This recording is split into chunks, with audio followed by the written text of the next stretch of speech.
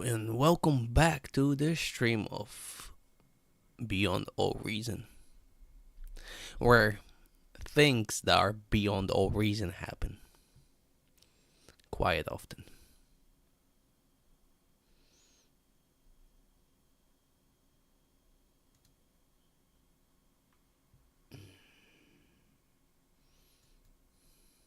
Uh, Mid sim lobby, they're forcing spec. Maybe I'll get in.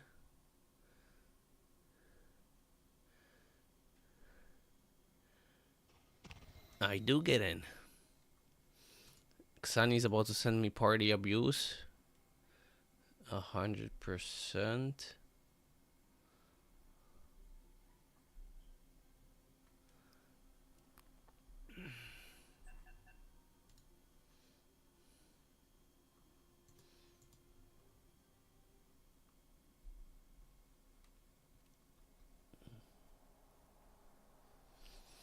Let's get going. Let's get trolling.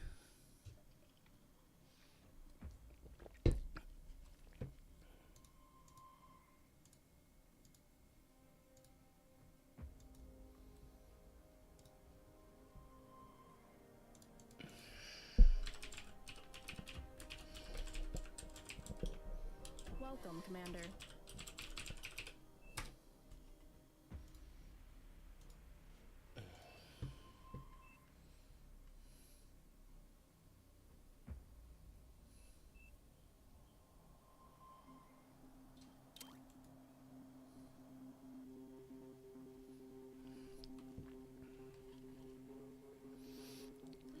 Please choose your starting location.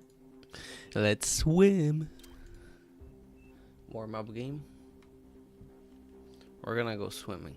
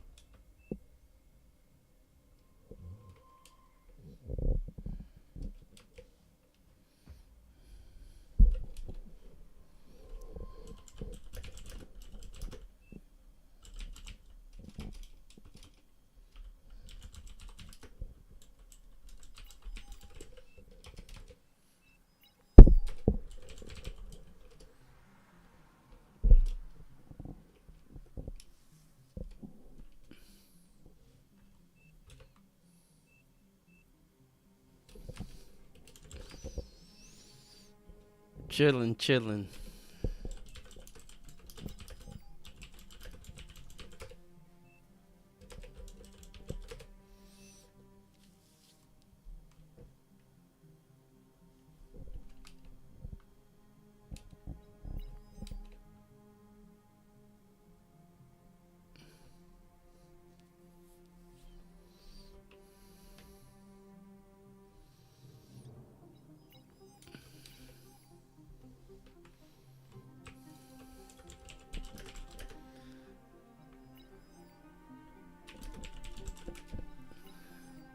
Battle started.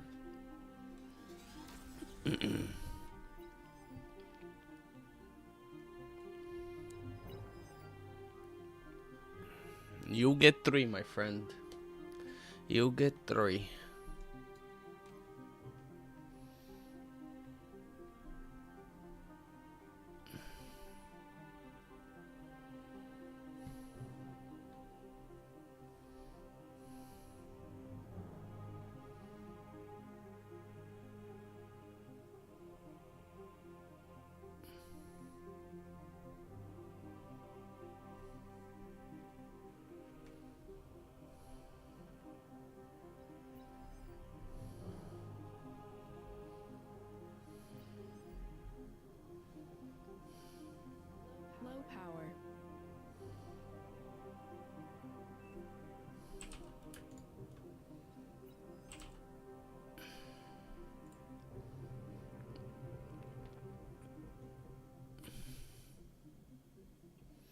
Let's get ready to rumble. Low power. Alrighty.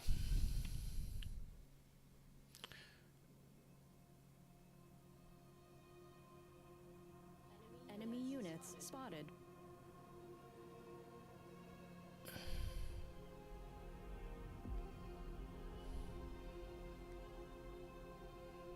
Unit received. Oh, he fucking missed Low one. power. God damn it.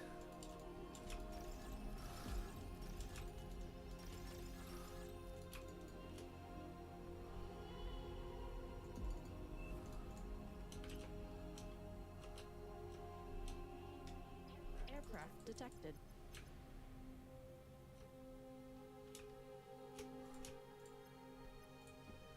Seems like my mouse is getting better. And just as I say, it fucks up. Unit received.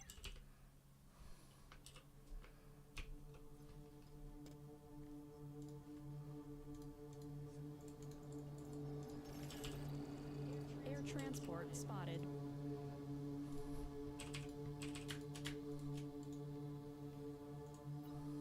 Unit received.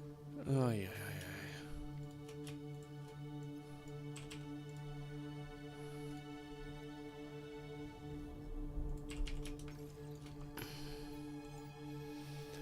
Let's go, let's go. It's gonna be somewhere here. This guy take this.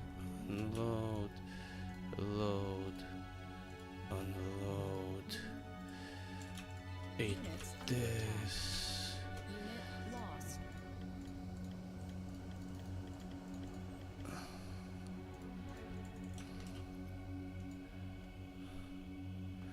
Just about right.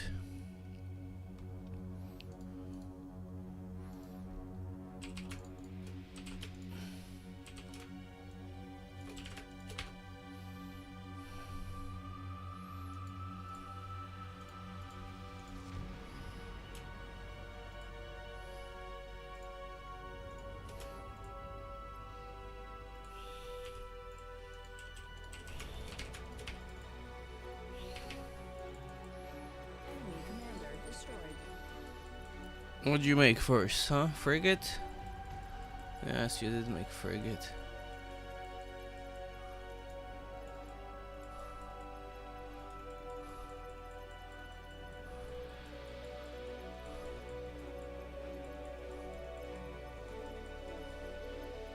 Friendly commander self-destructed.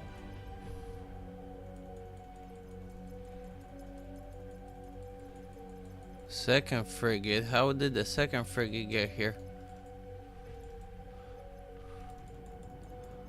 How did the second frigate get here so quick?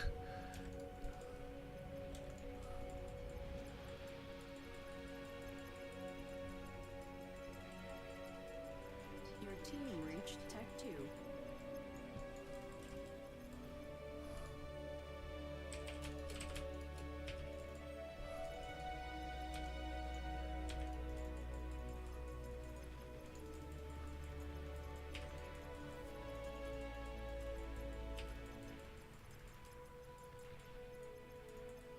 Oh, he survives that?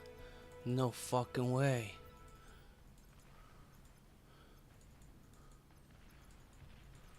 Unit lost.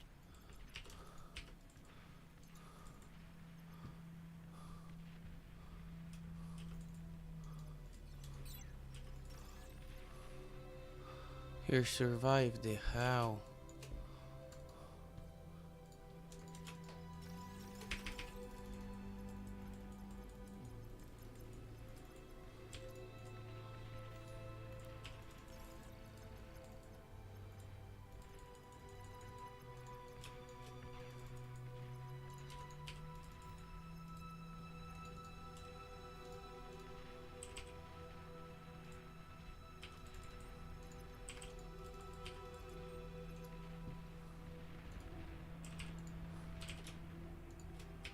Low power.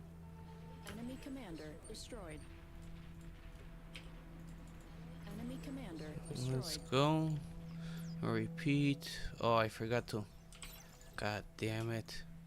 I forgot to walk. I forgot to take this guy to the island. For fuck's sake.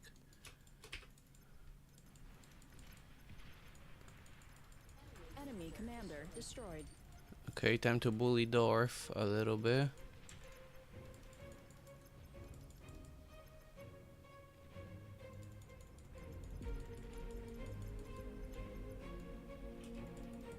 Unit lost.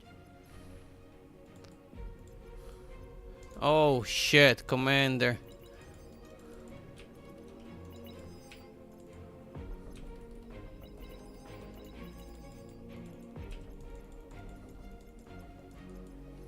Metal extractor lost.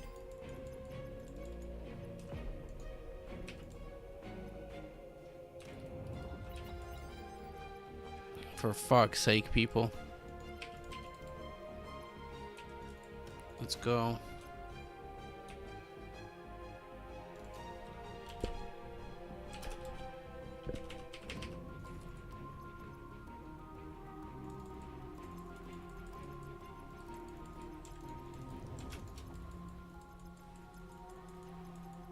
Okay, we chase this because this is low. We definitely chase this.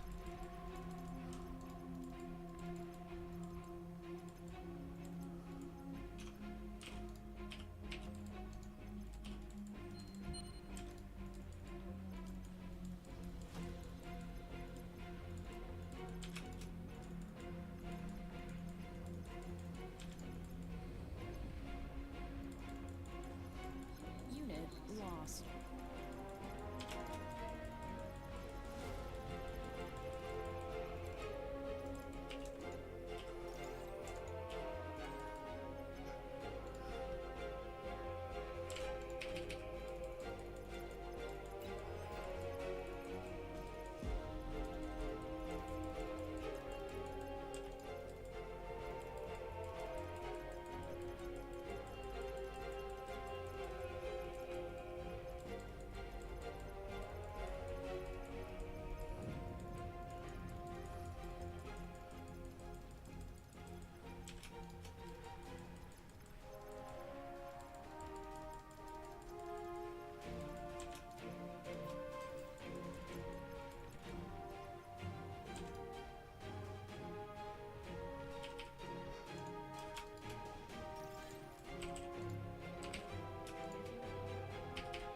Unit received. Enemy commander destroyed.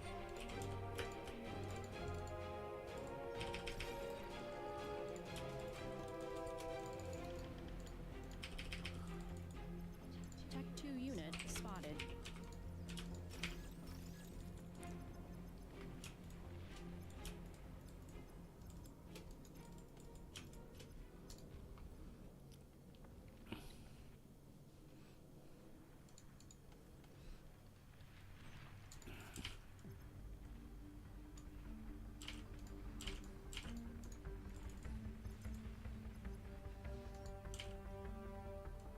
Unit received.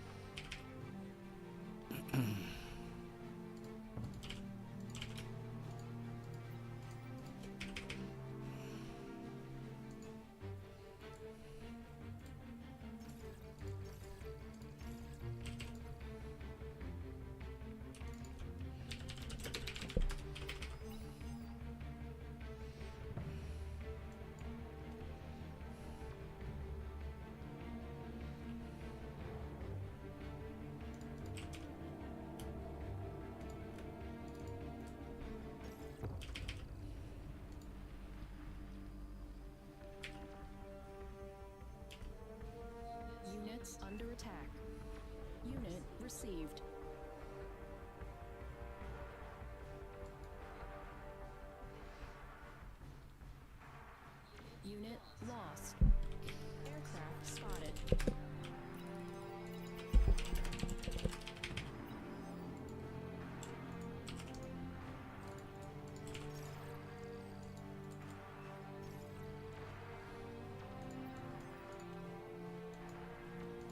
Commander under attack. Commander taking heavy damage. Commander destroyed.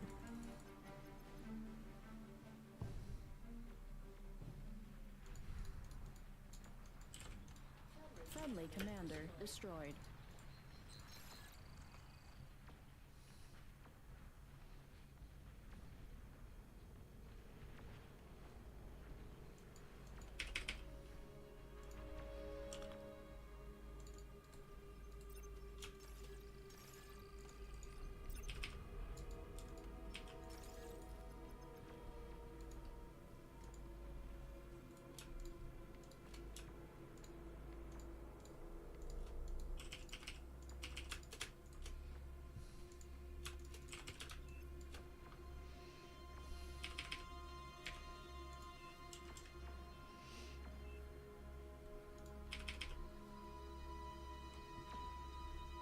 The bombing fucked me.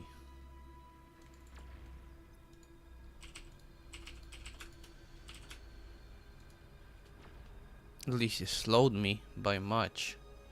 I lost tempo.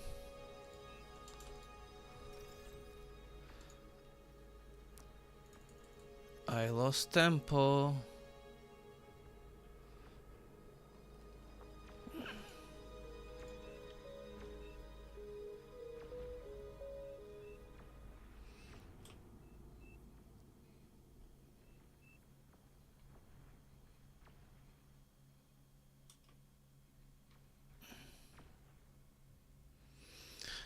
I lost tempo. I could have been raiding already. Fuck's sake. Alright, we're gonna eat the ships.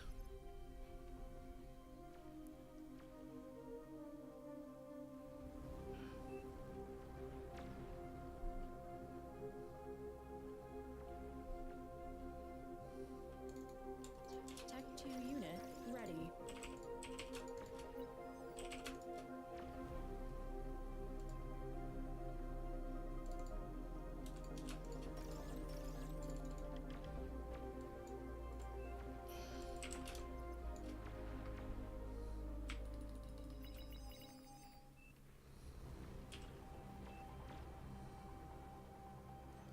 Units under attack. Metal extractor lost.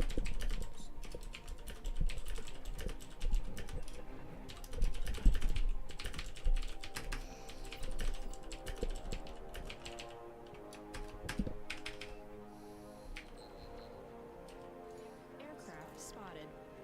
Air transport detected.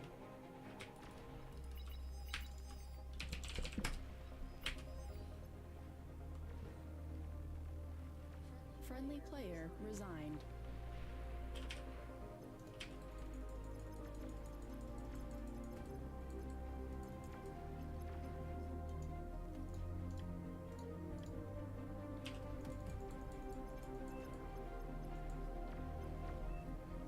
Radar lost.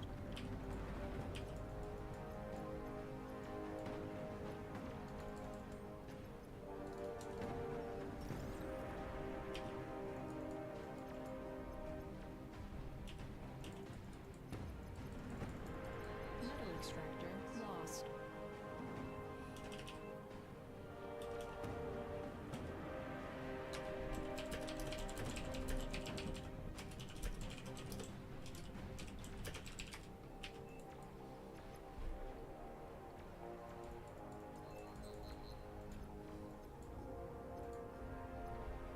You are overflowing metal.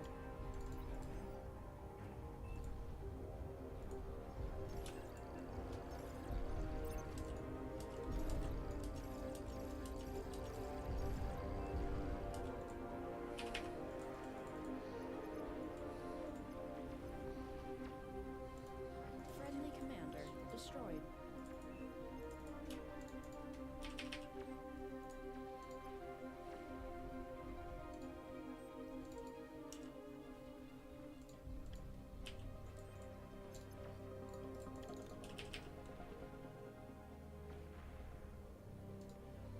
Friendly player resigned.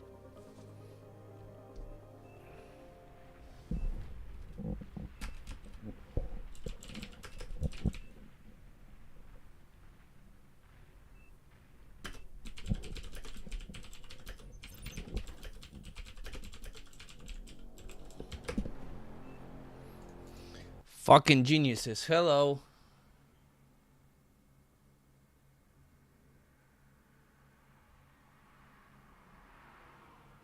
What are you talking about, Epip? I write 3 paragraphs. Well, I just wrote he's making fucking snipers against spam. Like, common sense. First make the fucking welder so you stop the spam. So you can protect the snipers. But snipers aren't even gonna be that good against starlights. You gotta hope they don't have radar. And you need the jammer. It is funny. If they're stupid, I'm gonna call it out. What do you want me to do? I can't stand stupid. It is what it is. I hope it entertains you. If you get a good laugh out of it, that's good.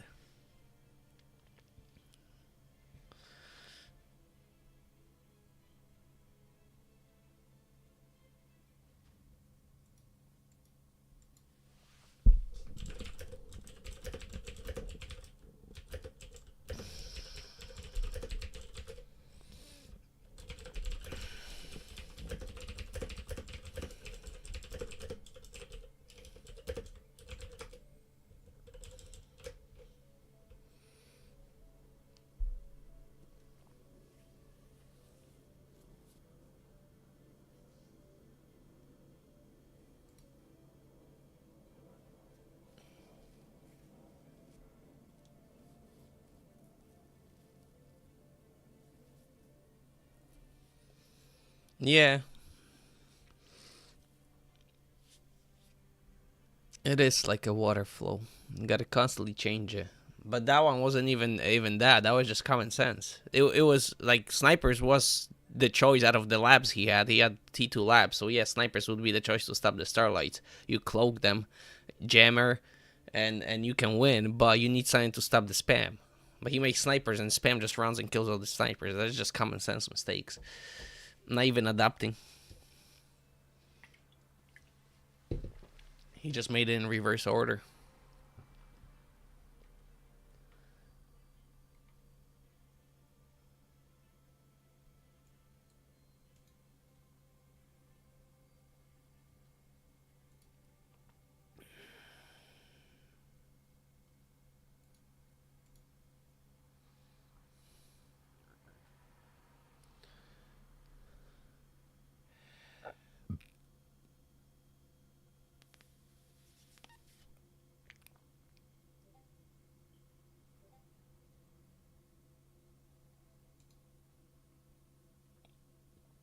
All right, let's go.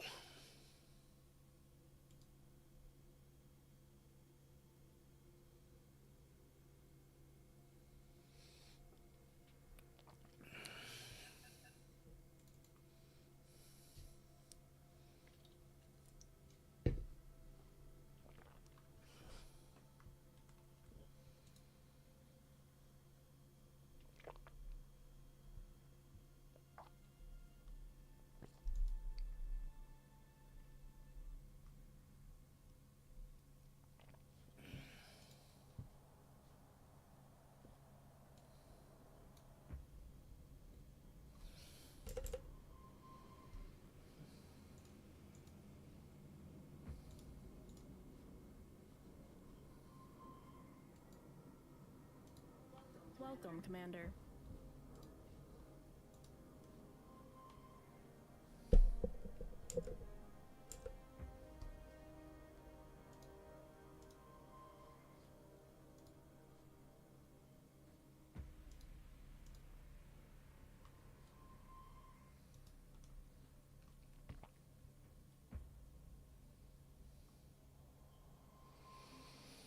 Yeah. But you know, he's not 5 OS, he's 20 OS. And 5 Chev, I think he was too, so. Please choose your starting location. I don't know. I consider the basics.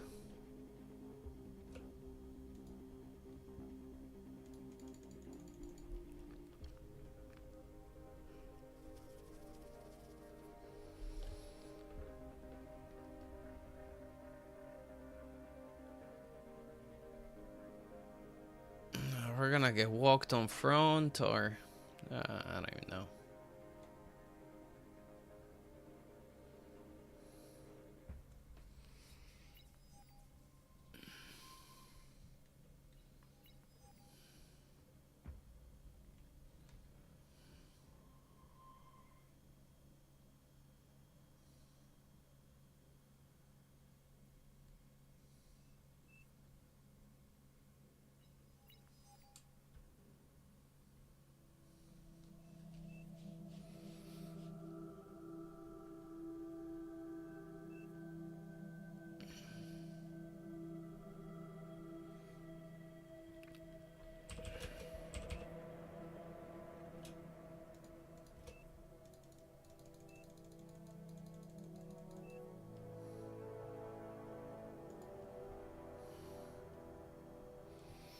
Ay, ay, ay. Skinner is good gamer. But Skinner, usually when he eco's, he just goes air. Massive air, and then if he wins by air, he wins. If not, then they lose. I don't see him making many plays. But he's definitely a good gamer. Battle started.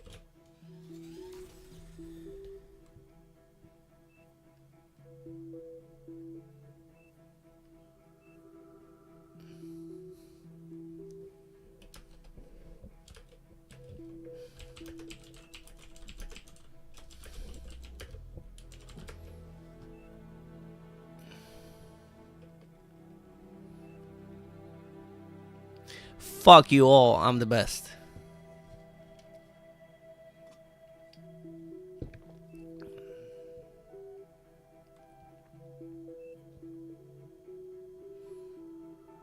No, the best commentary definitely Drongo. Drongo makes the best videos.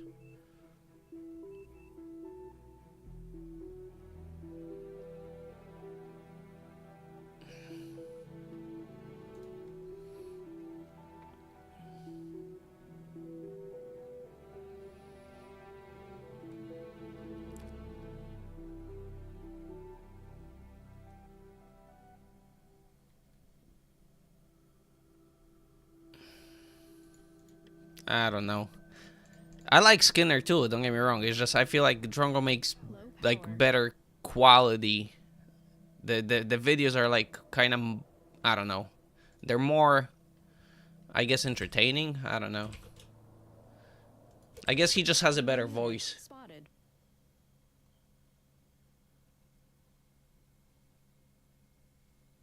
Yeah, I just like Drongo has like a good like camera voice, I guess, and the way he talks, like it makes it like it keeps you entertained constantly. Received.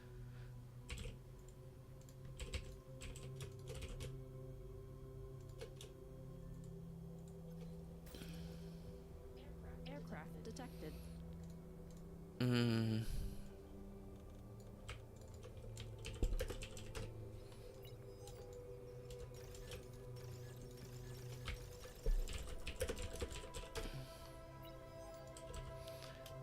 Oh, that's why I'm stalling on E. Because I forgot to make the winds.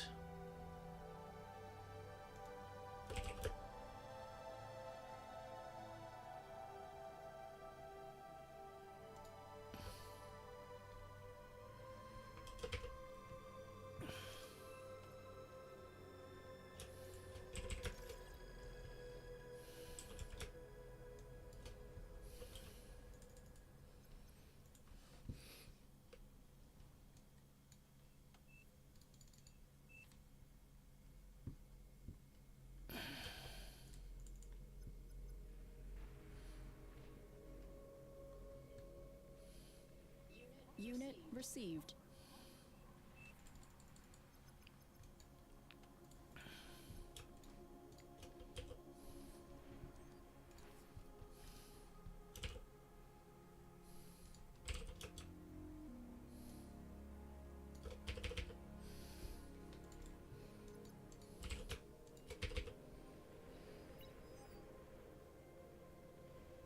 Yeah, yeah, Skinner is like Is wasting more more like friendly, and yeah, you're right about that.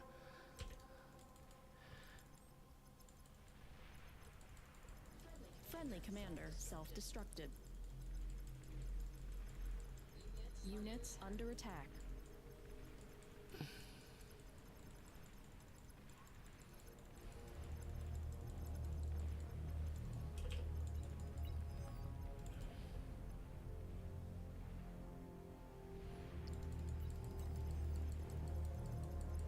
Yeah,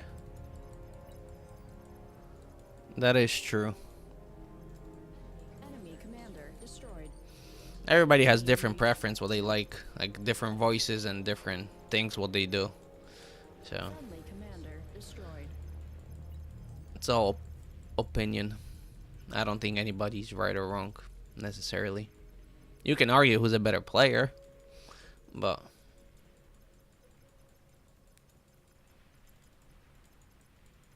they're getting walk Centurions.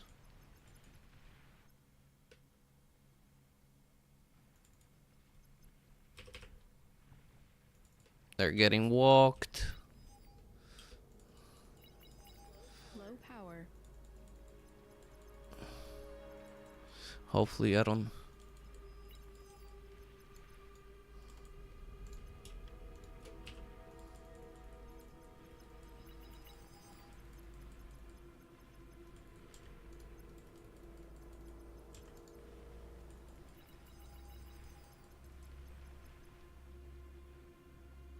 Air transport spotted.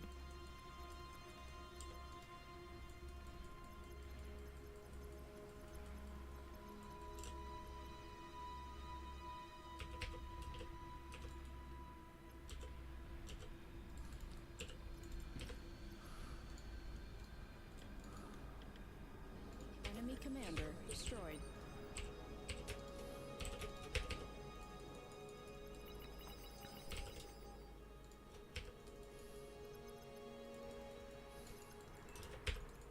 Tech 2 unit spotted.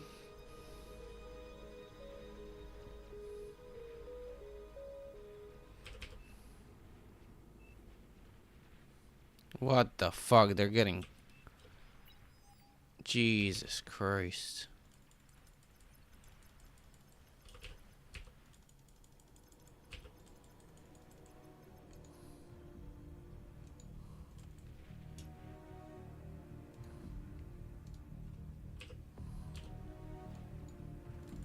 Friendly commander self-destructed.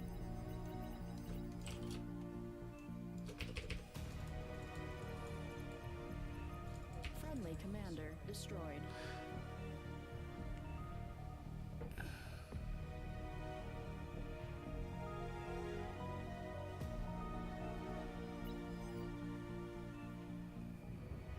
What the what the fuck? 2 games in a row.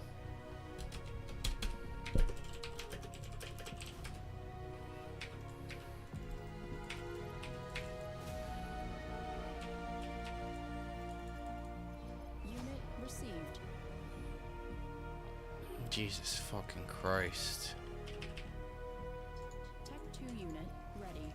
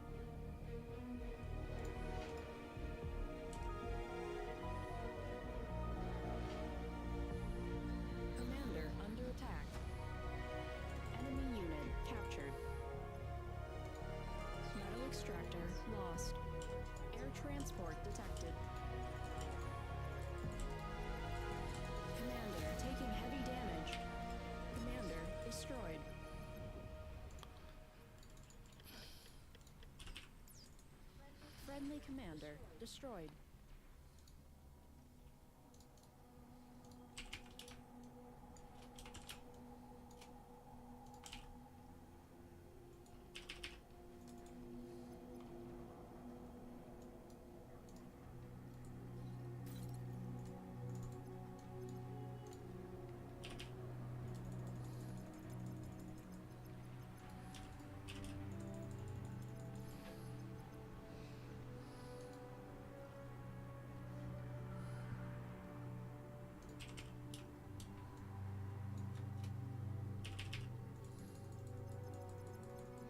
I don't think we can hold this.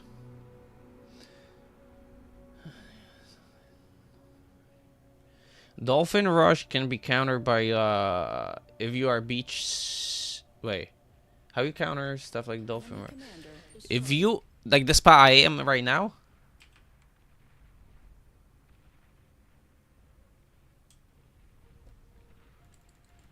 Wait, you talking about the spot I am now rushes, or you get rushed in the spot I am now?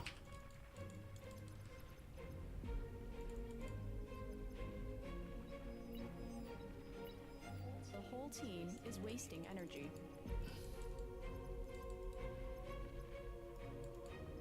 You get rushed in the spot you are. Okay, so they get into a sea later than you. So by the time they get like 5 or 6 frigates, which will allow them to overwhelm like you're gonna have your destroyer out. So you have like 2 frigates and destroyer, and then he can't beat you as long as you don't as long as you don't screw up micro. Just keep fighting him on the edges. When he chases you, you just pull away, and then if he chases you, you lose most of it. The trick is he usually would try to split it, so he will like have 3 and 3. So then if you have 1 frigate fighting 3, you die. So you can't get split. So you want to stay close. If he's dolphins, you can't push. Friendly player resigned. I don't. There's no way. If he by the time he has 6 dolphins out, you should have like 2 frigates, or 2 frigates and a destroyer.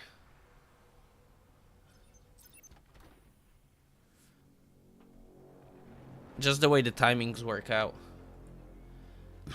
The issue is you can't push. As soon as you see a dolphin, just go back to your base and sit till at least you have like 4 frigates and 1 destroyer. Then you can start slowly pushing out. Because he's gonna start splitting. It depends how heavy dolphin he goes. If he goes like 10 dolphins, he's gonna start splitting. So he'll keep like 5 and then try to raid with 5. And try to split you so you don't have enough units to defend. And then that's the way you die. So you gotta play super defensively till at least you have like 4 frigates and 1 destroyer. Then you can start pushing. And if he splits off, your reinforcements making in the lap will be quick enough to, like, you make enough ships, like you make 2 frigates quick enough by the time he goes around to when he splits off. And then you just keep the 4 and the 1 destroyer up front, and then the next 2 ships coming out, you split off to defend the split if he goes for it, and that'll allow you. But like I said, the first 3-4 minutes you're sitting back at home, because if he splits you, then you lose.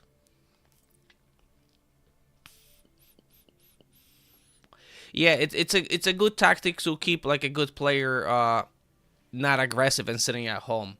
The only issue is if you take a bad fight, you lose like all those dolphins, you just feed them, so then it's game over. So it's like it's a double-edged sword. You can't overcommit, so you contain them if you don't overcommit. And then eventually you can eat the dolphins and then, build destroyers with it or whatever. Or you can keep them for, missing targets. It just depends what strategy you play, but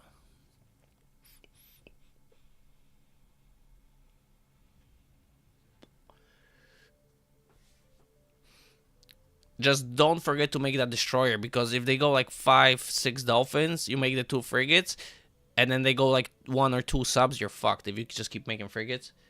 Like 3 or 4. So that's why that destroyer is important.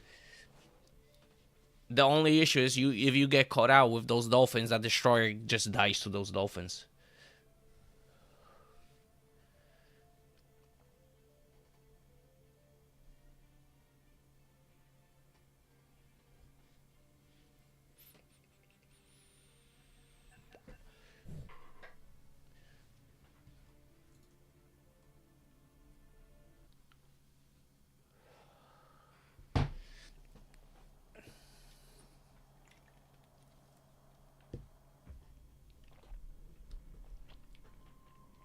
Yeah, the other day, I forgot who was playing. Not really somebody good. Like 20, I don't know, maybe 8 OS, something like that, 29. Welcome, Commander. And they opened dolphins. And I ended up catching them around here. And I killed all of them. But I didn't have my rest sub with me. And by the time my rest sub got there, he ate all the reclaim. And it just kept him in the game. So it took me like another 10 minutes after that. So I killed him by like 17, 18 instead of killing him in 10. Because he got all that reclaim from all those dolphins. So it kept him in the game.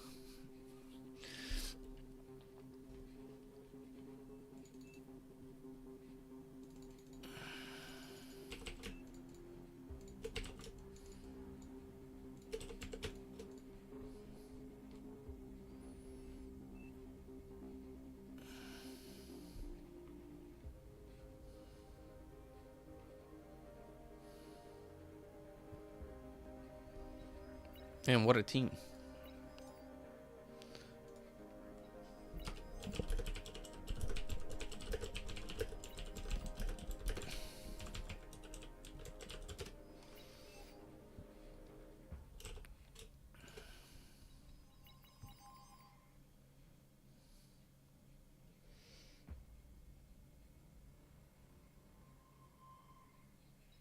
How are you opening in the beach spot?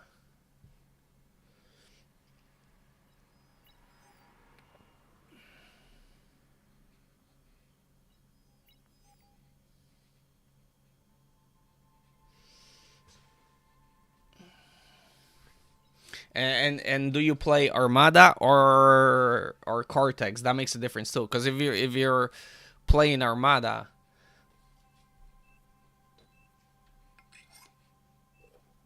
then I would just counter it with your own dolphins.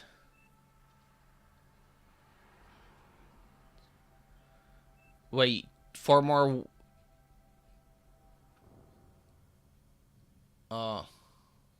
Yeah, when you play Armada or if you play Armada, I would just probably open up and just do dolphin for dolphin and try to win the micro game.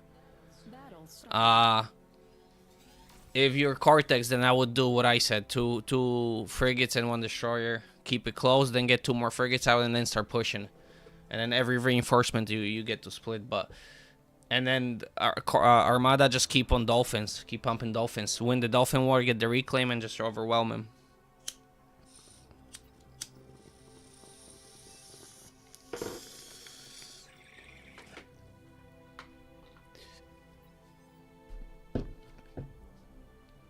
But you're talking about C-Lab, right? So you make E-Storage, then 4 more wins, and then you go for a C-Lab or Bot Lab?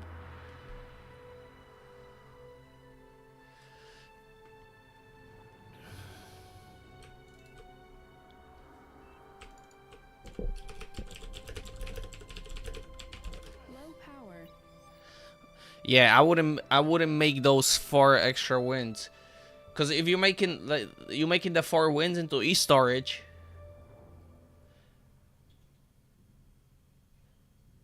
what you pay for wins for? The heavy transport?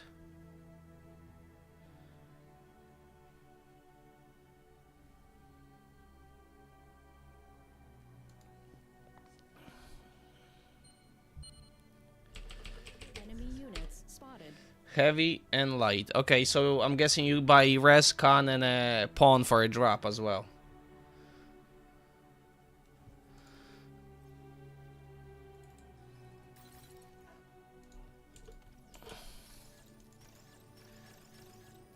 Two cons. Yeah, that's so 2 cons, a res, and a pawn. So you're spending almost 400 metal on that. Unit received. Low power.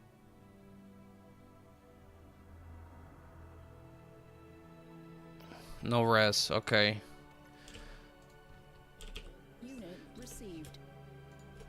Yeah, so the metal is the same, but you have no res, so you're missing E. And then you have to add more E. Extra wind. Let me calculate it. Hold on.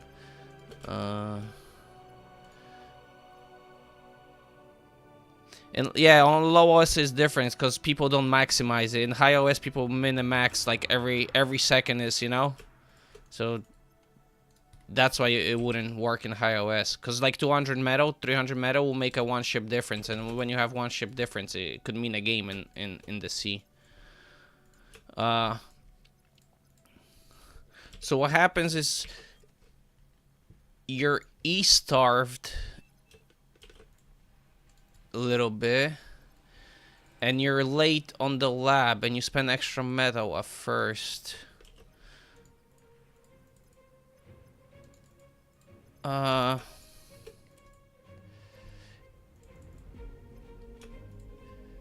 Do you make any titles or no?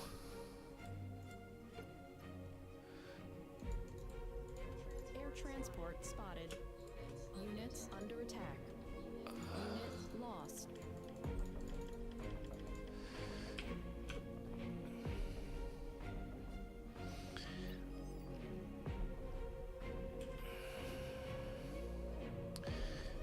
Okay, so one thing I can tell you right now is if the wind is good, anything above like 9, like 9, 10 in that area or above, then I would do like you're doing the 4 winds and E-storage. Except if you want to modify and make it a little bit better, then I would recommend 3 winds, because you can get away with making E-storage on 3 winds if it's like 15, 16. So if you see the wind rising, then you just make 3 winds, and then you start the E-storage. And then if it's low, then you make the 4th one, and then you drop E-storage, or sometimes even 5th one. But also, as you're making it, I would recommend walking towards water, so you save like 3-4 seconds as well by walking to water. And making them, because the way the commander like turns and walks, it's like a delay, so you can walk and make winds without e-stalling, and it saves you a little bit of time. Yeah, if it's above 15, you can get away with 3 e-storages. I mean 3 winds for e-storage. Commander under attack. Your team reached tech tier. Where's my transport?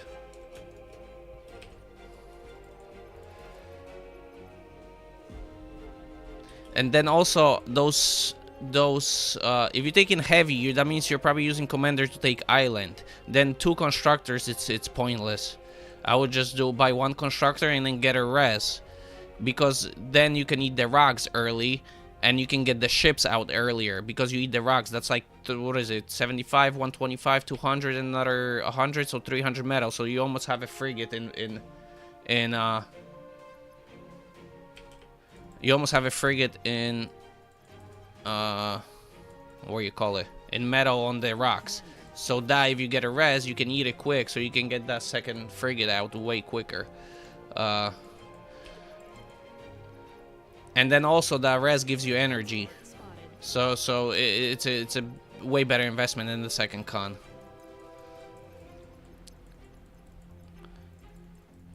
The only way you would play 2 cons is if you take the light transport to the island and take 1 con with you to the island, and then use commander to walk in water and repair ships the whole time. That was like the old school of playing it, but nobody really plays it like that anymore. I guess with the changes, it just doesn't work out. I'm not exactly sure what's the exact math behind it, but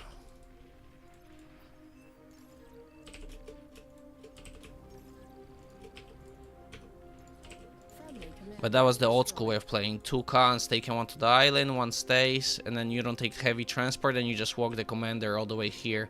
I'm getting... Oh, nice. He stole my shit.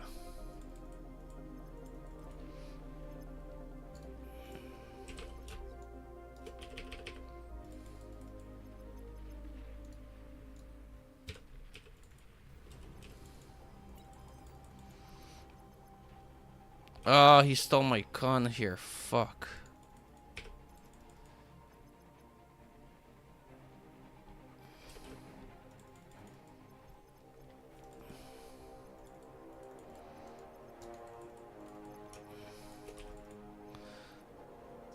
Tech 2 unit detected.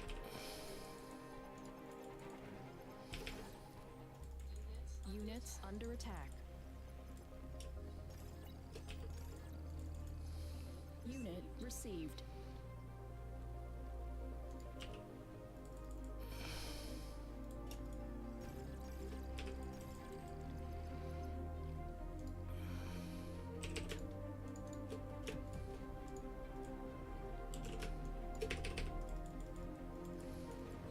Unit lost.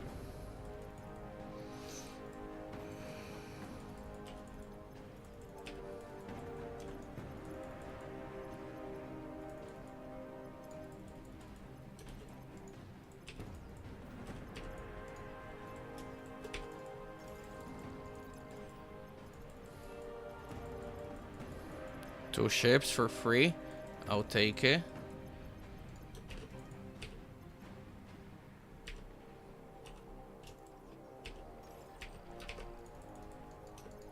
Enemy commander destroyed.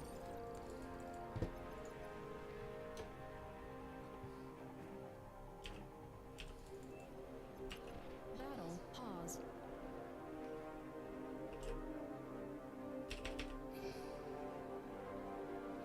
Yeah, if you start the east storage.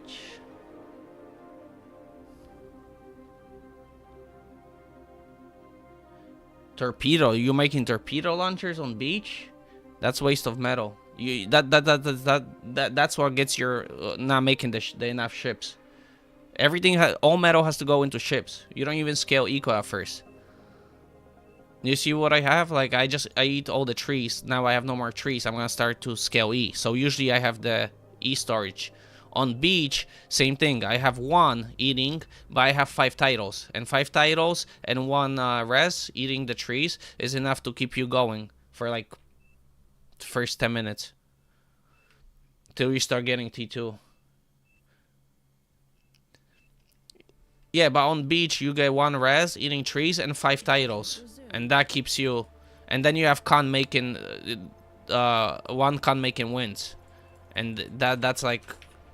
perfect ratio. And then don't waste money on the metal on any torpedoes or anything like that. Low power. The only time you make like a torpedo launcher is if you think what is it called? If you think he's sending a sub. Like if you see the shadow of the sub, you can see the water like moving. Commander under attack. Commander taking heavy damage.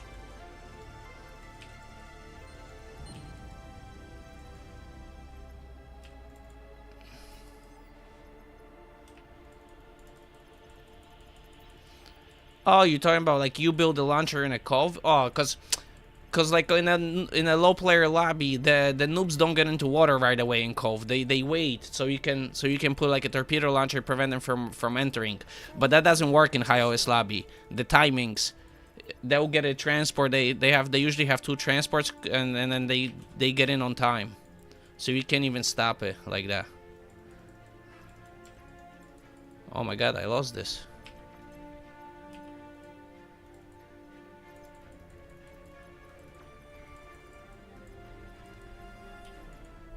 I need E.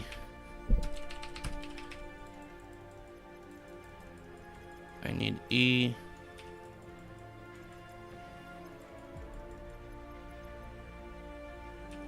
I need E. I got fucked. He stole my con. God damn it. I'm fucked. Detected. You are overflowing metal. Commander under attack. Commander taking heavy damage.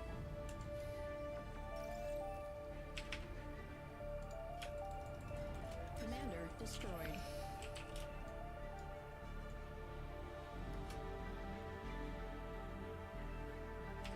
Yeah, because people don't know how to play C correctly, but when you have good players, they get into water and then you can never stop getting into water, a good player. Unless they get slow transport, then they get fucked. Whole team Well. is wasting energy.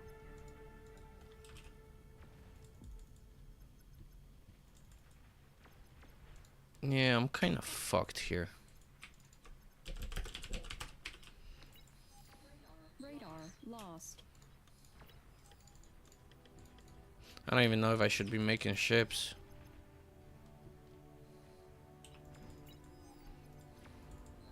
Metal extractor lost. Maybe I can hold this since I got more T2, but...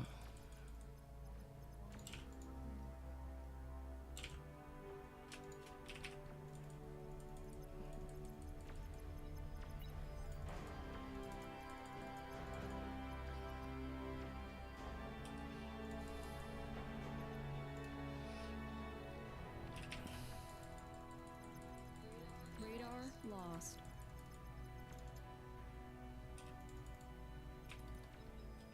No, we're getting bombed.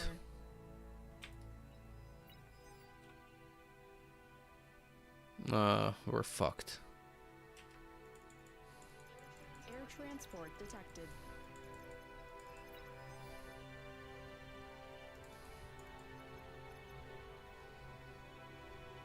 I'm getting shuried. I love it. This is GG.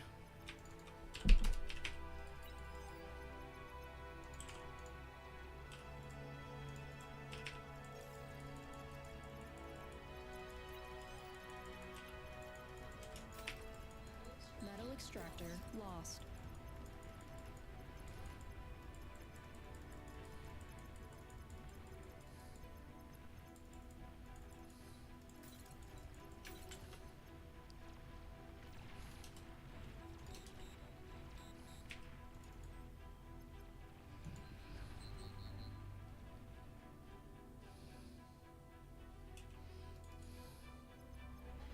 Enemy commander destroyed.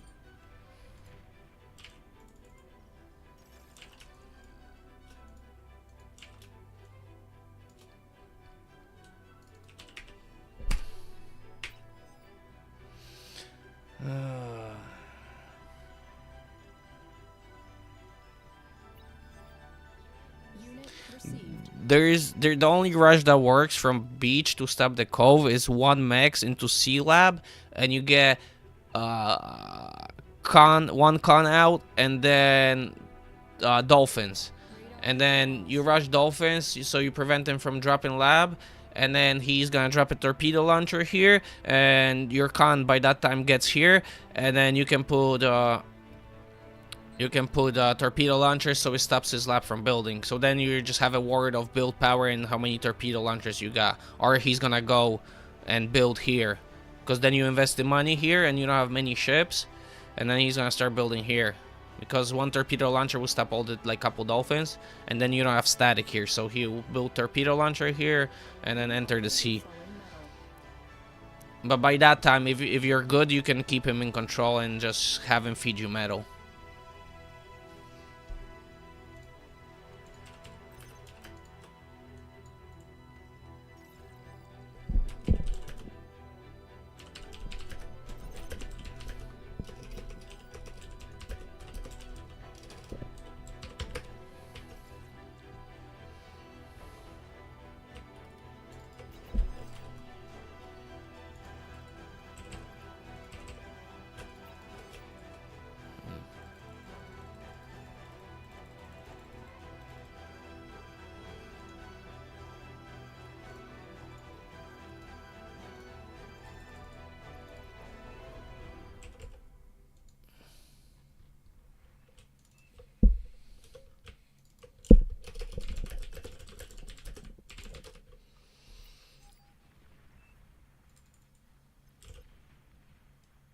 All right.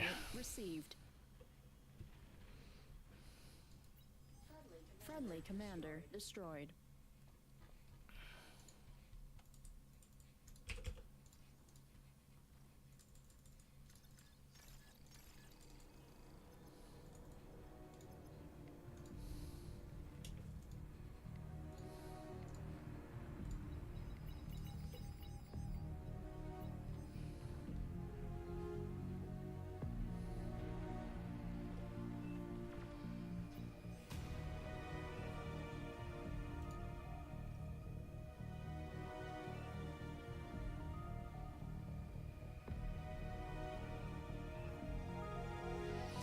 Uh, yeah, you have to fight for them after. You're gonna have to like go back, clear it, retake it. Yeah, but technically Beach will have a big advantage if you prevent to get those two mechs and force him to go here. Yeah, you have a big advantage, definitely.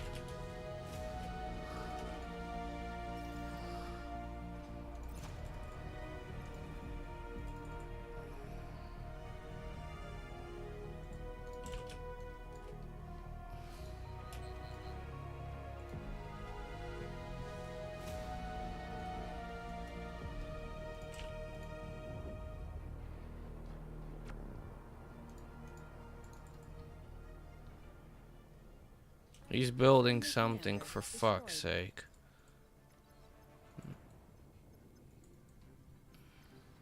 For fuck's sake. God damn it. Oh, you fuck me.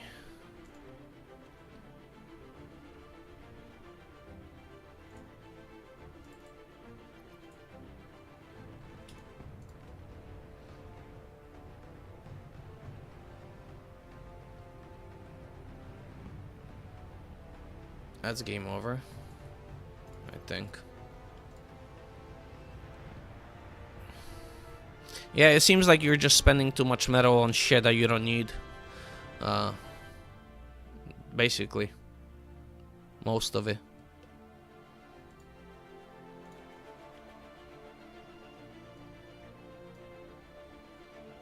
Low power.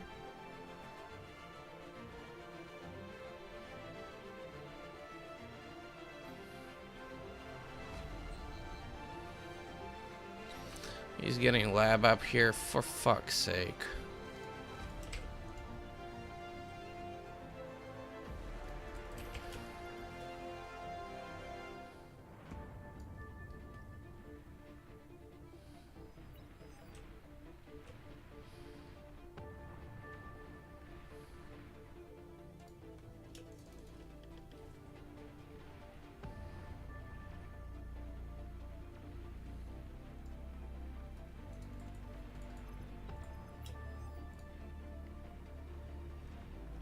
Oh, Jesus Christ, we have no air.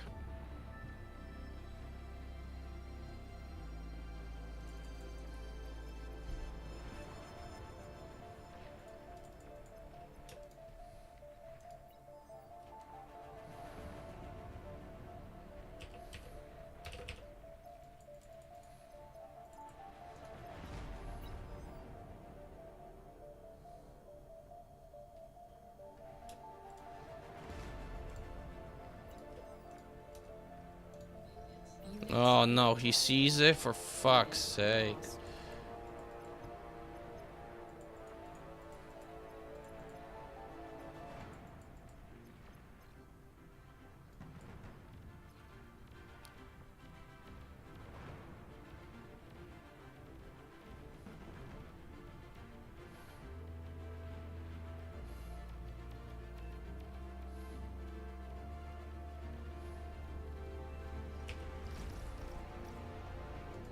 Radar lost.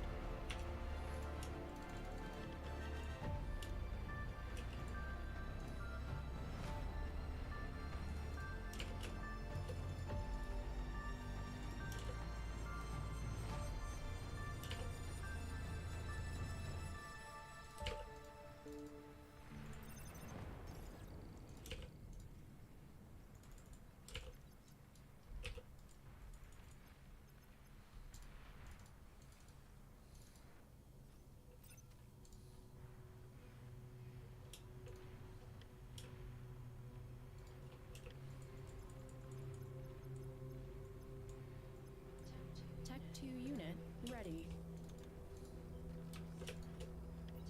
Tech 3 unit spotted.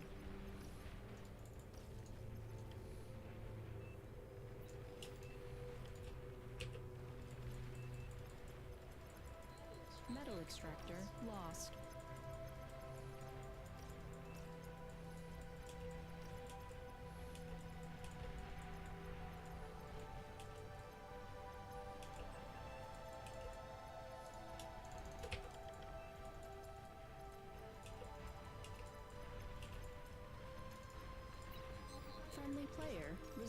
hold this. Friendly player resigned.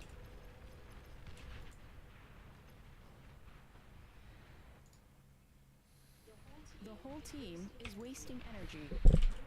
You are overflowing metal. Low power.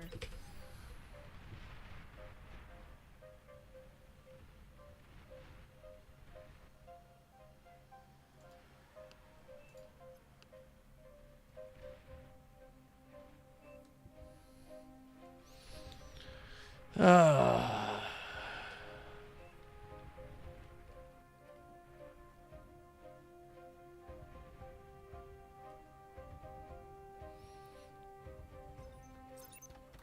Enemy air invests into Shuris, transports, and who knows fucking why, and he's still ahead on air. Unfucking believable.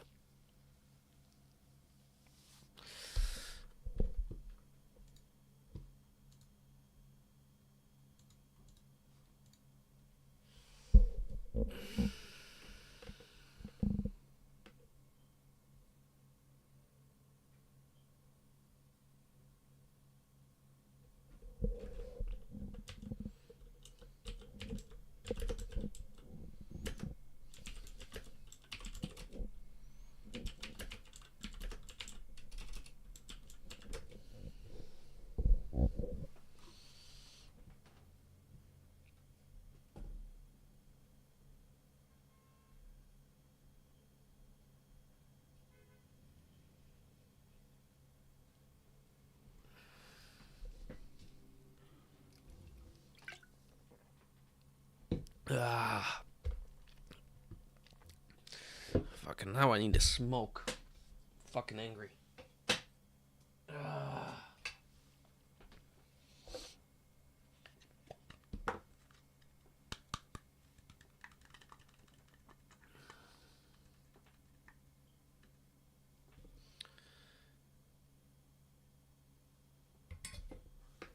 Fuck. I gotta start queuing more wins just in case I get fucked on the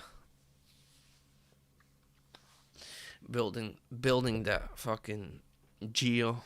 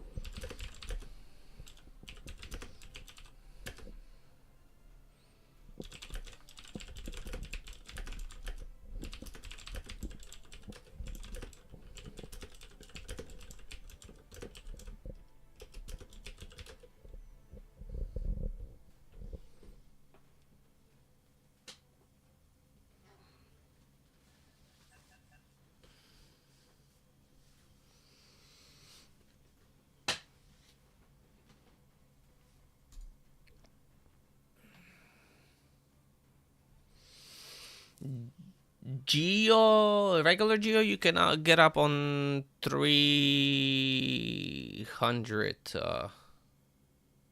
Well, it depends how quick you want to get it up. If you use just one con, then like I think 150. I think one con.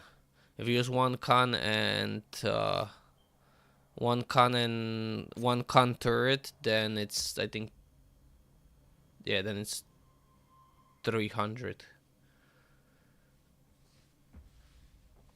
So 12 wins would be 15, 150.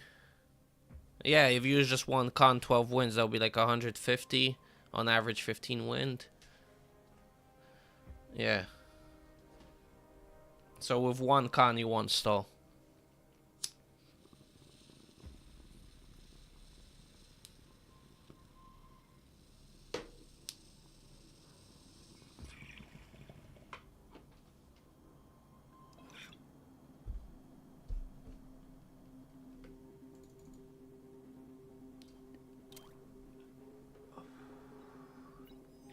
You know exactly how build power works? Please choose Like if your the constructor has, like, counter has 200 build power.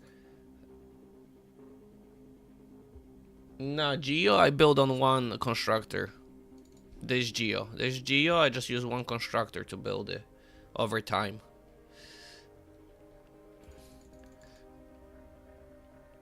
Cause I'm slurping with 3 reses, I'm slurping the tree, so it gives me like 300. Plus I have well, no, just the 300 pretty much. So I have the 300, and that's enough to have one con making this, and then still get ships out. So you don't like stall out too much. You might stall a little bit, but you don't have that much metal either. So technically you're not stalling because of metal being missed. Because you're stealing on metal as well as energy. So either way you're stalling. There's people who delay it. They won't build it. They'll just scale with wind. And then when they transition, they'll build. Or they just go straight T2 on it. Advanced Geo. started. But I like getting it up because once you run out of trees, if you have it up, you have steady 300. You can keep making ships. So you don't have to waste metal earlier on winds. And that way you pump into ships so you get a quicker victory.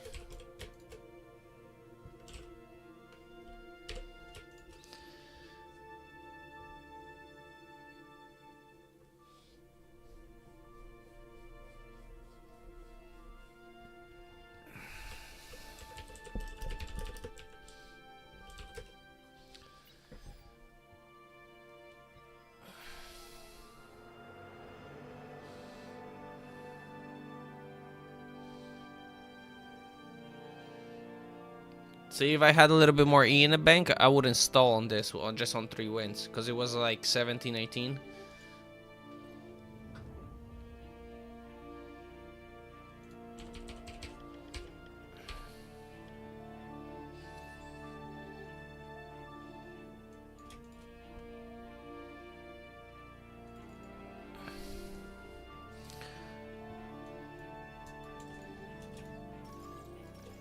Enemy units spotted.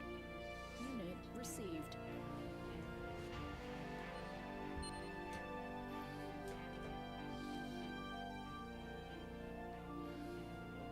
Low power.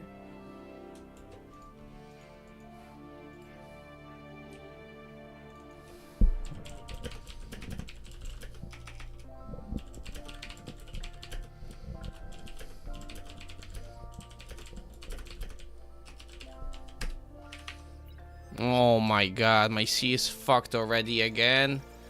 Are you fucking kidding me? Unit received. Aircraft detected. I fucking love idiots.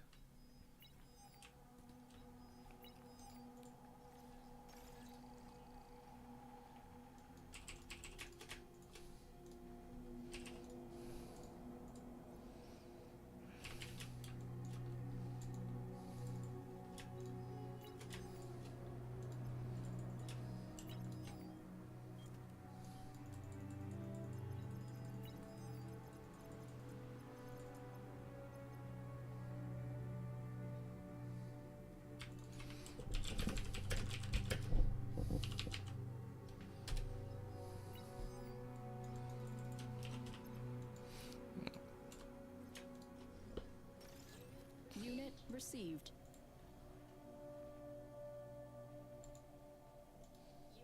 Unit received.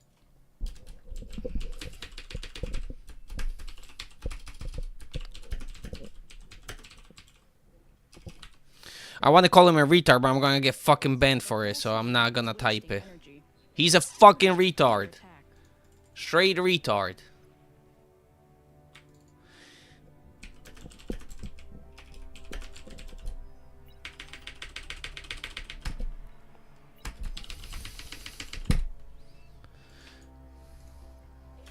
Air transport spotted.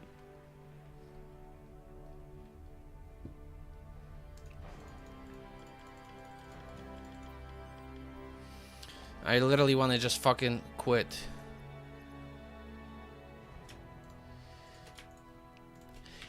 Enemy commander destroyed.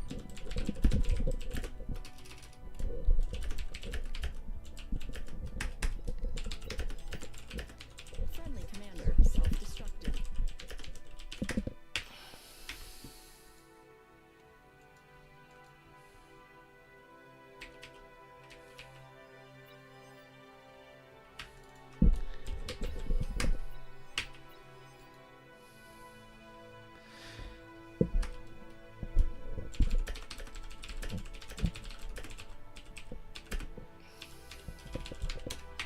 Unit lost.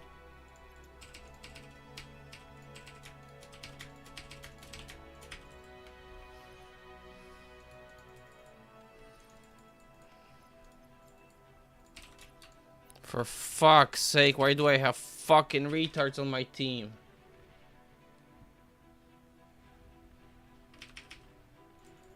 Fucking Christ. Why do I always get fucked? Your team reached Tech 2.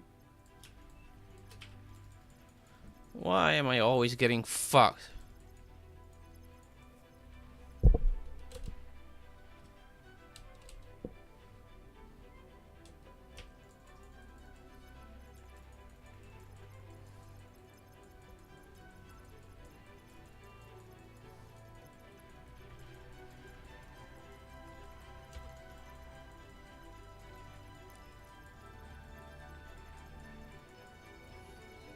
Unit lost.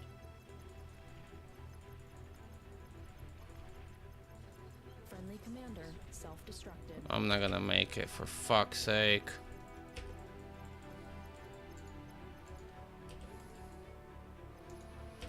I literally want to fucking surrender. I don't feel like playing this.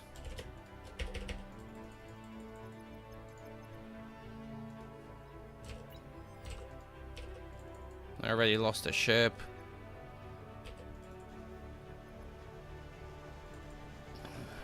For free.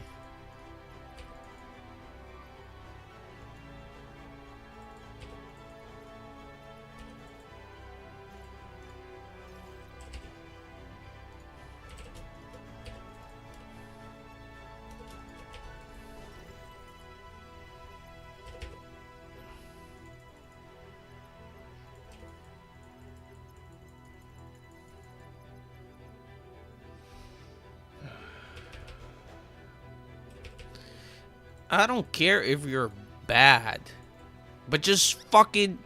What's so hard about Scout and 2 light? Scout and 2 light transports. Gives me figs. I didn't ask for figs. Oh, to kill the transport. I don't want to kill the transport. I need a scout so I know it's fucking going to the island. So I know what kind of fucking play I can make. For fuck's sake. I'm fucking believable. But I'm giving you figs to kill the transport. Who gives a shit? I need my transport to fucking get into water, make ships. And then I need the scout so I know he's going to the fucking island. So I know I can fucking pressure him. Jesus fucking, people don't get it.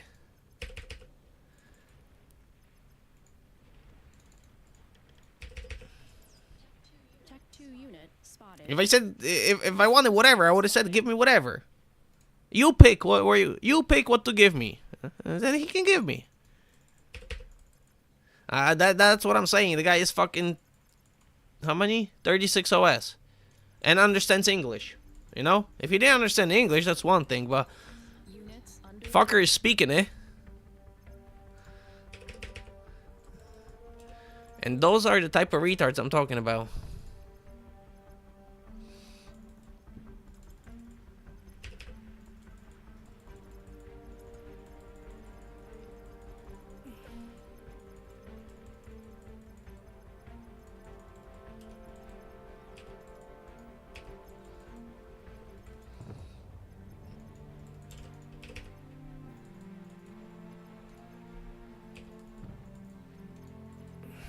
the whole team is wasting energy.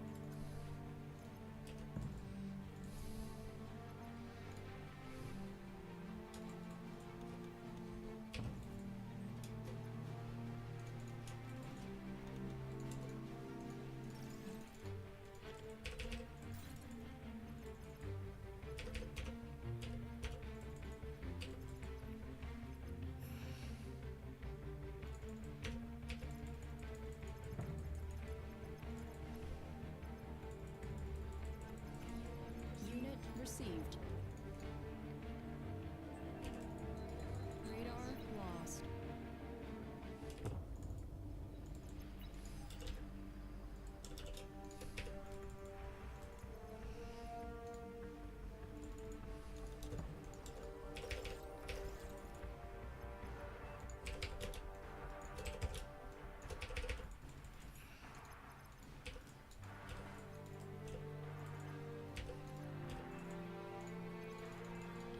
Enemy commander destroyed. Friendly commander destroyed. We're dying? Player For resigned. fuck's sake.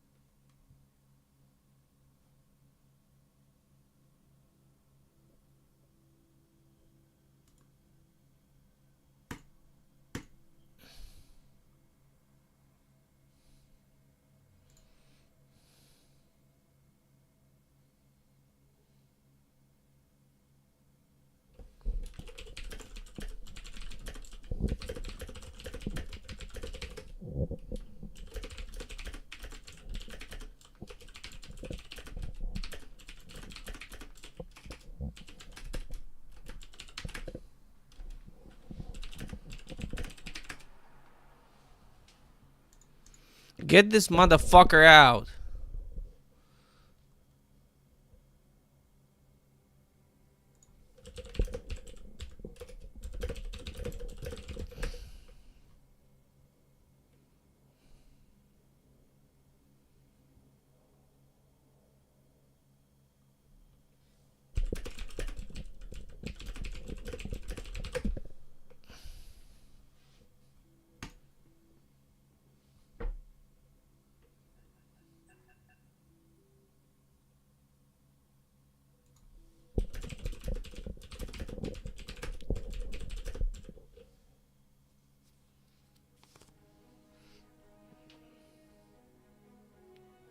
And I don't get it how the other players, all these players, would be just as fucking mad if they didn't get their shit on time. If they played water, all of them, and half of them would resign instantly. It would be instant resign from half of them, and the other half will be bitching just as much as me.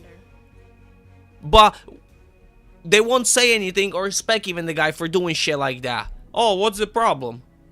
But yeah, but when you were in the same situation, you'll be fucking crying too. Fucking hypocrites. Fucking can't stand it.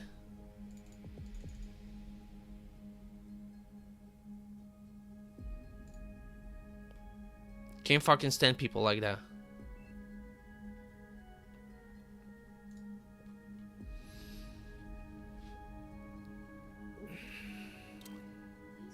Please choose your starting location. If you're in a mixed lobby, I get it. The guy is retarded, you know? You're in a mixed lobby.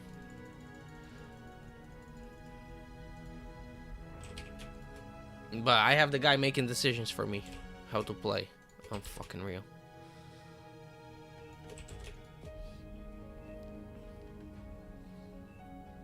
See, this is my like start setup. I do 1, 2, 3, and then I walk lab, and then 5 titles.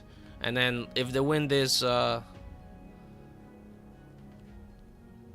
make 3 or 4, and then with storage. If the wind is good. If the wind is bad, then I'll just walk and make the titles. And I'll skip. Because I won't get the e-storage on time anyway, so I'm just gonna waste time. So I will just walk, make the lab titles. Battle started.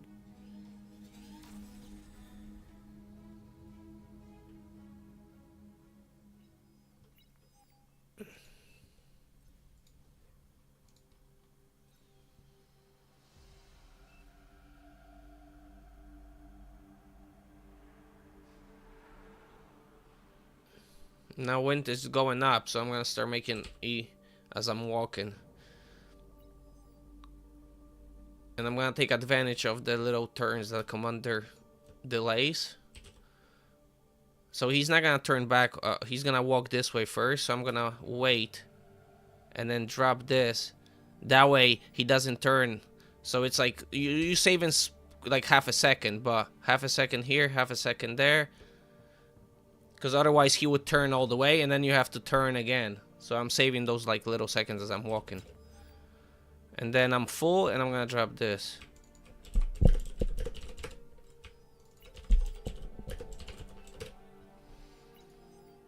And that way I don't stall.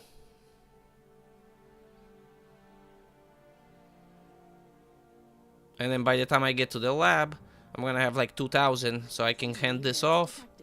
And then I have enough E to make cons.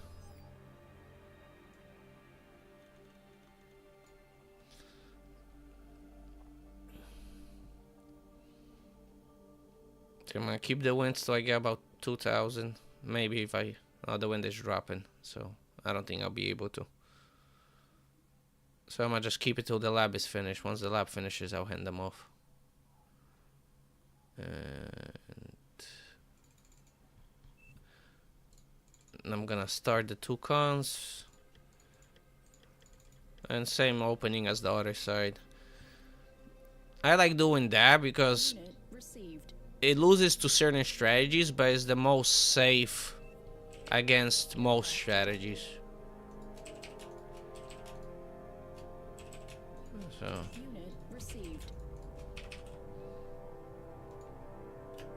and now I have still E, so I'm gonna drop this.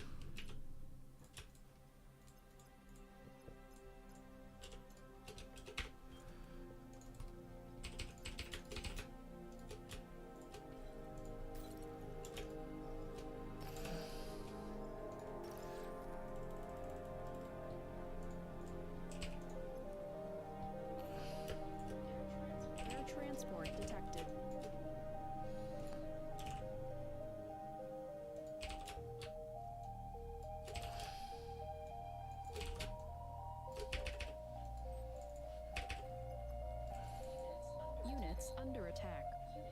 Unit lost.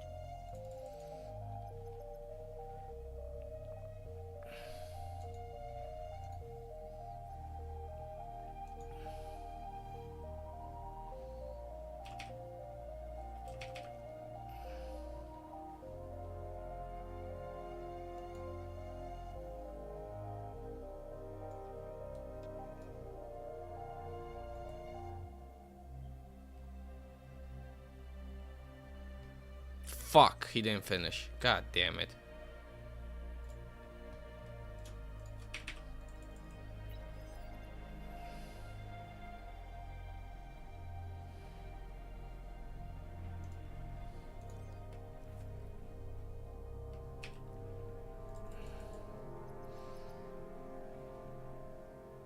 Start the bullying. Enemy commander destroyed. Units under attack. Friendly commander self-destructed. Hopefully I can get this one max.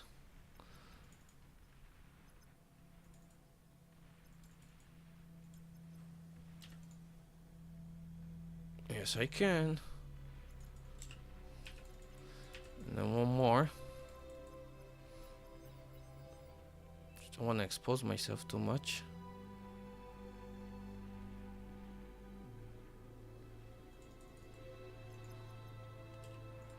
Yeah, he has ships already. Okay.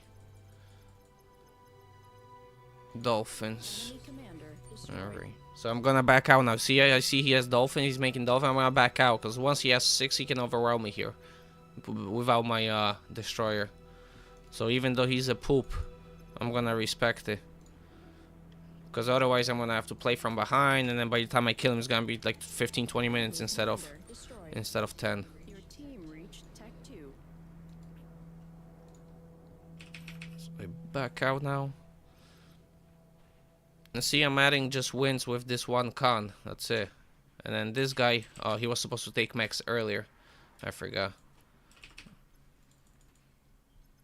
I forgot about him, but that's alright. Unit lost. I'm gonna capture this, unless he sees, but if he doesn't seize, I'm gonna capture, capture, and capture. And then go here. Enemy Capture. unit captured.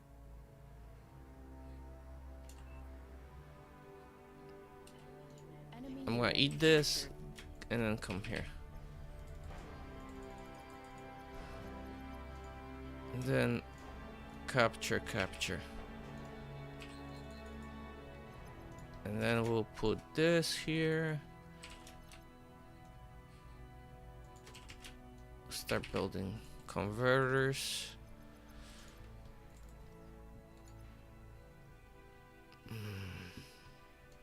Oh. Okay.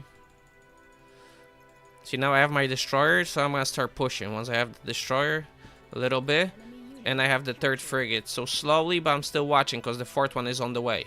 And once I have the fourth one, I can start fully pushing against him. Now his mistake was, since he was building the dolphins, he should have been pushing me and pushing me out, and then destroying this radar, and then keeping me back here.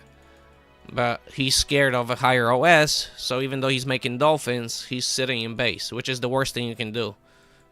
Because now you don't have range, and you're just gonna get squeezed into the cove. And especially dolphins can shoot over this. I think they hit it. And so now you just have big problems.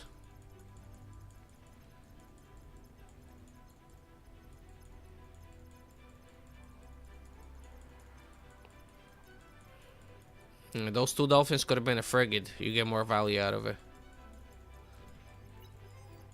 Because now that's 400 metal days for free.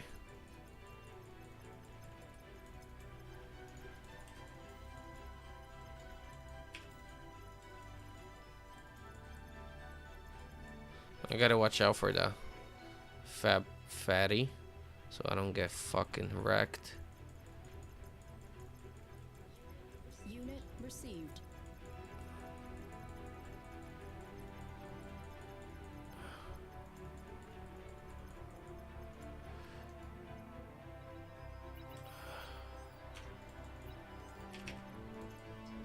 Tech 2 unit. Oh shit! You are overflowing metal. Oh shit!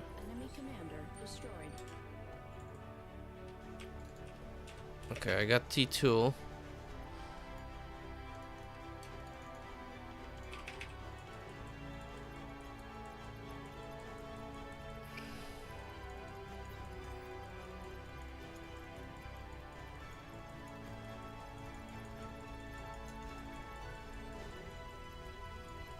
Units under attack.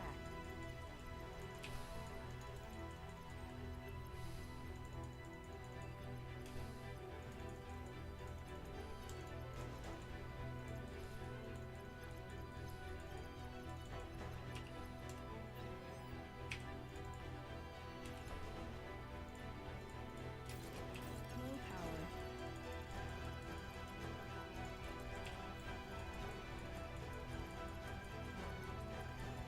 He has a commander here, so I'm gonna be careful.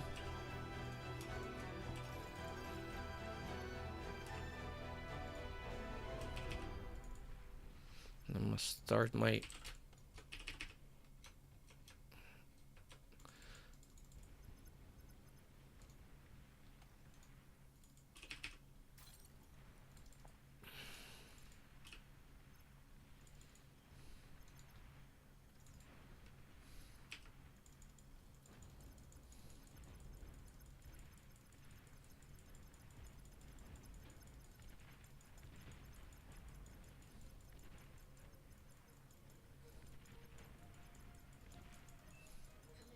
Commander. Alright, I don't want to die here now. Commander taking heavy damage. We're gonna capture. Capture. Drop this. Capture. Drop another one. Unit captured.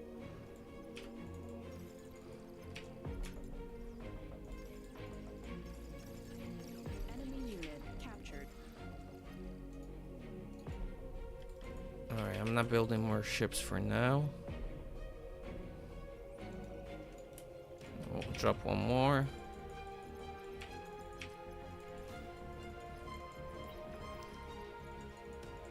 Alright, Fat Boy is up front. We're gonna swoop this way.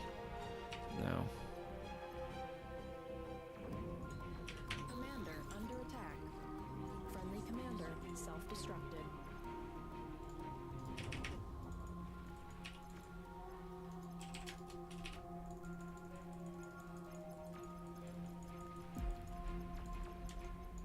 And now he fucked up.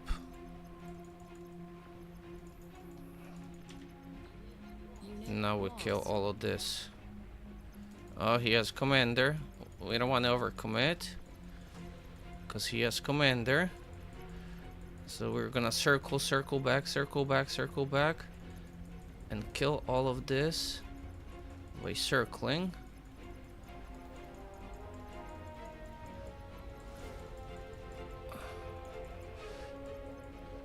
We're circling, and destroy this. And then we're gonna eat all of this. Now we're gonna go 3 more.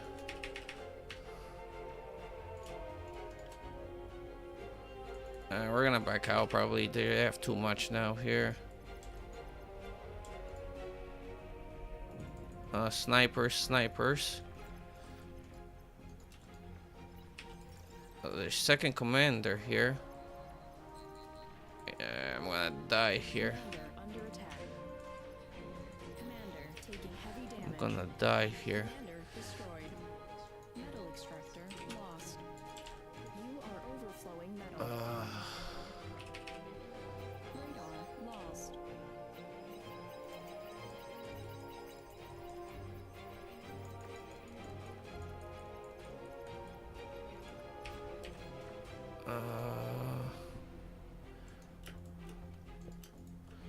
Alright, we're gonna build this real quick. I'm overflowing hard. That's a lot of metal. Fuck. Not good. Enemy commander destroyed.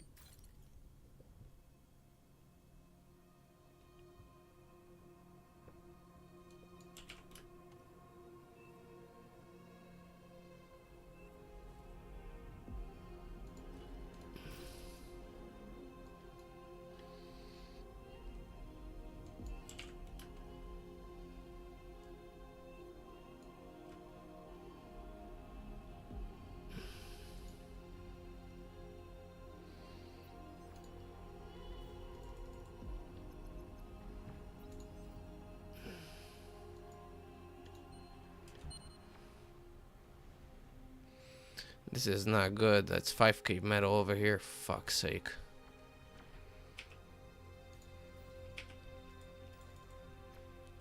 He won't get back in.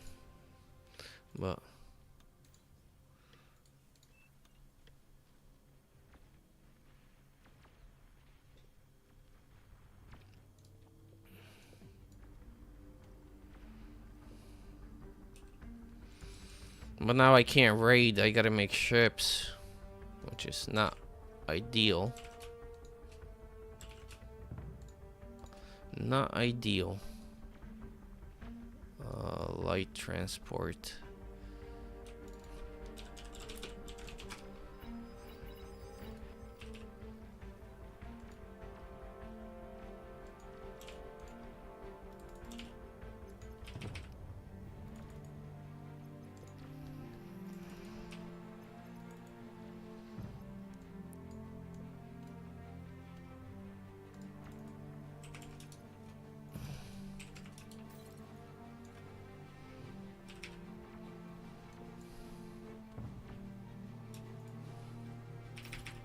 Unit received.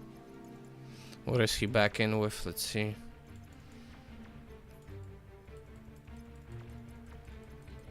Unit Still with secured. T1, okay. So we'll eat it up. I will build this. Alright.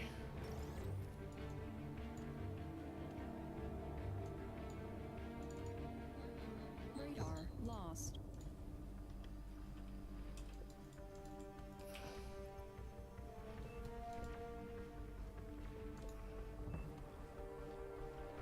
Where's the light trance?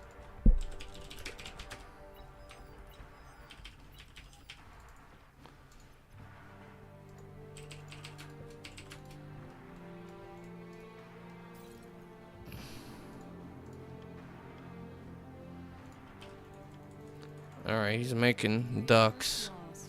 Making ducks. So we're gonna go straight 5.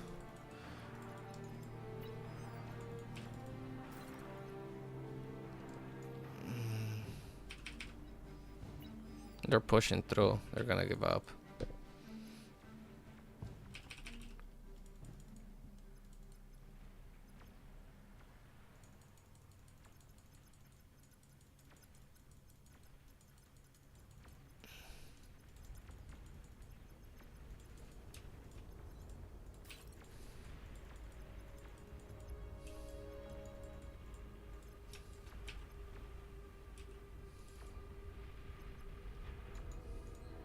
Metal extractor lost.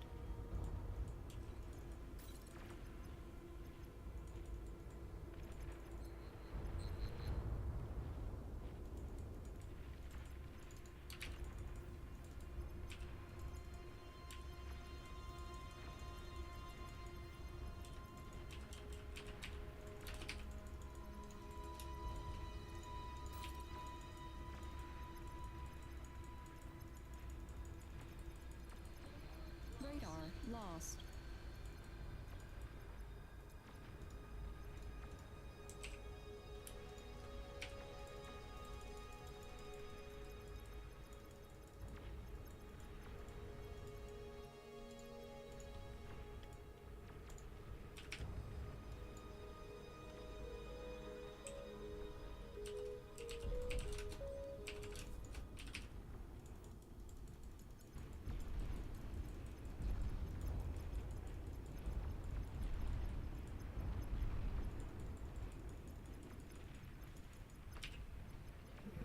Nuclear bomber spotted. Oh no. Oh no. Oh no.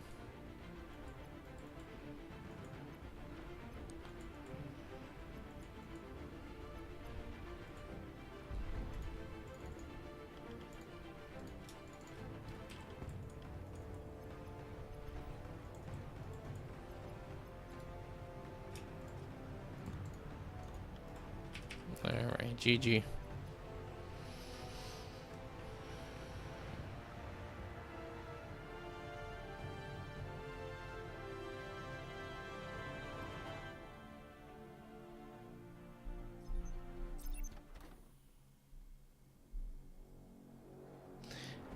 Yeah, I walked the commander to mess with him.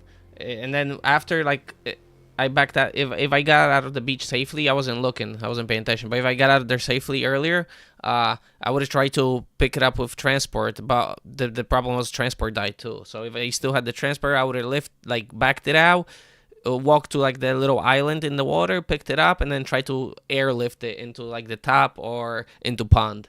And try to make another play that way.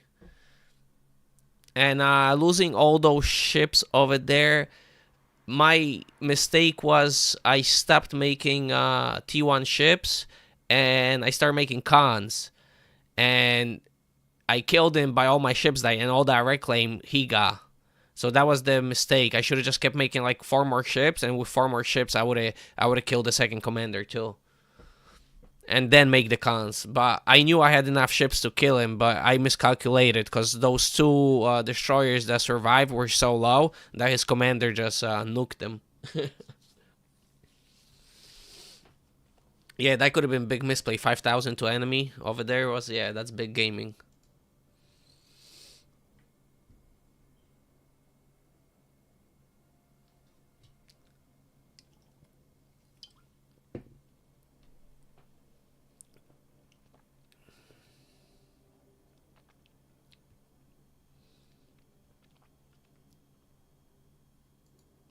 Hover gaming is decent from Pond. Or even Geo. We used to do hover gaming from Geo. So open hover, like 10 hover, raid into T2. But nobody does that anymore, really, on Geo.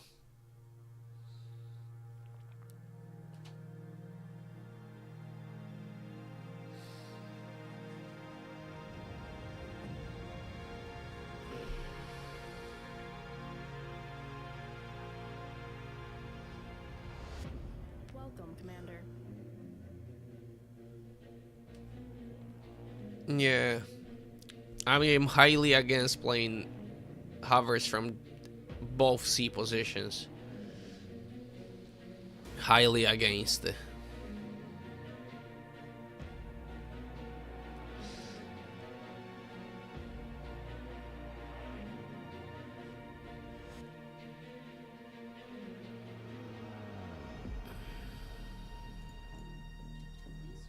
Please choose your starting location.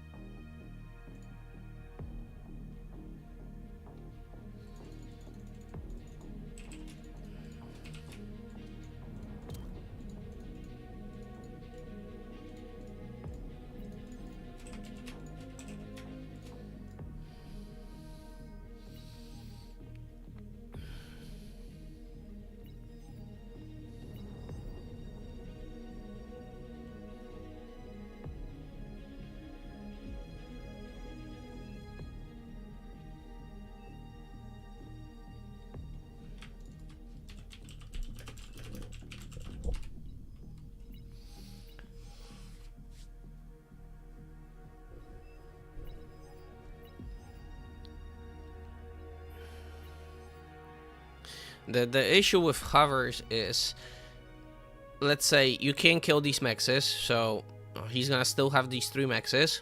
Keeps the ships close so your lab doesn't die and your titles, right?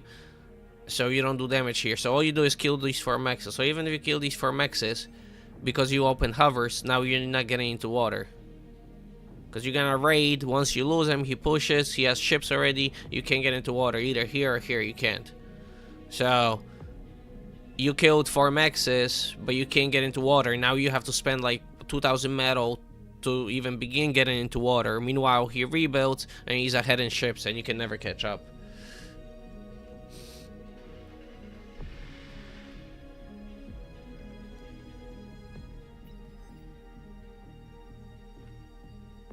In the low OS hobby, the reason it works is because they kill it. Let's say right over here, they'll kill the guy, and then the team won't even rebuild. Or even if they rebuild, the guy doesn't push to block it from entering. So this guy sits here while he rebuilds this. The enemy gets in, starts building ship, and overwhelms him. But your advantage comes from stopping him from entering and forcing him to like spend on a gauntlet, because everything else a destroyer would outrange. So you force him to make a gauntlet, and then before a gauntlet he'll probably make the heavy laser tower. That's another 400, 1200 on the gauntlet, so you're talking about 1600 minimum. Plus you need extra conturrents. You won't build a lap on 1, so you need like 3 conturrets. Yeah, but you're giving up C. Like, so it could work if you go hovers for, let's say, from my spa, right? And you raid and you kill, right, say this or both or here, and then your team is all in, then yeah, it'll work because the C won't save it in time. But you need to get all in right behind it. Because if you just do damage and you don't have nothing behind it, this guy starts getting control, you can't get in, and then he starts harassing him, and then they rebuild and push back.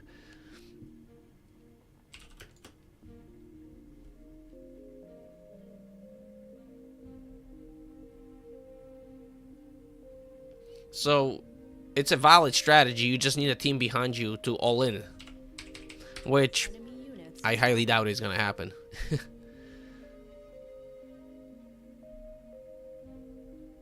I was thinking about doing this, and then instead of going C, transporting conturrets here. With the 2 transport, do 2 conturrets, transport it here, and do a C, airplane, what do you call it, seaplane lab. And then build like 3 torpedoes and like 5 figs, and have air build couple figs, and then just dominate air, and then kill the ships with the seaplanes. Kill the ships with the seaplanes, and then have air control, and then go for the bombing on. But I wonder if it work. I gotta try it out in like a lower OS lobby. Because I don't know the timings.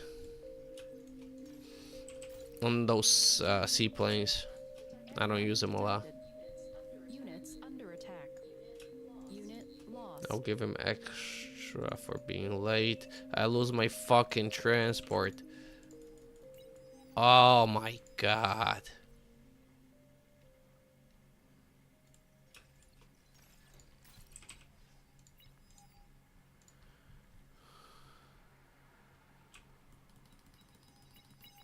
Fuck, shit. It's gonna die. Air transport. Alright, he spotted. killed a fig. I might be fucked.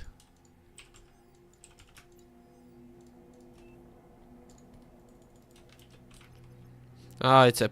Oh, it's poop bites David. So not really a poop. 3 fucking 30, I'm starting lap. This is fucking terrible.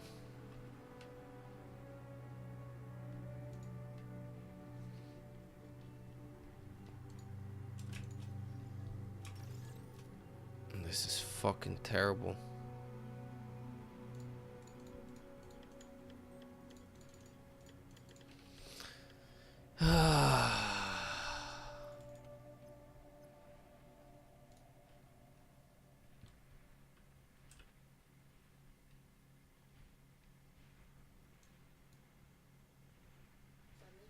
Friendly commander self-destructed.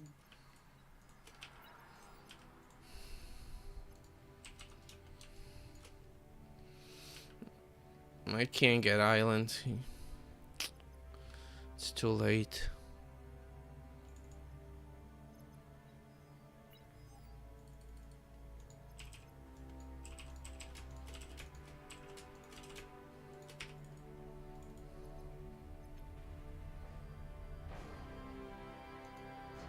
Your team reached Tech 2.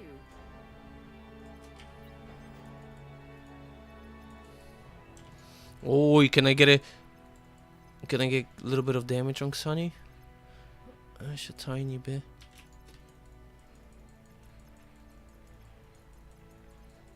Friendly Oh. commander self-destructed. Get these Janice, get these Janice. Units under attack.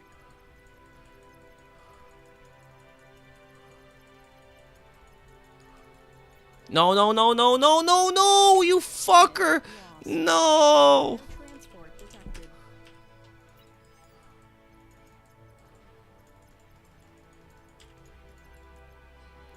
Commander under attack. I'm gonna get him. I'm gonna fucking get him. You fucking... Oh my god.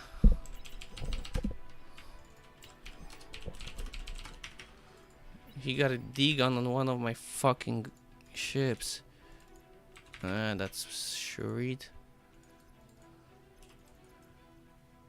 This is not good.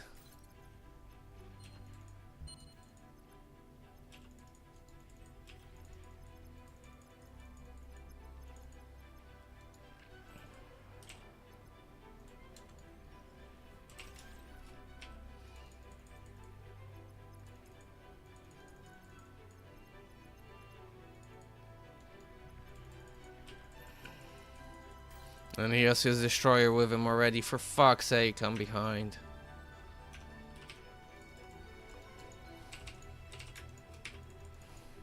Oh no, 3 frigates. And destroyer? Already? Oh my god. Oh yeah. I gotta wait for reinforcements.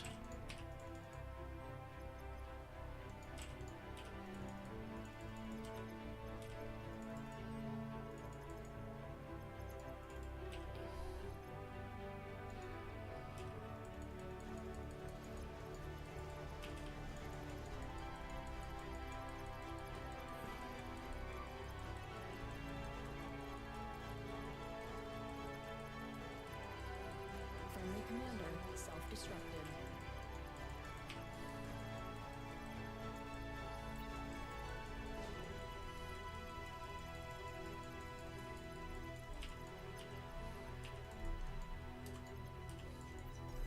transport spotted.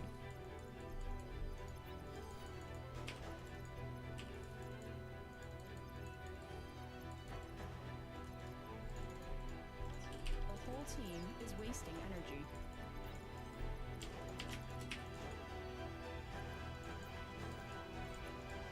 I almost got it.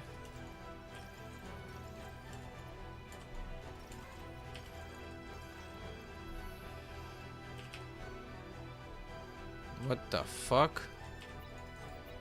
Unit received.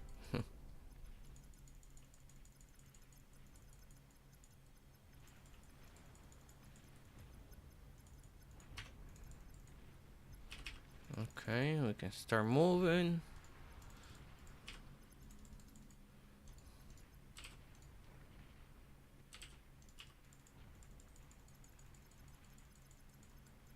Want to threaten the mechs. We want to threaten it. That's one ship. Down. Radar lost. That's one ship. Yes. Tech 2 unit detected. Friendly commander destroyed. We're gonna walk this.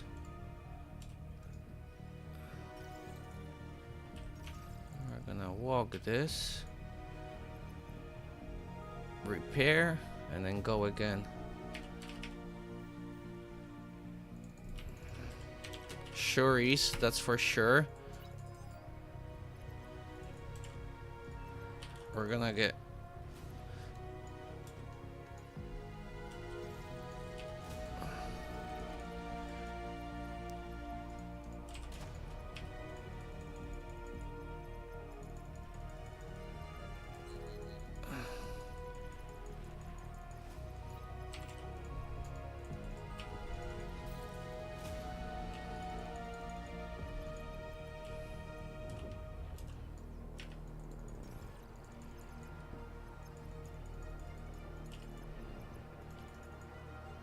Alright, I gotta make 2 con turrets because this is getting close.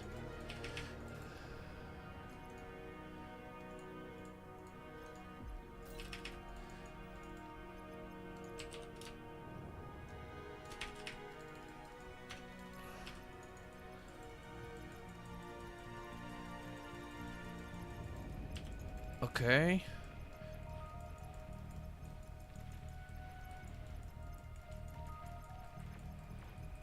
We gotta get out, get out.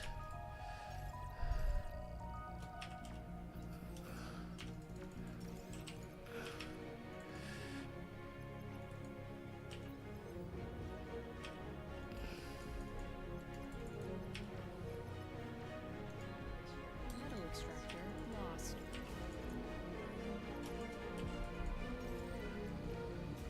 Oh, something, guys, guys.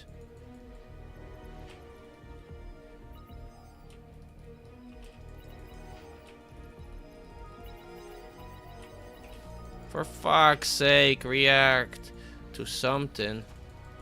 Friendly commander destroyed.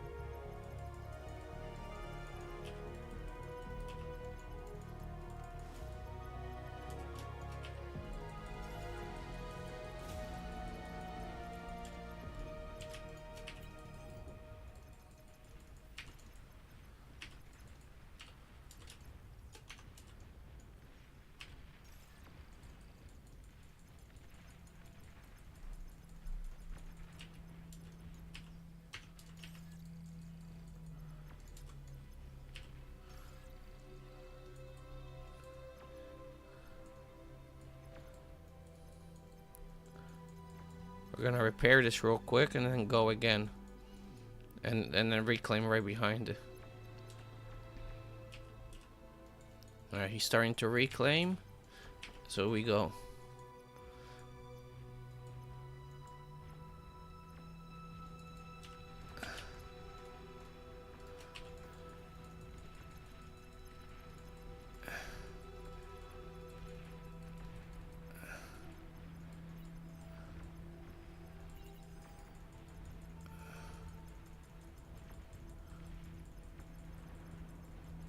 I gotta get those 2 ships still before I turn. The whole team is wasting energy. And 1 more. And now we repair again. Friendly commander destroyed. We're gonna add 1 more con turret and then go. Enemy commander destroyed. And then we go.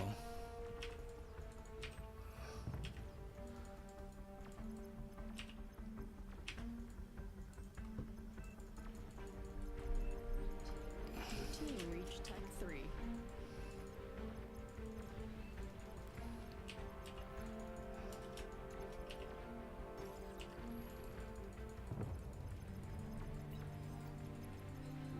Commander under attack.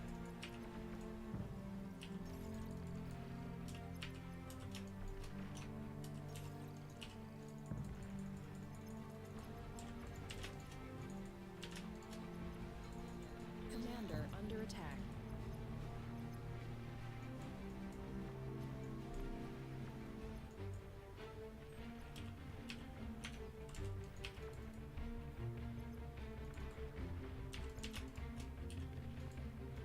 And that's how you push him out. Slowly but surely.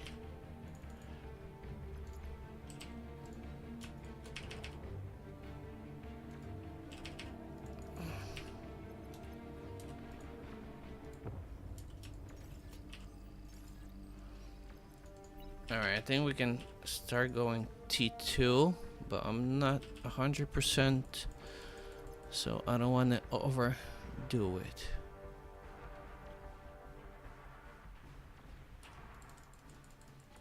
And Shuris, shit ton of Shuris. But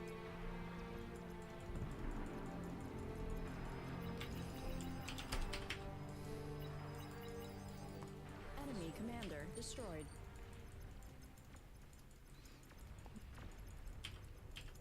yeah, if I stopped, that would have been bad. I'm gonna lose this.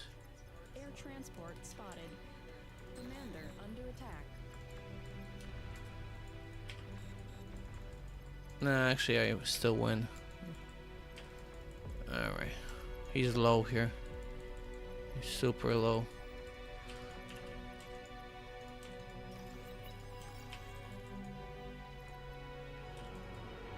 That all dies here now.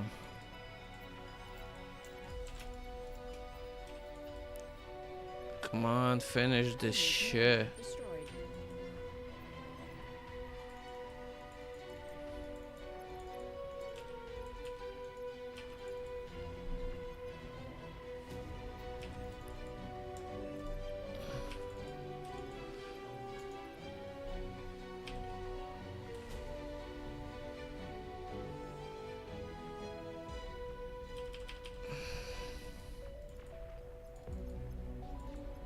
Yeah, but you're spending money on the hovers. That's the difference. Battle lap, you're only making couple cons and you're good. With the hover lap, you gotta make cons and you gotta make the raiding unit, so you're just spending more. That's what it comes down to. Alright. Make this fucking AA.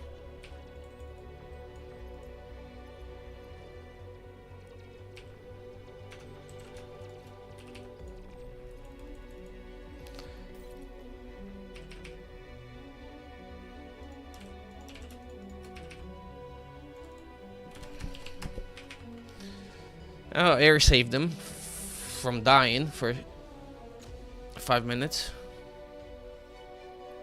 You are overflowing metal.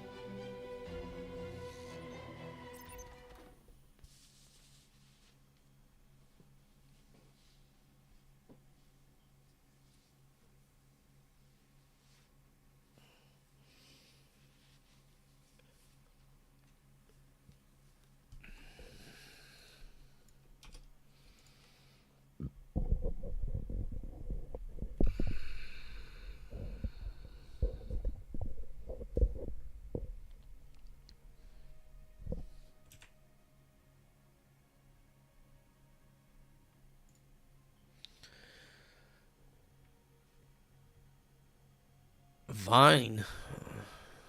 That's a throwback. Now it's TikTok, baby. Do it for TikTok. Or do it for the gram.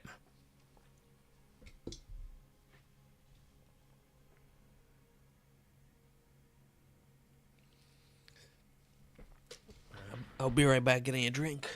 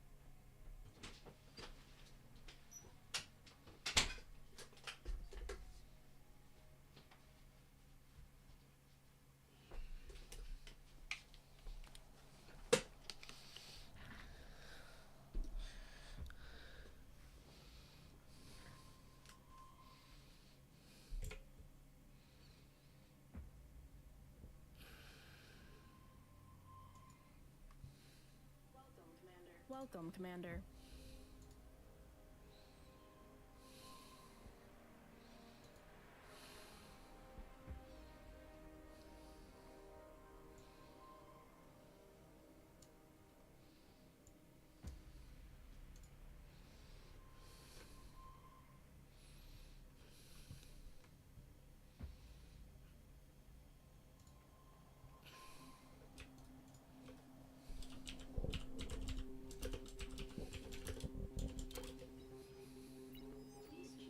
Please choose your starting location.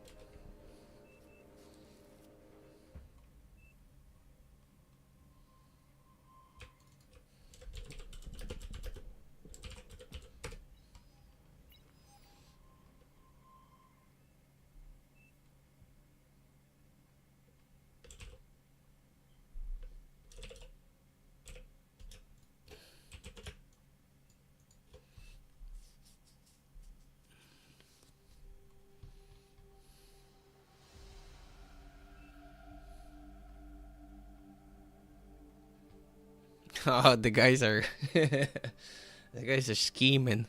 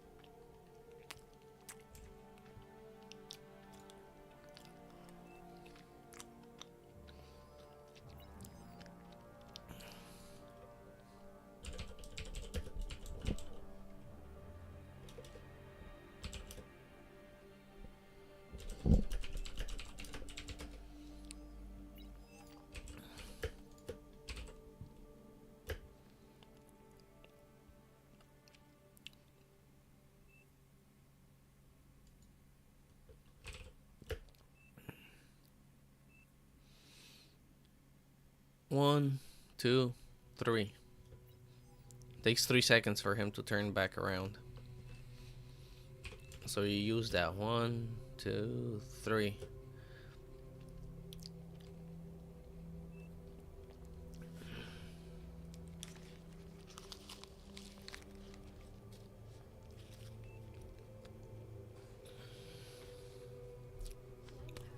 Low power.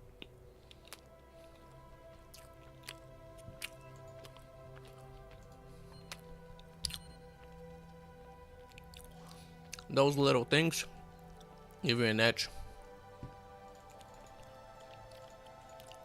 Sometimes, no. Sometimes just enough to Low pull off a win. power. Ooh, the wind died.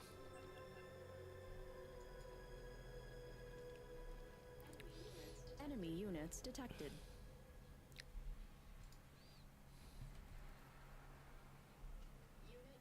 Unit received.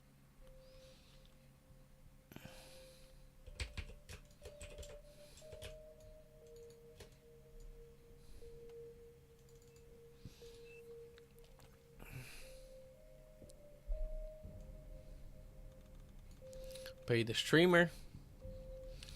Pay the streamer.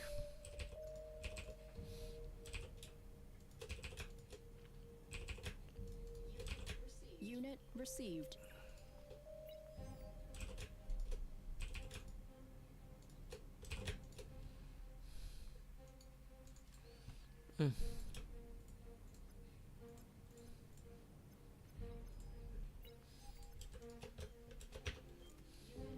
Unit received. Aircraft spotted.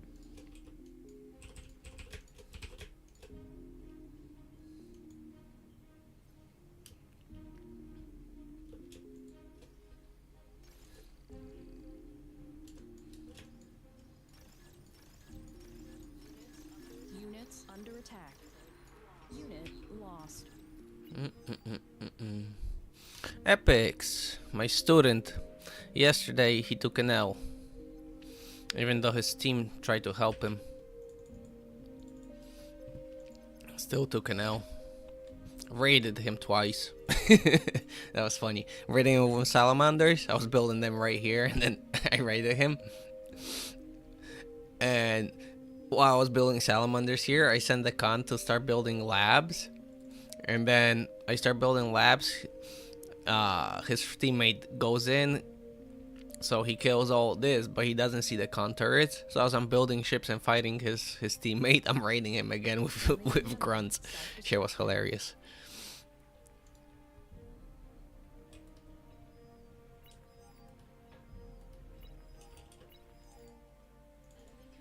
Enemy commander destroyed. Unit received. Oh, you could have kept that one medal. You made it. It was yours. No AA. Okay. Your team reached Start type bully.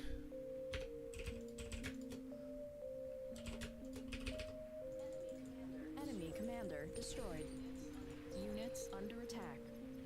Alright.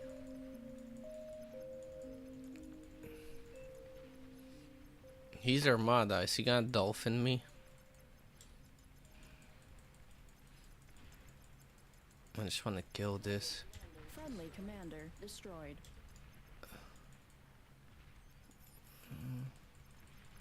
He's not dolphining me. Oh, this is... No way. You can't finish this, bro.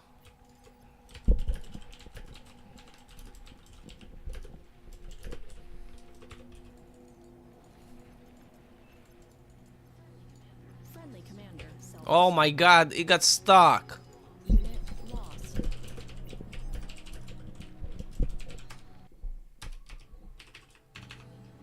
Enemy commander destroyed.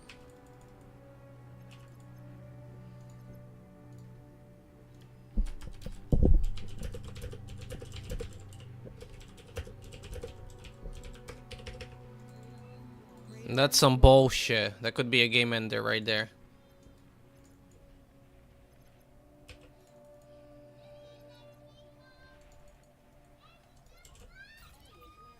Enemy commander destroyed.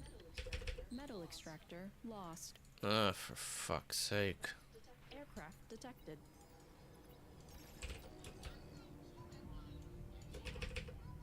I fucked up and everything. Alright, let's build 4 winds. Maybe 4 of these. Now he's gonna bully front. He found my con. God damn it. Ah. Radar lost.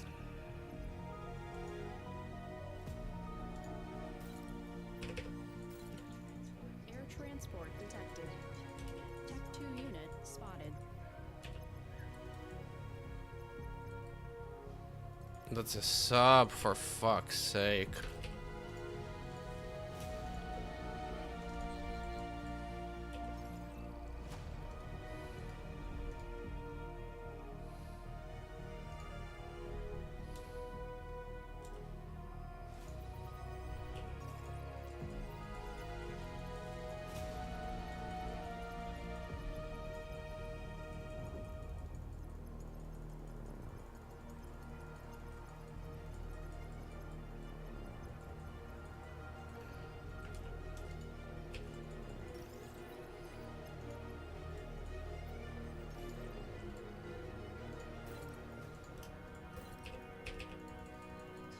Metal extractor lost.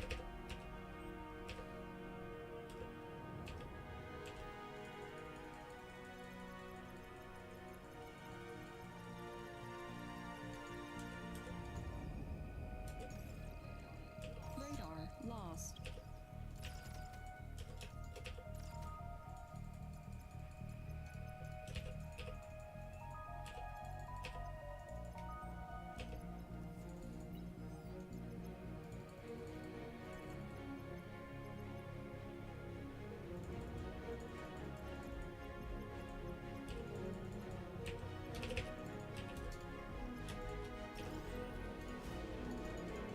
What am I doing? What the fuck?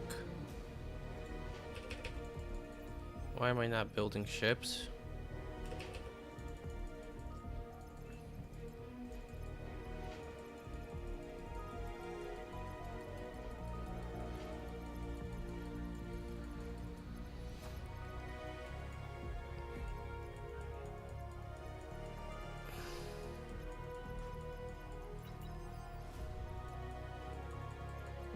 I'm coming, I'm coming.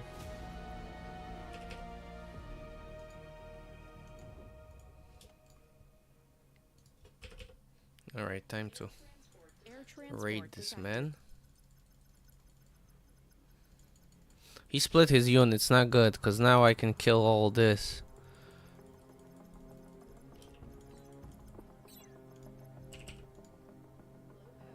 Low power.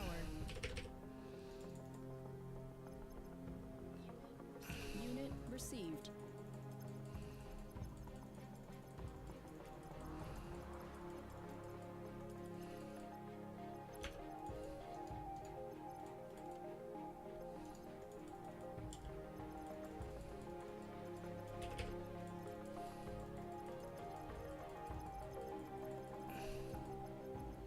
Alright, now this is gonna be my squad 2, and then we're gonna go 1 here.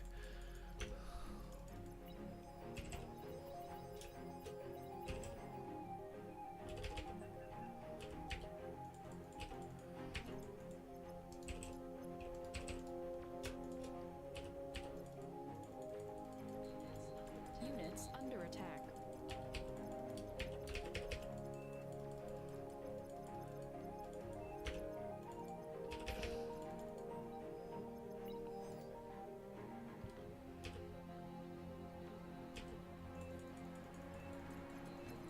Radar lost.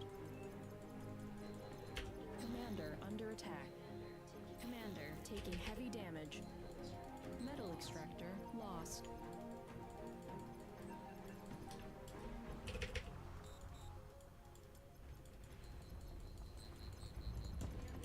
Commander destroyed. Enemy commander destroyed. The whole team is wasting energy.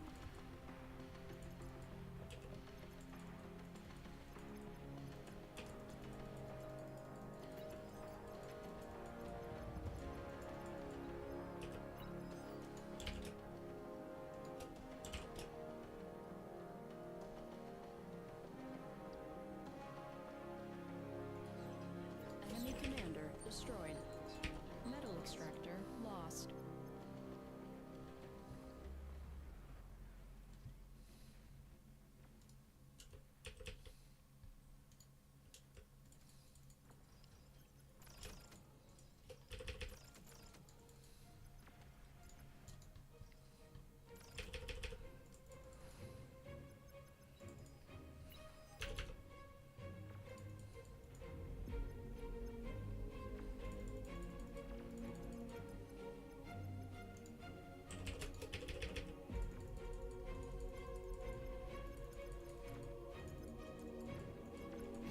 Did he fuck up? Is he transitioning? What is he doing?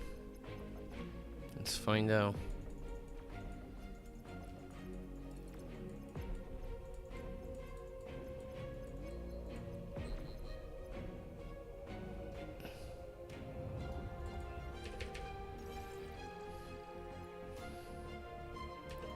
Unit lost.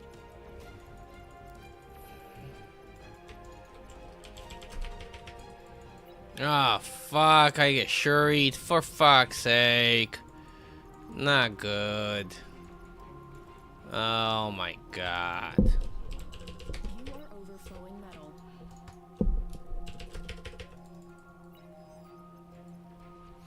And GG.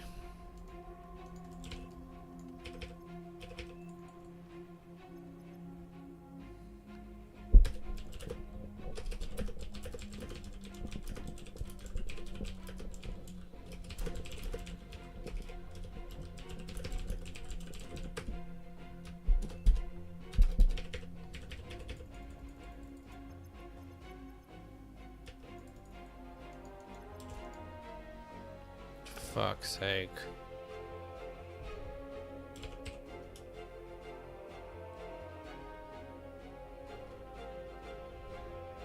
Low power.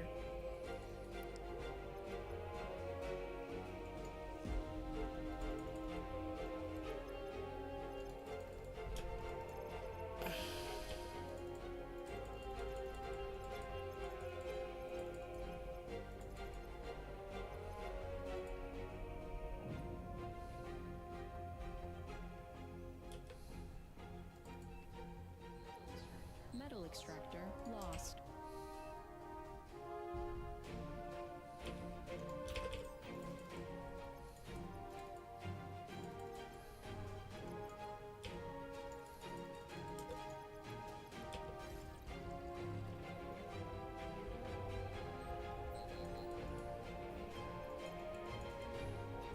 The whole team is wasting energy.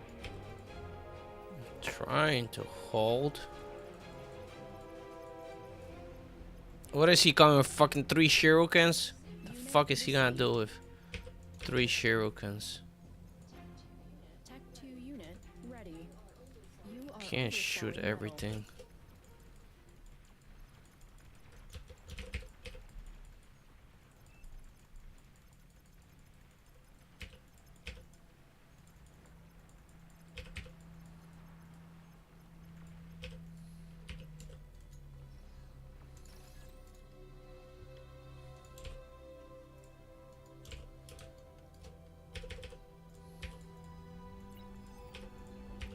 Unit received.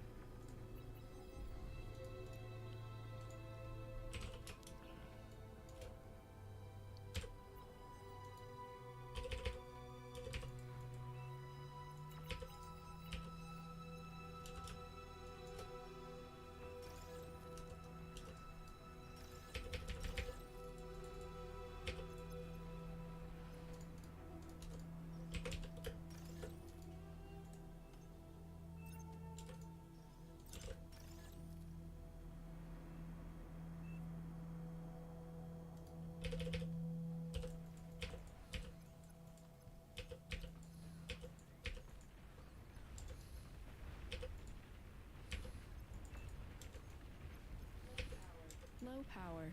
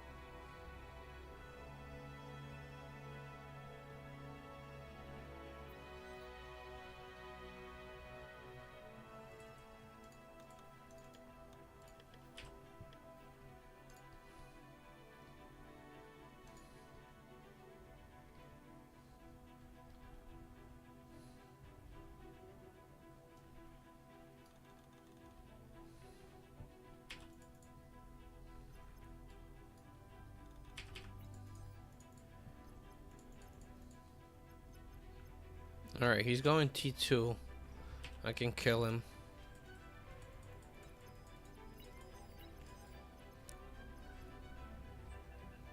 Why are we giving up? Under attack. He's raiding with the... No, raid, kill all this.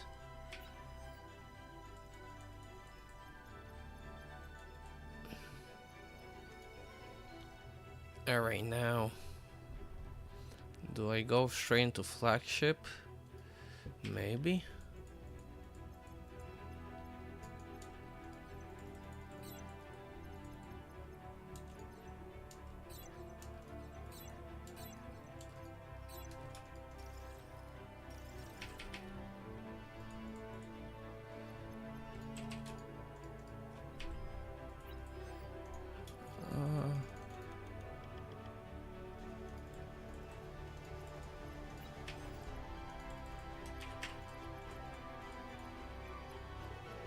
Nuclear bomber detected.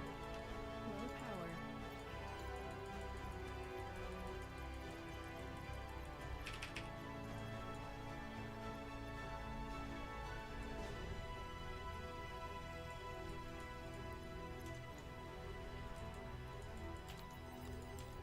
Nuclear missile silo detected.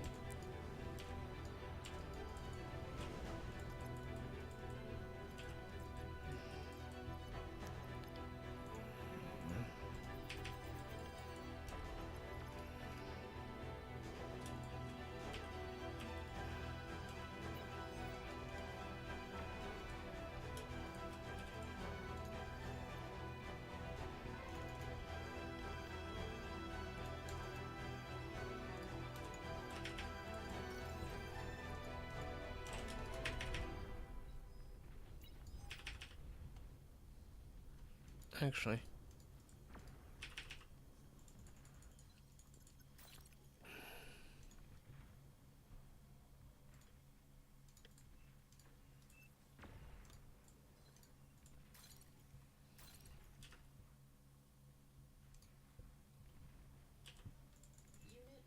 Unit received.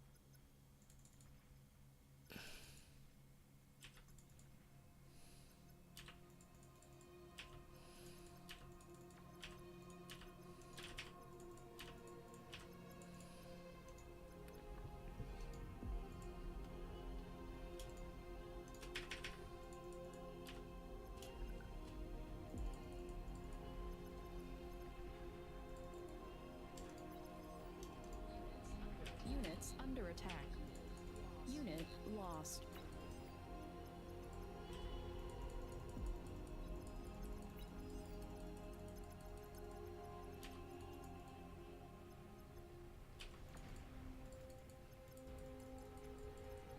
What is that?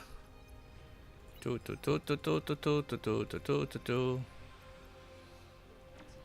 whole team is wasting energy. Yeah, we go flagship. Let's go. Oh.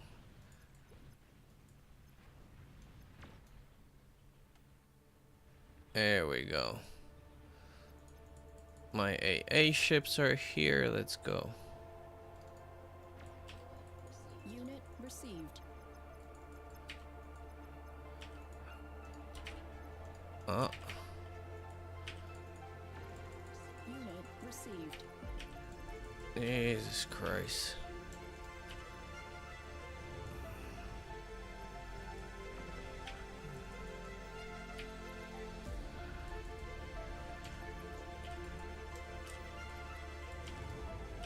Battle paused.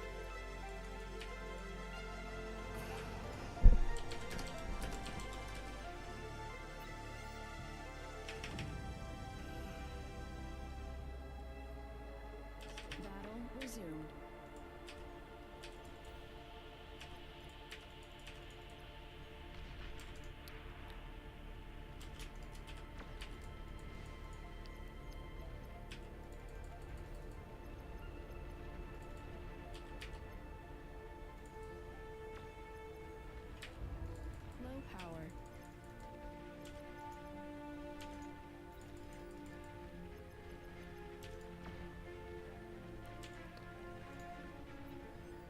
Oh my god, he fucking...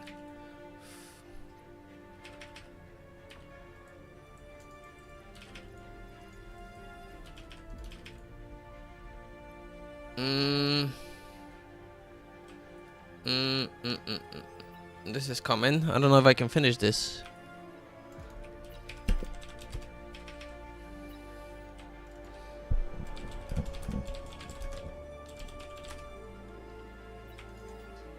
Your team reached Tech 3.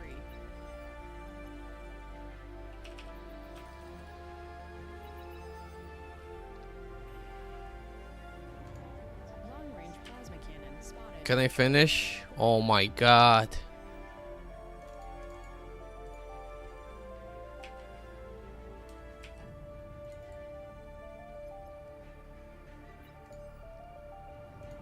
Yes. Flagship ready. PNG. 1, 2, 3, 4, 5. Friendly commander destroyed. Unit received.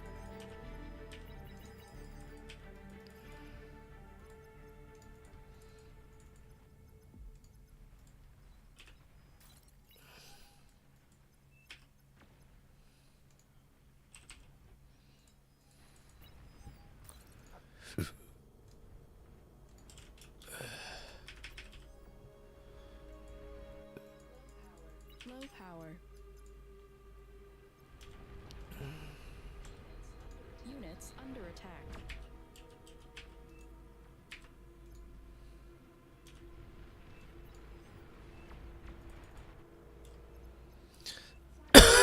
Flagship detected.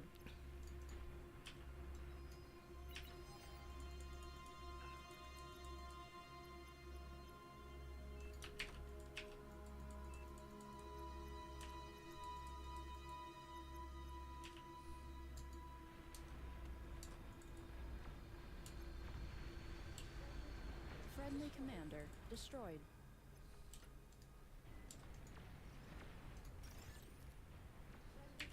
Friendly commander destroyed. Warning, your team is down to its last commander. Unit lost. Low power.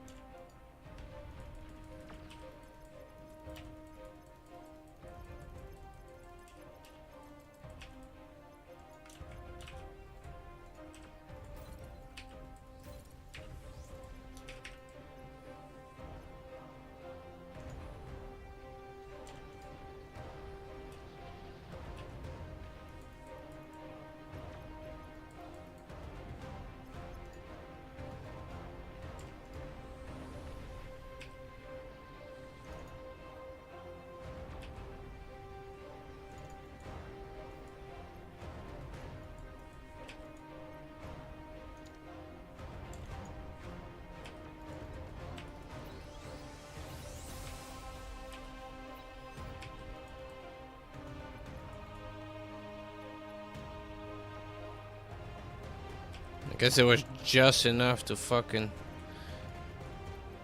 get him to break it.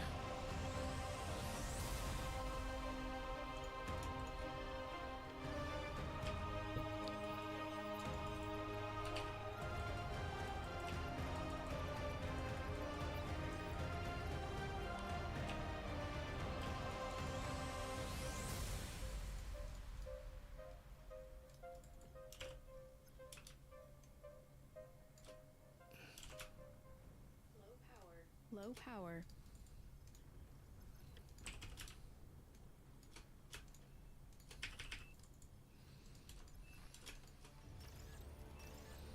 Jesus fucking Christ.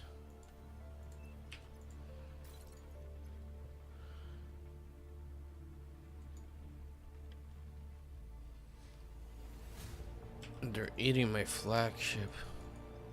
I probably shouldn't make a flagship now. Just destroyers. 1, 2.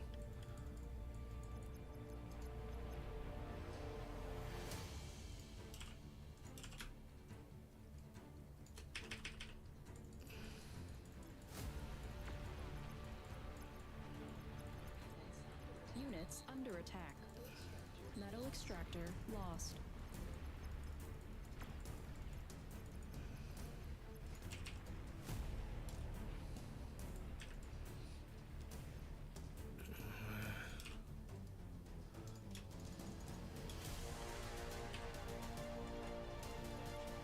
Air transport. Yes, cruisers. Yeah. Low power.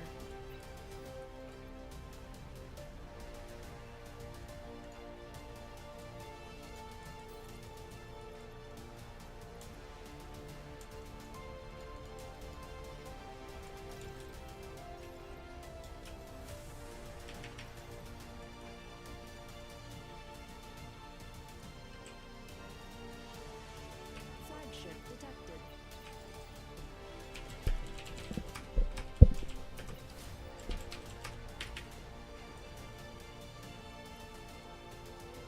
Nuclear bomber detected. Low power.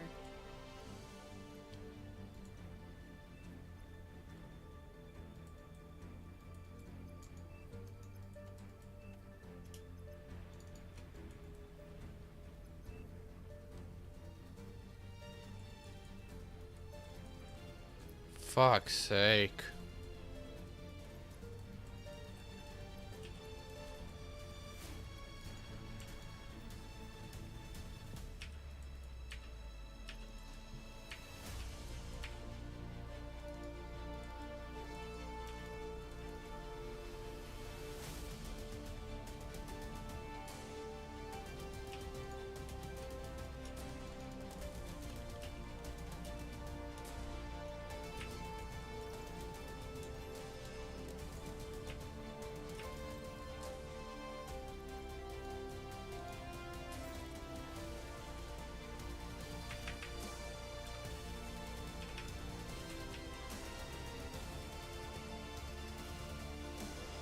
Metal extractor lost.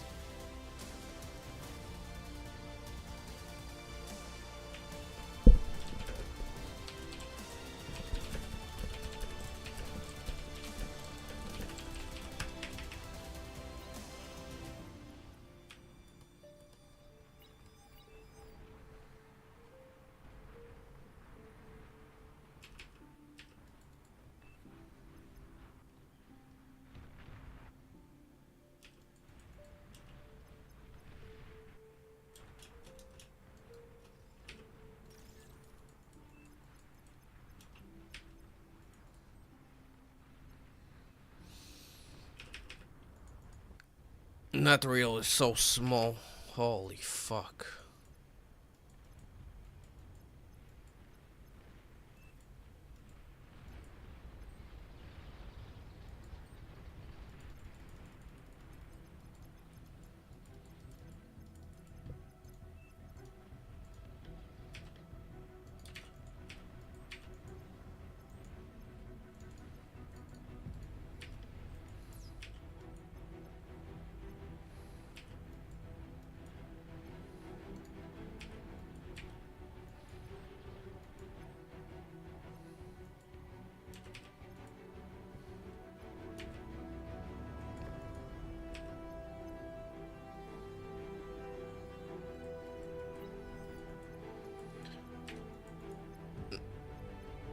Air is just fucking me. Can't do anything.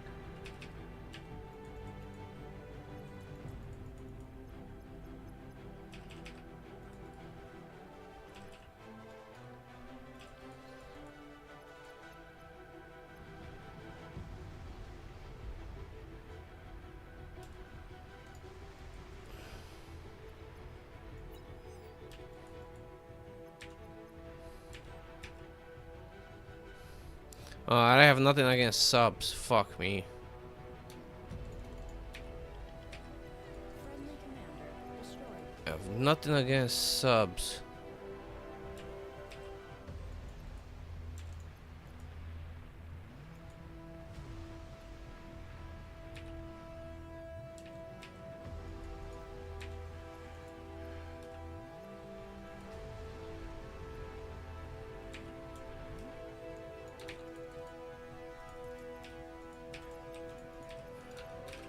No, why did I stop chasing? No, I didn't want to stop chasing him. Fuck, I fucked up. Fuck. Fuck, fuck, fuck. I need to finish that fucker.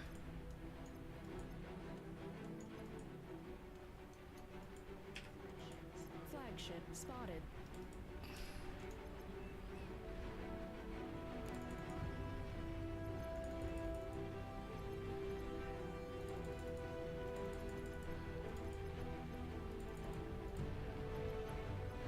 Nah, not enough. That's all dead. It's not enough. Fuck me.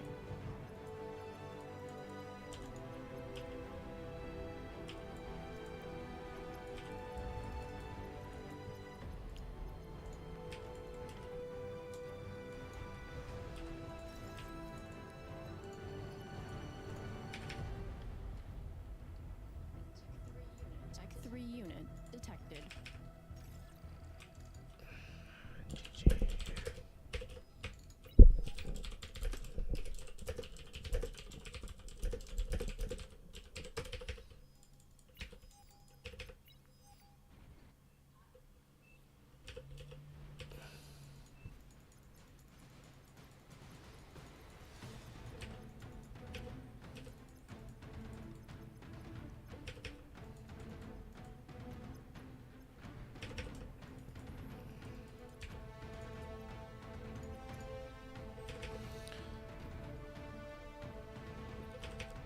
There's no fucking way. He has 2 flagged.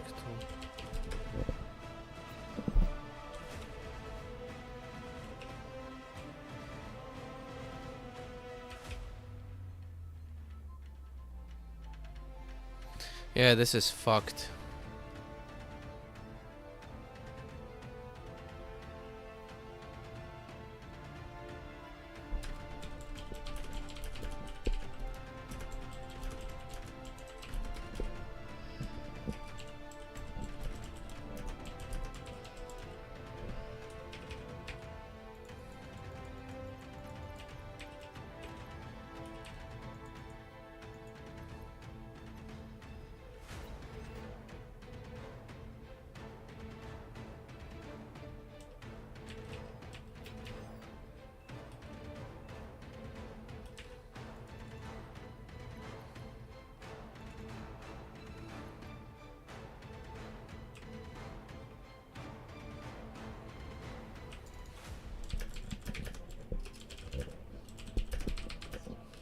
Stealthy units detected.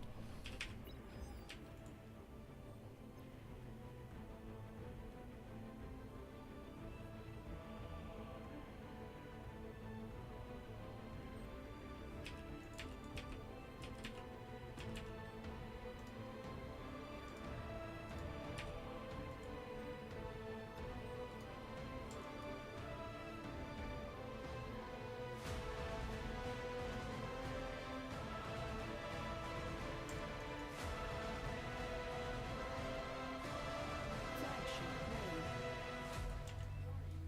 Warning.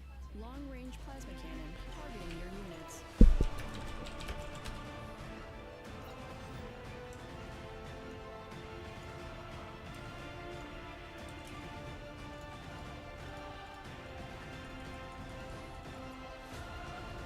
Detected.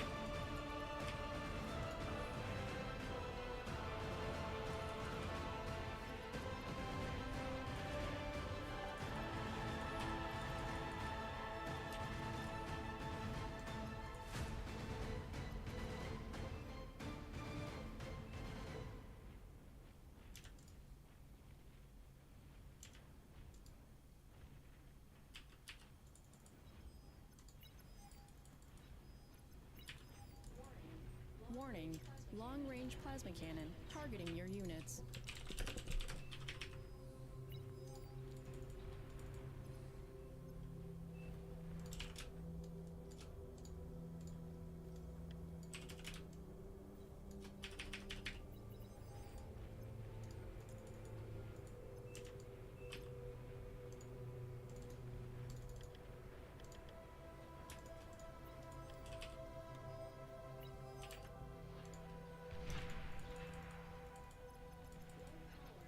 power. Warning. Long-range plasma cannon targeting your units. Nuclear missile launch detected.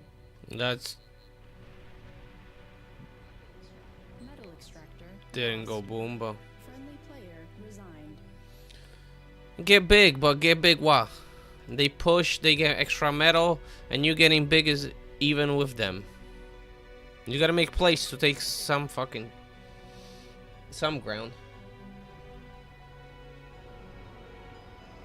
Yeah, air fucked both seas and Stealthy units much more. detected. Just he's fucking little, especially now. Now they're making air, both of them. He should be getting big at this point. They have enough air. Get big. Warning. Long-range plasma cannon targeting your units. Or go bombing. Don't sit here. But we can't go bombing because we have no air and we have no sea control.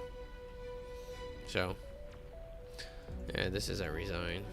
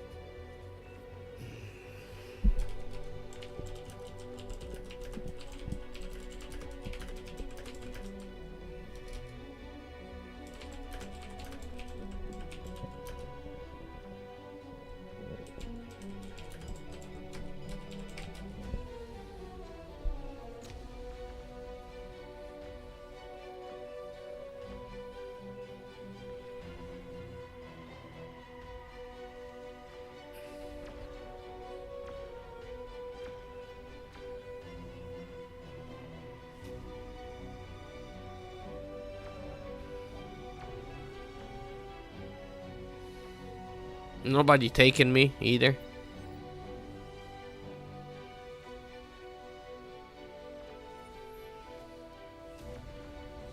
Or maybe I could have made another flag.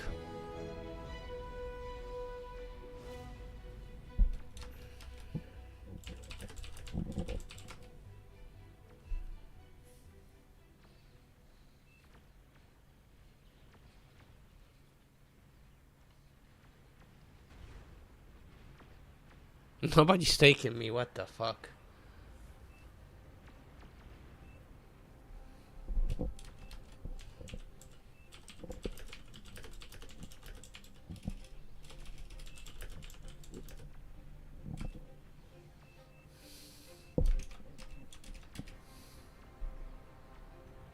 They still didn't take me. Fuck's sake.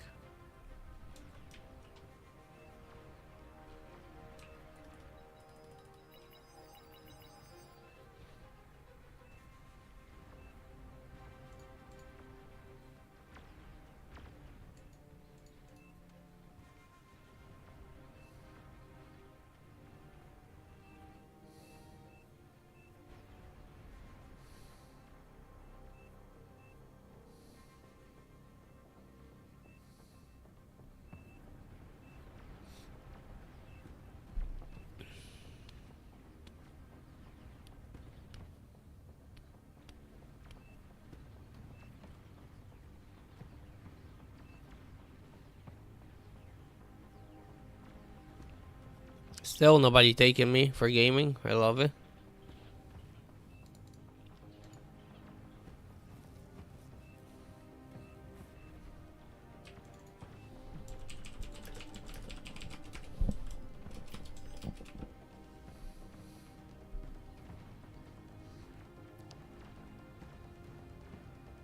Oh Jesus, that air is gonna be massive.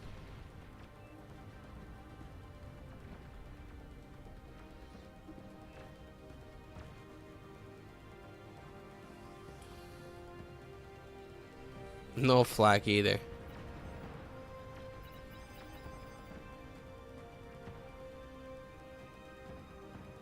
But he stacked his figs. Oh my god. And then he pulled him back.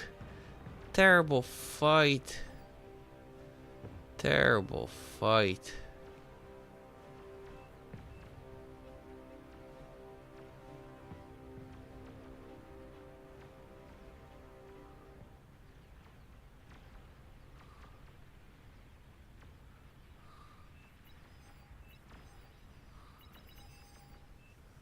Now they got a bomb. They got a counter bomb. That's the only way. Because they're behind a metal massively.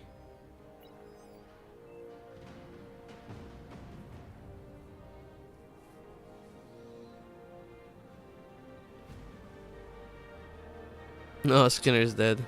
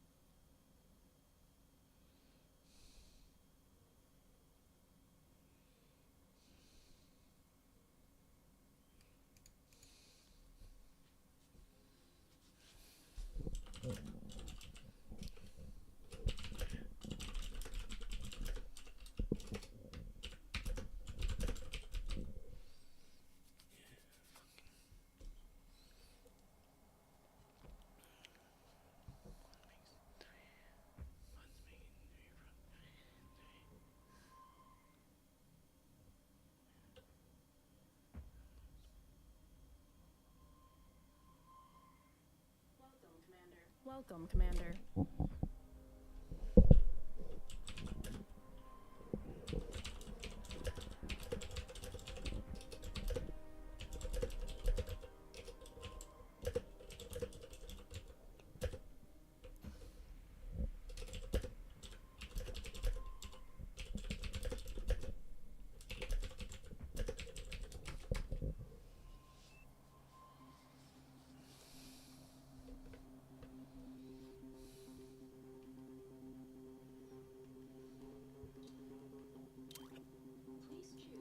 Please choose your starting location.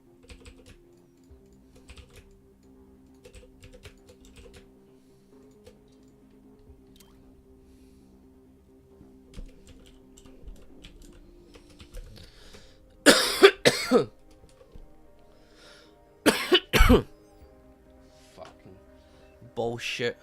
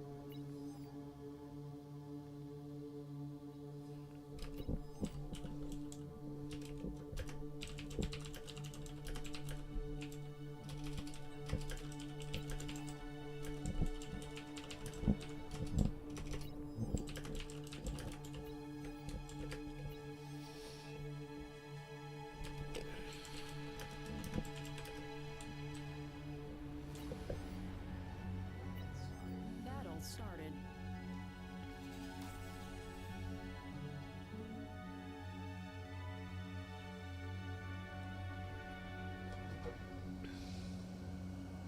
Let's order first.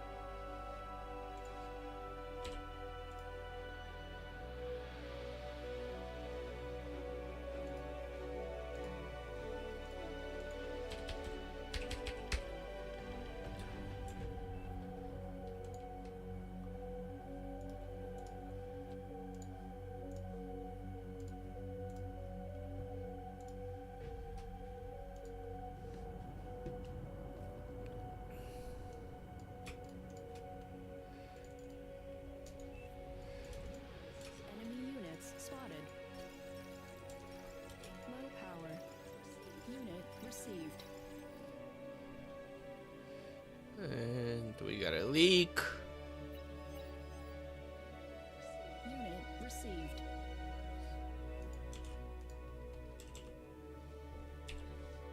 Unit received. Aircraft detected.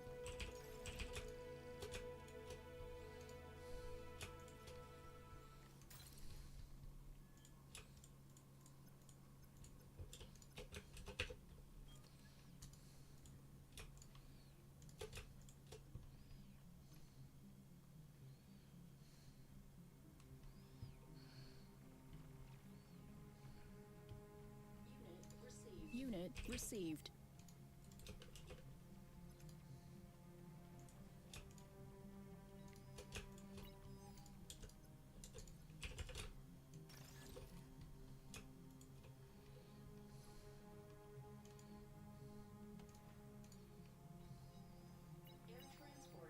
transport detected.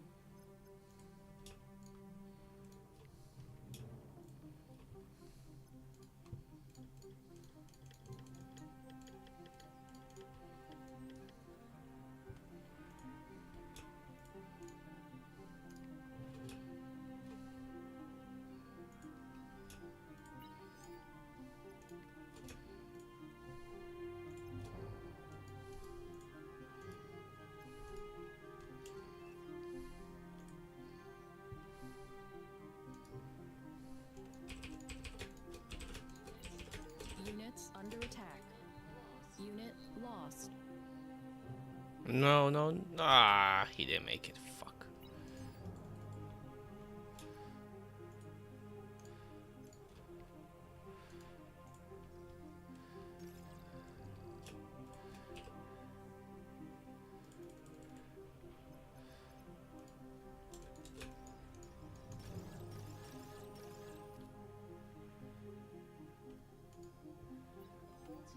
The whole team is wasting energy.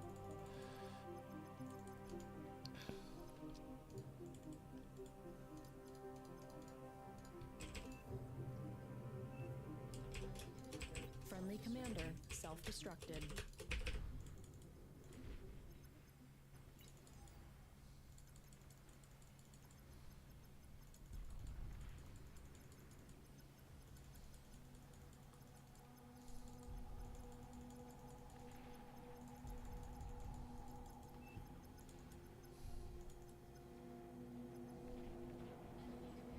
Enemy commander destroyed.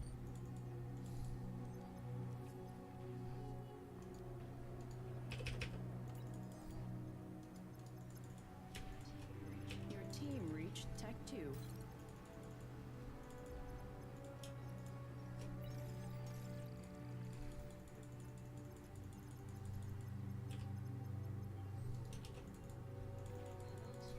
Metal extractor lost.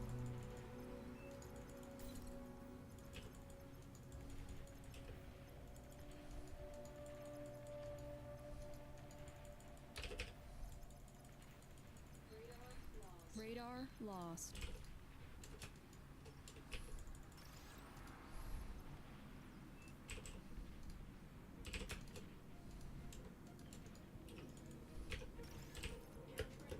Air transport detected.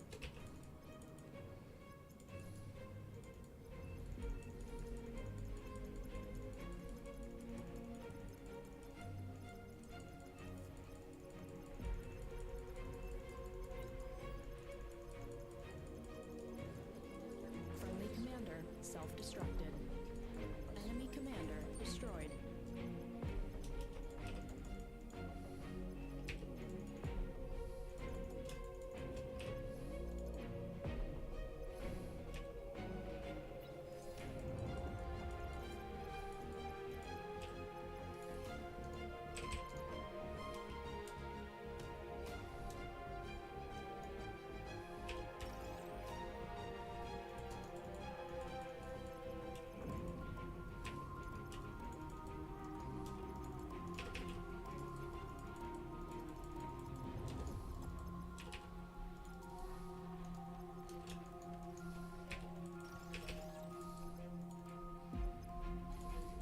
Enemy commander destroyed.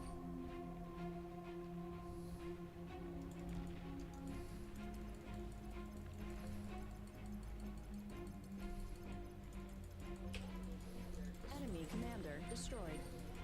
Friendly commander destroyed.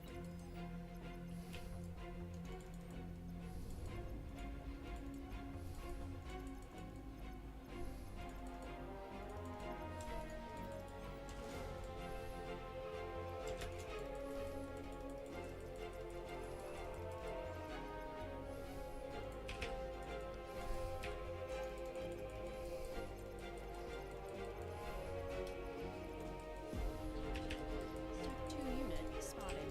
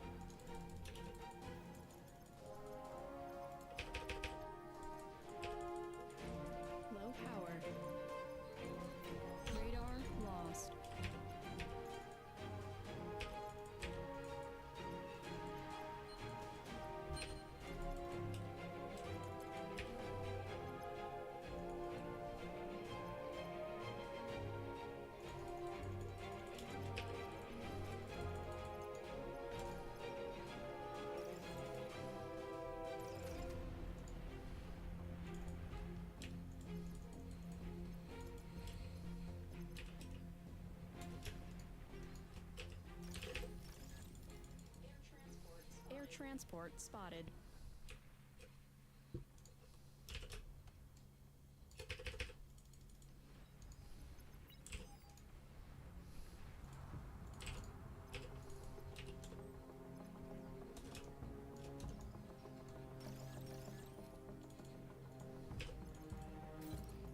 Unit received.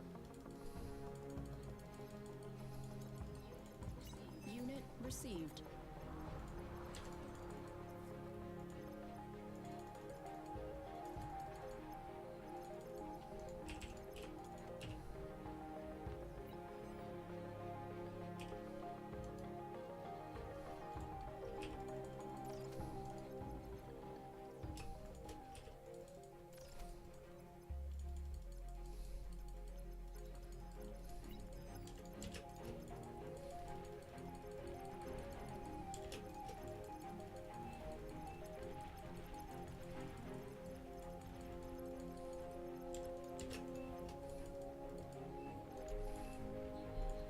Unit lost.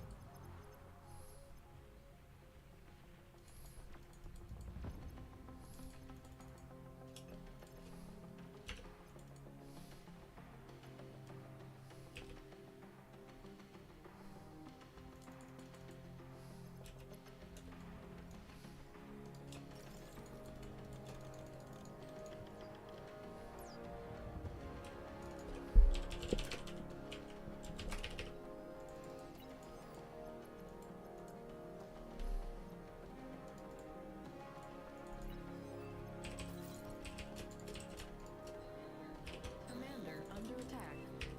Commander taking heavy damage. Unit received. Commander destroyed. Low power.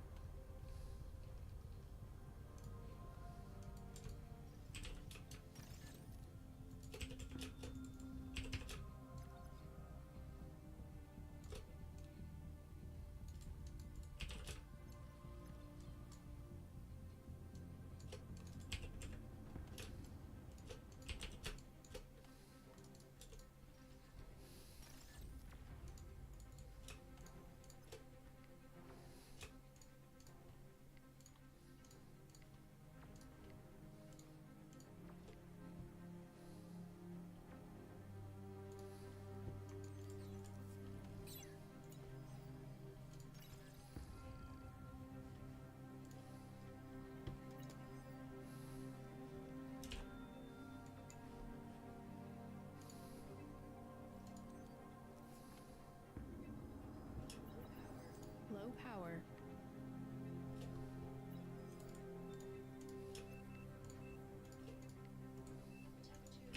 Tech 2 unit ready.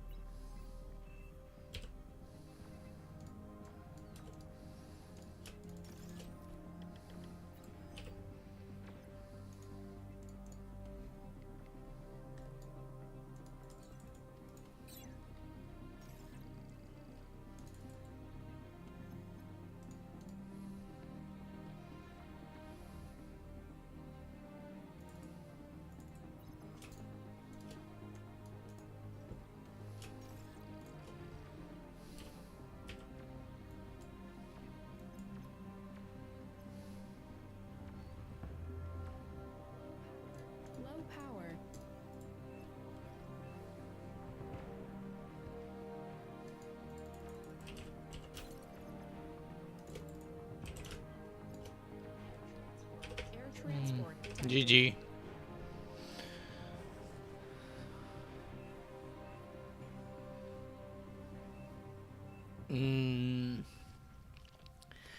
Torpedo launchers decent against like pure dolphins, but yeah, I don't know. As long as you get one destroyer, torpedo launchers are useless. You can just outrange them, so you don't have to fight within. You can just fight outside of it, and then whenever you get a chance, you just hit it.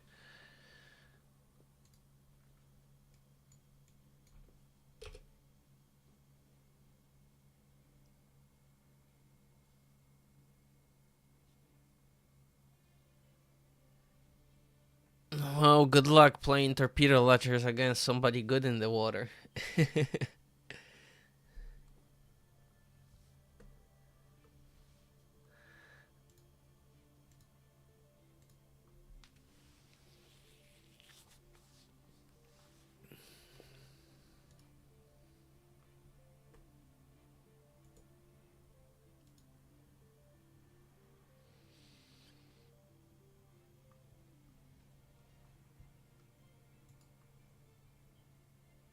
Sent you an invite.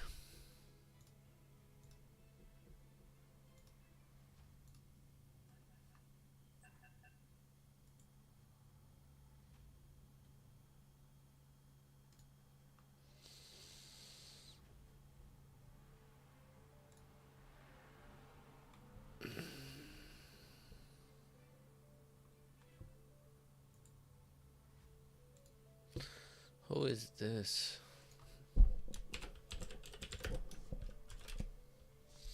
Oh, Serper.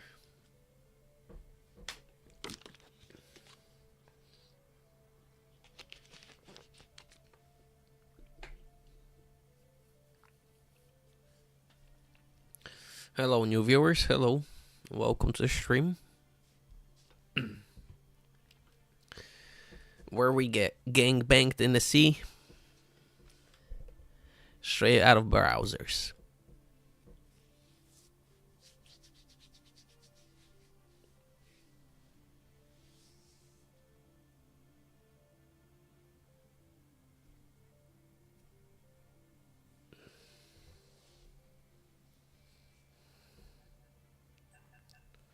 Well, GSC needs their transports first before beach. So, because that way you contest both seas. If you give transport to the beach and the Geo gets second, with certain openings, you might just give up sea right off the beginning.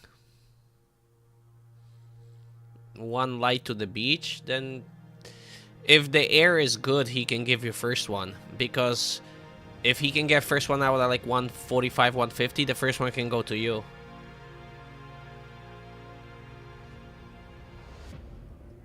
Welcome, Commander. No, the thing is, the first one can go to you, because usually my con doesn't come out till 2 minutes. So if the first one go to you, I can start the lap, and then the next two can go to me. But that depends on the wind and, you know, a couple different factors. Because if I go air, I'll go 3 max, 4 winds, storage, and if the wind is good, then by the time I finish lap, I have like 3000 E, and I can just pump out like 2 transports before 2 minutes. With two scouts. So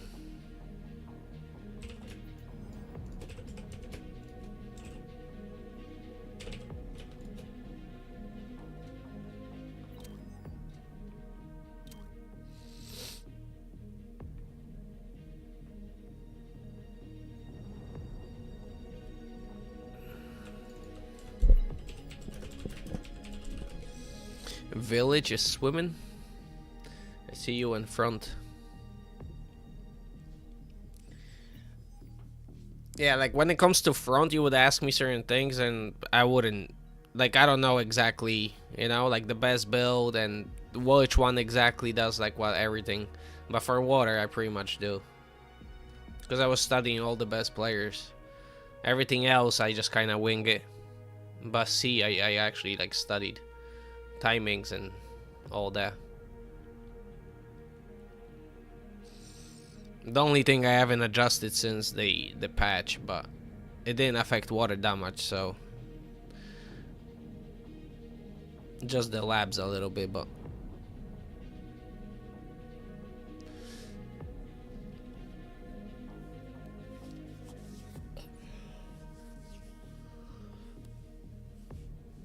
yeah, I only play water when I want to gain OS, and then when I don't care. Like, I'll reach 40, and then I'll start playing mixed and every role, and I'll go down, then I'll spam C, gain some OS, and then start playing again all over the place and lose OS.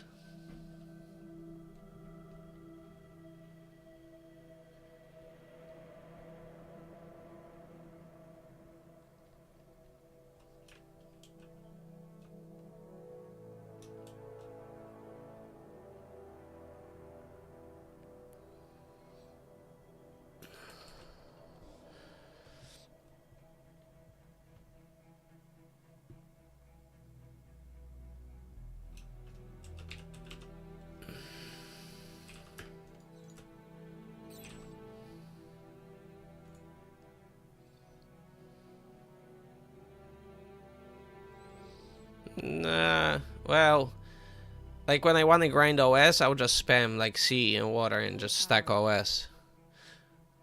And then I'll get tired of just stacking OS. So I'll start playing all mixed games, mixed lobbies and all that. And then usually that, I'll start losing OS. That's how usually it goes. Yeah, I can be like other players who just play like one position or two positions, and then if they don't, like, you know, if they're not like first or second in the lobby, so they have a pick, they won't play, they dodge, that way they can stack OS. Yeah, I really don't care that much. I like winning, I like gaining OS, but I'm not gonna like dodge games and, you know, go through extremes just to have inflated OS.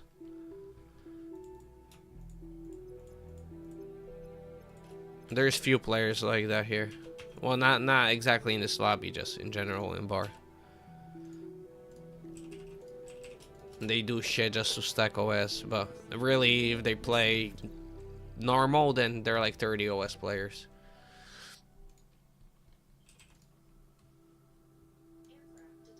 Aircraft detected. Air transport spotted.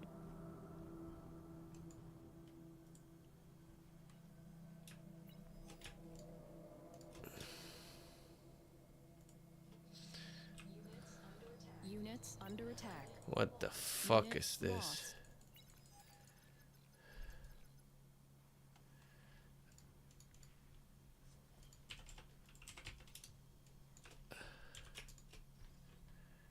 Where's my second transport, for fuck's sake, man?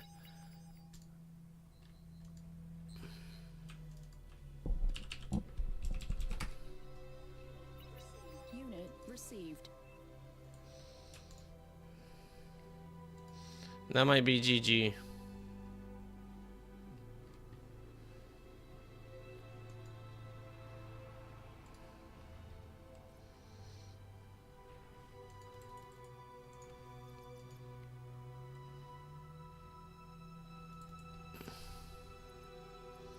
For fucking sake.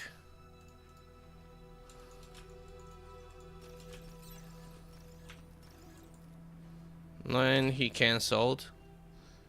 And he canceled my fucking lab. Now I... Fuck this shit. Can't even fucking give a command, a fucking transport.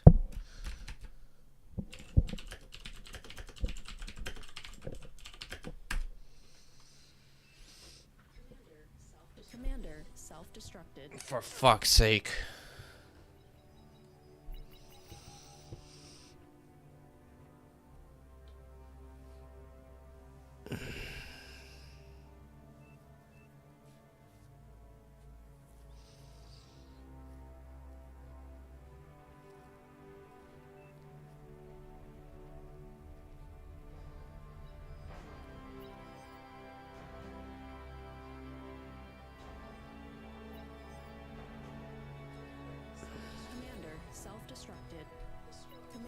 destroyed.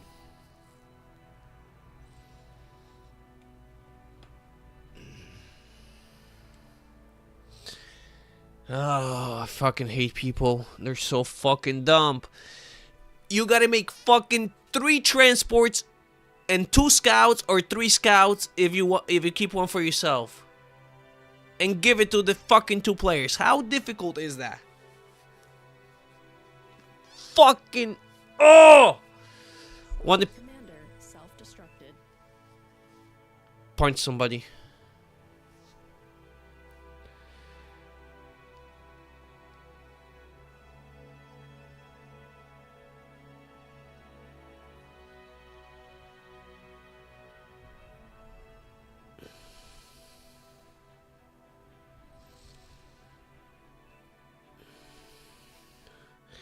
Yeah, but Punt can help front, so now front is gonna die anyways.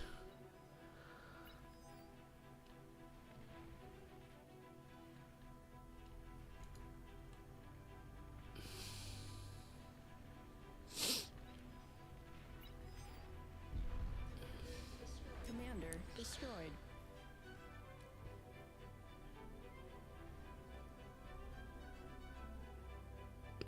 See, that's what happens when you don't get a transport in a fucking OP lobby. If they do the rush opening, you're fucked.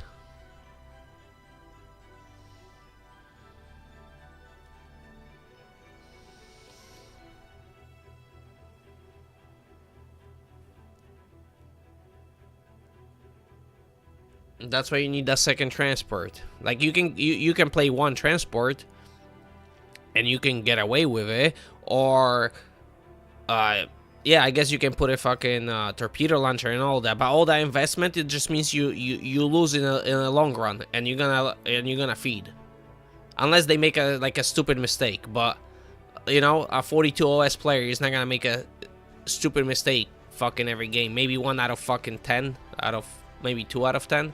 So I don't even feel like wasting time. If it was some noob, then yeah, I would have built a torpedo launcher and I would have got in, or I would have got in from the other side. I wouldn't care. But I'm not even gonna get fucking frustrated.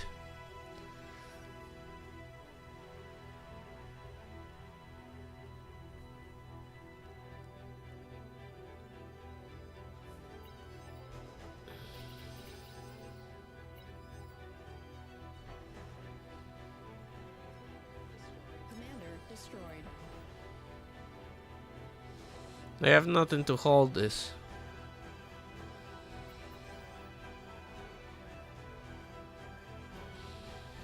He went air because they pushed, so now they're gonna just bomb.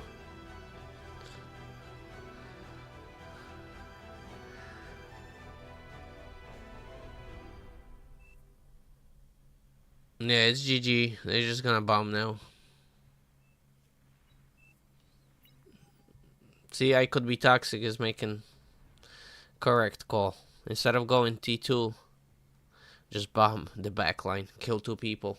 Even if they go Starlight and counter push, what they gonna do? No air, you go Shuri, you Shuri everything.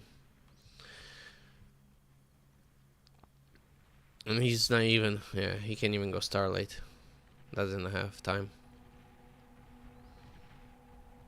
Maybe he'll hold out.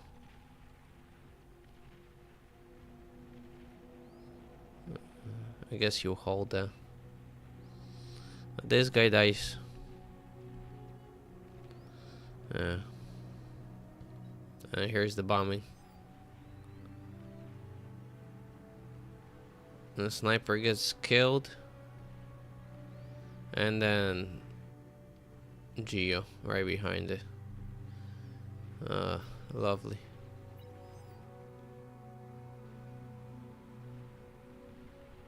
Bye bye.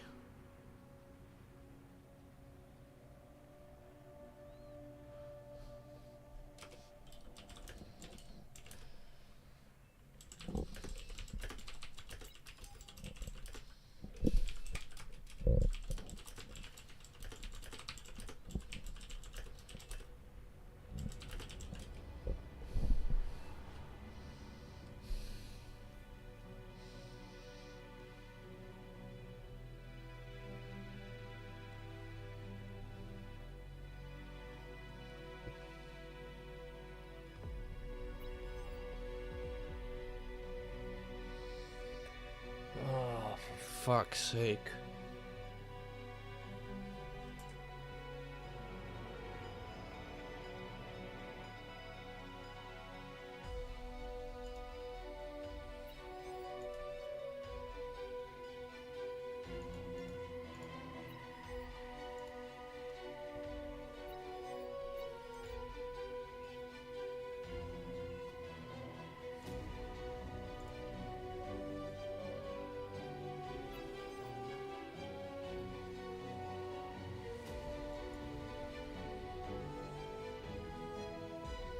Hello, viewer on Kick.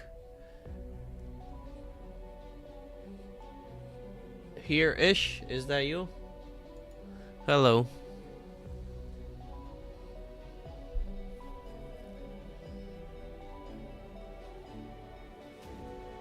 And round 2 bombing. This one's gonna hit hard. There goes the lab. And E. Ugh, barely survives. Second pass is gonna get it. Oh no! Well, he kills the build power. And now he kills this.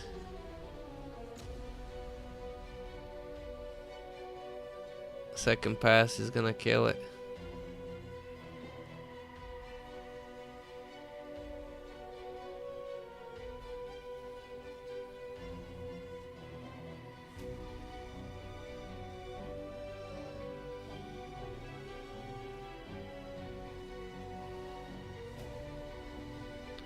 If he had more bombers, he could have pulled it back. He could have went back around and then grabbed these.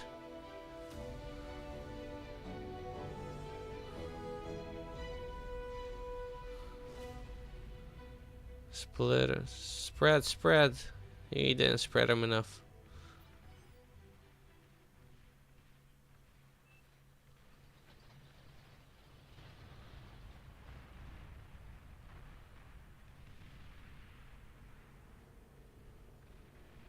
This is hilarious.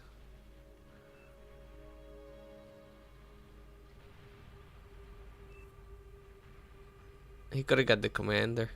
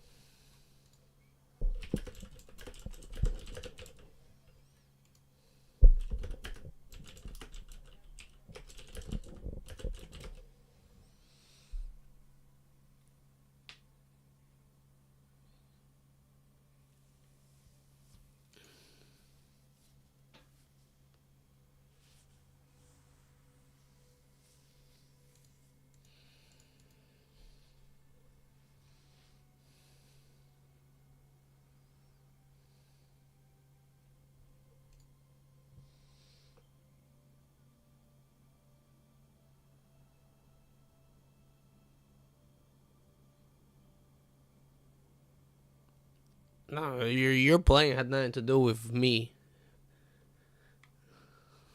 Not getting a transport had to do with me resigning. Because I don't feel like playing a losing battle. Plus, it worked out better if Venda took it. Because he actually had a chance to win with double income. The only thing is just sacrifice front, and front got... You guys got... Yeah. If you guys held, then it actually could have maybe worked out. Because he wins 0 quick with double income. And then, you know... But you guys have to hold in the situation, yeah. But with the way it was going...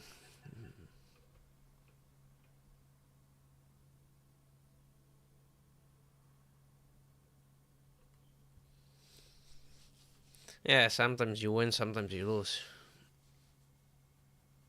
But that's another thing. If I get that transport, they can't really walk you that hard because I'm gonna be bullying that left side. So your teammate can help you covering the other side because my ships are covering his side. So it kinda it snowballs too, especially in a lobby like this.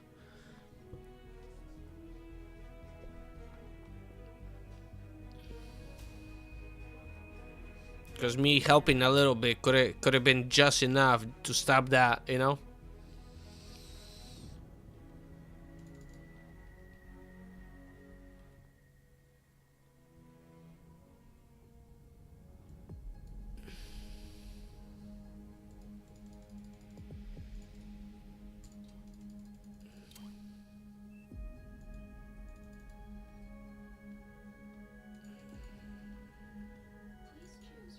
Please choose your starting location.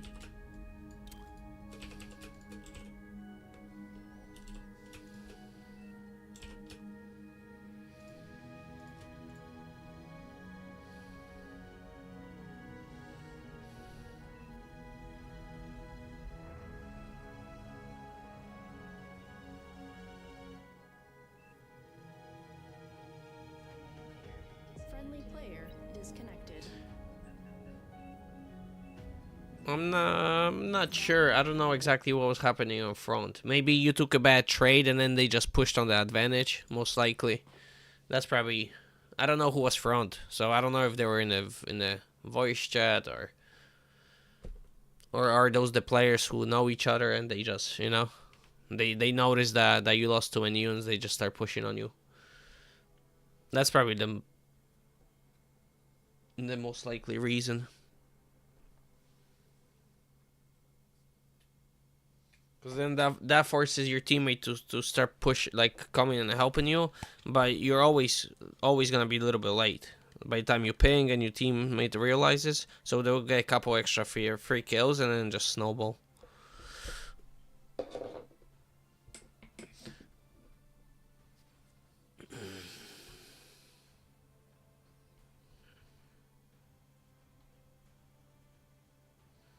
Wait.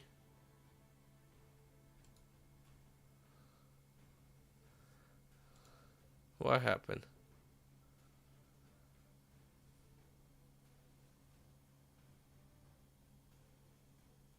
Ah.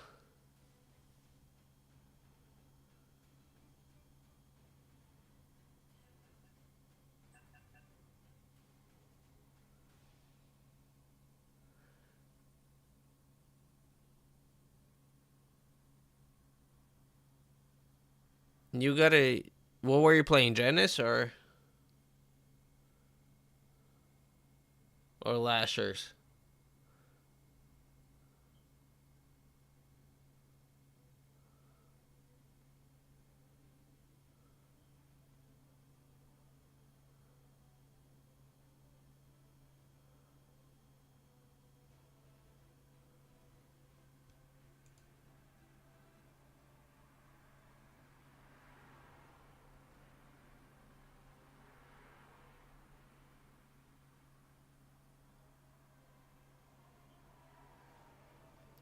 Yeah, going into stout to see that's the thing though. Thugs counter stouts. Yeah, cause thugs are the counter to stouts. Yeah, so you're gonna lose that trade. Cause it's you get 2 thugs for the price of a stout pretty much, and 2 thugs will murder 1 stout. Yeah, so you want to go. Hello, Jimmy.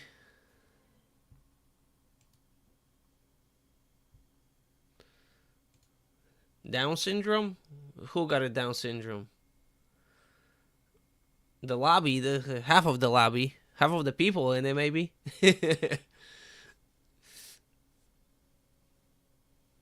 We're for today. I think were we 2-2 or 3-2 for today? 3 wins. Oh no, I'm sorry. I lost two. 3-4. Went 1-3, lost 4. Yeah, already got gang banged. Epip witnessed that one.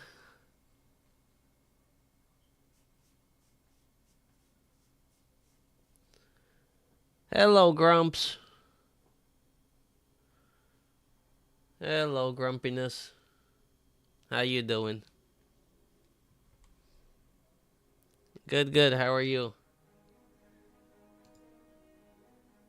I saw you were streaming earlier. Still streaming?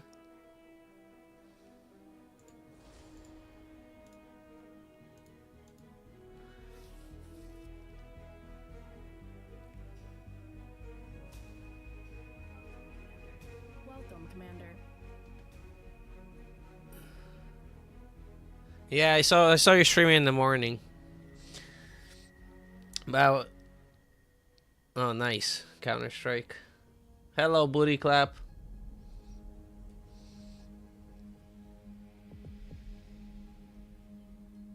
Yeah, good luck on your games. Hopefully you get some OS. Just don't steal mine.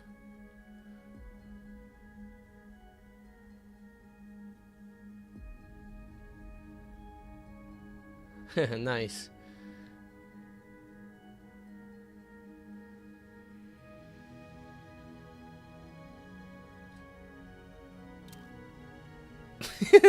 That's funny. How did that happen? Please choose your starting location.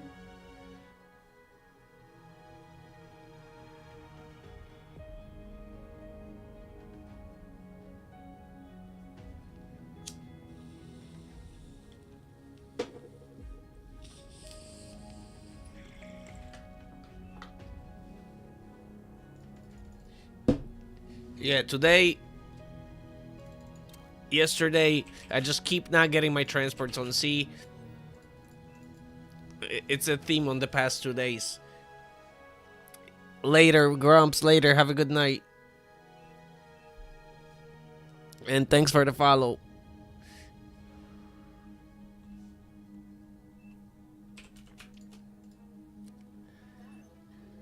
Battle ended. Yeah, I'm in OP lobby and I'm blazing it up. You're right.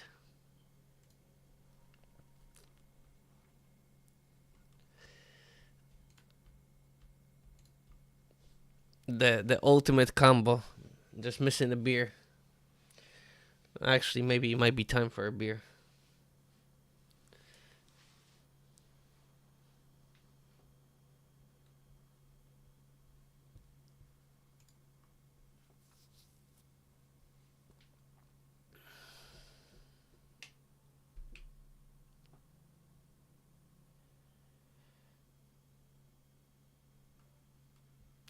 Lobby sim is too real.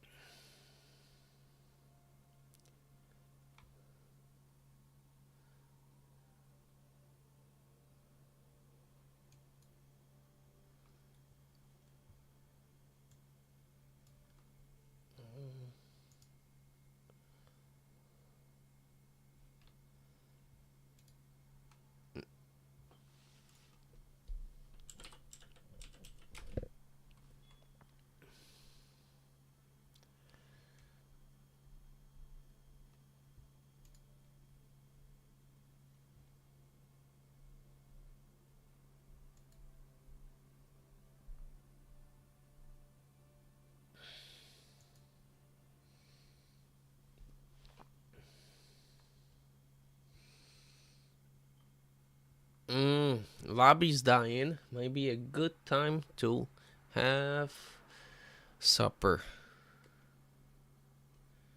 It might be a good time. Yeah, I think I'm gonna go heat up the food right now. Since Lobby's dead. And you guys play a free for all.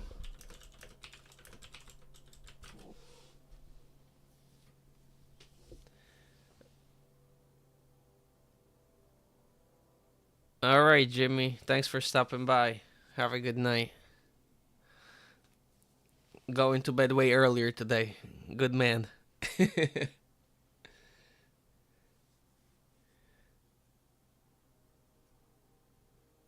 Booty clapping, always.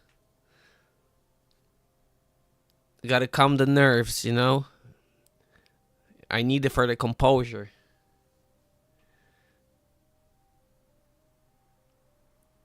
Otherwise, I lose track of shit, you know? Too many things going on. The ADD's kicking in.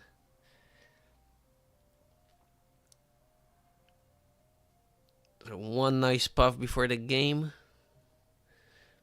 and then you're in the zone.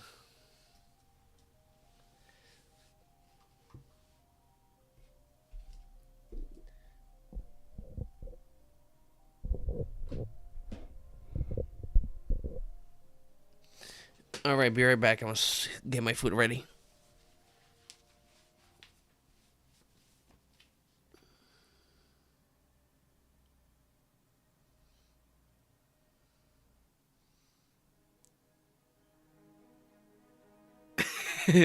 That's why I said one nice puff out of the bong, you know?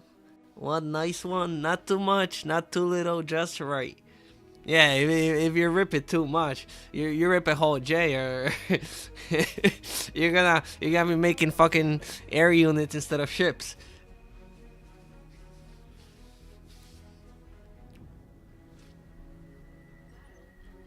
Battle ended. Yeah, can't get fucking stoned. Just a little buzz to calm the nerves.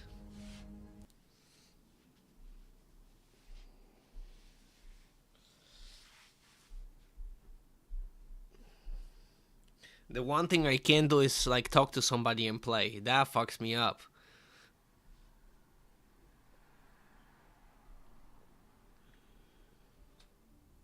Like you're playing, somebody tries to talk to you. Oh my god. Then I forget fucking everything.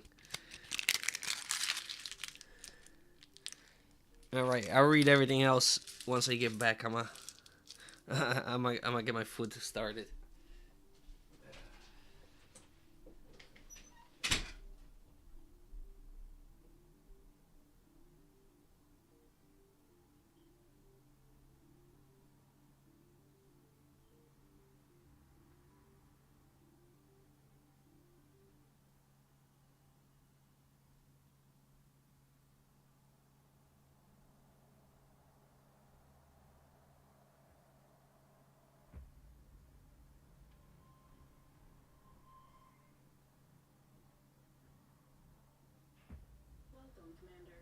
Welcome, Commander.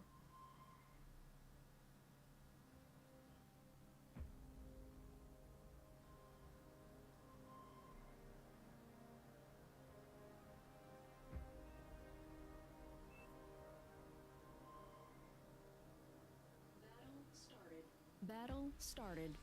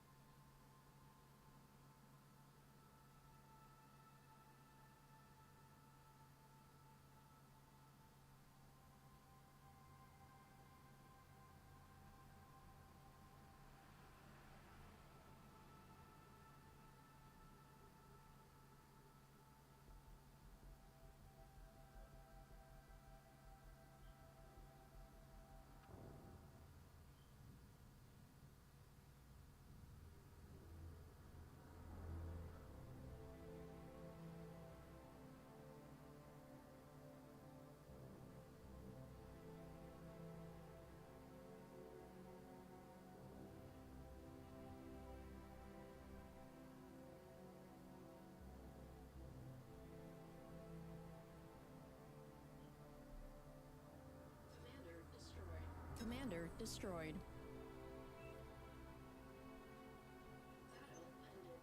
Battle ended.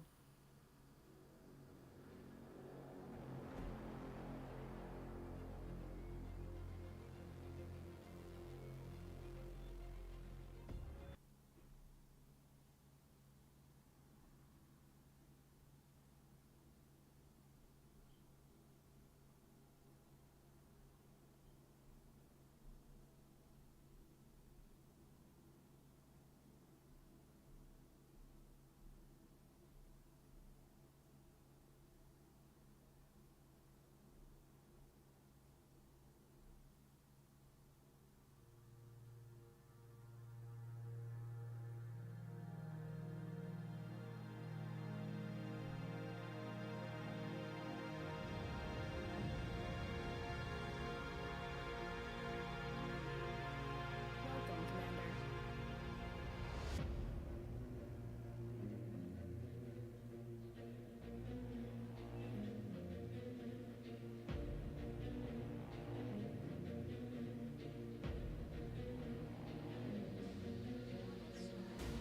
Battle started.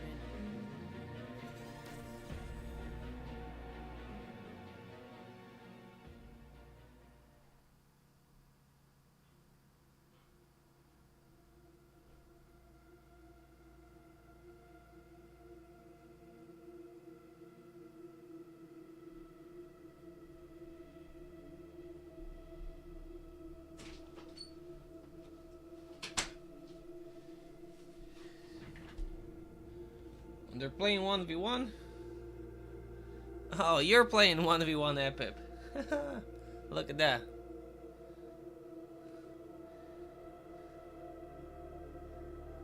With the guy who didn't give me fucking transport the other day. No, was it him? Yeah, no, that was today. No, this guy was today. Fucker. Beat him. I hope you beat him.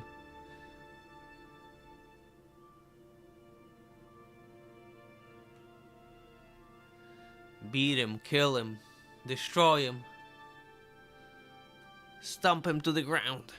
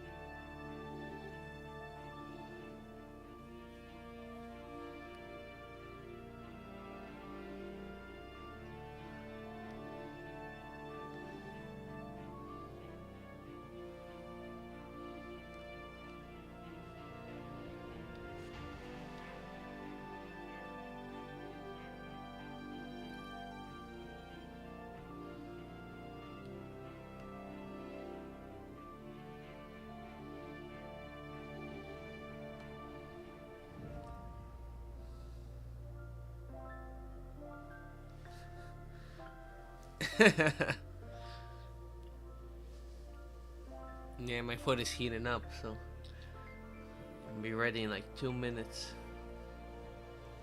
So I'm just gonna enjoy when you kill him. Better not lose.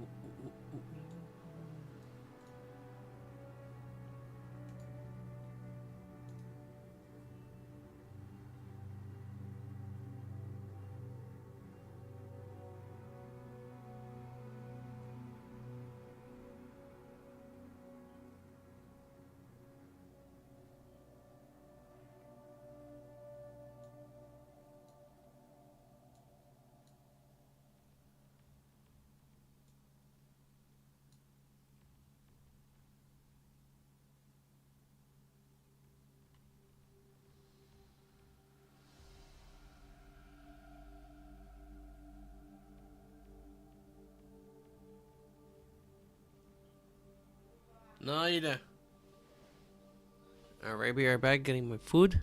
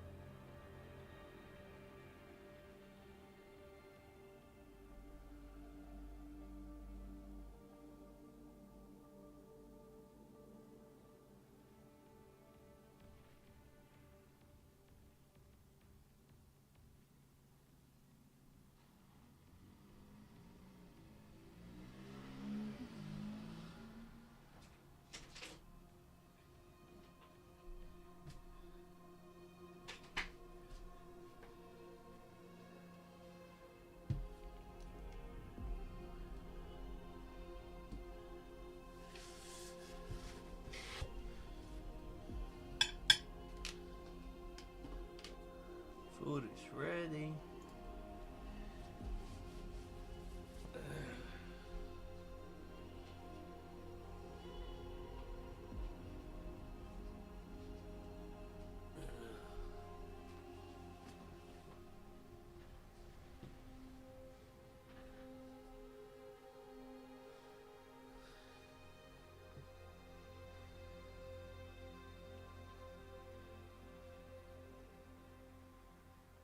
Should have just captured it.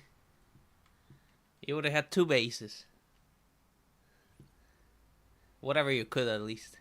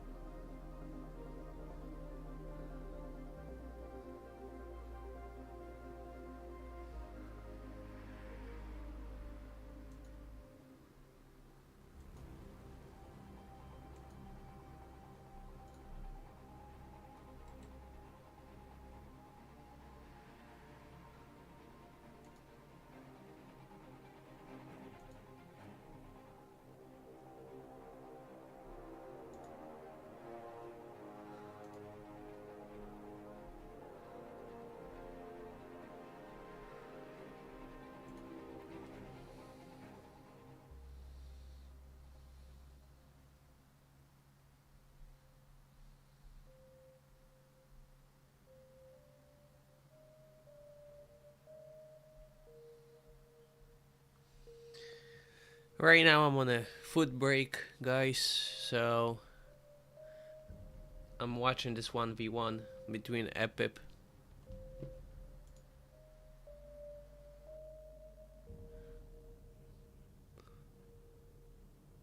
Buen provecho, amigo.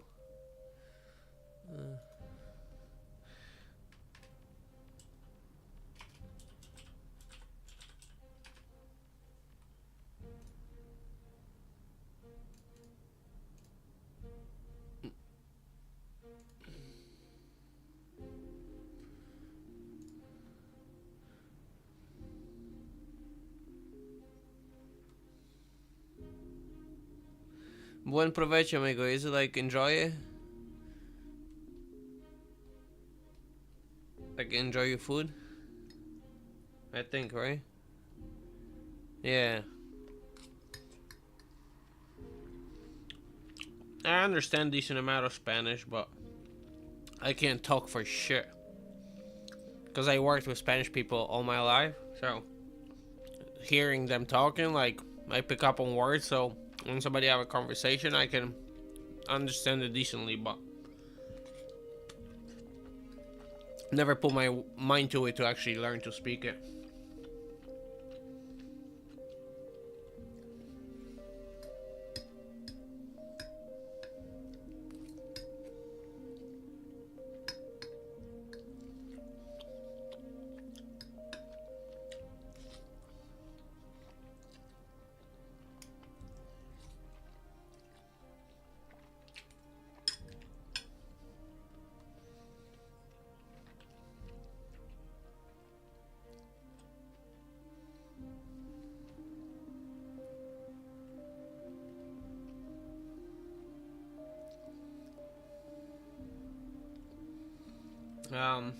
I speak Polish.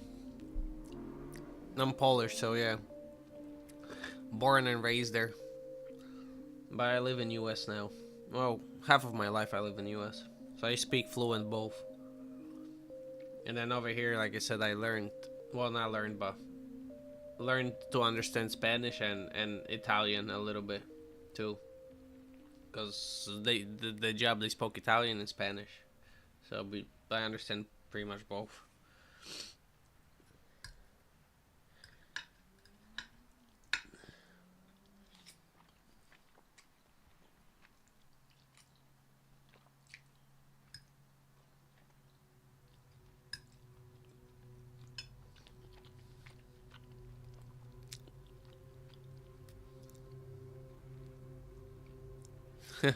Kurva. You probably remember that one. Kurva. Means like a bitch or a slut.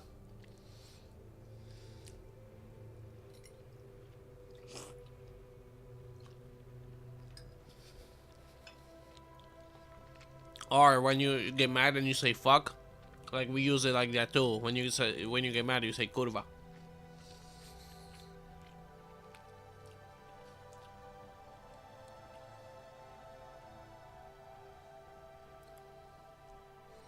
And my buddy that was on the phone was he's actually Ukrainian, but the languages are like 70% similar. So he speaks Ukrainian, I speak Polish, but we get through.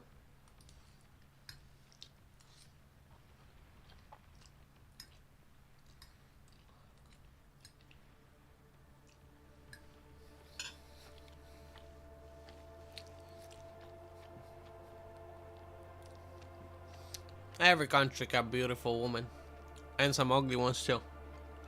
But yeah, but Slavic women are definitely top crop.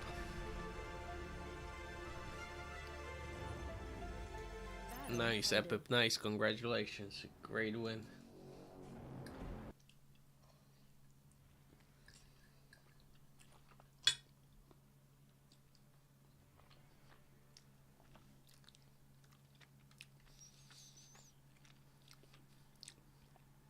Best out of 3?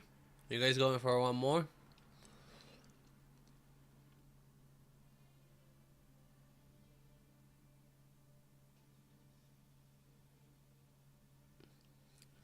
What kind of Polish-Ukrainian movie? Hello, U88 who?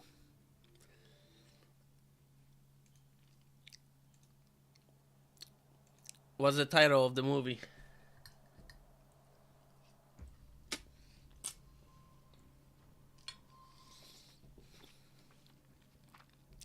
Yeah, so, like you said with the Portuguese, yeah. Like if you speak Spanish, you can get by with the Portuguese person. Like you can have a conversation, you'll get by. Oh yeah, Ogniem Mieczem. Yeah, I know that. It's actually a book.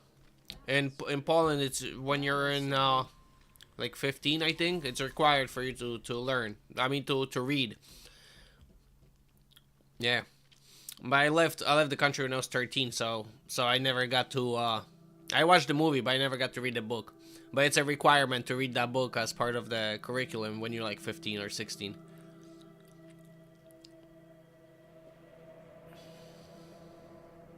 Oh yeah, Pot Up too. Yeah, those are old school.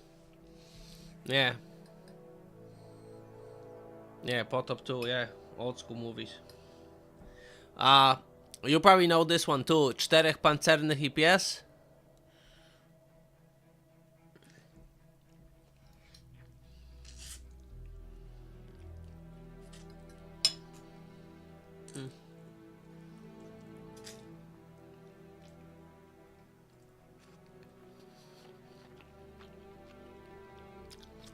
Yeah, it's the World War II one when they have the guys with the tank. Yeah, it was a TV show.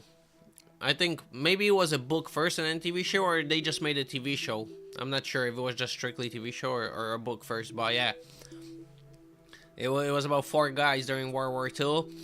They had a tank and a dog with them, and like you follow their stories, how they're fighting on both fronts, like the Russians and well, actually in the thing it was that the Russians were helping and were fighting the Germans, so it was kind of skewed.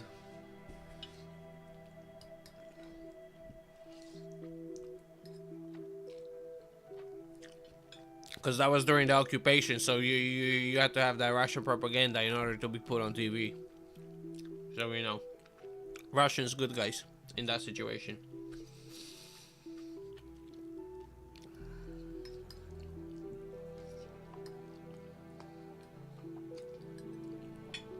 I'm guessing you're either Ukrainian or Polish.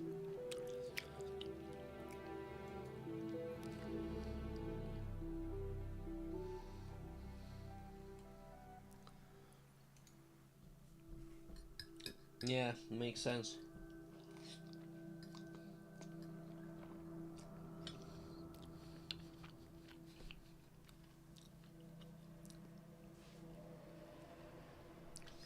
You're out of the country, or you're still in the country?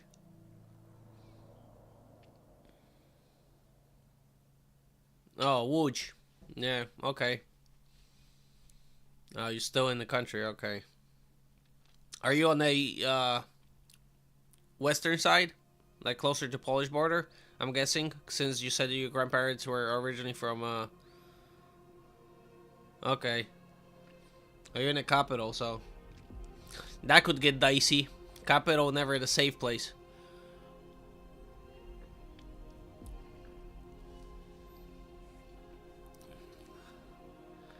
Yeah, because the western side, they don't see much action because there's no point of action of it there. But Kiev always a target. I'm guessing you couldn't get out with the visas they were offering to US or Poland.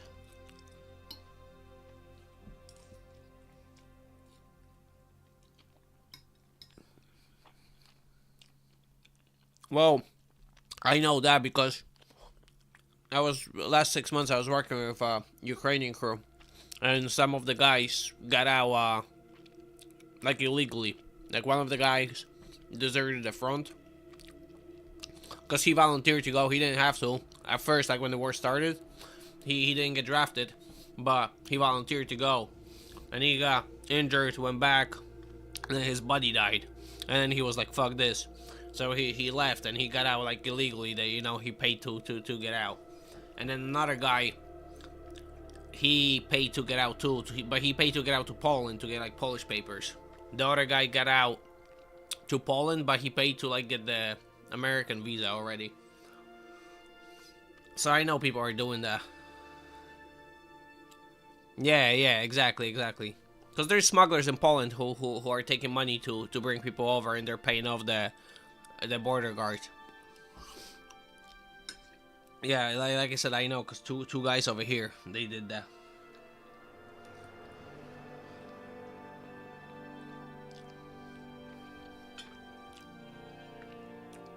But if you had kids under 18, you were like officially allowed to.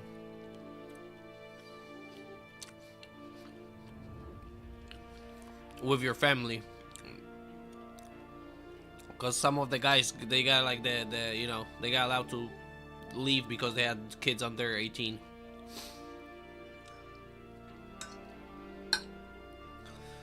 Poland, it's hard to compare when you're like a little kid growing up in one country and then like you're a teenager, an adult in another country. It's hard to compare because you're doing like you know, like your surroundings, what you do, what you care about, everything is different.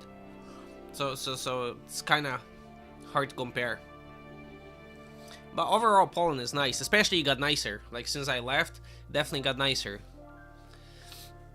Because I left in 2004 or 5, 4 or 5. Yeah, 2004 or 5. But when I went back like 10 years later, like the infrastructure and everything.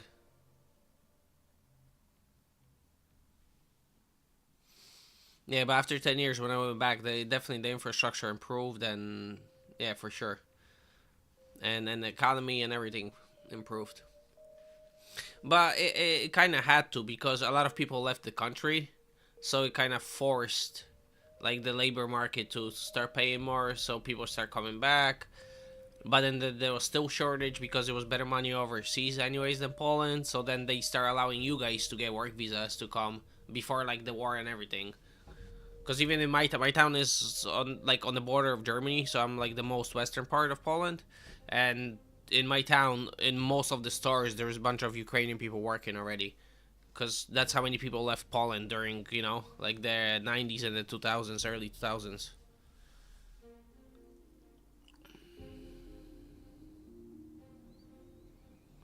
It's different, you know, because like the pace of life, like what you can afford, what people care about around you, you know, like it's just different. So when you were little there and now you live, I'm guessing, in the US, yeah, it's hard to compare. But I like both countries. I think they're cool, and I think Gyu who said, especially like Poland and that part of Europe improved. But then you look at Germany and France, and because of all the migrants and, you know, the European Union, they kind of destroyed those countries.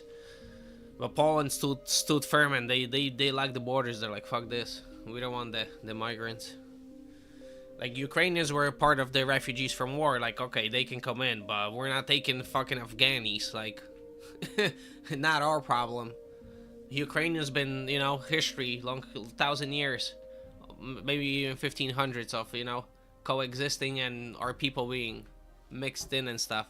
And that part of Ukraine especially was part of Poland for many years. So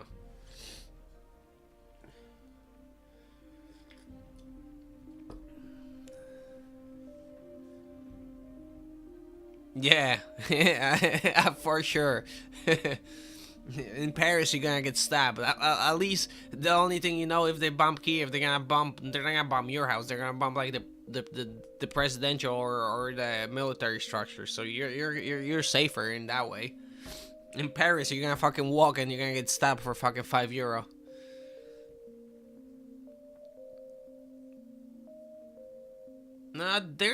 It's not like we don't take in Poland immigrants. We take immigrants. It's just legally. Like, if you apply for a visa or you, like, you know, have serious, like, political prosecution, like, you know, then they'll grant you entry. Like they're not, like, that bad.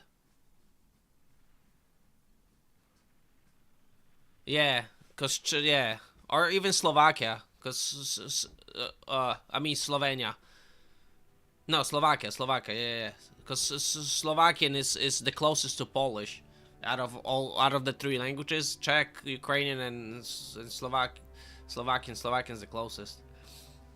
But Slovenian is kind of different, and Lithuanian too. Lithuanian it's hard to like, I can't understand Lithuanian.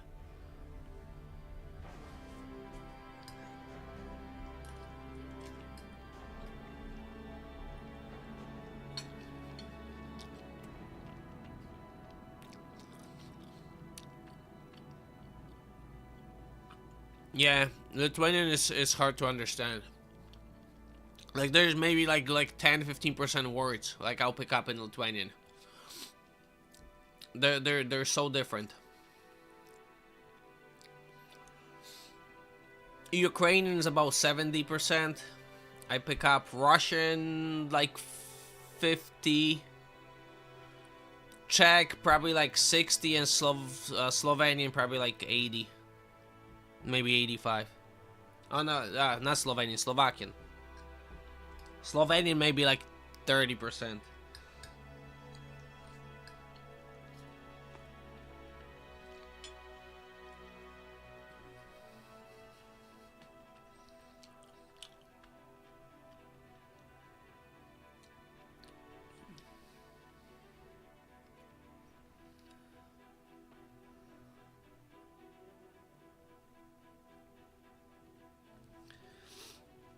I mean, day to day, it's normal. Like nothing really changed from day to day. But I don't know. There's something brewing. There's definitely something brewing. The political landscape, it's getting more tense, and the difference is back in the day, like only the people who were interested in politics, like listen to politics and knew about politics. But now it's all over the internet, so even if you're not interested about politics, you're still getting like kind of force fed it. So now there's way too many people kind of like interested in politics. So I think it's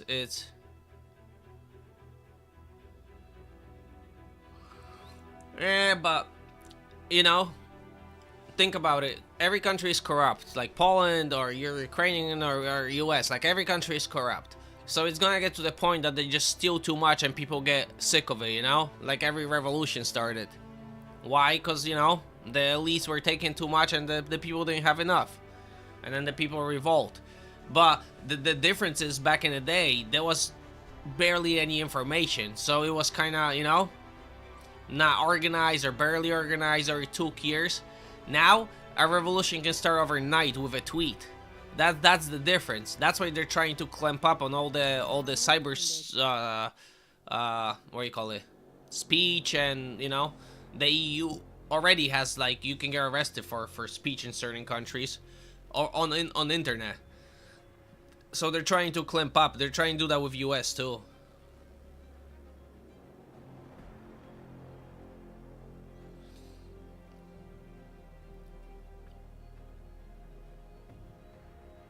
Yeah, but you know what it is. It's like everybody who goes into politics, like, they're either idealists or they want to steal. And the idealists, it's not enough of them, so they get, you know, they get trampled over. And then everybody else sells out the country for you know? Every country.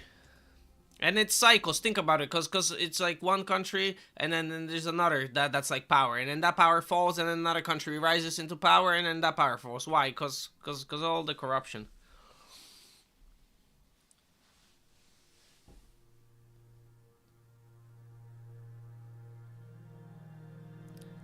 Big Fluffy. Think of the Slavic languages like you think of like Spanish and Portuguese. Like if you speak Spanish, you'll be able to have a conversation with like a Portuguese person. Welcome, Commander.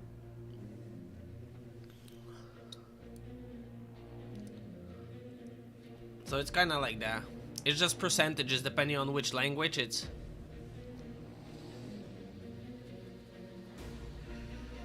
Not political. Well, we're talking about. I guess since we're talking about Ukraine, and the war is there, you know, it kind of become the topic. But yeah, I don't. Well,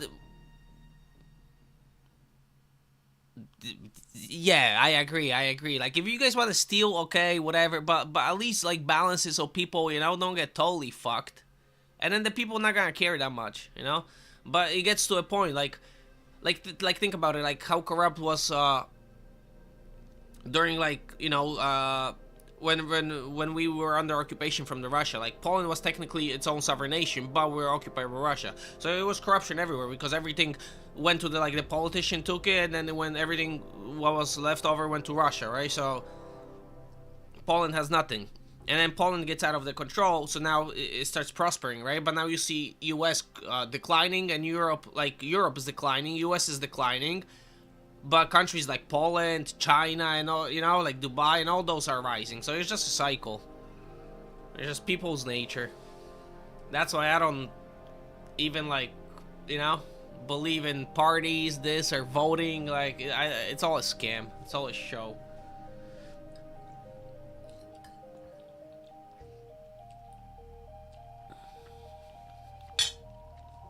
I just feel for you guys. I feel bad for you guys in Ukraine because your people just got used as pawns in like a bigger money laundering political scam. They're just dying for no reason. That's just sad about that.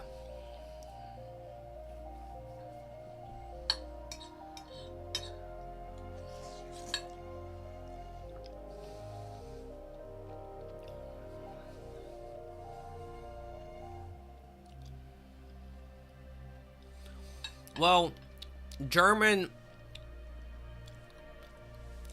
and French are two different families of languages, and Slavic is totally different.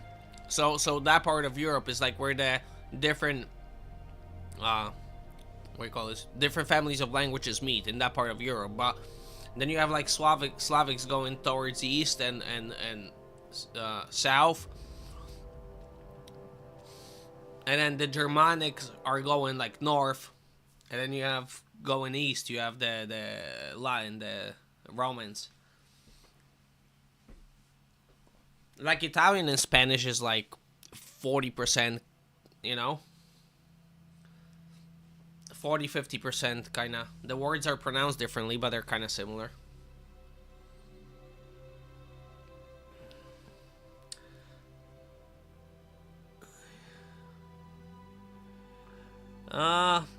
I don't know.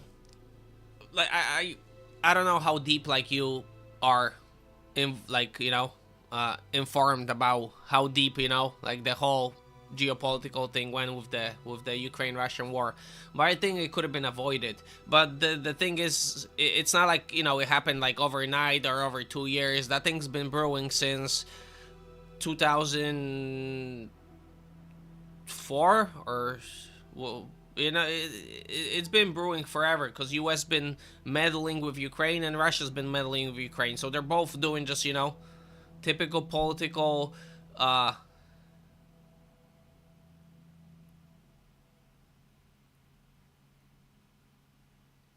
yeah, but I think in your country people were there was a party who just wanted, like, you know, steal more money, and West, you know, and like European Union and all that were just offering more bribes, essentially, you know, like more money for them to pocket than Russia was. That's why they were going in that direction.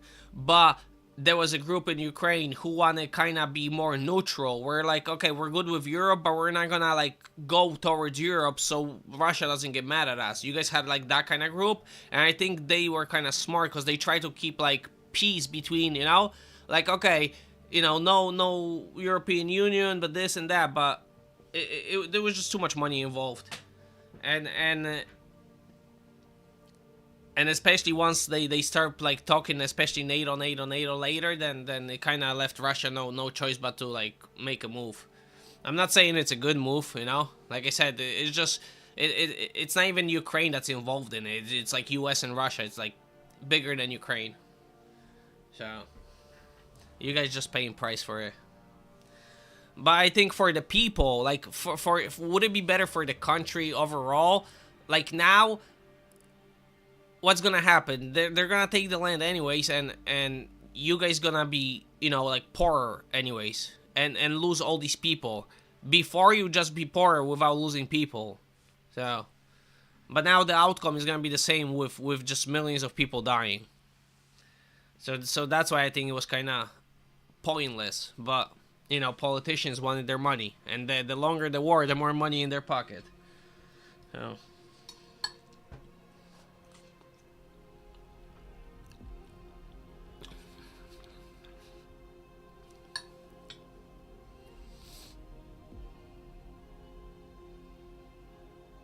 Oh, no. It wouldn't be worth it, strategically.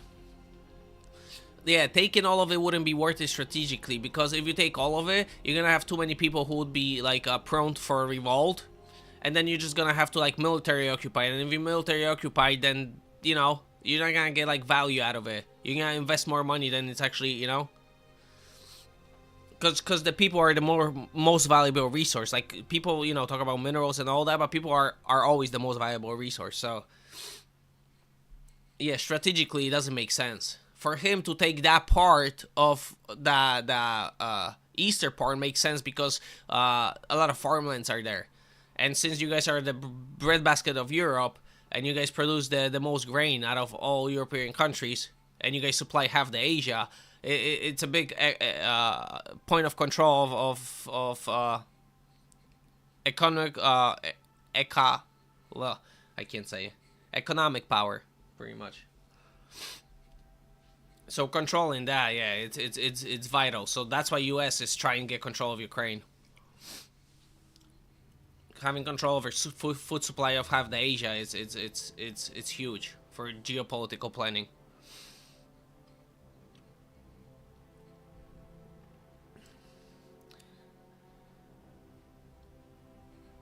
Yeah, I think both solutions were shitty, but I think that one was just better.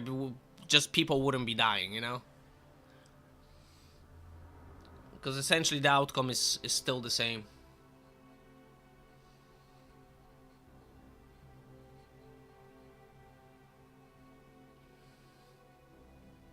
Damn, we start talking about the Ukraine and people fucking disappeared. I don't care. I like having intellectual conversations.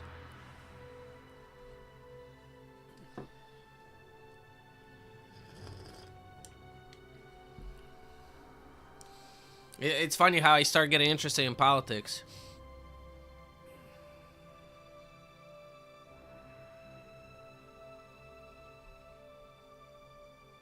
No. People don't act logically. People act in their own self-interest. Most people act in their own self-interest. And then after that, they will look like at their closest. Wow. They look for a short term over long term. So, if you look for a long term, then you're correct. That approach will be better because over long term, you'll get more, you know? But they look at a short term to gain quick short term, and they don't care what happens after. But you know, they'll make millions over 10 years and then disappear. They don't care. Instead of making hundreds of millions over 80 years. But they don't care about 80 years. They just want a quick couple million over, you know, short period and disappear.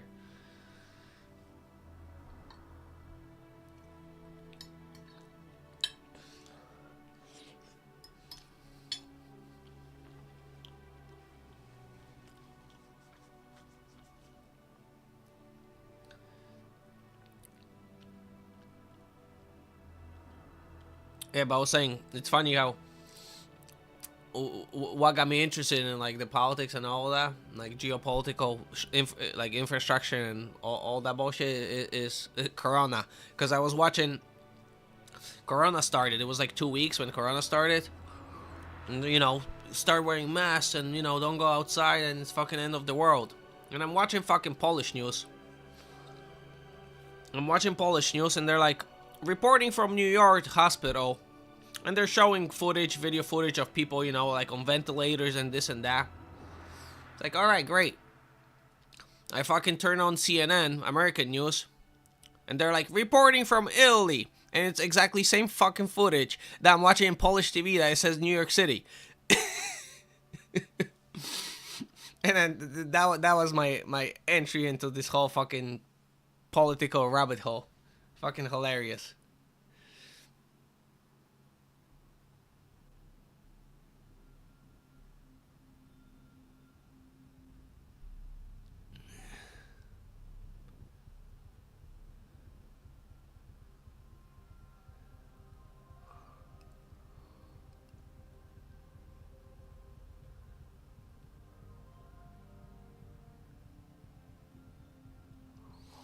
Yeah, but that's just all propaganda with the, you know, like with the Ukraine's not real and this and that. Like the history's complicated. It's, like Kiev was there, and then Moscow was Russia, and then Kiev was, you know, it's all fucking complicated with all the marriages and I don't even thinking like it's the same like you can go back like Israel, you know, arguing 2,000 years ago it was promised to us. Same fucking shit. You know, every country can make the same fucking claim, cause you know. Oh yeah, they believe it because, well, every if you think about it, in every country, like what you see on TV is propaganda. Like, you know, certain channels like the Polish TV controls, and certain channels like the Americans control, and you know the Russian channels are not allowed. You know. And in the other TV is this and that, and in other countries, yeah, it's like you heard what I said about the COVID, right? I'm watching fucking news, Poland 11 o'clock over here, fucking 5 p.m. Then I'm watching 11 p.m. news over here, and they're showing fucking same footage, and supposedly one is from fucking Italy, one is from New York, and it's exactly same fucking cut. So that means that the same person, somebody higher, like had to organize for a news station fucking in US to play that footage as in Italy, and then some in Poland they had to tell them to play this as New York, but it had to come from the same person if they use the same footage in fucking two different countries. So somebody had to fucking organize it. And I was like, alright, if this shit is organized at this kind of level, then we're all fucked.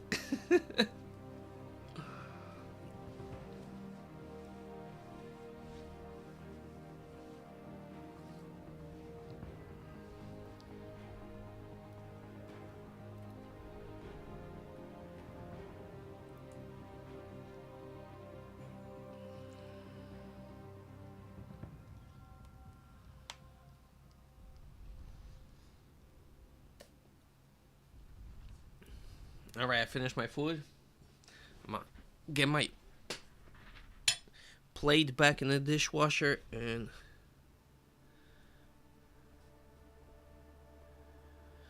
hold on 1 second. I'm gonna put my plate in the dishwasher, grab a beer, and I'll be right back.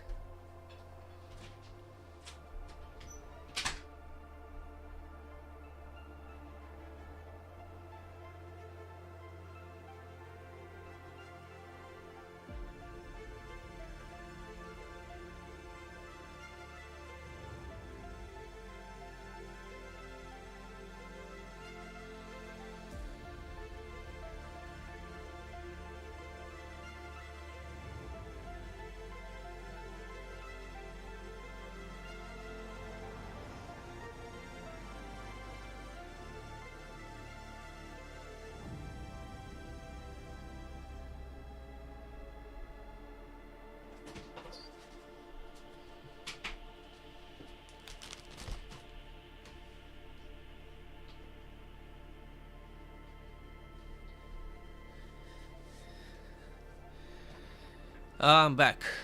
And yes, you are correct. EU is super weak. No country in EU has technically an army except Poland. Poland has the only, I think they have 500,000 active and close to 1 million on reserves. And that's the only decent standing army in EU. I think British have like 30,000 active. French have maybe 100. Maybe 150. Germans have, I think, under 100 active. Yeah, technically, if Russia invades, the whole Europe is maybe on even par. Poles would put up a fight because of his, like, if Russia's invaded, Poles would definitely put up a fight because of how history went, you know? Like, Russians were supposed to help us in World War II, and then they, you know, backstabbed us. So we wouldn't trust them. So from that context, for sure they would fight. But the thing is, our 500,000 plus even 1 million, if you activate the reserves, it's 1.5 million. Well, country of 40 million. Russia has, especially now, active over 1 million plus. They're definitely training reserves. So they'll be able to activate another 1 or 2 million. So Poland would hold up. Definitely, I think they'll put up a better fight with Russians than you guys are fighting, just because they have better equipment. You guys didn't have any equipment. We have better equipment from NATO. But overall we'll still get rolled. Over a long time we'll get rolled. And the rest of the Europe has shit. So the whole Europe technically would get rolled. But that would take, you're talking about 20, 30 years, you know, of fighting. Unless you use nuclear weapons, then that's different. You can't crash their economy because they're just gonna sell to fucking India and they're gonna send to China and sell to the rest of the countries. And then US can put sanctions, right? But there's a limit because if US is getting most of their goods from China, what are they gonna say to China? Don't buy goods from Russia because we're gonna penalize you. And they're like, all right, penalize us, then you're not gonna have shit. Like, so they threaten like you know, like the president of US will be like, oh, we're gonna put sanctions on you if you buy their, but they don't give a shit. And technically he just threatens it, but then can't execute on it because the whole economy will collapse in your own country, so you can't execute on that. So those threats are like empty threats just for publicity, to like look strong that you're trying to, you know, do something, but you really can't do shit. What they do is they put private sections on people and try to freeze their bank accounts out of their out of Russia, like in England and all that, to take private money. They try to hurt them that way, so they crack. But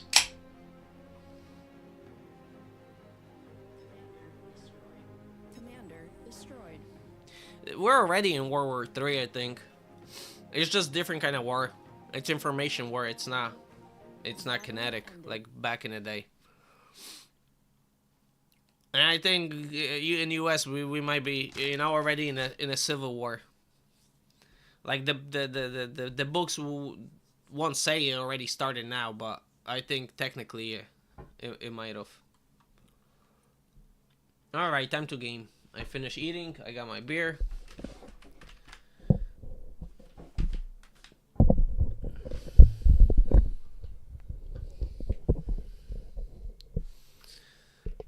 Yeah, if I was you and I had an opportunity to get the fuck out of, unless you like, you know, you're successful in Ukraine and you have like good life, then that's one thing, because then the war is, you know, if Russia is in control, Ukrainians or Polish or US, it doesn't really affect you if you got money.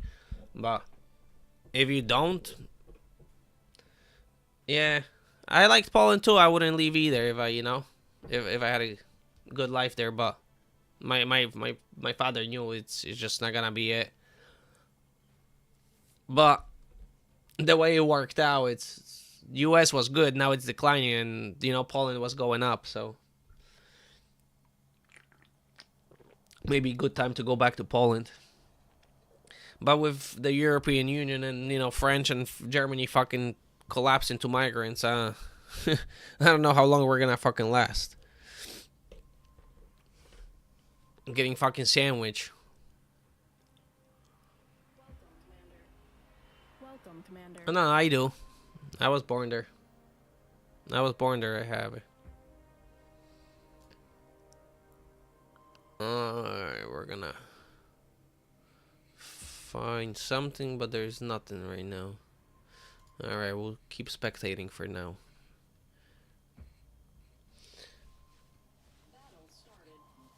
Battle started. Yeah, I have citizenship. I have my passport. I don't actually have U.S. citizenship, and I'm not getting it like on purpose.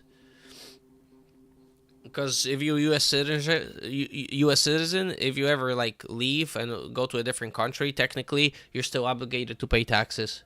Even if you make money in a different country, you still gotta pay to U.S. So for that reason, I'm not getting my citizenship. That way, if I ever leave, you know, I don't have to deal with bullshit. Yeah.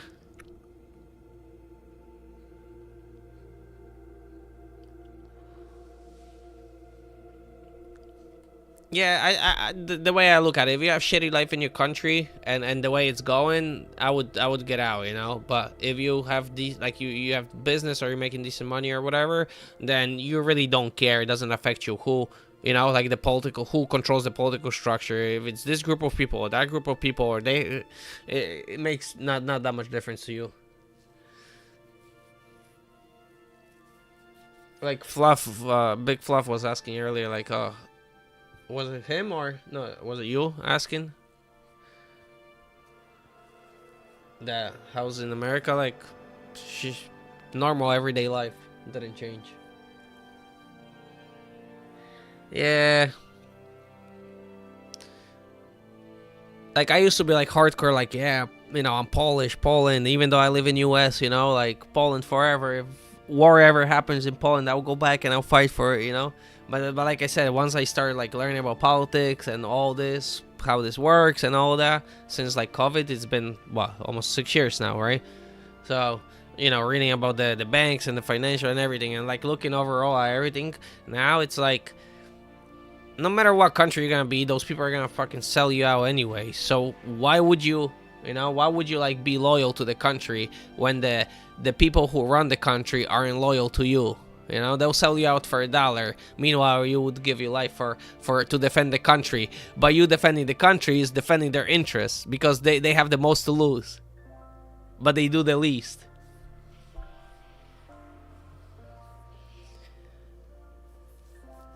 Yeah, if you made US money and live in Poland, yeah. But it's actually like 20 years ago when you made US money and lived in Poland, you're a king. Now you're just a citizen. It's not as good as it used to be. Because the inflation went up, right? So like everything is more expensive, but you're not making that much more money in the US. Yeah, it's still US money, but it's like, for example, it used to, like 20 years ago, if you took a month pay and you went to Poland, you had like 8 times, you know, worth of money pretty much. But now if you go, it's only like 4 times much, like 4x.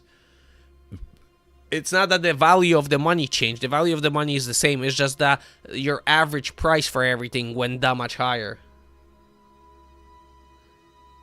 Yeah, everything is twice as much. So now you, like, your money was worth 4x, but everything was cheaper in Poland, so technically it was worth like 8x.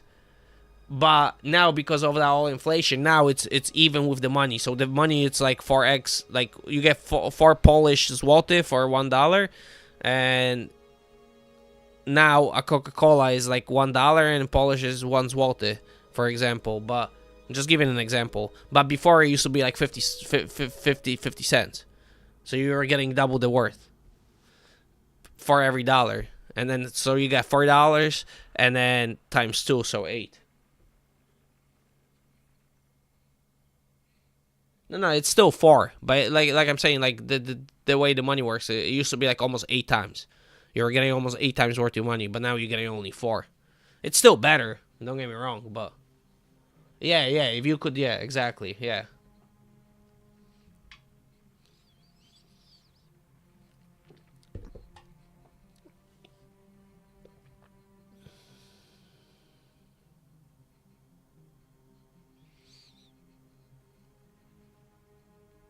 Yeah, 4x is definitely better than no x.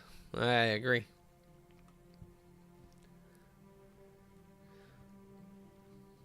Well, anything over 1x will be nice.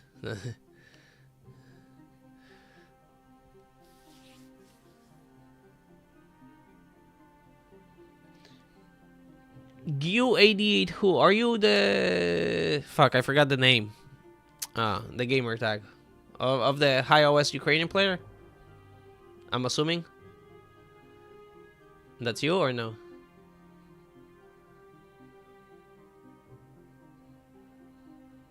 Are you the high OS Ukrainian player in bar who plays in the OP lobby?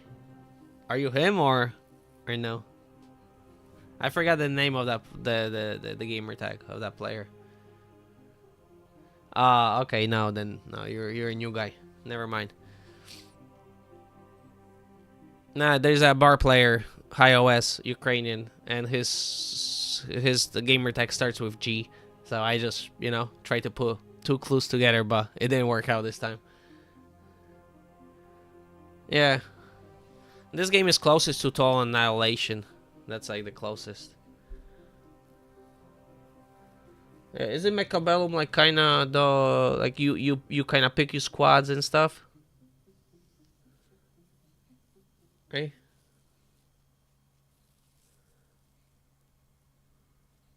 And this game is closest to like Total Annihilation, the old school game.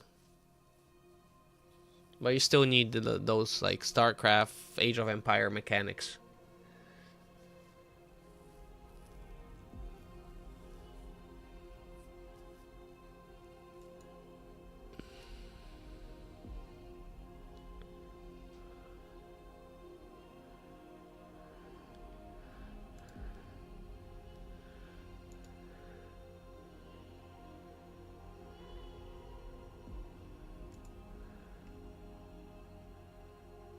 Oh, Yanami, haven't seen him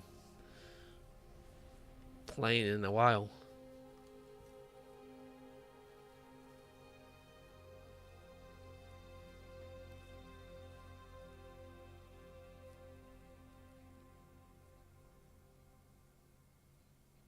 Yeah. I seen it on YouTube. I seen some streams.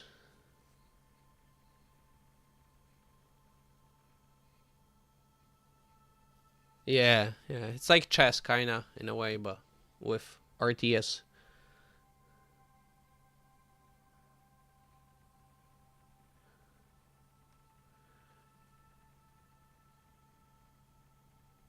Yeah, it's just who out strategizes who based on how they placed units and what units they placed where.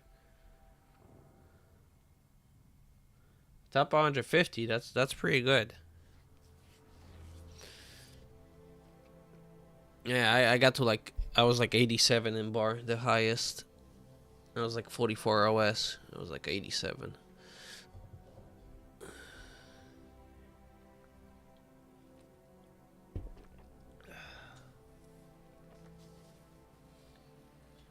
Yeah, I come from StarCraft. I played a master StarCraft, so and since I was a little kid. Yeah. The top 100 is hard in any game. But when you look at the difference between like top 100, top 50, and then like the top 20, and then top 10 usually, and then the top 3, usually like those differences still jump. Like the jump is still significant between those, and it gets funny. Like in StarCraft, guy number 98 is beating the guy number 1 maybe 1 out of 100 games. Bar maps are... some are fun, some are less fun.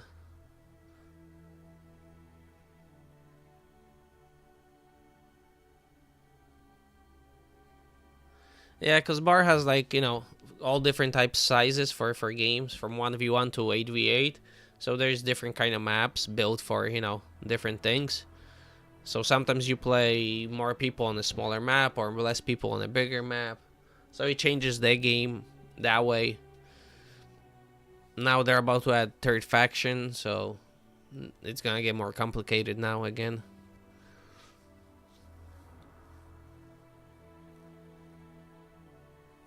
No.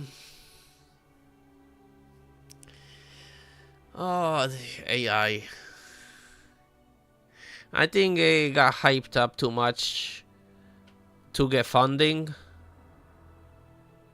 You know? Like, everybody was trying to secure funding. So they hyped it up and overblew it. How much, like, how capable it is. That's most likely scenario. The other scenario could be that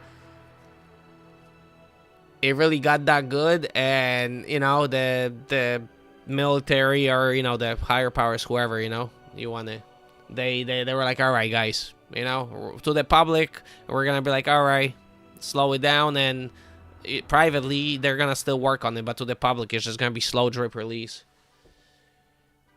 Exactly. So I think a lot of people might like lose too much money. So that's why it might be like, all right, guys, like even if you guys advance it so much, we're gonna slow drip into people in order for the, you know, for certain economies not to collapse, so those people can rearrange their, you know, because otherwise all the super rich are gonna have a war between each other, because half of the economy is gonna collapse over fucking night. Yeah, it's just why is the bubble created? That's the question. The question is, was the bubble created because they're trying to slow it down because it's that good, and you know too many players are gonna not be happy with it, or did they just blow it up to get money, and it's really not as serious as. And then all these articles, that are like, yeah, this guy, this supercomputer went crazy and whatever, then then maybe those are just uh, just to make the hype. There might be like a false articles just to make the hype like seem like it's real, but it's really not. It's hard to tell. I don't. Yeah, I wouldn't lean either way, but if I had to pick, I would pick that. I think it got probably overblown of how much can it do.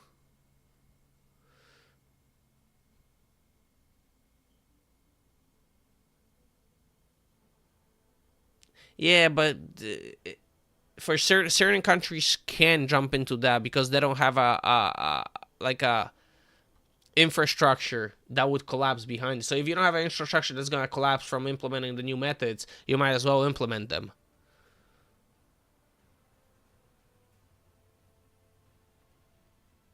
Or if you have certain countries that, even if you have those infrastructures, the people in charge don't care about those if they collapse those industries because they're going to get rich or whatever, then that's another part.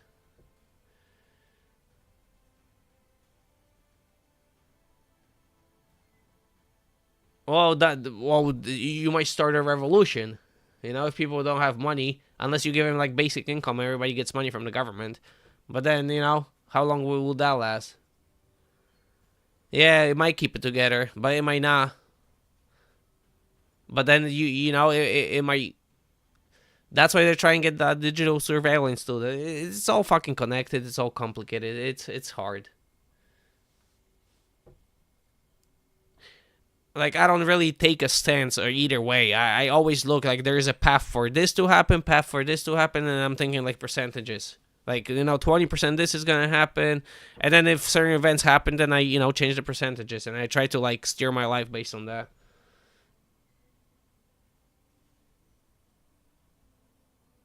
Well, steer my investments at least, because yeah, that's why I keep paying attention to that, because investments are all based on all these kind of factors. So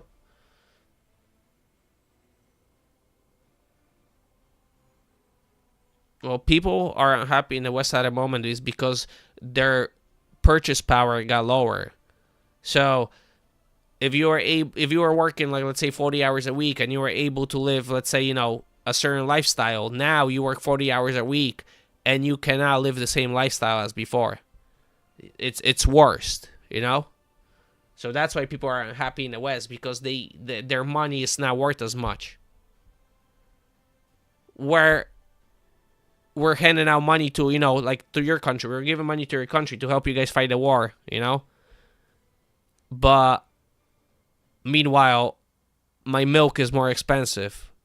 So wait, shouldn't we use that money to help our citizens before we, what I mean? That's why people are unhappy in the West. That's what makes it unhappy.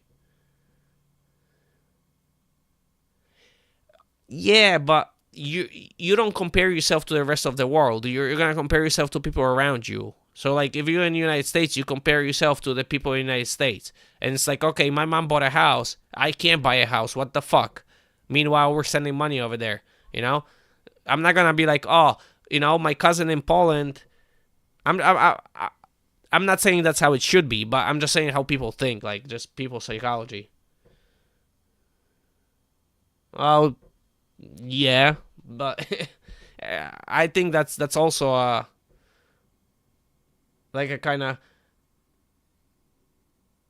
like, life can be about anything to anybody in a way. I think most people are like just get conditioned to think that life is about certain things. But if nobody conditioned you to think that, would you really think that? Maybe not. I don't know. It's kind of hard to tell.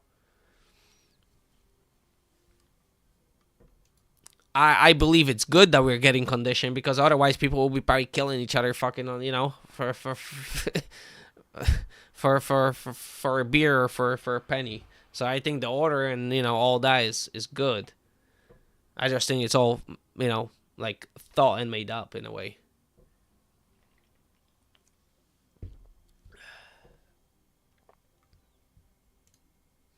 Yeah, but when you like I said, when you're like, okay, any country will be better because you making more money. But when you're in that country, you're like, you're not looking at the countries that are worse than you. You're just looking at the people around you.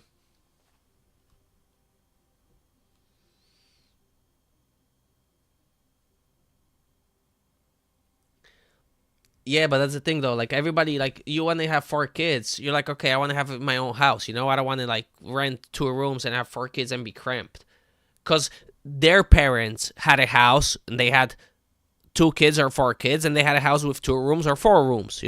So now when they're growing up and they want to have kids, they want to have at least the same lifestyle, if not better, than their parents. So they're like, okay, I want a house and 4 kids, so I want to buy a house that has 4 rooms. But now a person cannot afford a house to buy with 4 rooms. Even if you and your wife works, you probably can't afford that house. Now, you won't get a loan for it if you just work regular like jobs and stuff like regular people. But your dad was able to work by himself. Your mom didn't work, and he was able to buy the house with 4 rooms. So that's why the people are so angry. That's the real issue. The biggest issue is the real estate. Because like the other shit, like, yeah, you might not go on vacation, you might cut out this and that, like, you can work around it, but the issue is the housing. Yeah. That's what drives, like, that's the main issue is the housing, and then everything else trickles down with it. Like all the bitching is like the afterthought of the housing, but the real main core problem is the housing. Because if they were able to get the house, and then they couldn't buy fucking a cake for dessert, then who cares? I can't buy a cake this week, But if you can't buy a house to start a family, you got the root of the problem.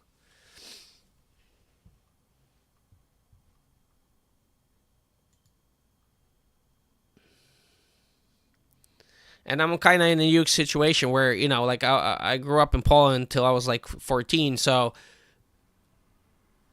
I had a kind of grasp on how life works, and then I grew up rest of my life in U.S. and now I got started in politics, and I still listen to the Polish side of politics and stuff. So like I have a good kind of perspectives on how people are looking, at things.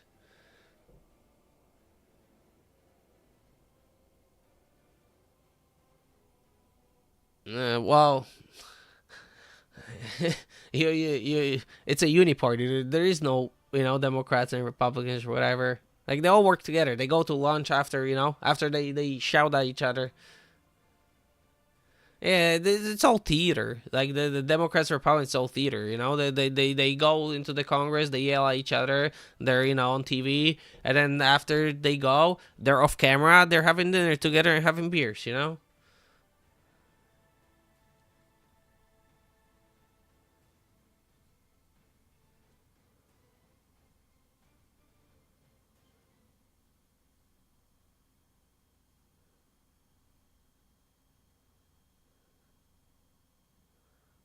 Yeah, but the people are so fucking dumb.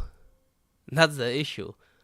People are dumb because they grew up on TV, right? Like everybody grew up, like the older generation grew up watching TV, and they thought TV is information, but they didn't think of TV as propaganda like that. They're like, oh, news, but they don't think news is like directed by you know what I mean. Now the newer generation, like us, younger, are more on the internet, so we're getting multiple sources, so we're able to have multiple sources, and we can be like, all right, this sounds fishy, right? Let me check this, and then you kind of dig, and you're like, all right, they're full of shit on TV or whatever, and essentially you're like, all right, they're full of shit on every fucking TV, it's all propaganda.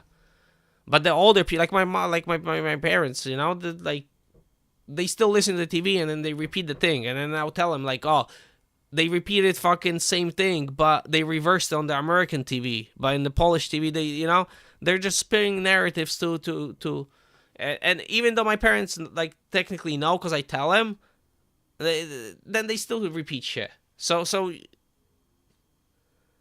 Well, yeah, but I see you with my parents. Like, I'll tell them, like, this is bullshit. Like, you're repeating to me bullshit. And I told you, like, 3 different times that you repeated bullshit already. So, when you listen to this stuff, even if you don't do research, don't just repeat it. Be like, I heard this. Does it sound right? You know, instead of just be like, oh, this happened and this happened. Like, no, that really didn't happen. But you can't change their mind. It's just, there's nothing you can do.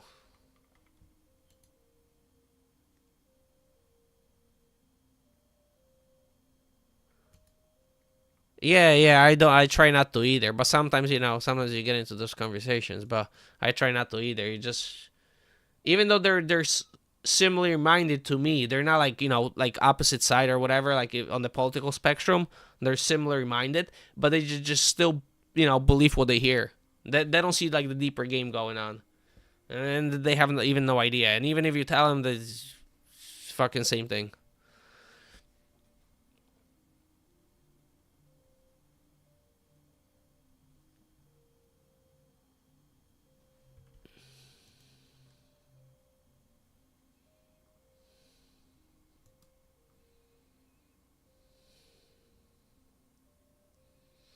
Yeah, but sometimes it's just frustrating because you know you try and give them good advice and they don't want to hear it because they know better. Well,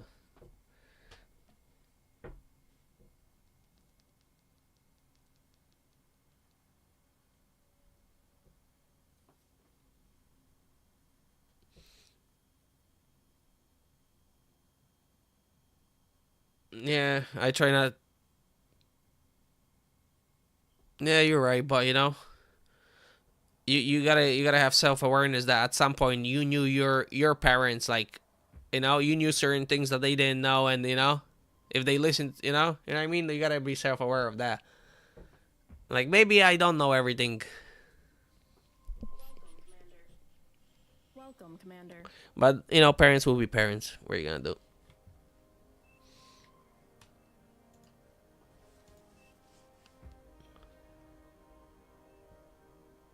Oh yeah, if I say it to my parents, forget about it. If my brother says it to like, if I say it to my dad, no way, no recognition. My brother says it to my dad, he recognize it.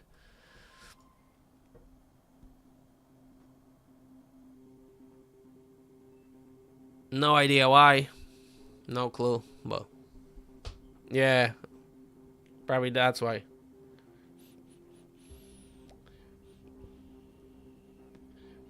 Yeah, but it's not like I'm a fucking kid. I'm an adult, I'm a grown man, not a kid. And we're in a country that you don't know anything about. You haven't even learned the language of the country you live in. So if I'm giving you advice about the country you don't even know the language of, I'm definitely gonna know more than you. But you still can't accept that. Well, then I can't help you.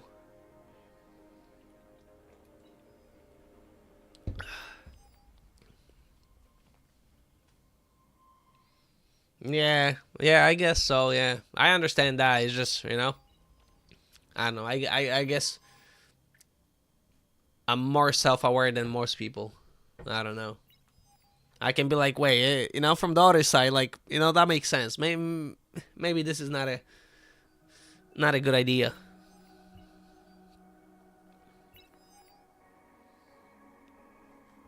Yeah, but I noticed that most people can like put themselves in somebody else's shoes. Most people cannot do that.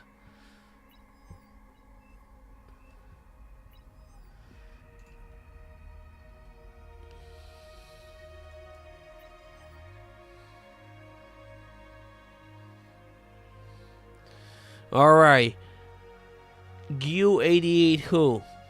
I love our political conversations. I'm always up for it. But at least you gotta give me a follow for driving away those 3 viewers I had. Jeez.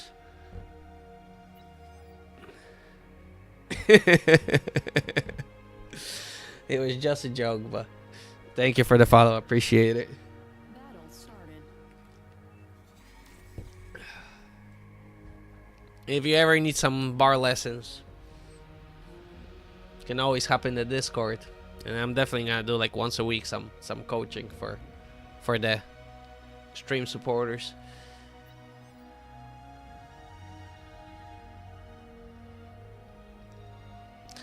I hope not. I hope not. I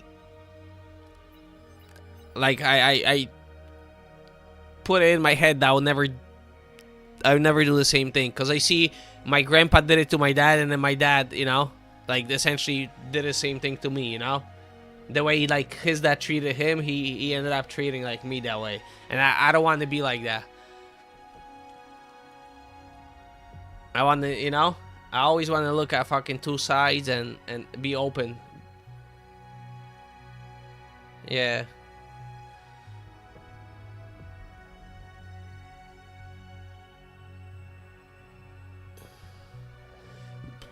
Cause I don't think I'll be able to stand myself. Cause me hating it, my dad doing it, you know what I mean?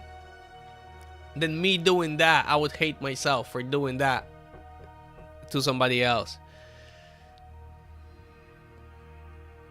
So I don't know if I could do it.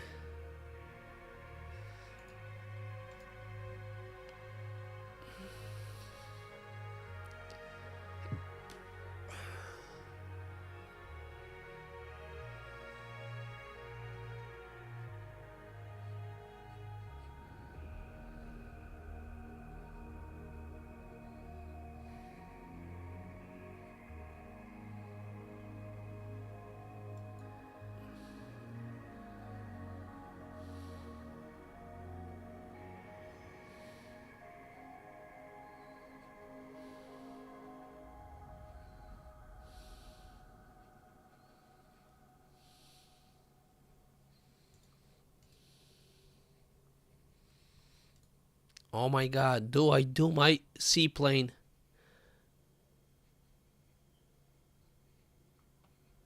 Who played Israel though? Not a political conversation over here.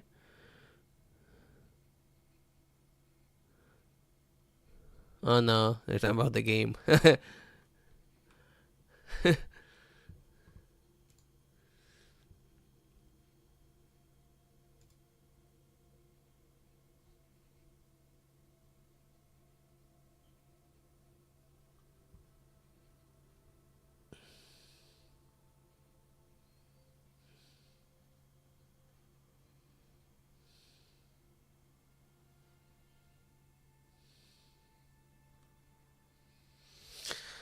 Well, I hope so. I hope so. But the statement that when you have resources, you probably won't do stupid shit.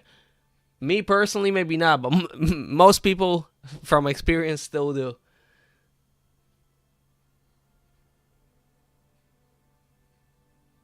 Yeah, I get it, but you gotta be kind of self-aware too. I don't know.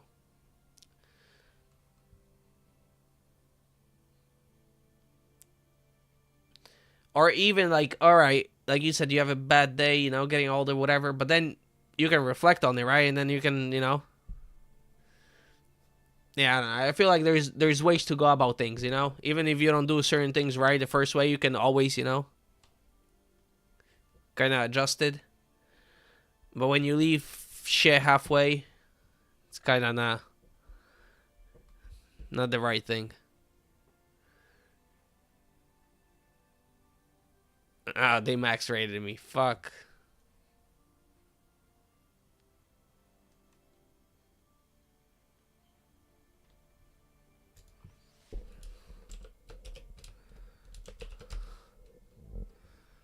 No, they kicked me out. I wanted to try new strat. It's called OS here. It's not MMR. They call it OS.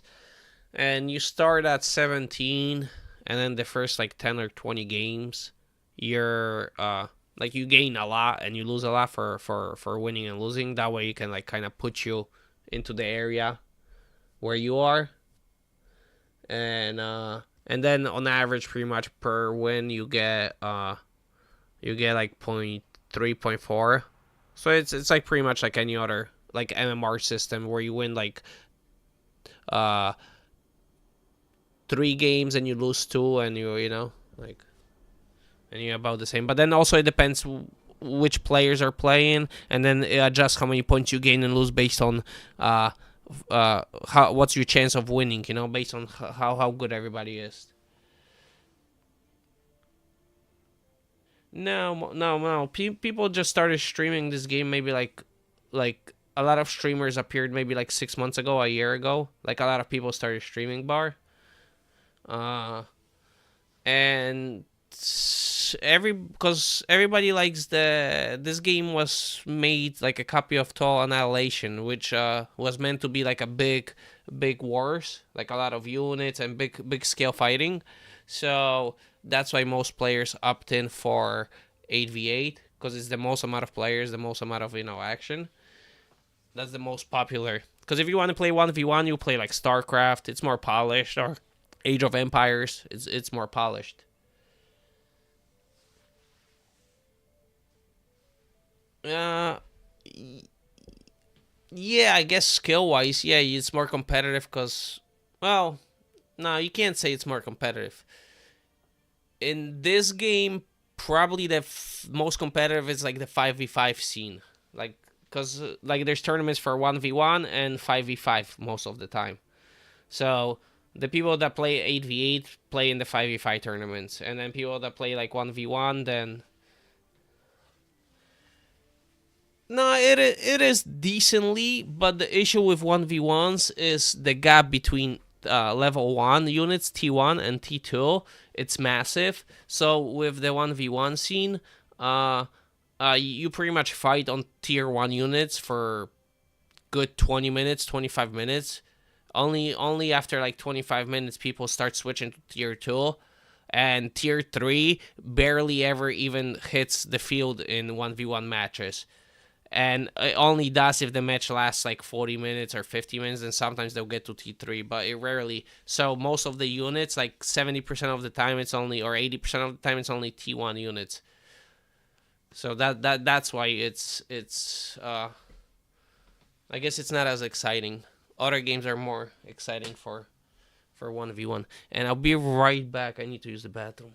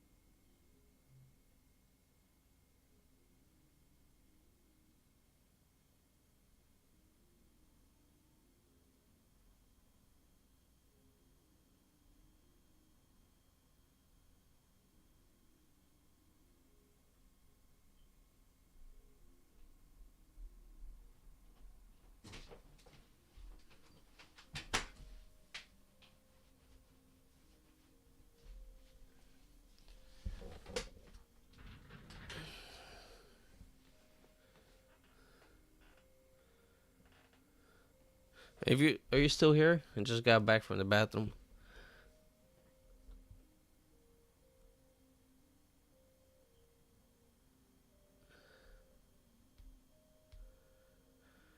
Oh, if you're not here, well, thanks for the chat. If you are here, then I just started streaming a week ago, so okay. Yeah, I just started streaming a week ago, so like first I streamed like Twitch like 2 3 days. Once I got that figured out, then I added YouTube and Kick, and now I'm gonna start posting like to YouTube like shorts. I need some good clips. Try to get YouTube monetized.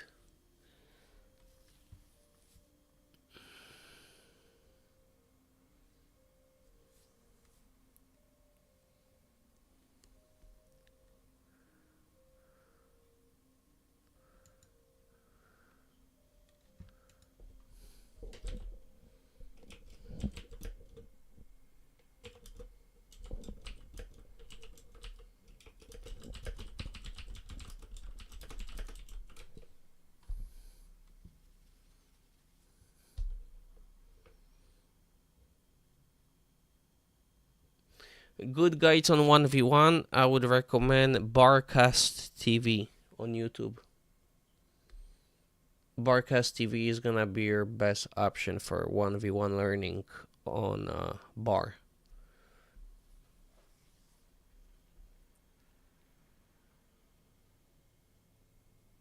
If you want to learn like game basics and stuff, then Drongo or David Skinner on YouTube as well.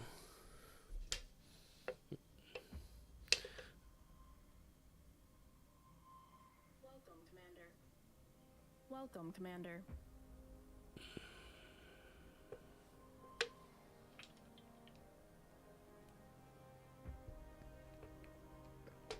Dziękuję.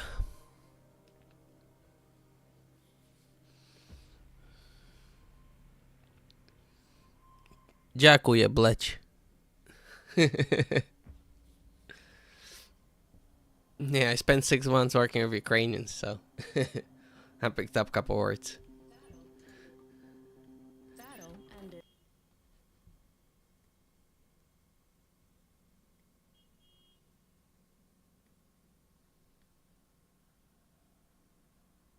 Oh, you're Balkan? Yeah, some of the Ukrainians I worked with, I could...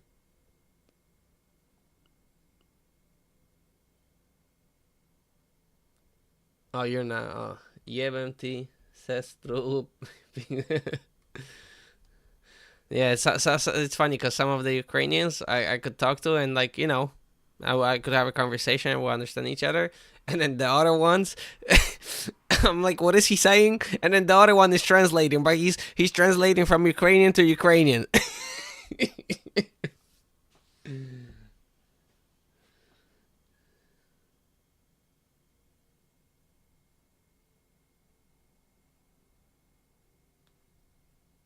Yeah, yeah. Yeah, in Poland we have some dialects too.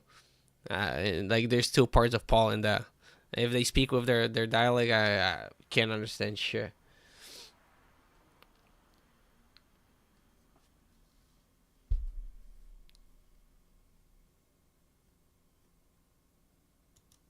I still can't get in.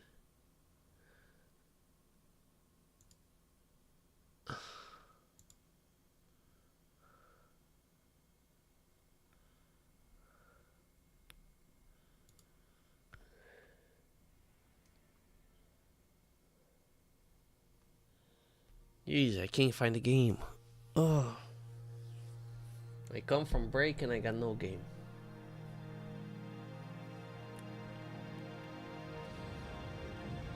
U88 who? If you have Discord, you can join my Discord. If you ever want to talk more politics, we can talk definitely more in there. I'm always down for a good political conversation.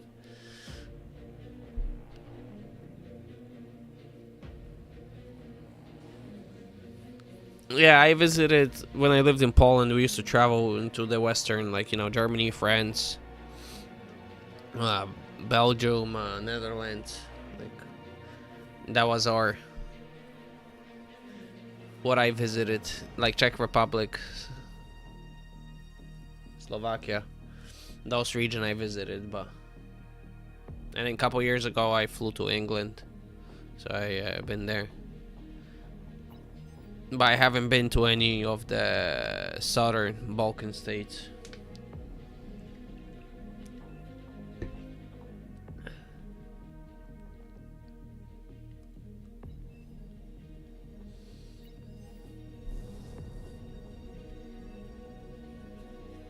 Yeah, I haven't been in Spain either. Been in France.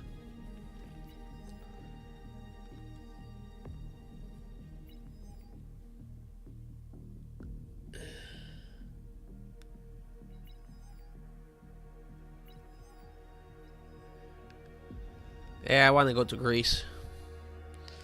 I want to do like a little European tour, like Italy, Greece, Croatia, like all that side, because I haven't been there yet. Not that island. Hey. You never know what you find on that island.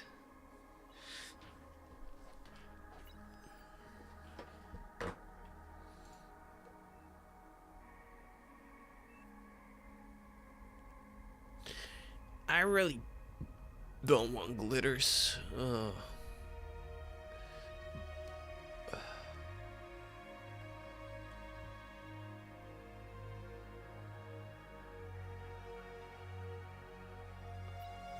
Yeah, we live in funny times.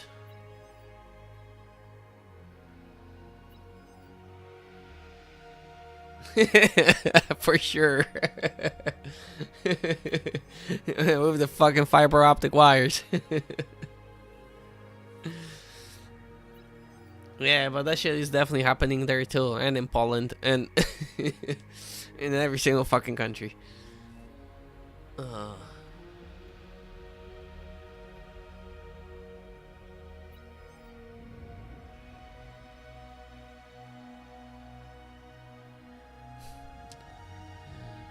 Yeah, I used to be that naive. Yeah, I hope not. Now it's like, I hope it's only one, not three. That's what I hope now for.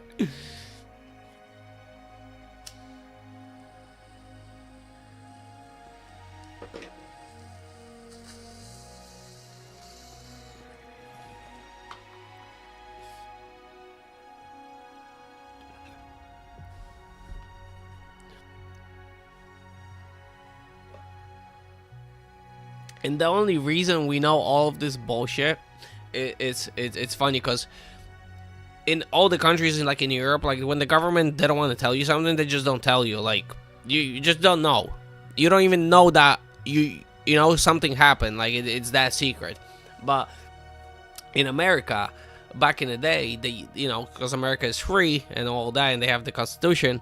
They sign into like this law that after 50 years they have to release all the like the files, like all this classified shit that cannot stay classified forever.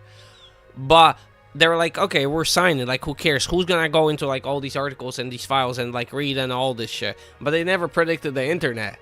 So once the internet came around, and now you have this law, and now everything started getting digitized, and now too many people start fucking knowing about it, so now they have a big problem. So the genie's out of the bottle, and they can't put a cap on it.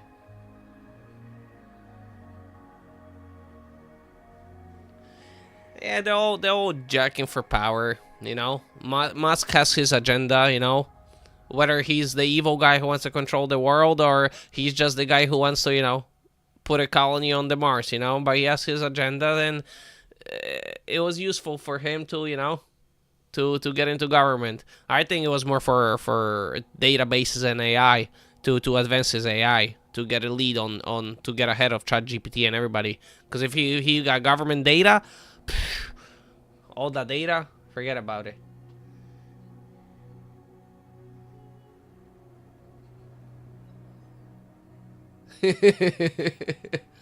Well, think about it. If you're like that elite, you think you're untouchable, you know? And like I said, they never thought about internet, like, because they're old school minded. Like, we know what can happen with internet, and based on technology, like, you know, what in the future can be done with it. But all these old school people, they're like, yeah, email, okay. It's like, you know, nobody's gonna see it. Yeah, it's because of the boomers. Like, they don't understand the technology. They were using it, but they didn't understand how, like, quickly it progressed, yeah. And like I said, in America, they didn't care about that law, like, about information coming out, because they never predicted the internet. But now, with the law and the internet, now the information spreads like wildfire. And if you get the U.S. information, then you can put two and two together with other countries, you know? You can kind of have the bigger picture. So that's why all the shit is happening. What's happening now? And that's why I just follow it and try to make the best decisions for my financials, you know. And then if I have to, I'm just gonna get the fuck out of US if I have to.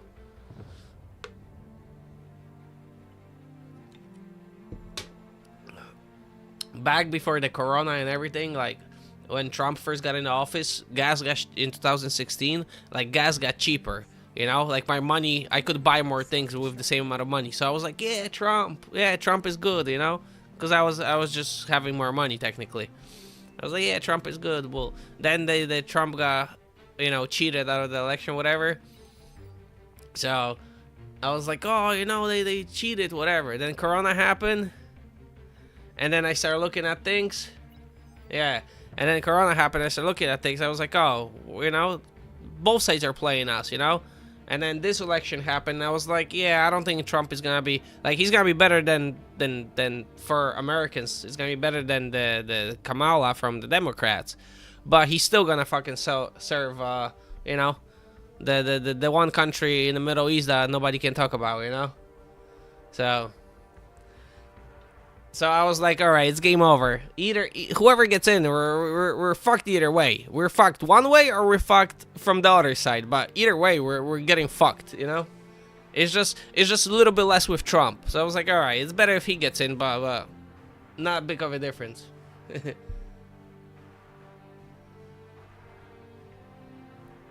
Oh, bad comparison. They're their own thing. They have their fingers in every single fucking system. Not really. You don't remember what happened when Putin took over? How he kicked out all the fucking oligarchs and all that? Where you think they went? When Putin took power, right? He cleaned up Russia, like, out of the oligarchs. Like, it's either you with me or, you know, you ain't doing shit. Fuck off. And where you think all those oligarchs went? Take a guess. So Russia and that country isn't on the best terms either. They play ball because they have to, like US and Poland and everybody. Because I don't know why, but every country has to play ball with that one country. I don't know why, but they have to, for whatever reason.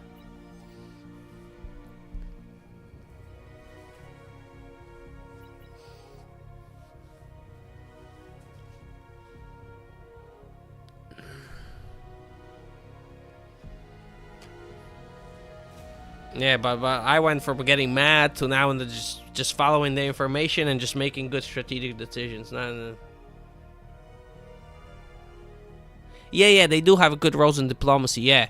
But think about it. They have good roles, like, with diplomacy, with all, like, the big countries, with China, with Russia, right, with US, with all the Europeans, right?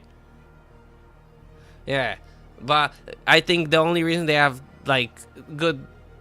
Yeah. Oh, okay, you're being sarcastic. Okay. Well, through text, it's hard to tell. Yeah, maybe being sarcastic, it makes sense, yeah.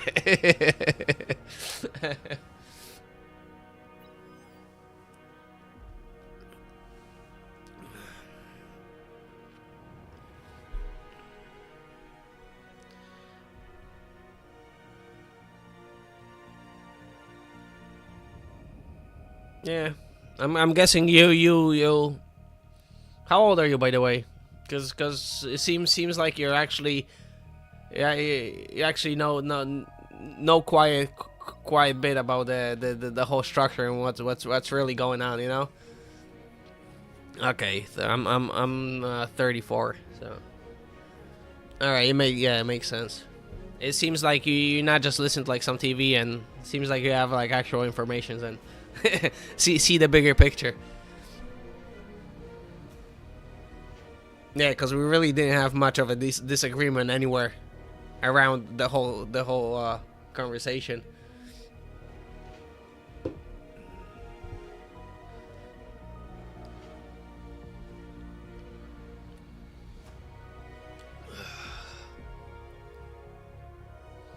And what got you interested in all of this? So I'm guessing the war. That's what I'm assuming, but maybe something else.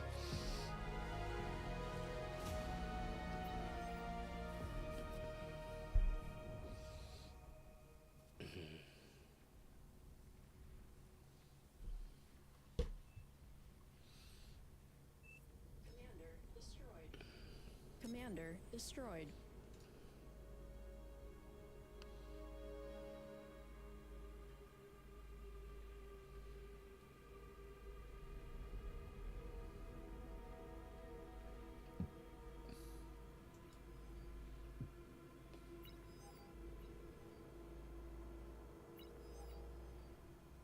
Well, it's a group manages a group that manages a group that manages a group that manages a group.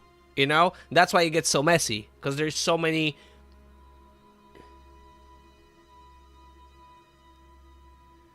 Yeah, but that's why it's chaotic and situational, because there's so many, like, you know, it's like a pyramid. So one person controls 10 people, and then those 10 people that control those 10 people is controlled by you know what I mean?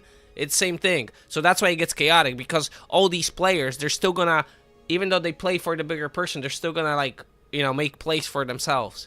So it's always gonna be chaotic and look sporadic. And like, if it was like, you would think, if it's like really like organized from top down, like it should, you know, work like clockwork, like watch, like perfectly this and that. No, everything doesn't go perfectly because there's too many people involved. But the general structure doesn't collapse because everybody's making money, so everybody, you know, keeps their. Yes, exactly. Yes. Are some of them evil? Yeah, some of them are evil, like they want to do bad things on purpose. But some of them, they just opportunists. Some of them are this. Some of them want better life for their family. Yeah, exactly. I agree. It's not like, you know. It's just many parts, many people of opportunity taking advantage of a situation, and their, what do you call it? Their objectives aligning, you know? Yeah, I agree. But essentially, it is a whole structure. It's just, it's more random than, well, it's organized, but the events kind of end up being random.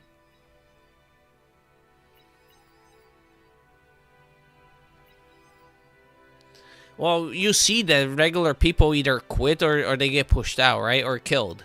Like, if you're like true to the core, they end up being dead, those kind of people. Like, oh, there's an accident, you know? And then the other people, they just quit and they give up. And then the people who are sociopathic, and they'll, you know, they'll do everything for $1.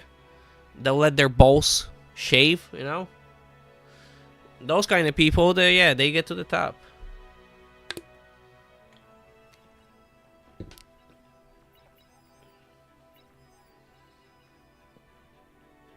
Yeah, I just want to know all this information so I know which stocks to buy and which to sell and when.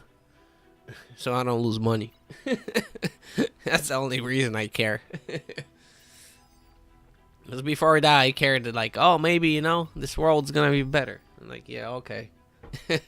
I'll move where I gotta move. I'll buy what I gotta buy. I just want to know the info.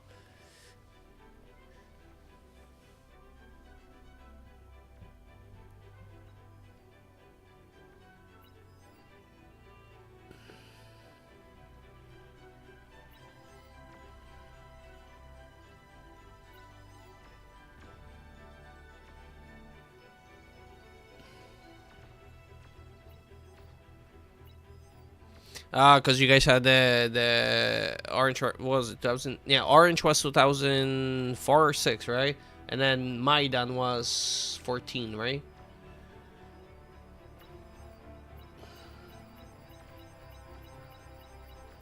Yeah, but the both of them Americans had a big uh yeah, 2004 was orange, yeah, and Maidan was the 14. Yeah, but both of them, the U.S. State Department had big roles. But the orange one wasn't as successful as they wanted. That's why the 14 was, and the 14 succeeded what the Americans wanted. If you look the release papers from Americans from CIA, then there's some leaked documents. The State Department they had a big they were like organizing and funding. I'm not saying people weren't like people wanted to go on the streets and do it. Like people were volunteering, but the infrastructure was paid for Americans and the State Departments of Americans. There's documents out there proving it. That's why I say it's kind of more complicated, because shit got leaked.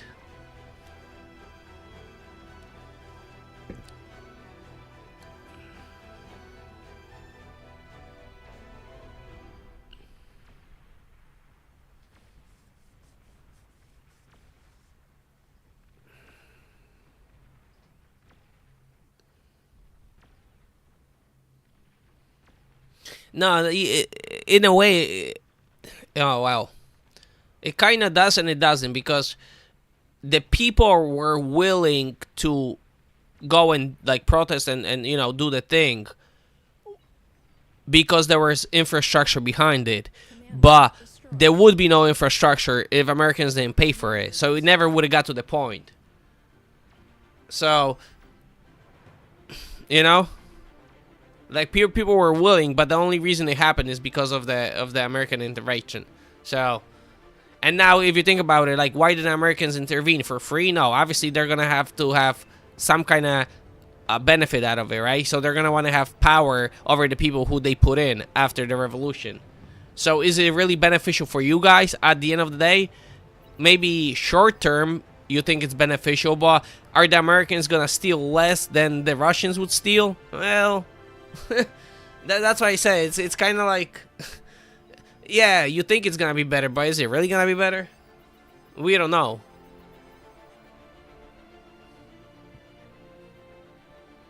Yeah. I'm not doubting the passionate people. That's what I'm saying. The passionate people were there, but the money behind it, where it came from, because you can't do anything without money. You need money for the, it just, money's gonna move people, so you need money. So the money, where the money came from, is all from the United States, from the State Department, through non-governmental organizations like like charities and stuff like that. It's all, there's papers out there proving it. They paid for private news stations, like any a lot of I think 80 or 75 or 85% of private news stations were funded by the State Department. So where you think they were spewing? Like, they were spewing propaganda pro-West, right? Whether it was true or not, it makes no difference, but they're paid for it and always going to be spewing pro-West, So were they saying truth in certain situations? For sure, but certain situations, I'm sure they were lying.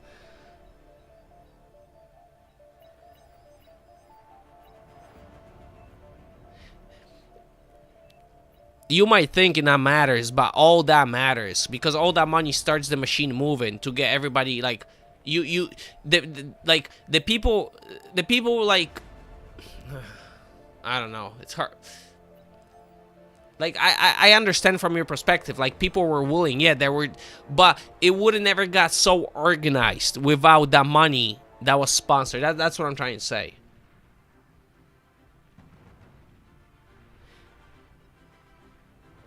Yeah, but all that funding and all that organizing is done by somebody, and that somebody, what I'm saying is, was sponsored. There were Ukrainian people who were doing it.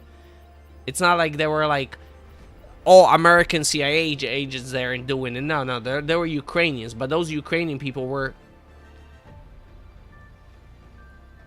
Yeah, but the organization and the funding comes from United States. So now, if a certain country is sponsoring all that, they're gonna want something in return. They're not gonna do it for free. That's what I'm trying to say.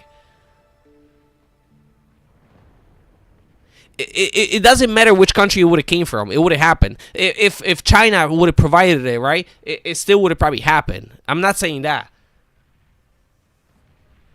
because I think funding comes. It happens anyways because people are willing. So if people are willing, funding can come from no matter what source. People are gonna take the funding. But if you take the funding, you're gonna have to repay in some type of way. So if you take it from China, you're gonna have to repay in some type of way to China. If you take it from the US, you're gonna have to, and the repayment, it's usually some type of form of control over your government structure.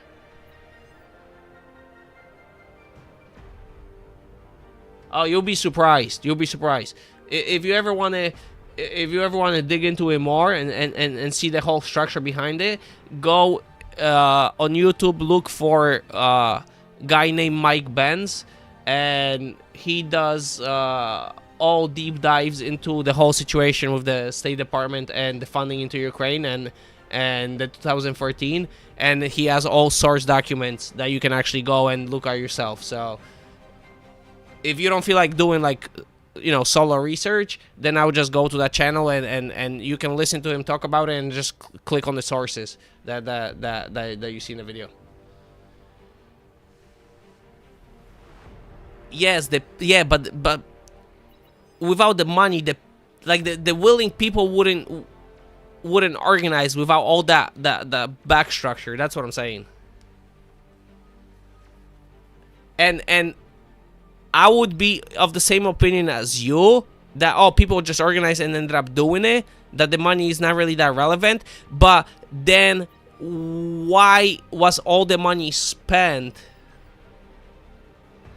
Why was all that money spent through the State Department and the US if it wasn't needed? Then they wouldn't spend the money if it wasn't needed. Yeah, I get it. They spend all the time. I get it. But just because they spend all the time, that does not mean that the money. Yeah, every country does. Well, every country that has money, like China, Russia, US, like African countries aren't spending money overseas to bribe shit. Yeah, they're not doing that. But yeah, I think if you look at the documents, I think you would change your opinion of how much money actually.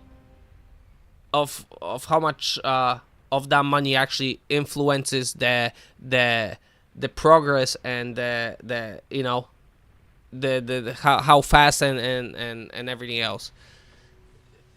It will change your opinion, because before I had the same opinion as you, where people organize into whatever and they do it. Same thing with this is a good example too.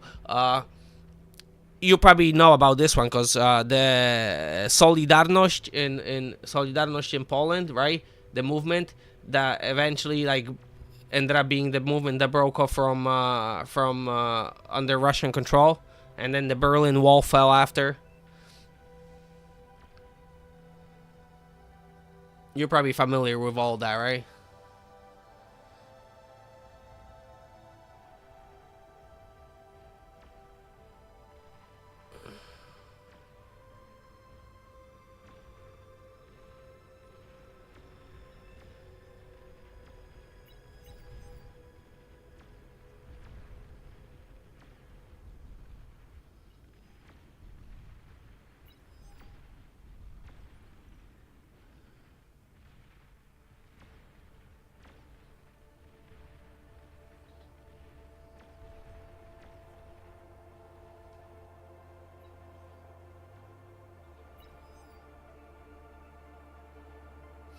Yeah, but those radicals most likely were being paid. And then those radicals mobilize more people to have courage to do the thing and go out. That's where, yeah, that's what I'm trying to argue. But with the Polish Solidarność, I don't know. Do you know anything about it or? Because if you know about it, like, it's same thing. I always thought, that our president, like Wałęsa, the guy who was the leader of the Solidarność, like, he was the hero, and he mobilized people and, did it on his own. And, he was the greatest, one of the greatest hero of, 20th century for Poland, But I read CIA documents that came out, and I read CIA documents that came out, and if you read through it, then most of that movement was sponsored by CIA. I'm not saying, what I'm saying is, I'm not saying it was bad for Polish people. It was good because we got out of the Russian, the USSR communist control, and it made us more prosperous as Polish people. So I'm happy it happened, but I'm not. I always thought it was a regular movement that started, just because people wanted to.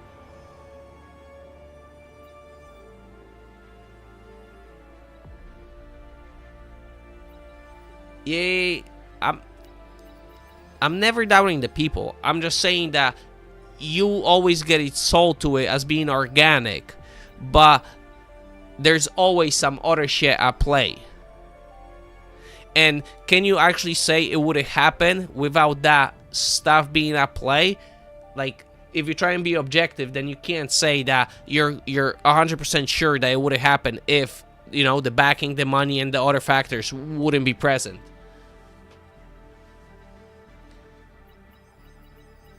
Because without the people, I said at the beginning earlier, that's the most valuable resource is the people.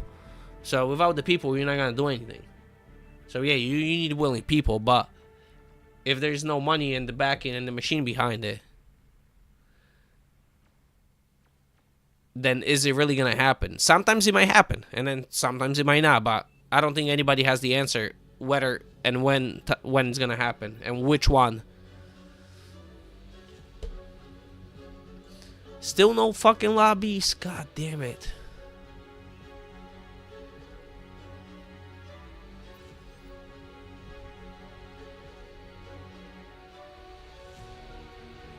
Yeah, in a way.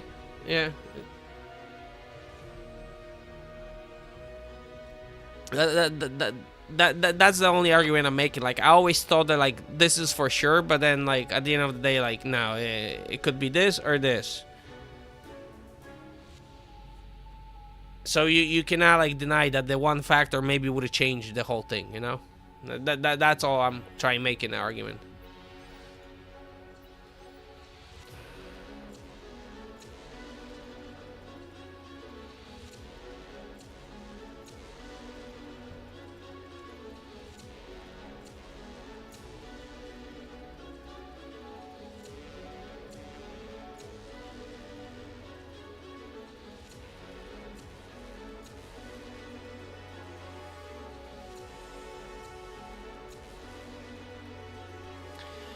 It's not necessarily that they, it's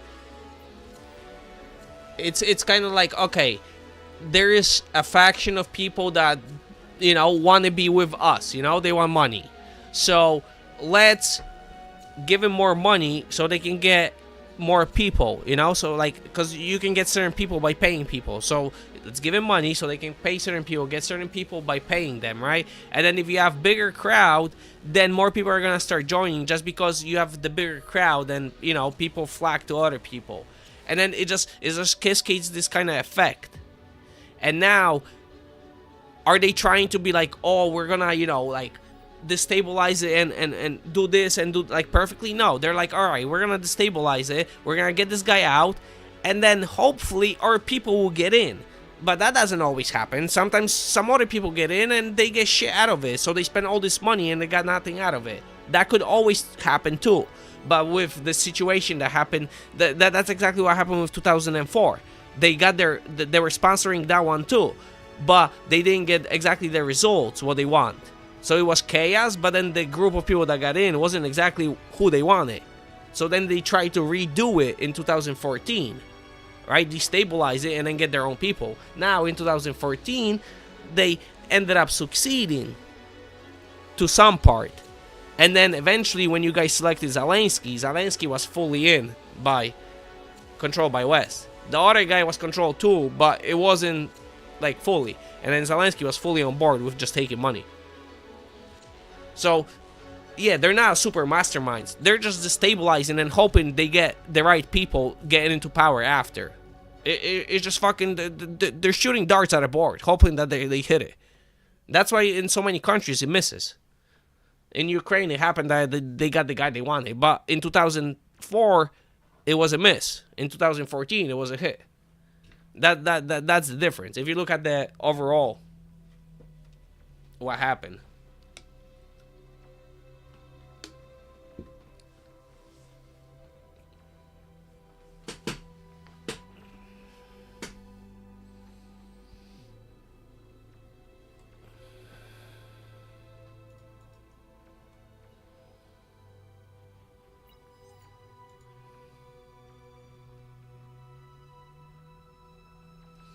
And personally, what I think that happened in Poland is they missed too.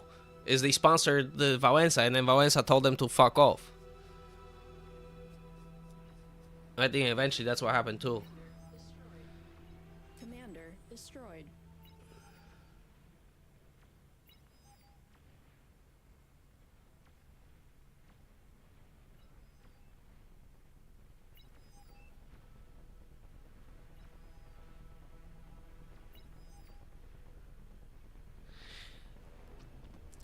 I'm not like I'm read up and know about, you know, like the involvement of US. I don't know exactly like perfect, you know, like what was going on in your political system other than, you know, what US was involved. So I don't know how it looked from your side, but if I had to like speculate it, then what happened is they had too many people in control. Like US had too many people like bought up already, and then Russians were like, all right, we're never gonna get back control, like we're never gonna pay him off, you know, like there's not enough people to regain control or to keep it neutral at least. And then that's why they went in with you know, with kinetic war. Like Russians in their mind decided that politically they'll be never able to sway Ukraine to be either neutral or in their favor, or at least neutral politically by voting. So they went kinetically. I think that's what happened. That was like the last straw. But after the 2004, US failed, and it wasn't fully pro-Russia, but it was kind of neutral, where it was kind of, you know. So I think that's why Russians didn't go in kinetic back then. But then this one happened, and the first president wasn't fully like, you know, he was working with West, but wasn't fully like in. And then once Zelensky got in, I think it was like, all right, this guy is fully in. We lost full control. We're gonna have no influence over Ukraine, zero. They're fully, you know, connected to the West now, and we're going kinetic. That would be my speculation, but like I said, I don't know exactly your governmental, so I don't know what kind of theater they sold you. And you guys, same with Poland, like you wouldn't get documents from the government, so you wouldn't even see the back end of it. So the only thing I can recommend is look at the US involvement, because that you can find actually, because there's leaks.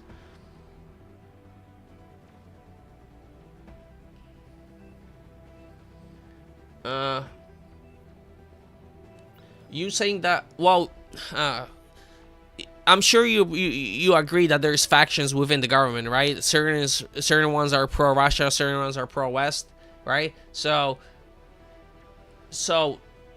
if the faction that's pro-Russia has more people that have more levers of power, right, then US doing certain things pushes then, right, Ukraine towards Russia, because there's more people who are affiliated to Russia more in control at that time. But when there's people more in control who are affiliated with the West, right, then if Russia does something, then it pushes more them towards the West, which is right now.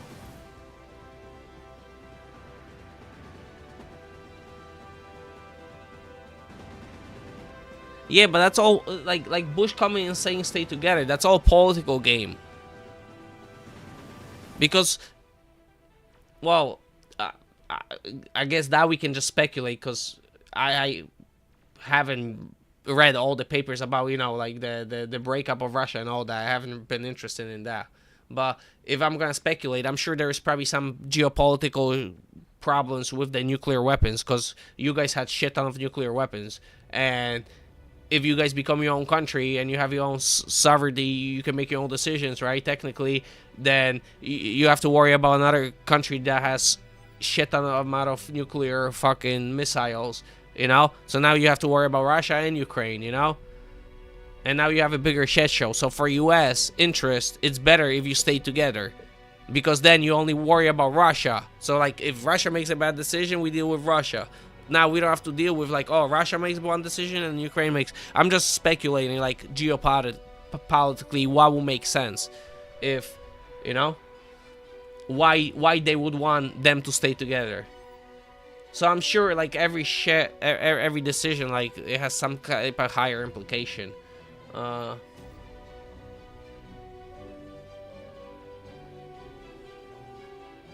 Yeah, you agree with the reasoning, right? Like they could be that kind of.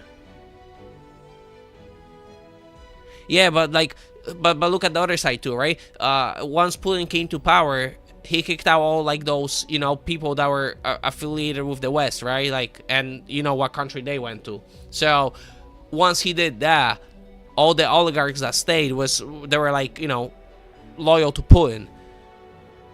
And at that point, Putin asked Bush if he can join NATO. Why wouldn't they want to join NATO? Russia to join NATO. If Russia joins NATO, right? Now we're all big friends, right? So the trade gets better, everything gets better, right? If you're friends, you're not gonna attack each other. You're not gonna attack Europe for sure. You're gonna trade better. Everything's gonna be better. Why wouldn't they want to do that? Because Putin officially asked to join NATO, and officially Bush told him he would think about it, and then his official answer is I wouldn't mind, but the people wouldn't let me. That was his official quote. So why people wouldn't let you? If you're the president.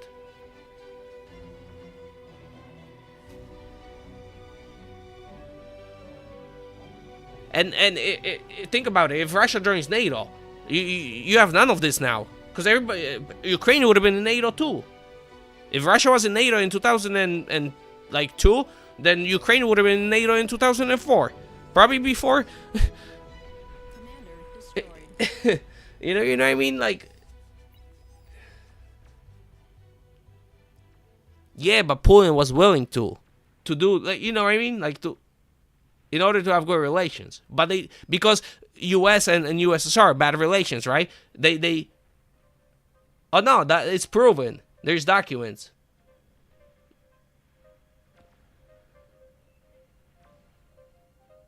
Yeah, but that's what I'm saying. Like USSR and US had bad relations, right? So after USSR fell apart, US technically won the Cold War, right? So now they had the puppet president, and then he destroyed Russia, right? Like people went poor and blah blah blah. So then Putin took power, and Putin, like I said, kicked out all the people loyal to the West, because US was technically like raping Russia in a way, because they won the Cold War.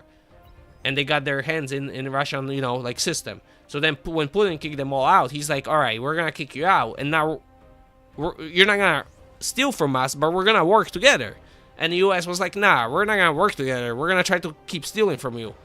And then what do you think this whole thing is all about? What do you think Ukraine, all this thing is about? It's still to get to Russia, right? Because it's technically not war between Russia and Ukraine. It's war between US and Russia through Ukraine as a proxy. So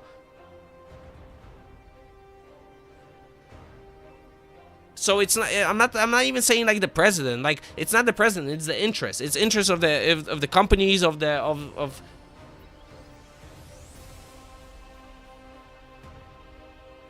Well, you can say that, but if you look at their perspective, isn't it valid from their perspective? Like, you're like, let's work together, right? And you're like, no, we're not gonna work together, and then we're gonna put sanctions on you. So now you have to pay more for shit. So they're like, well, If you don't want to work with us, fuck you. We're gonna do shit that benefits us. Well, if it's bullshit or yeah, but you can say at the same time, you can say that what US is doing is bullshit. Why, if they're not attacking nobody, right? USSR broke off. There's no more USSR. It's Russia now, right? New country, right? It's not the same system, different system. We're gonna play ball. We're gonna work together. We're gonna figure it out, right? No, we're gonna punish you. Even though you want to change and do better, we're gonna punish you. And we're not even gonna let you give you a chance to do it, right? So from Russian perspective, I could see be like, well, you don't want to give me a chance, then I'm gonna do whatever is best for me.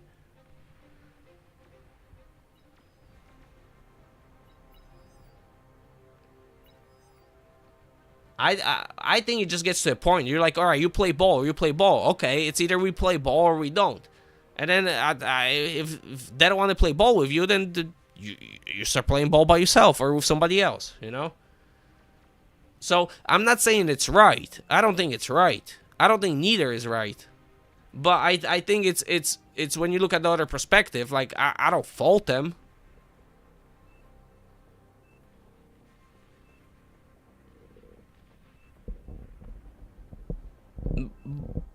Correct, they did, but they started to lose control because West was getting their hands and kicking their hands out of there.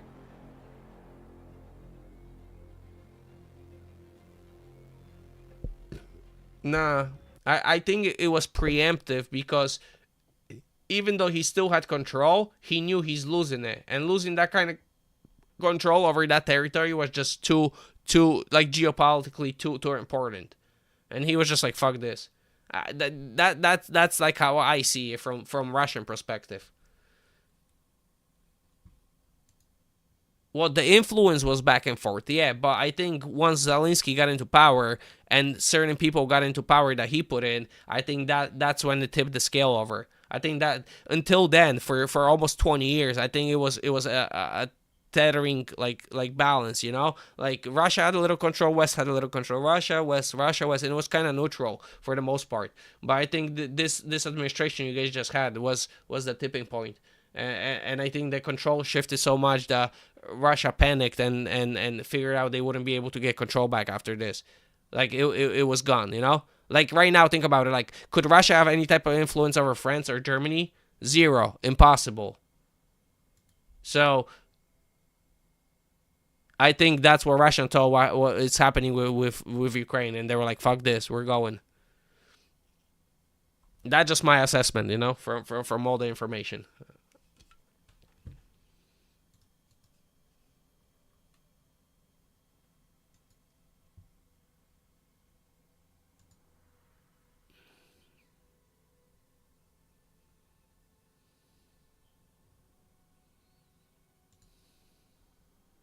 Got a lobby finally. Fuck.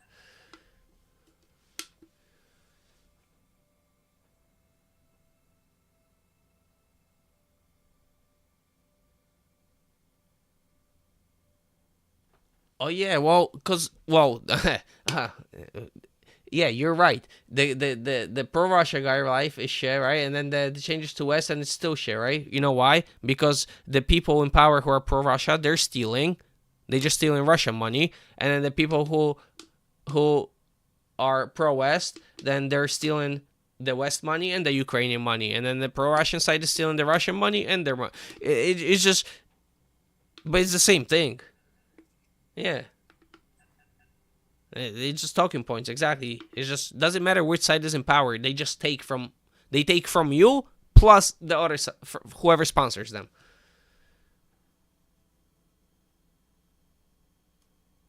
Well, that's what I'm telling you. If you look at all those documents, you'll see that it started with the Orange Revolution in 2004 with US sponsoring. And I think I don't, like you can't reach conclusions just from the papers, but there's no conclusion written in the papers, but you can, speculate. So it looked like it failed and they didn't get enough people that they wanted in the power. And then this time it looked like it worked.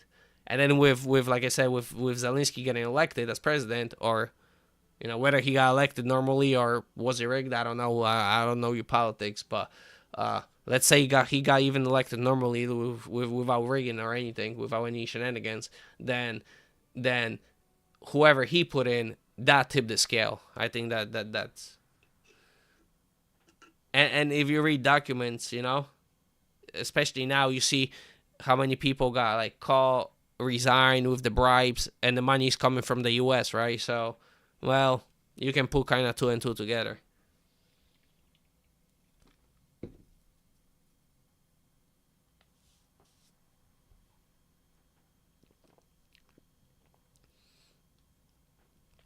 No, well, yeah, the Orange Revolution happened in 2004, but you think they started prepping for it in 2004? I'm sure there was, you know, at least 4 or 5 or maybe 6 or 8 years, you know? They were slowly building, setting up the networks.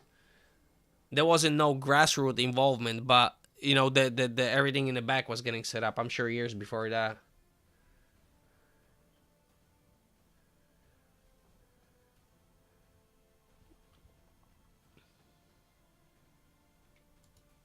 Yeah, but that's just history.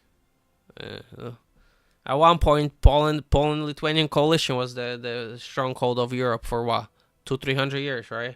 And they got dismantled, split into three, disappeared.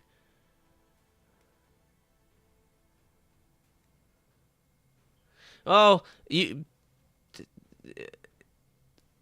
a way, think about it.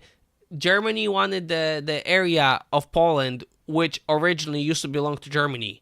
That area of Poland used to belong to Poland for over 1,000 years, for maybe, I don't know, maybe like 200 of it, you know, changing hands. Not all consecutively, not all together, but over a period of time, over 1,000 years, Poland had that area for about 200 of it overall. It was either a different, like, you know, separate country, or mostly belonged to Germany. So, if you look historically, technically, you could argue that that area, especially since before World War One, it used to belong to Germans, and most of the people living there were German. So technically, you could argue that after World War One, they gave that area to Poland, but technically, it still should have been Germany. Why was it taken away from Germany if it was originally German? And for the last 300 years, it was German. And now you're giving it to Poland? So Hitler wanted it back, technically. And then, you know, they didn't want to give it back. He attacked it to get it back. And then everybody else got involved. Well, like, objective, like, if you look at everybody's perspective, well, he has some kind of point there. You know?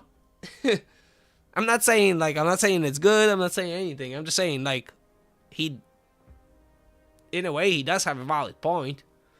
If it was mine, why was it taken away? I had control over it for the last 300 years. Over 1,000 years, I had control over it for 800 years. I want it back, that I want to give it back, I attack. And then everybody else gets involved. Well, that's their problem. Like, from his perspective, you know?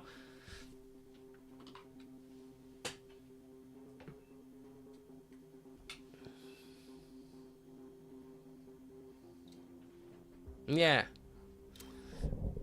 And after World War One, they got fucked too. So they're already mad because they got fucked. Please choose your starting location. Yeah. Well, yeah.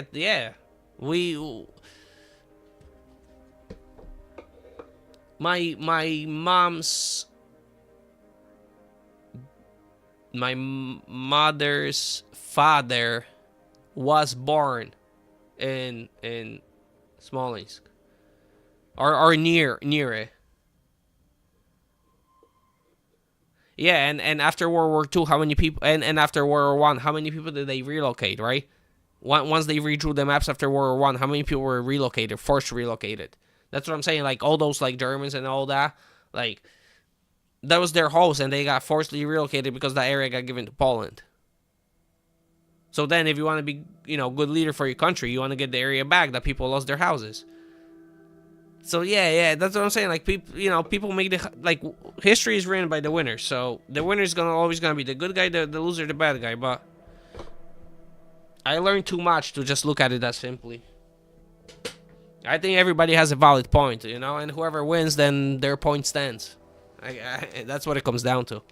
Whether it's right or wrong or fucked up, one side is definitely more right than the other side, but both are kind of wrong. That's why right now, if Poland had a war, I ain't giving my life for it. No fucking way. I go war in Poland. Okay, war in US. I go to Dubai.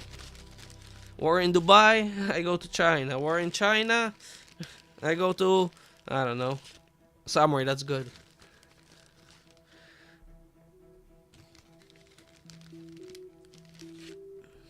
All the smart people do that. So if you're smart, do that too. Battle pause.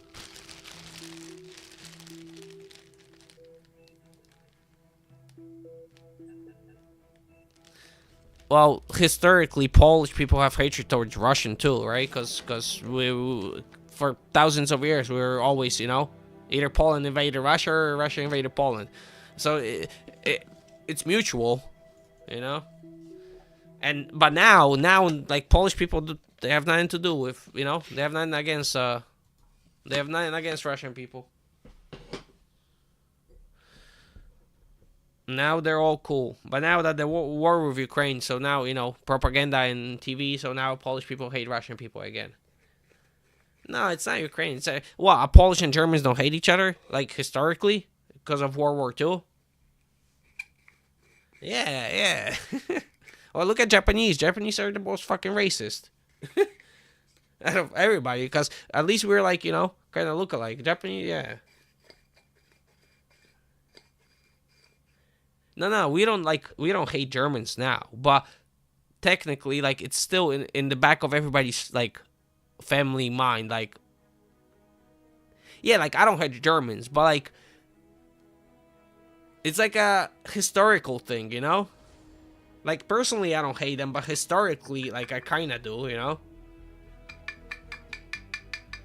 Because what did we do to, fucking you attack us?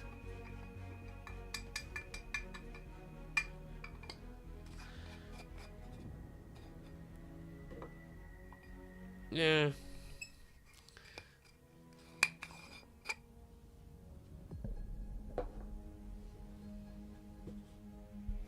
Yeah, but that's the thing. One deal. Fuck. One deal could have changed everything,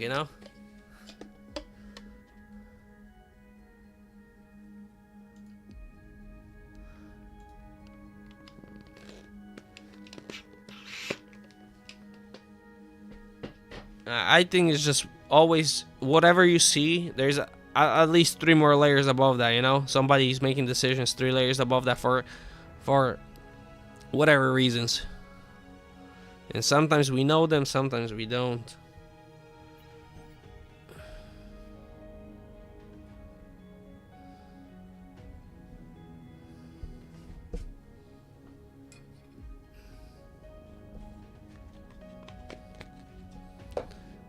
Fuck.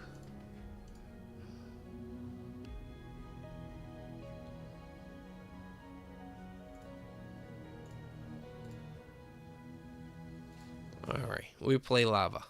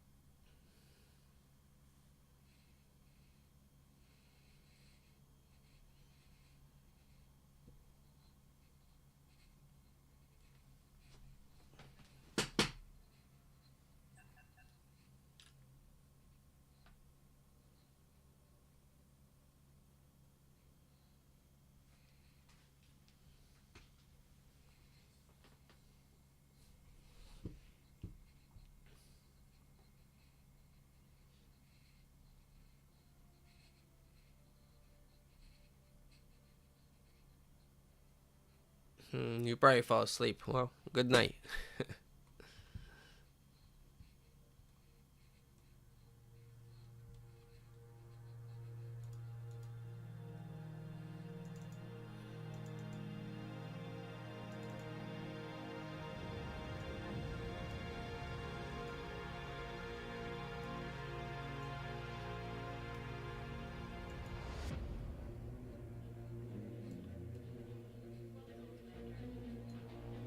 Welcome, Commander.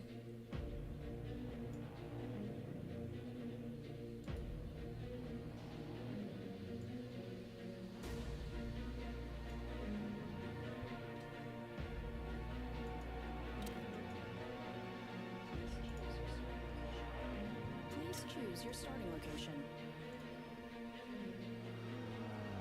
Game tips for early game. Make sure you have enough energy. That's a good tip for early game. Make sure you have enough energy. So if you're ever running out of energy, focus on building energy, everything to build that energy, and then continue building everything else, whatever you need. And then once you have a lot of energy and you can't spend it, and metal that you cannot spend it, that's when you add build power, the construction turret or construction bot. But the construction turret is your best bet because it's just more efficient than the constructor itself.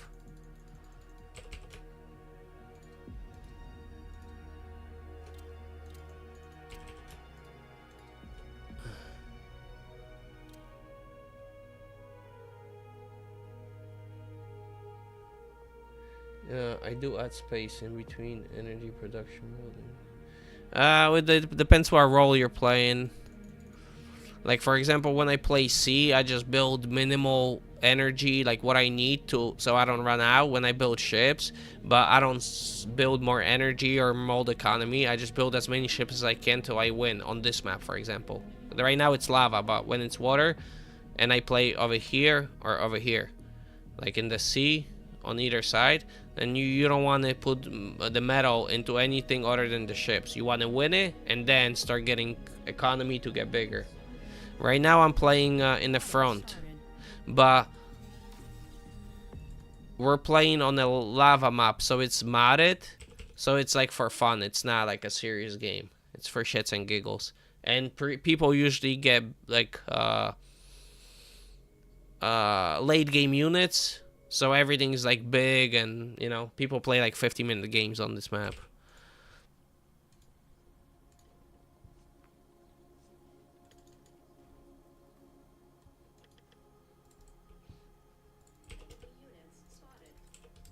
Enemy units spotted.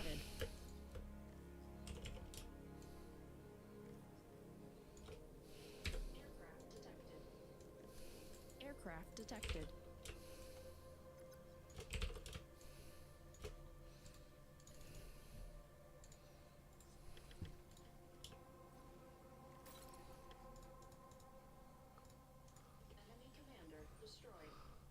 Enemy commander destroyed.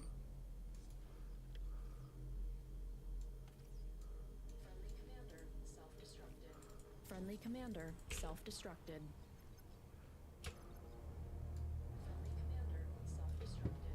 Friendly commander self-destructed.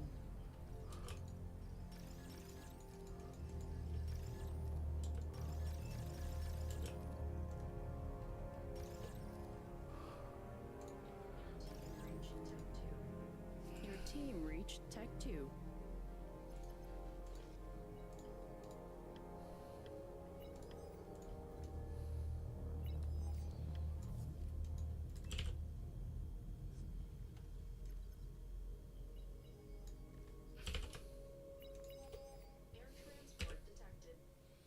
Air transport detected.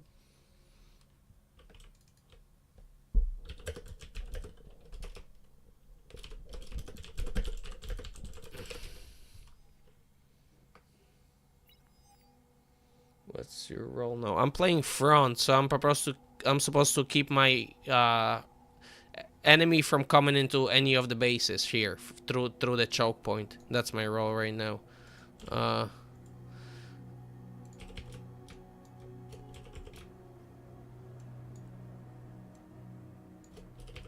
Then these two guys keep the front safe.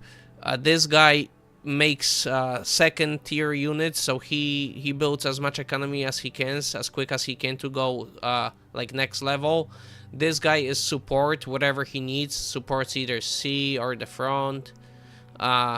Here's usually eco. Here's usually air.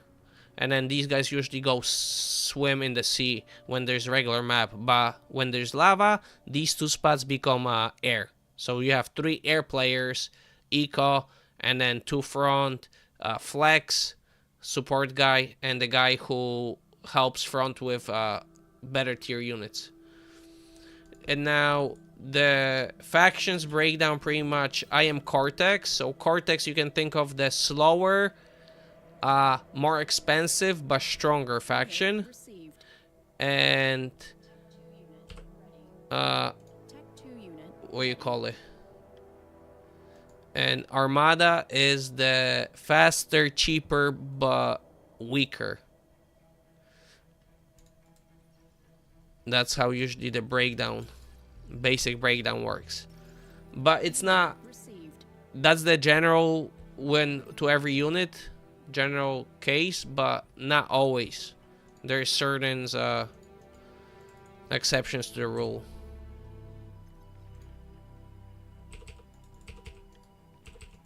Sometimes there's exceptions. Battle paused. Yeah, like that. You can think of it like that. Like Protoss and Terran.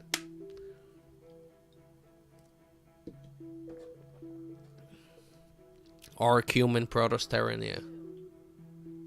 Battle resumed.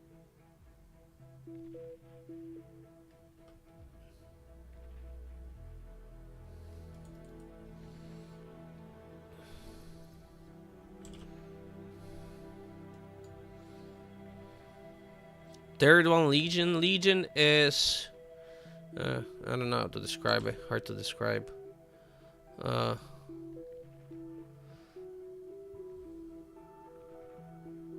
don't know how to describe Legion. It's kind of like a mix. It's different weapons, because it's like Armada is more cannon than cannon and electric, and then Cortex is flame and laser, like focus, and then what do you call it? The third faction, Legion, is heat. They have more weapons that are heat ray. So laser is no,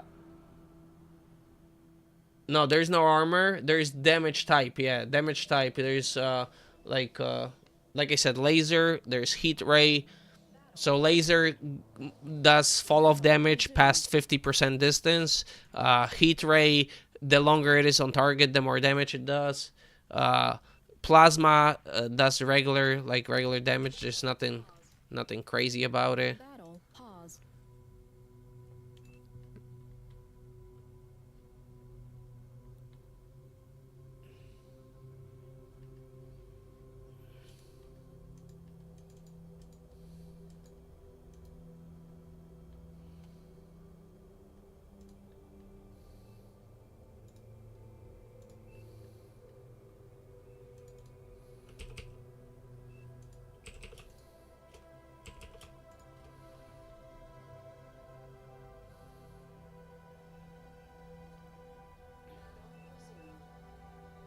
Battle resumed.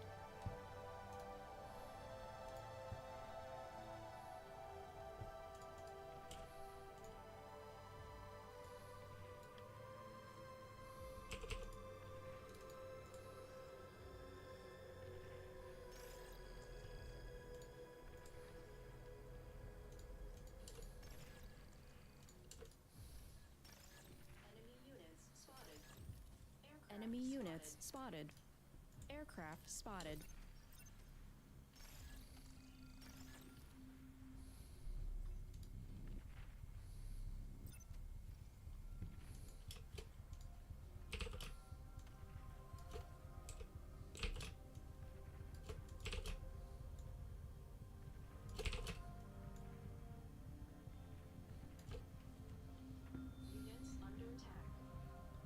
Units under attack.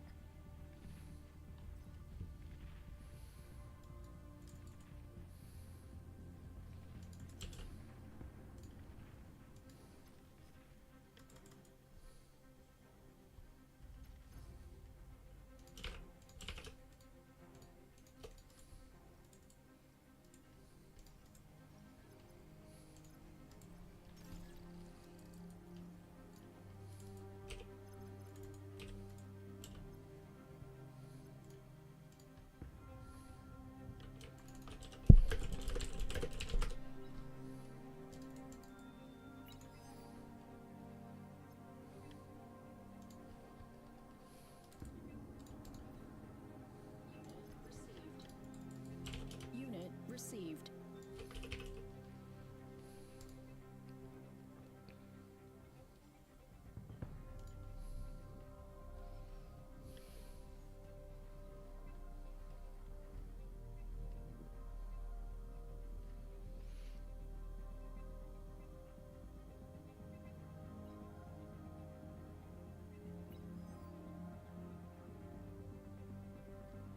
Correct, yeah, and AV8. Well, this map is super specific, where everybody has a distinctive role. Most maps, it's either half the team is like front, and then half the team has like some kind of support role, or where everybody just goes front. So everybody has their own lane, and so you have to make units control your own lane, right? And then if one lane loses, then you have to kind of support. Otherwise, you know, then they start raiding you from the side, and the whole shit collapses. So those are more simple maps where everybody kind of has one role and does the same thing no matter where you pick. And then there's few maps that are like super specific, where like this one, there's like 2 or 3 maps like that. And then every other map is usually like a middle kind of ground. Middle kind of ground kind of map, you know? Where you gotta do one or another thing, not really super specific.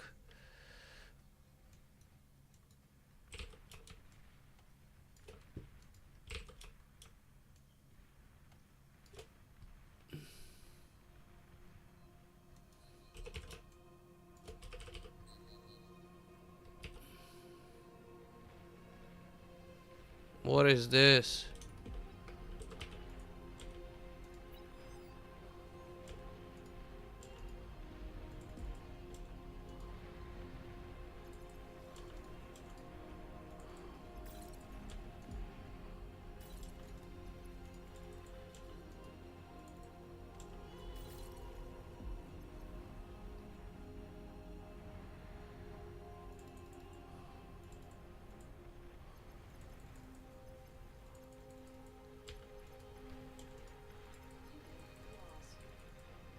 Unit lost.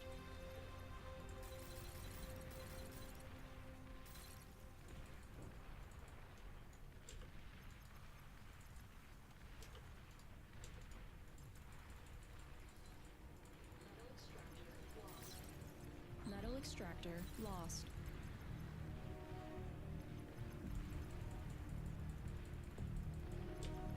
Oh, that's a mini rag. That's what it is.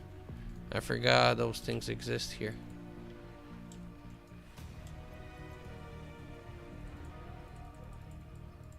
Lava level dropping.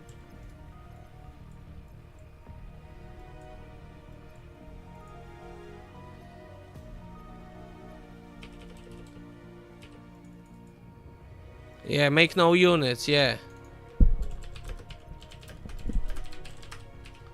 For fuck's sake, we're dead.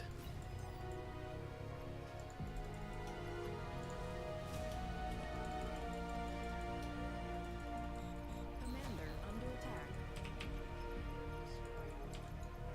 Commander destroyed. Tech 2 unit spotted.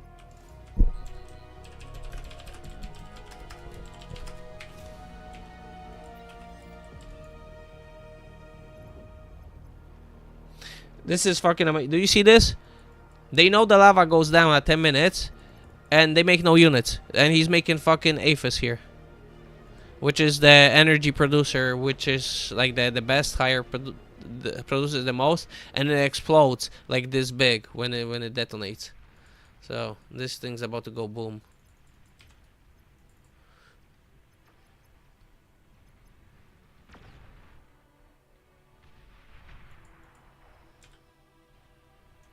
fucking love it.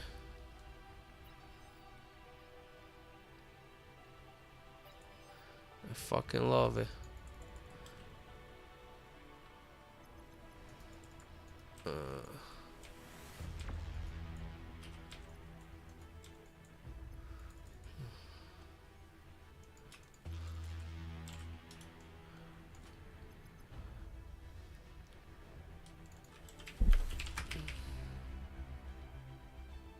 Do you have T2? You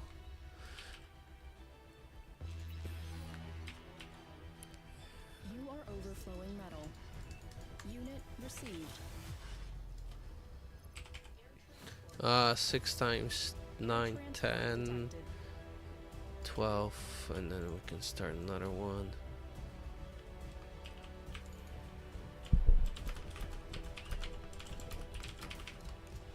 Okay, let me go back to reading your chat. Sorry. But then again, it's not proven review. Supreme Commander. Yeah, it is. It is a copy of Supreme Commander map. You're correct about that. There's a smaller version for like 4v4 that it's almost exact copy to the Supreme Commander one. Under attack. Oh shit! I should have built this. Metal extractor lost. Paralyzers. Oh, I forgot. Legion has the. They have the paralyzers.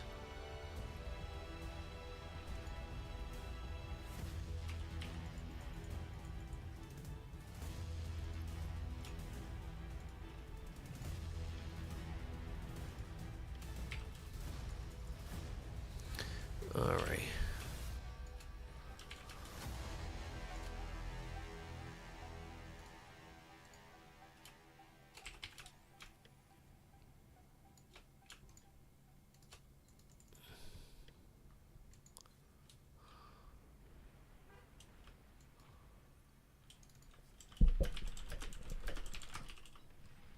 What did he do?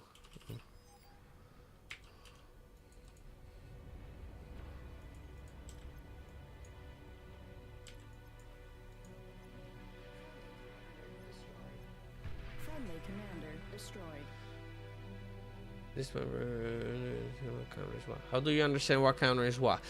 Tier 1 units are pretty simple, almost because there's not many of them. So it's almost like a rock, paper, scissors system you can think of. Easiest way.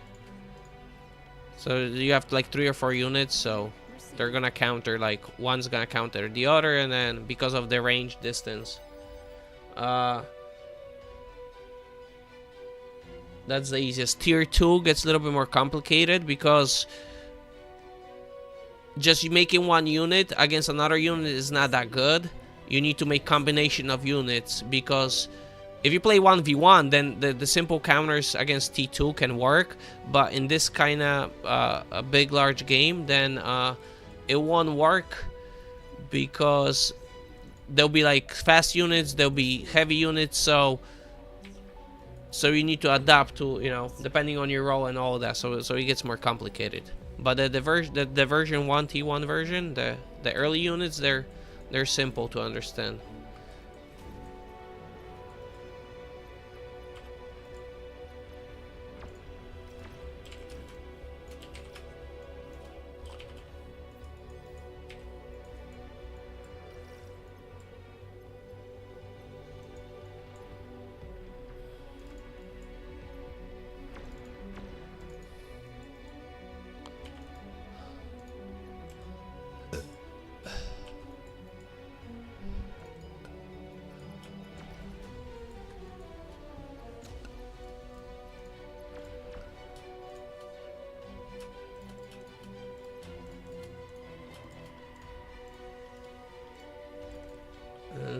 Is there just practice, or is there a system? Practice. Easiest way to learn the fastest would be to watch like the streamers or somebody or as a spectator in the game. You can just watch as a spectator in the game. If you watch as a spectator in the game, then you can like see what builds people are doing, stuff like that, and that will help you like the early game. And then with time, you'll get better at microwing and multitasking and everything else like that. Vehicles for bots still counters. Certain bots counter certain vehicles based on distance or what you know, what type of guns they use and stuff like that. So you just gotta learn which one counters what.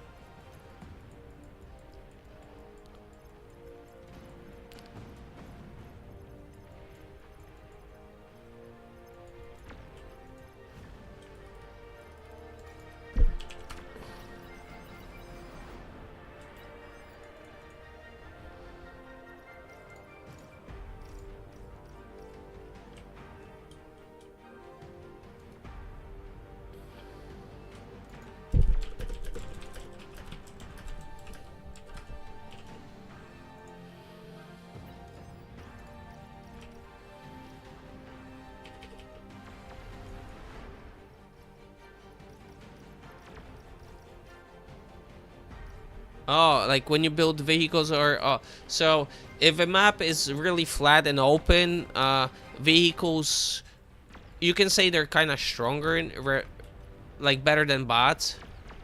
They're stronger. So if you have a big open map, and they're faster. So if you have big open map, vehicles are good. If it's hills and stuff like that, vehicles have hard time moving up the hills and stuff like that. So bots are definitely the choice for hilly maps, uneven maps. That's how you choose. And then if the map has like a lot of trees, like over here, this map had a lot of trees, then I just wanted one for here. If a map has a lot of trees, then bots have resurrection bots where it can eat the trees and give you energy. So opening with that might be better because instead of building your own energy, you can just build the resurrection bots and eat energy, the trees with them to get energy early game. And once you have like early energy, then later on you transition into like your winds or solar or whatever you need. And by transitioning and relying early on those resurrection cons, then you can use them to repair your units later, so you get dual use out of them. So it's like a better effectiveness for early economy, essentially. So on a map that doesn't have any like trees and stuff and it's flat, I'm going vehicles. If a map is flat but it has a lot of trees, then I might open with bots, and then after opening and being stable, I'll swap to vehicles. But that's like the basic.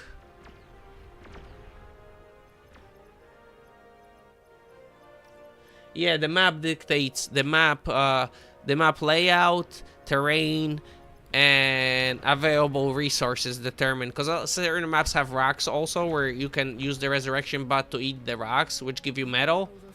So, and certain maps have like 1,000 or 2,000 metal. So early game, if you get 2,000 metal, you can kill somebody like early. So it all depends, but like I said, the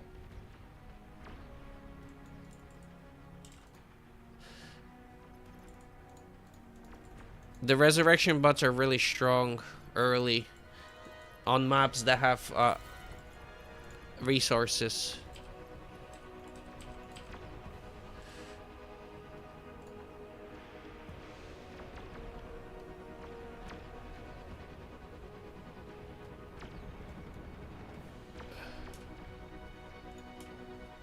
I'm just getting shut down.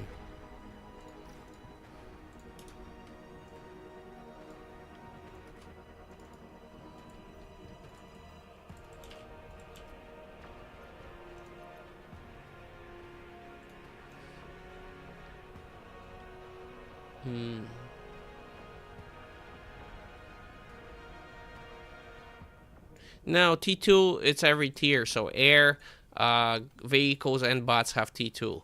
It's just each lab, it's different cost, and each so bots are the cheapest, right? And the vehicles are a little more expensive. And then air, it's not metal expensive, but it's the most expensive out of all of them in energy. So for air, you need a lot of energy. For vehicles, you need decent amount. For bots, you don't.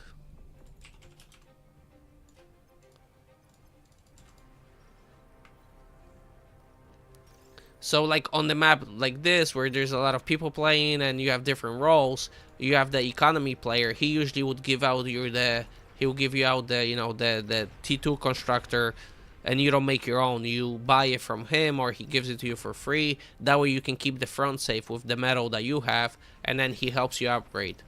So it's just the style of play. On the map that you're playing like your own lane, then whoever like is winning their own lane would start building T2 factory if they feel safe enough. And then if they build it, they get a constructor out and then a couple units. Hopefully they start pushing, and then they'll try to make constructors for the team or help the team so they can make their own. So you if you want to win, you gotta work as a team. Otherwise, it gets hard. Like right now, I'm playing like shit. My team is 7 times bigger than me. Cause I'm talking to you and kind of just cause this is not a ranked game, so I don't care if we lose. Cause I'm not fucking anybody over. And no air.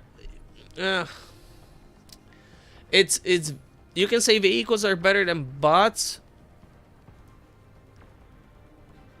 if a map permits it. But then if map doesn't permit it and you use vehicles, then bots are gonna outperform them, you know?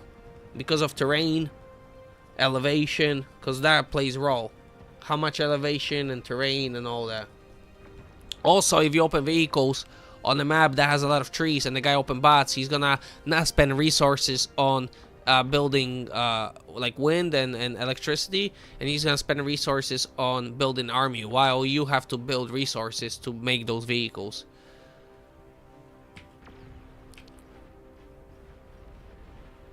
Oh my god, my team is not even converting. I shouldn't be building this. I should just be... Okay, finish building this.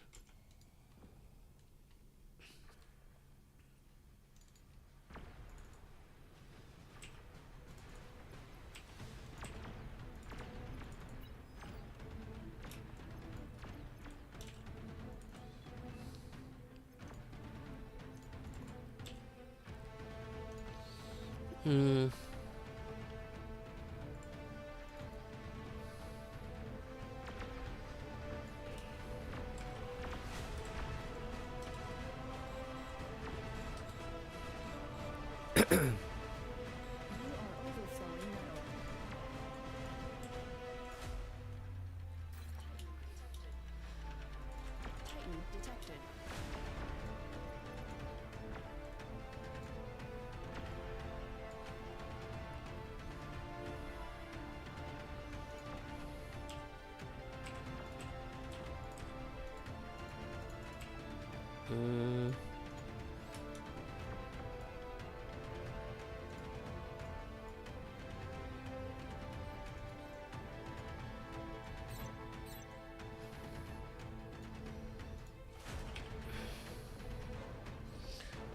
Let me see, but when you switch from bus to vehicle at some point or not? Yeah, usually, like, even 1v1 players, most, like I said, if the map is, like, really good for vehicles, they'll start vehicles, but most of the even 1v1 players will start bots, then switch into vehicles once, because vehicles are more expensive, so once you get more metal, like, out of the extractors over the maps, so, because you start with usually, like, 2 or 3, so then once you get, like, 4 or 5 or 6 or 7, whatever, you have enough metal to start going to vehicles. When you play 1v1, same principle pretty much, because you expand as you go through the map, like forward towards the middle. You get more metal from the extractors, because you get more of them, and eventually you can build like a forward lap, and instead of having units walk all the way from the back to the forward, then they'll walk, you know, shorter distance, so your reinforcements are closer than enemies, and then, you know, you can overwhelm them with numbers like that. And usually when you do that switch, the forward lap, you go vehicles if the map is good for it. If it's not, then you stay bots. Now, once you go tier 2, tier 2 has certain units that are like staple, that are really good, and then you need like tier 1 to support it, right? So usually it's a combination of somebody making some tier 2 units and then everybody else making tier 1. And then tier 3, it's It's mostly robots. There's no really vehicles in tier 3. But they all come out of one factory. Tier 3 factory is one for bots, like everything. It's one factory. For T2 and tier 1, it's, separate factory for bots and separate factory for what you call it?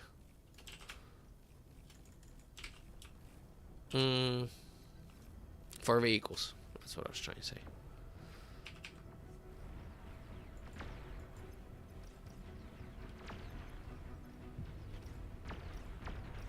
Nah, I don't care. This game is it's a lava game, so they're not ranked. So this is just people play it like to relax and have fun and play very long games. These games usually last anywhere from like half an hour to average lava game is probably like 50 minutes. But sometimes they go on for 2 hours. It happens. And this whole map is just filled with colors. There's no space to build. And then the game crashes because there's too many units. Or not the game crashes, people's computer crashes. So there'll be like 3 people left on one team that their computers were good enough not to crash. Yeah, but like I said, that's why I'm talking to you and like I'm not even paying attention what's going on over there. My team built some. Look, I'm getting plus 287,000 energy, but the amount of energy I built was 3, 6, 9, 12, 24. Yeah, I built 30,000, and I'm getting 250,000 energy from my team because they didn't build enough converters, because the converters convert energy into metal, so they don't convert all of it, so the energy goes to your teammates. So that's how much they're not converting. So all that energy is going to me. So now I'm not even building more energy. All I'm building is just like converters, and I'm still like behind making that metal. Okay, where's my constructor? Here, T3. All right. 1. Move this. We're gonna go 3 factories, or yeah, go 3 factories, and then add this and add this. Oh, and then we'll go the riot. Are they worth it? Maybe not. Maybe let's just go with it.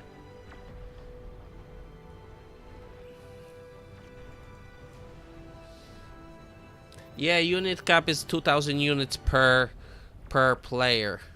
It's huge. You see the red sliders? So anything up, like past the red slider, will go to the team. So when the red slider is all the way down, then once you fold, then it goes to the team. If you move it down, then anything past this slider then would go to the team. So if you want to keep like 3,000 and everything else you want to give to team, then that's how you would do it. But yes, it does go automatically to me if the team like overflows it, or you can do it manually right here. That's where you do it manually. You can give it to certain players. Energy and metal manually, and then here on top it distributes to everybody. And over here is specific. And automatic is also everybody. And then, but also with the unit cap, it's not only like the units that move, it's also like buildings count as units. So every single one is a unit. Like every wind is a unit, yeah. But it's 2,000 per player. Where most RTS, it's 200 units. The buildings don't get capped, but units get capped at 200. Other RTS usually. Yeah, but my team is cooking. They're winning.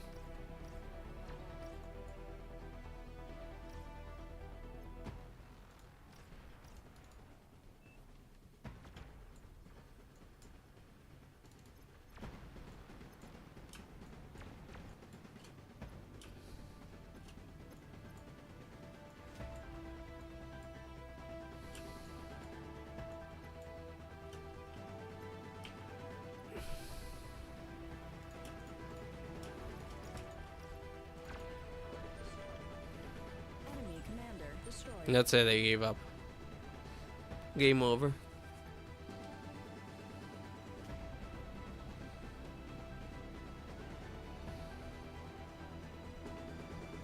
Hello, Halsey. How are you?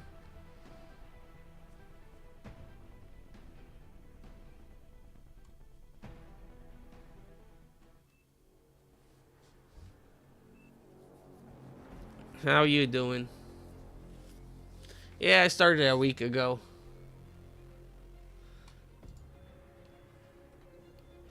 Figured that got home from a remote job. Well, not remote, out of state job, I should say. And I figured now I don't have work for now, so I might as well start streaming while I'm playing bar. We'll see later, but for now I'll stream.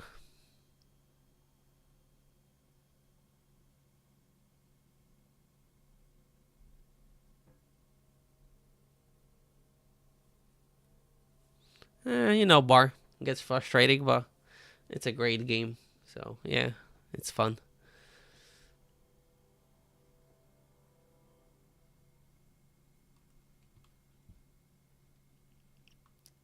You playing some or no?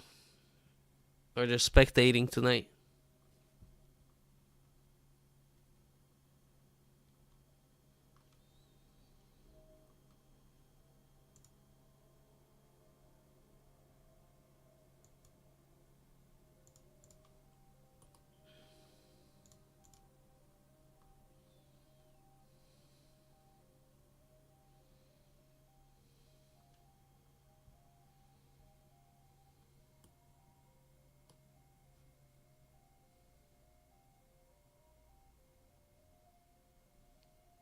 Oh yeah, true. You're in Europe, right? Wait, 10 a.m. That would put you Poland 6, 7. That would be 7, 8, 9, 10. 10. That would put you in 11 a.m. That would put you somewhere in the Middle East, Central, Western Asia.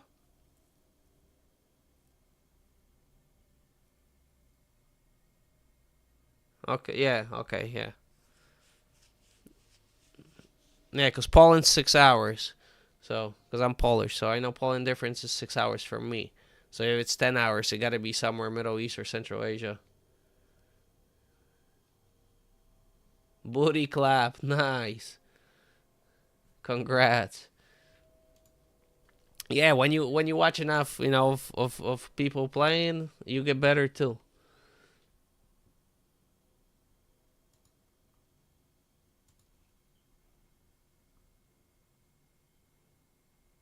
I jinxed it. Knock on wood. I'm knocking on my wood.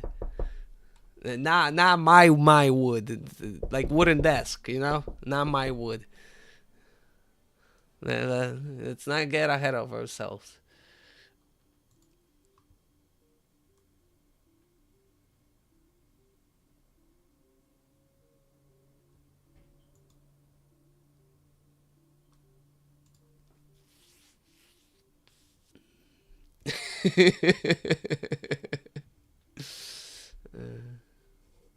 Yeah, I'm a part-time comedian too, guys. Just so you know. Unofficially, not certified.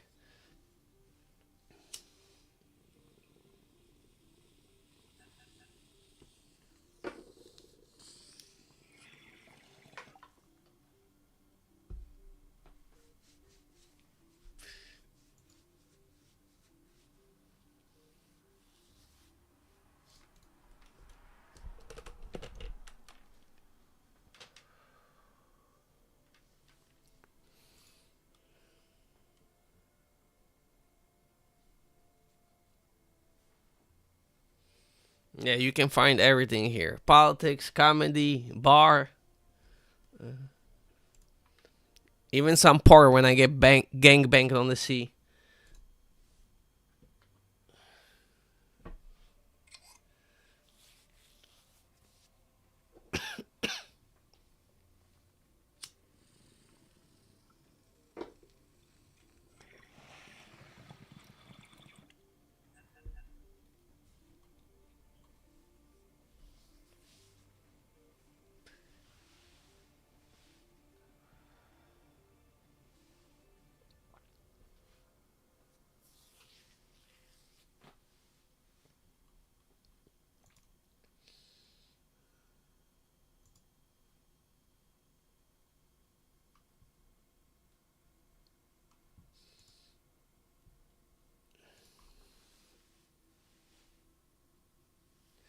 Or if any of you guys want to hop into Discord, I think there's a link for the future. If you ever want to hop in the games together, join the Discord.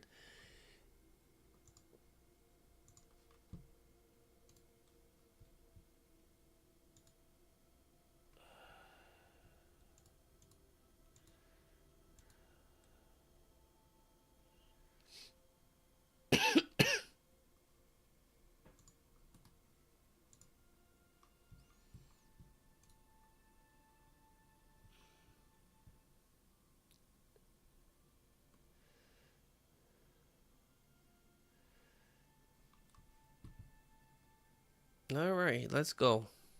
I've been looking for a lobby for so long.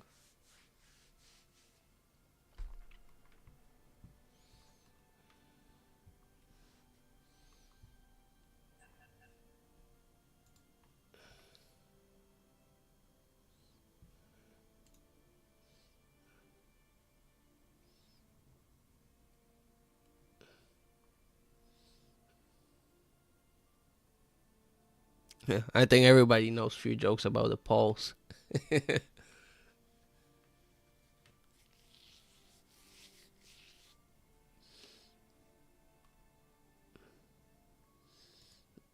Sure, go for it.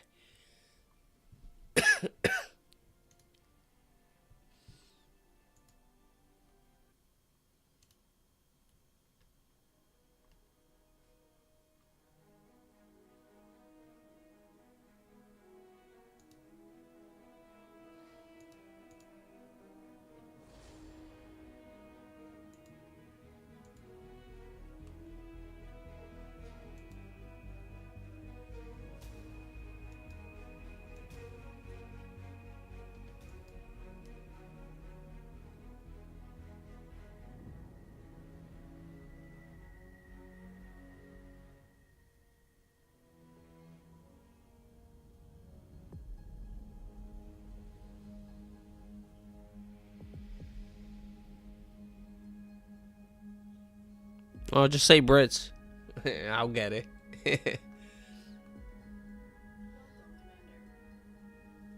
Welcome, Commander. Brytyjczyków.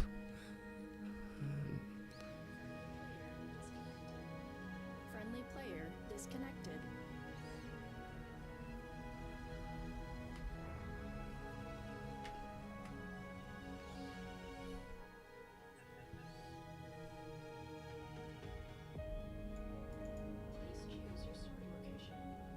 Please choose your starting location. Battle ended.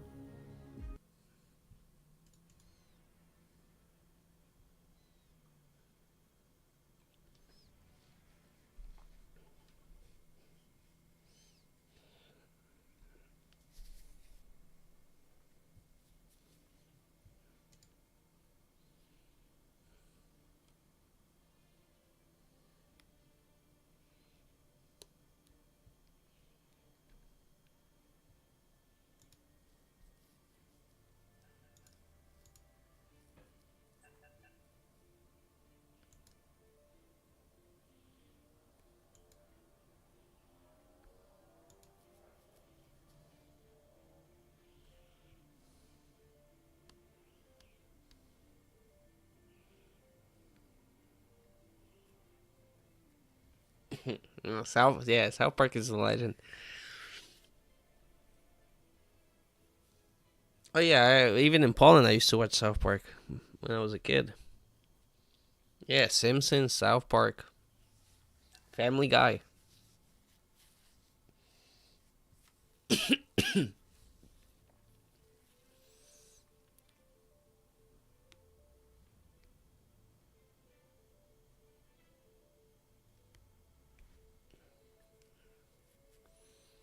Well, you're close to my age. We grew up on the same shit because Ukraine got their independence in what 92, right? So, and we got it technically in 89, where well, not that we were independent, but we got Western. I guess Western media was allowed. The Western influence.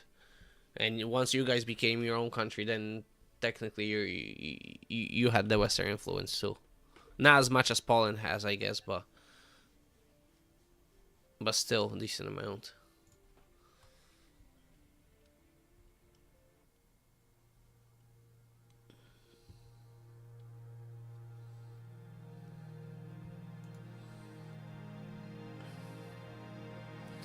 Ty rozumiesz po polsku, jak do ciebie mówią, czy nie? Wszystko, czy trochę? Welcome, Commander.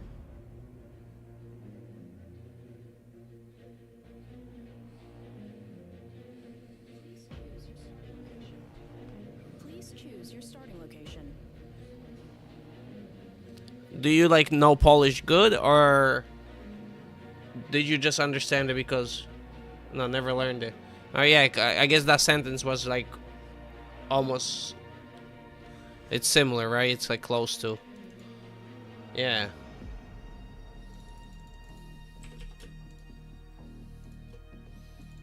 Yeah, but certain words, like, you know, certain words are not the same. So, you be like, I think I know what you're saying, because that word, it would make sense if it meant that, but yeah, like you guys have a ruchaj się. It's like move over, like move, you know, right?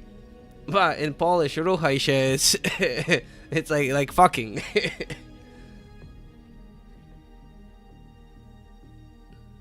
In Polish, it's ruszaj.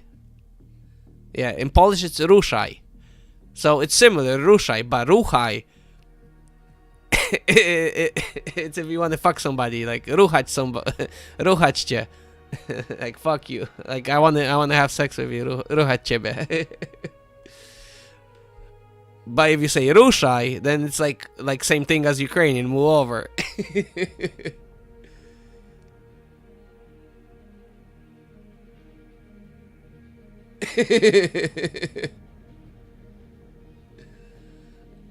Yeah, that's funny.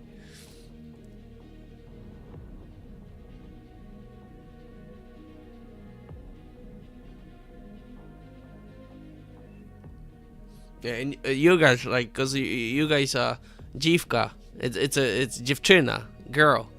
But in Polish it's dziewczyna, and in Ukrainian dziewka. But in Polish dziewka is like prostitute. So it is a woman. It's just a certain type of woman. Battle started.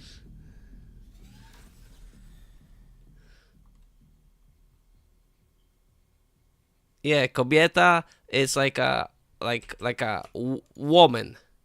A girl is dziewczyna.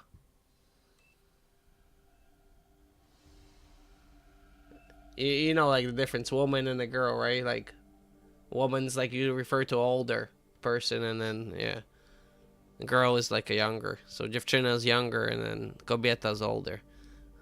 But dziewka is a, you know, specific type of woman. The might have a.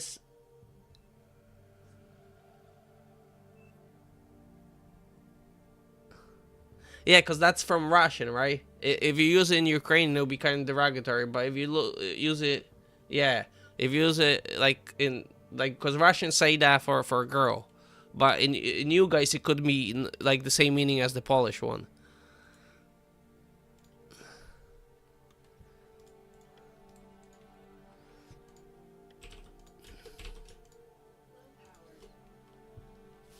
Low power.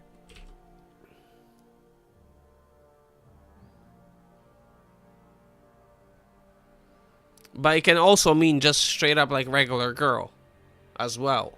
But in Polish, if you say dziewka, it will never mean regular girl. It's always the girl, you know, with that type of job. There's no other context behind that one.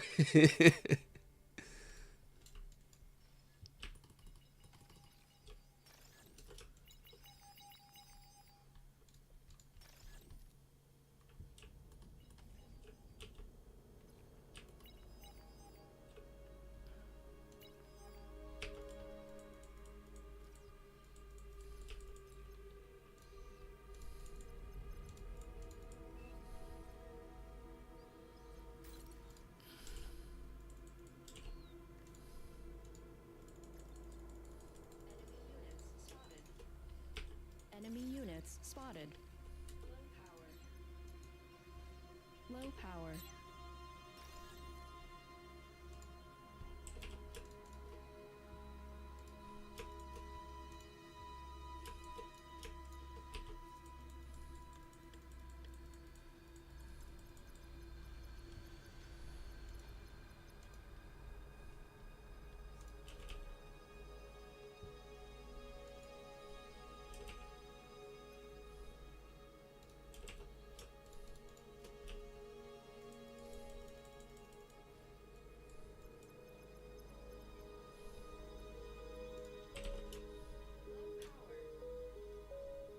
Low power.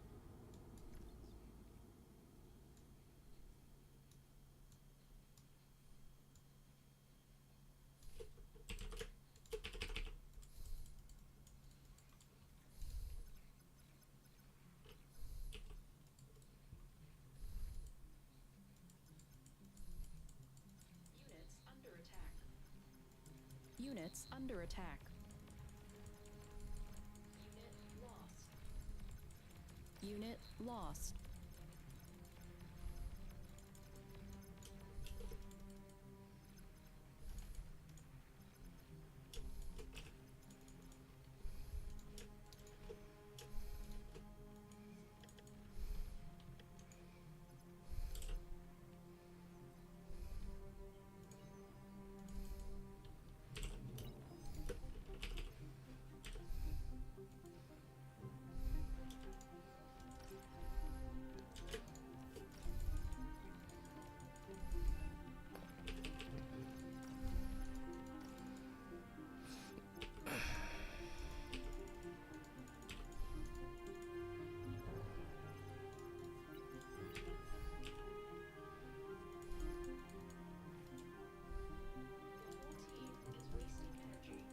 The whole team is wasting energy.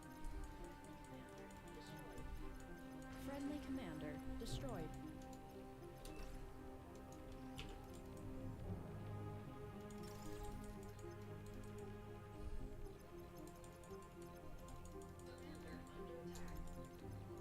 Commander under attack.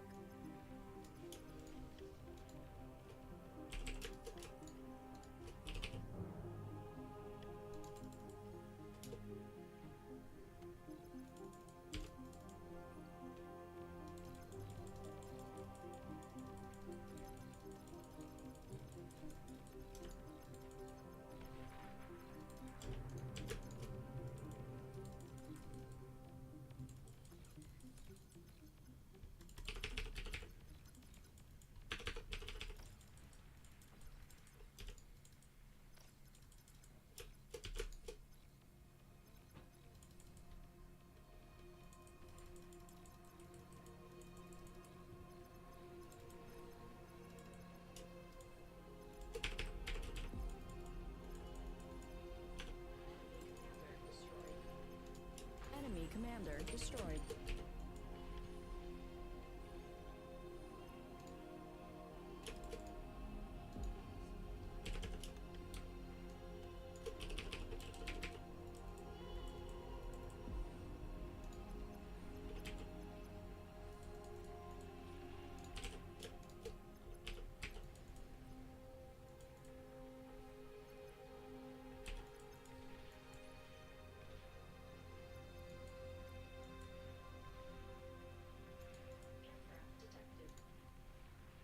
Aircraft detected. So now I'm gonna go vehicles.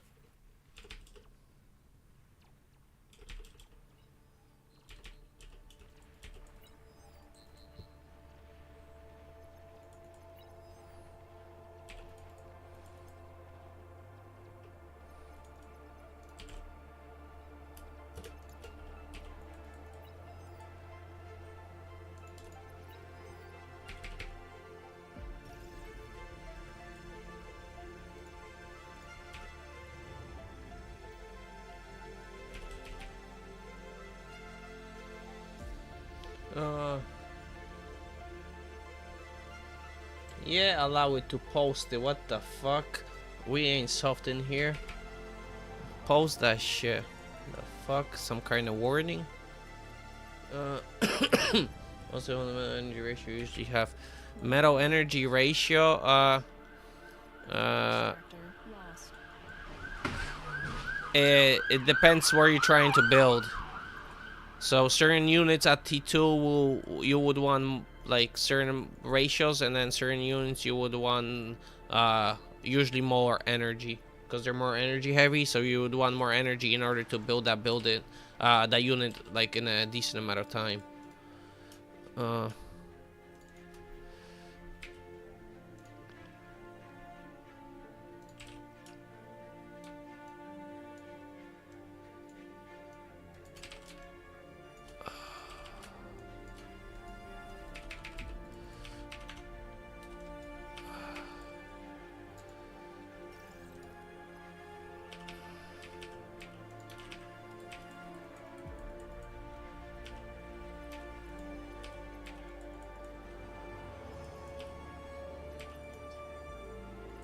Commander under attack.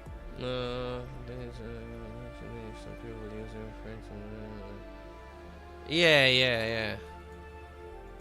Yeah, same thing as with the bitch. In a way, yeah. Team reached. I get what you're saying. But I was just trying to say that in Polish it's one meaning. There is no alternative.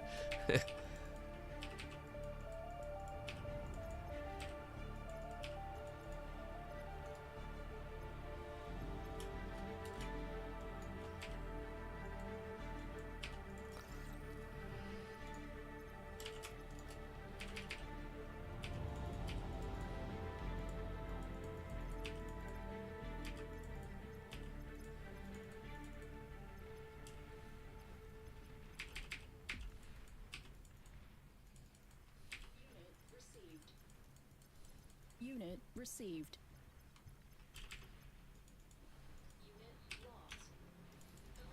Unit lost. Commander under attack.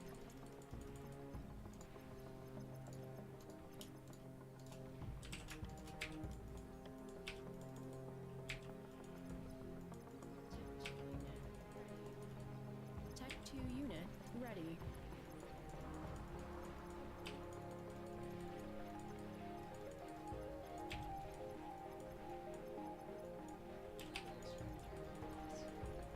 Metal extractor lost.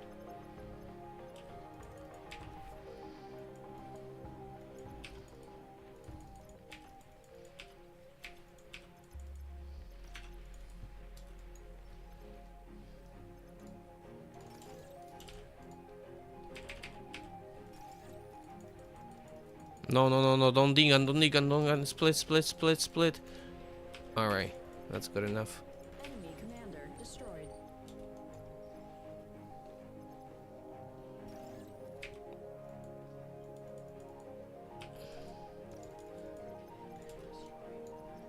Friendly commander destroyed.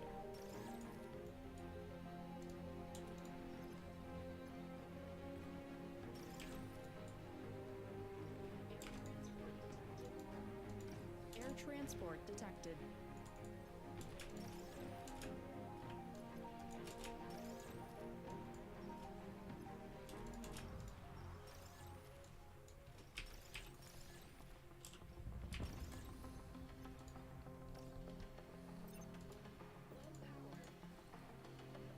Low power.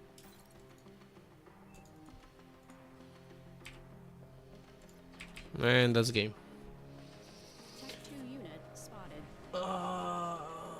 You allowed that message and that police comes. Told you saying like nah, they might come, but they can't arrest me yet. In England, they'll straight up fucking cuff you, take you to jail. In US, they might come question you, cause you know they can try to get you scared, but they can't do shit. At least for now.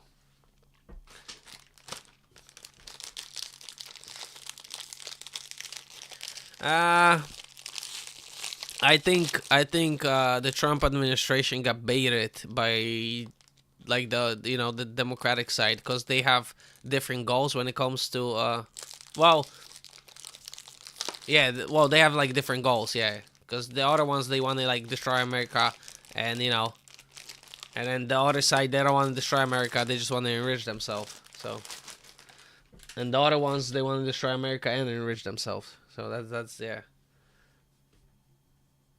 So I think that they got baited into the fucking, and they made it look like, you know, like they're just fucking snatching people off the streets, which are kind of are, because you know how people get. The Ice Age just got a little power hungry, and oh, they gave us power, let's go, you know, because it's just human nature. So I think it was just baited into situation like that.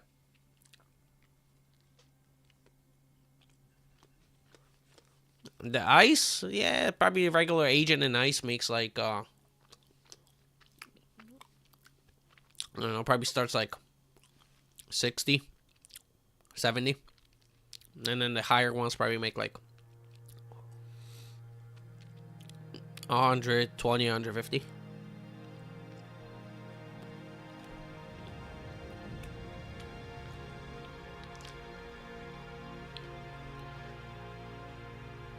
Like the first 5 years, you'll probably make 60, 70. And then you'll go to like 90 after 5 years. Then after another 5 years, you'll go like 120.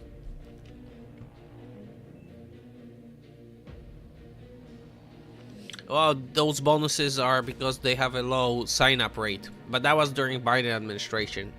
Because they couldn't get anybody to sign up because, you know, the border situation was bad. So nobody wanted to work, people resigned, and nobody else wanted to sign up. So they started giving bonuses to incentivize people to you know, come work. And but once Trump came into office, like all the, you know, like the Trump fans, like they had a big surge in signups for military and for ICE, like for all the stuff. So they might still be giving out bonuses, but they might discontinue the bonuses. I'm not sure what exactly happened with that, because they had an uptick in signups.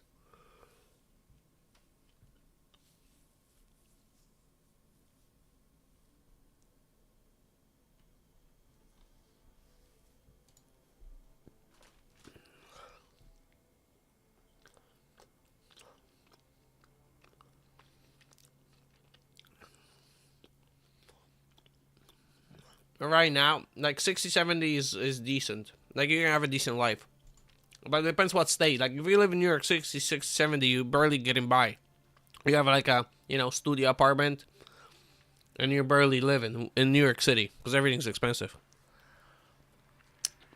I live in New Jersey, which is expensive too. Because especially the part of, well, New Jersey as a state in general is expensive, almost as much as New York. But especially where I live like 15 minutes from New York, so the county I live in is one of the most expensive in the whole U.S. Sucks. Oh yeah, you have a buddy in Jersey. What's his name? Imagine I know him. That would be hilarious. Do you know what town he lives in?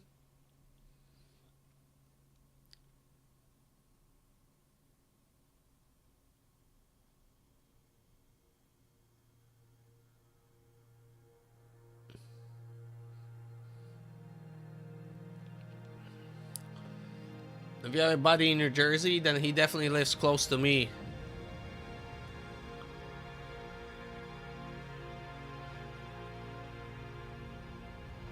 Mm, no, I don't know any Ukrainian Dimitri. I know a Russian Dimitri, but not Ukrainian.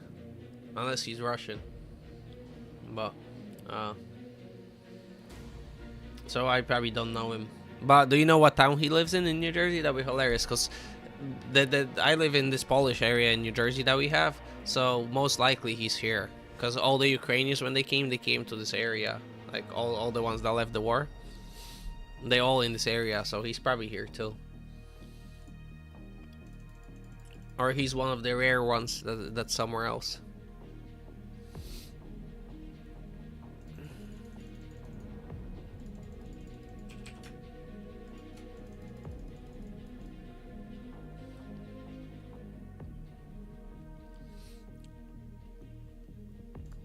I don't know if you see, like, this map has a lot of like these hills and uneven terrain. I'm not gonna go even though it's open like here. Like going vehicles, it kind of sucks because over here they'll move at fast speeds, but here they'll get choked up. And then the bots are so much better, they can surround them and do more damage. Because surround, oh, I forgot to tell you also, surround does extra damage. There's surround bonus. Like flanking bonuses. Yeah, but there's no armor, but there's flanking bonuses. Yeah, no, it's just the Dimitri I knew, he was just Russian. Like, he was straight up Russian. Yeah, I wouldn't know him. But, like, he's probably in this area where I live. Because, like I said, all the Slavic people come to this area because there's a big Polish community. So there's, you know, stores and stuff where they can get jobs. And, you know, even though they don't know, like, Polish, but they're, you know, the languages are close enough where people would hire them and stuff.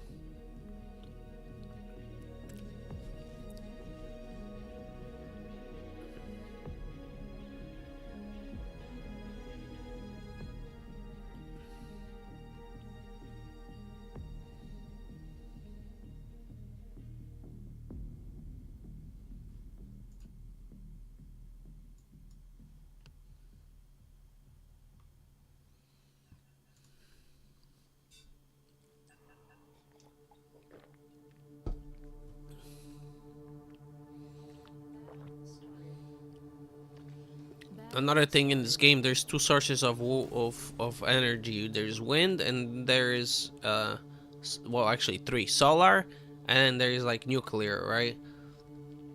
And the most efficient is solar if the speed is high.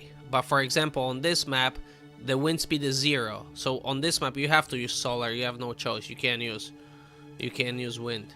But if the wind is above average of 18, then it's the most efficient thing that you can use, even more efficient than nuclear.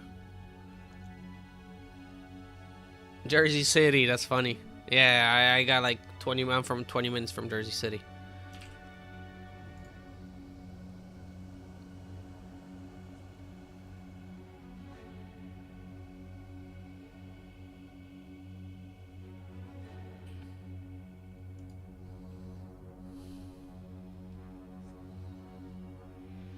It's funny.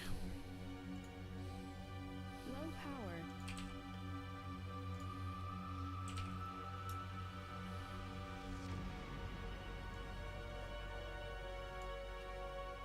Low power. Yeah, so solars are really inefficient and they're metal heavy. So if you make solars, you get energy, but you spend metal. Where a lot of metal, where wind is much better. But wind drops and the speed changes, where solar is steady. So that's the benefit.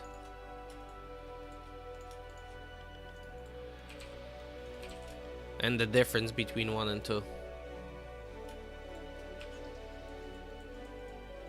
units detected.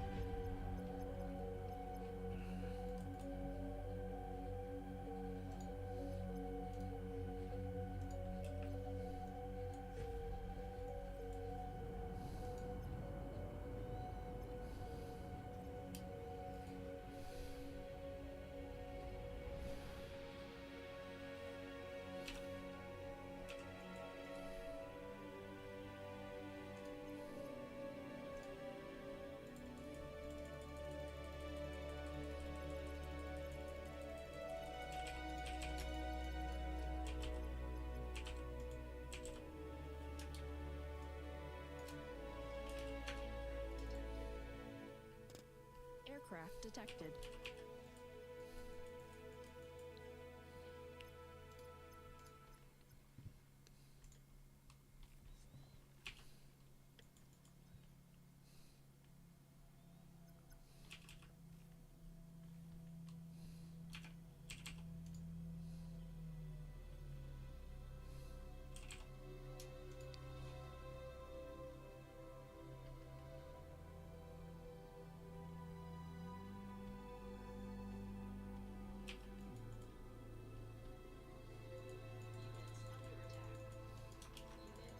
Units under attack. Unit lost.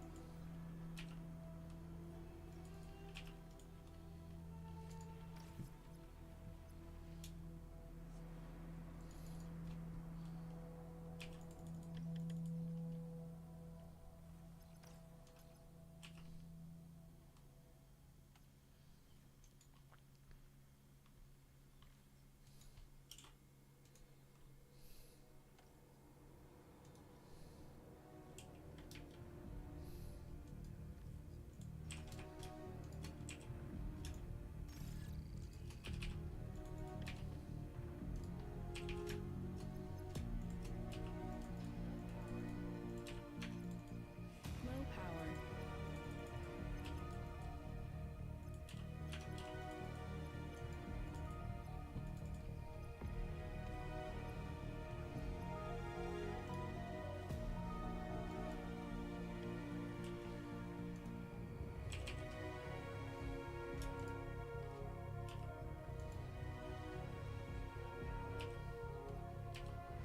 Low power.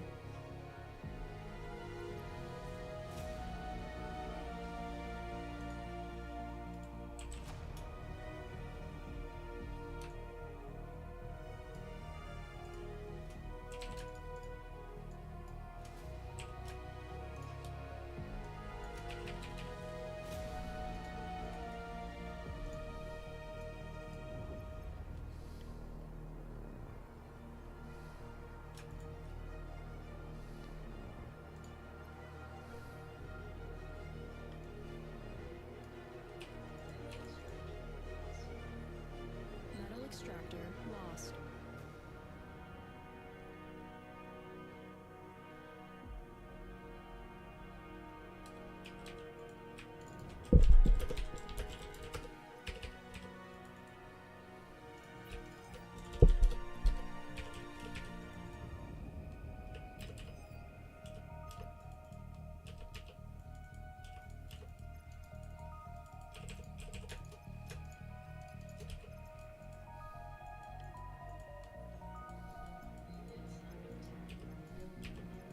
Units under attack.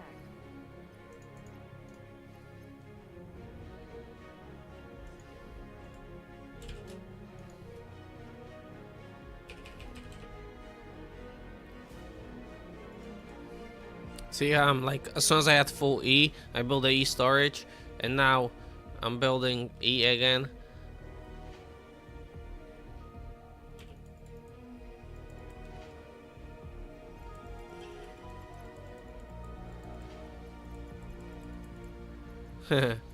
Yeah, that's a smart way. Live the good life in Europe and earn in America. He's doing it right.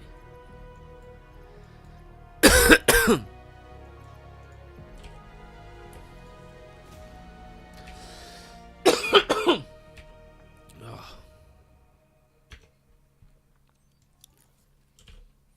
Oh.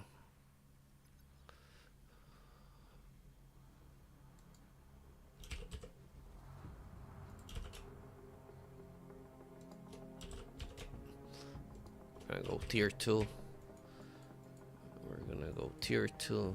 Just start peppering this.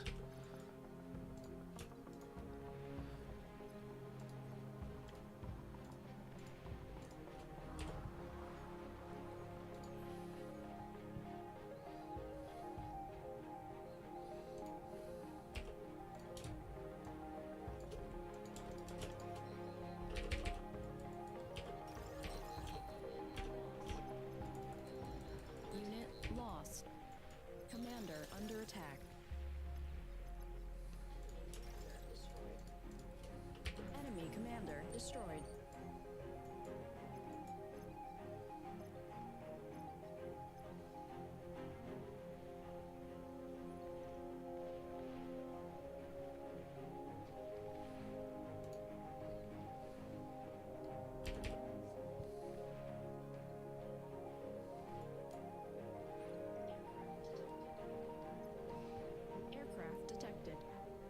No, he's going air for fuck's sake.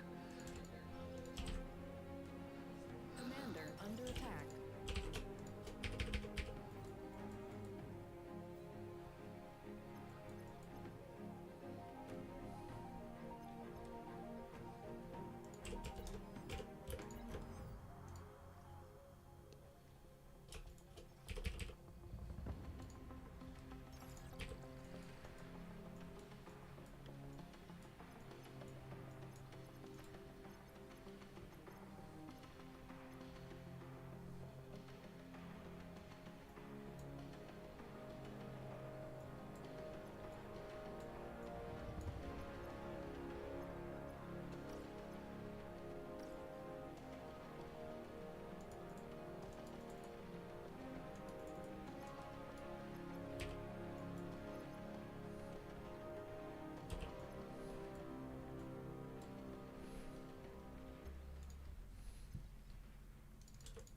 Let me get this con out first.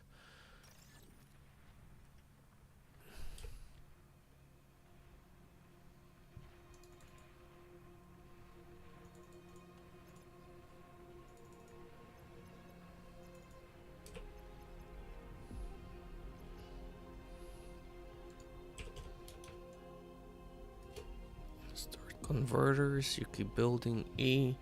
You get con out. Come on, come on, come on.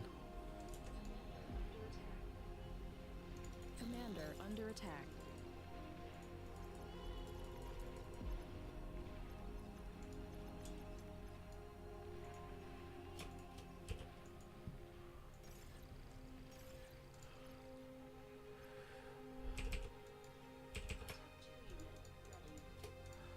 Tech 2 unit ready.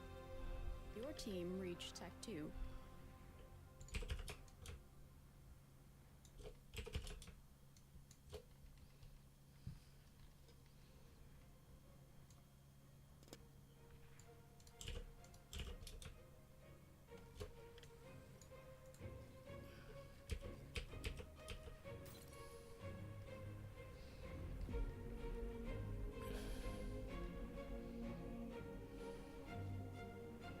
Oh, we have air. Okay, that's fine.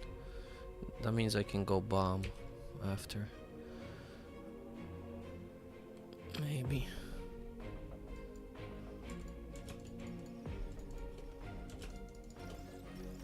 Get that. This is building. This is this. Unit lost.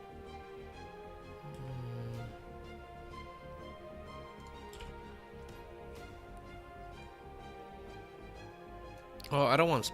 Why am I building a spy bot? Just in case. I'll keep one here.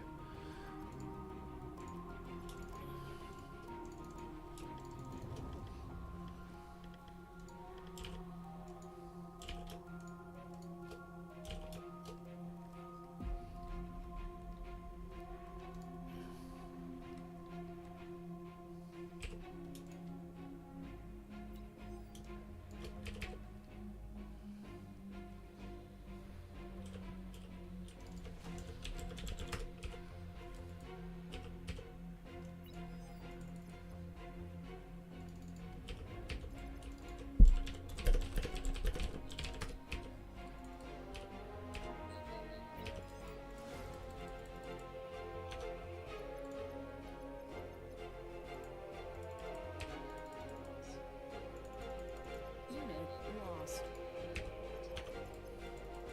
Commander under attack.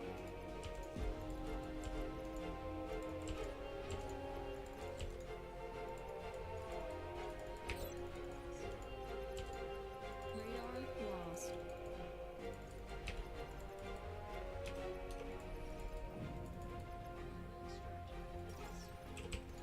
Metal extractor lost.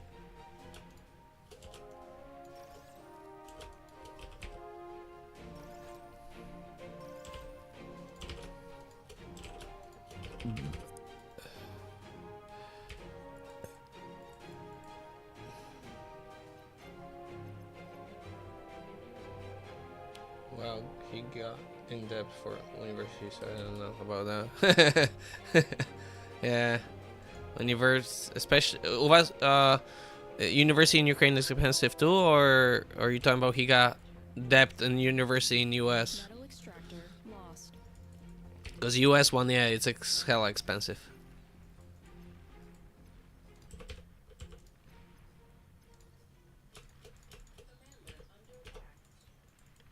Commander under attack.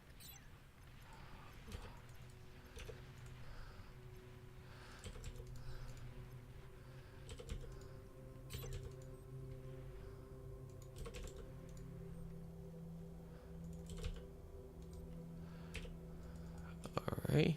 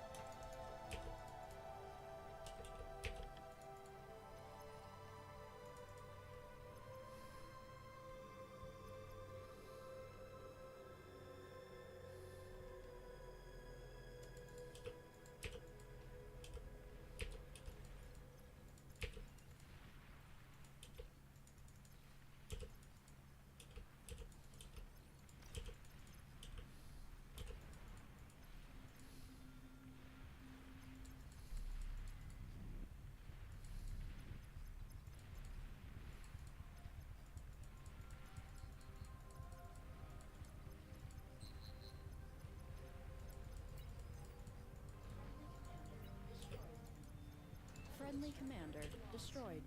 Where? Metal extractor Oh, that lost. one. Alright, that one doesn't matter.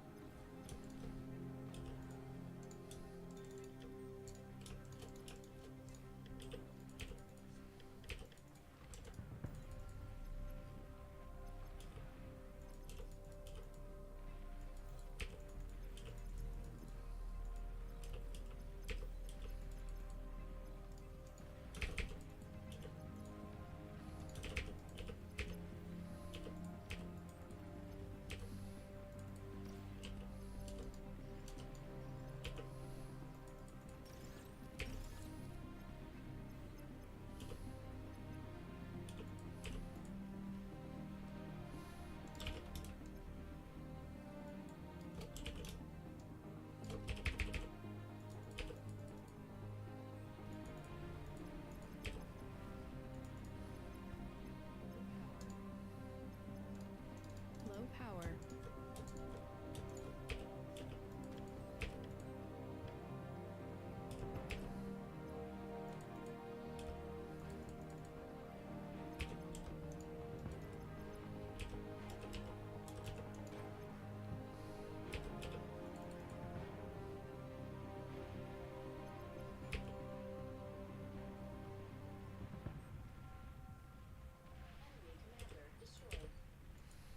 Enemy commander destroyed.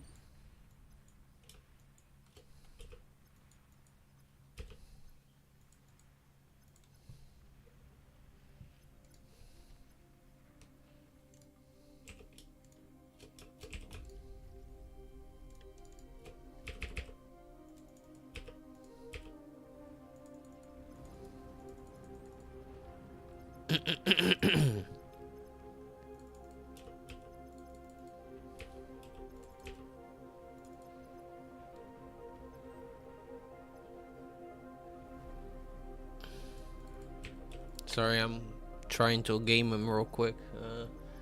He's in debt. He's a free. So smart. Okay. Yeah, in a way, it depends how much your parents make money, and then if you're into sports and others, bunch of shit. But if you're like poor, then it's free. If you're rich, then it's free. Or you're super talented. But if you're like a regular guy, then you're paying up ass.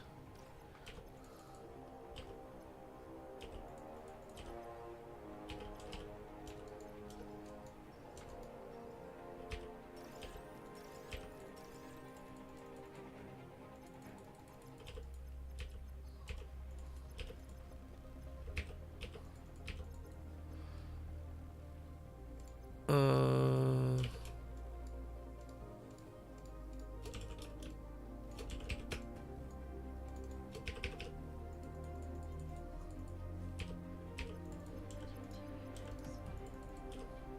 Tech 2 unit spotted. Enemy commander destroyed.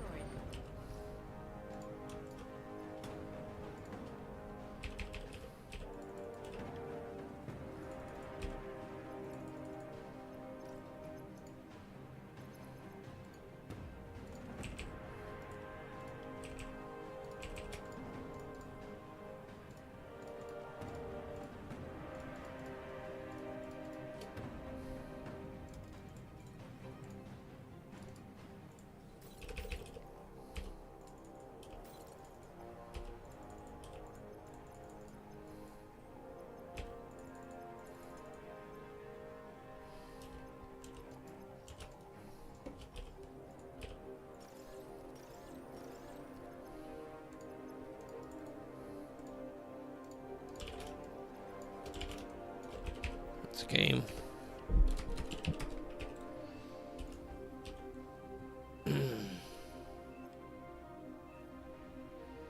See, this is a lane map. So this lane map is just if one lane kind of gives up, I mean loses, and then the other team doesn't help, the rest of the team doesn't help, it gets fucked. Where in the specific role map, if one lane loses, the other ones can bail it out.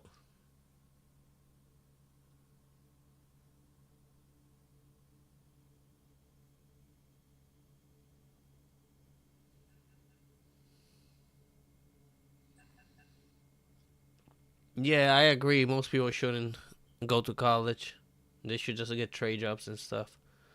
Yeah, and most of the job don't that they tell you they require college. They shouldn't even require college. Like 2 weeks of training, and you don't need college for any of those jobs. 2 weeks of training, and people will be able to do it. I agree. Yeah, networking is the real benefit, but the networking is only good at like better level schools. If you go to like regular like school, it's not good. If you go to like a Harvard, Yale, or even like the state schools that are like known for partying, those you get decent networking. But if you go to like a local school, then you're not gonna get a good networking.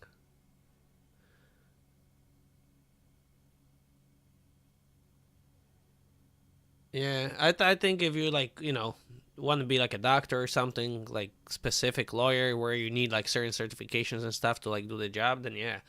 But like just overall like business or like people do art or stuff shit like that, then I think that's all waste.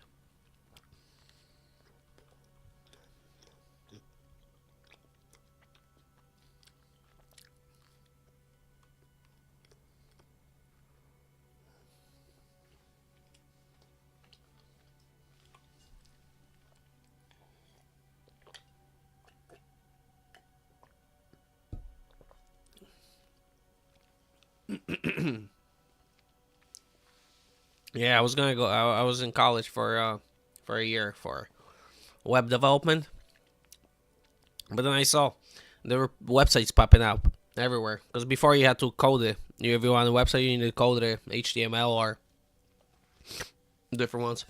But now you have websites, all these websites popping out that you can just like pay and just like uh it's like templates, so you just like make it it's simple to make it. Like anybody can make a website because you just pick this, pick that. You kind of like design it, and it's easy. It's like, where am I gonna go fucking for web development if now any idiot can make a website? Like, why am I learning coding for that? Like that's fucking stupid. So after a year, I just dropped out.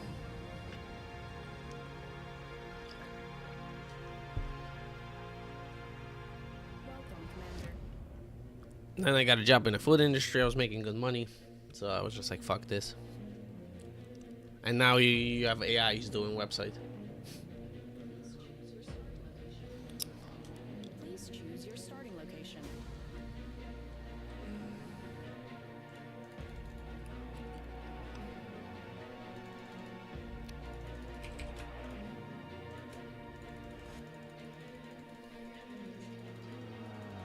Friendly player disconnected.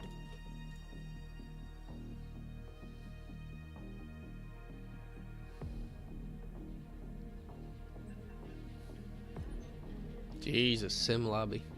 Battle ended.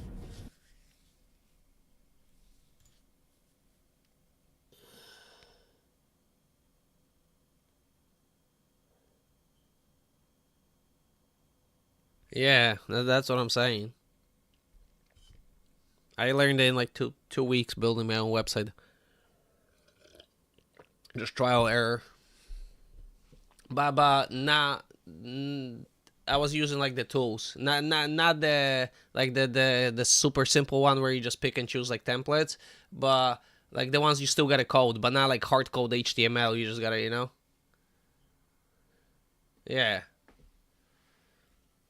Yeah. You can learn coding yourself too. That is true. It's just when you go for a job, when you have that paper, it's like, you know, so it's just easier to get a job. But yeah, I agree. If you have a good portfolio, you can just show them that you did it, and they'll hire you.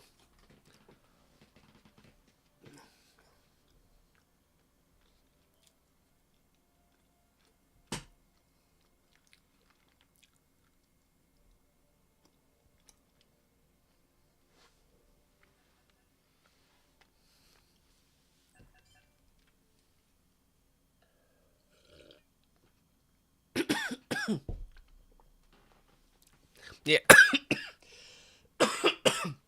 yeah. Like I said, if you have like a project that you can show them that you worked on something and you have skill, then yeah.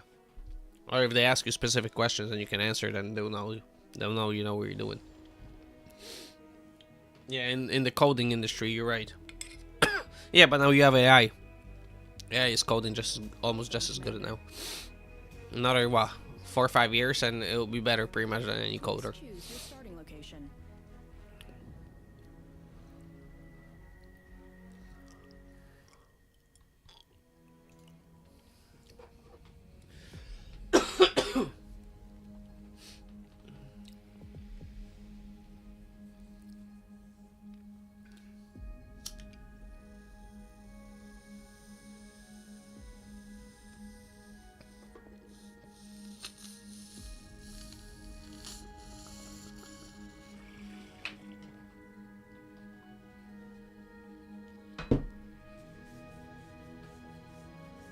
Yeah, you're still gonna have the managerial jobs, but the lower end is gonna go away. Or it's gonna be big reduction. Instead of having 3 graphic designers, you're gonna have one using an AI, you know, and then just speed up his.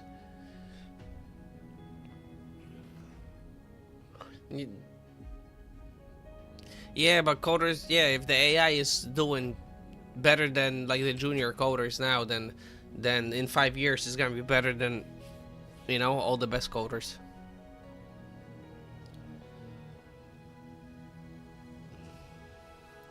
Yeah, I just think the improvements are gonna make it. Uh, Forgot the word. God damn it. When you don't need it anymore. God damn it. Forgot that word.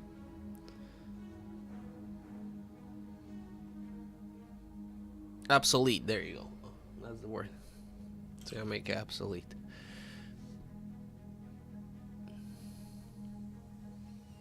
Mm.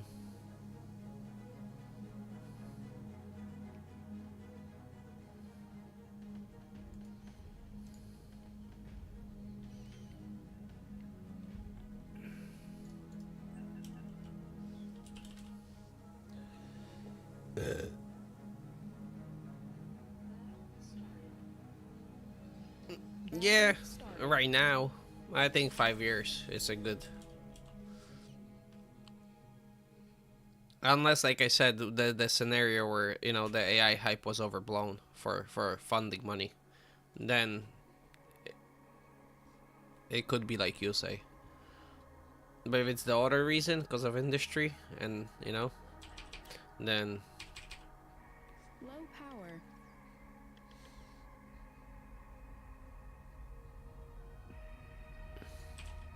oh shit, I forgot wind.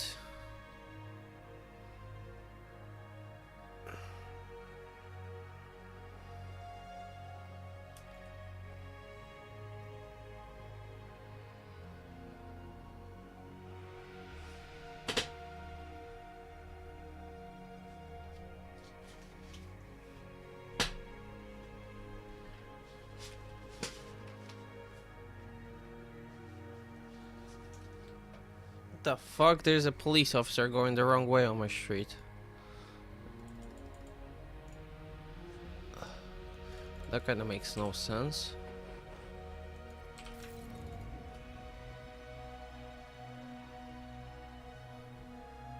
Low power. Forget.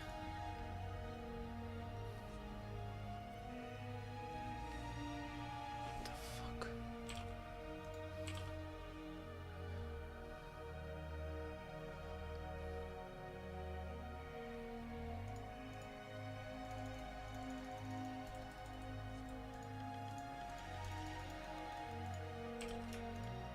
Low power.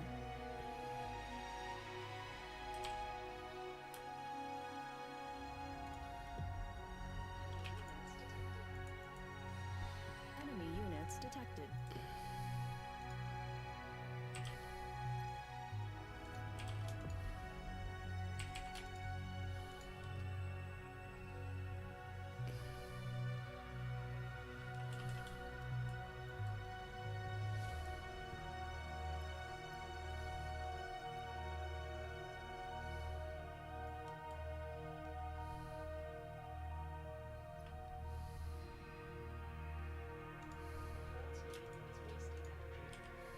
The whole team is wasting energy.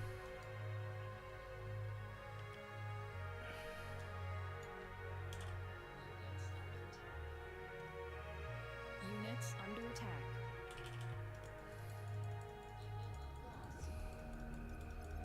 Unit lost.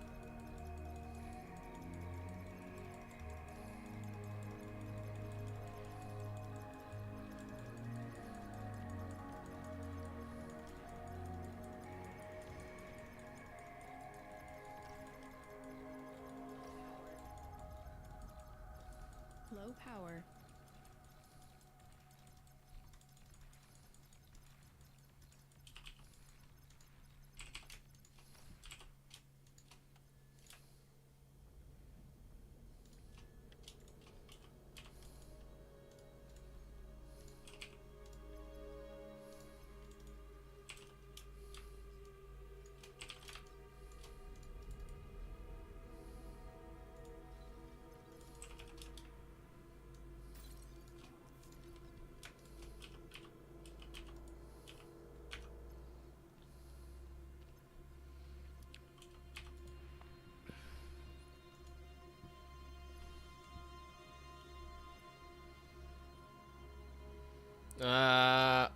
Better than solar when above average of 6. Then better than regular solar.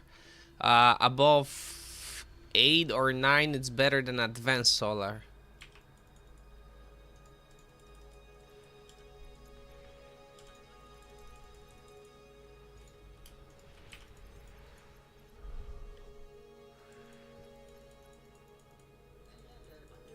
My street is a one-way street, and he was going up a one-way. Power.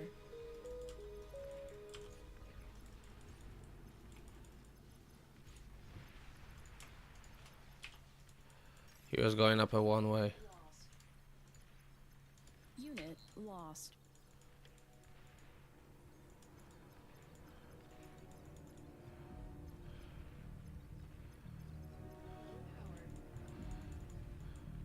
Low Low power.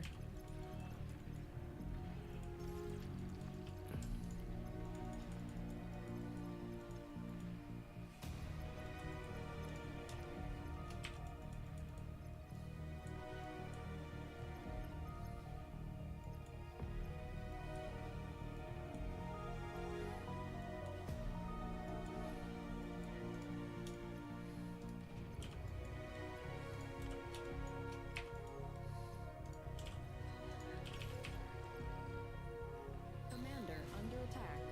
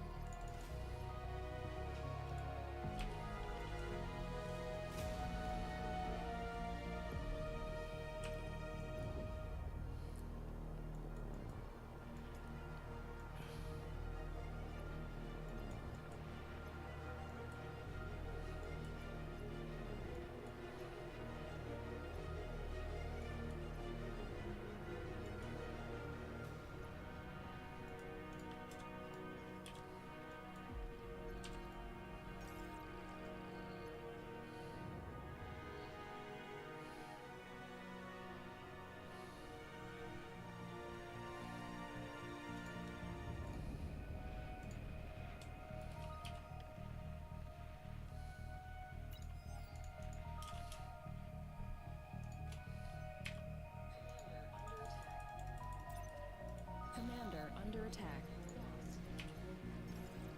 Unit lost.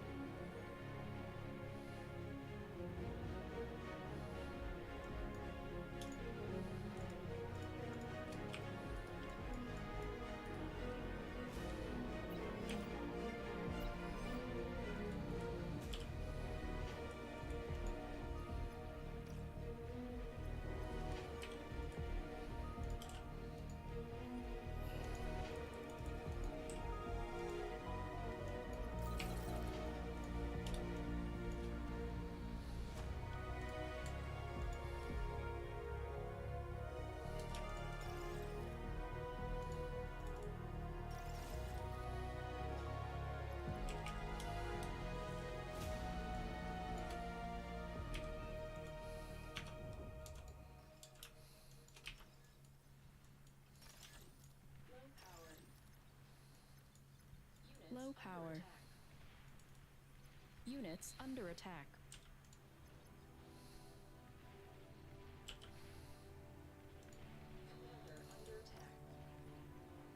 Commander under attack.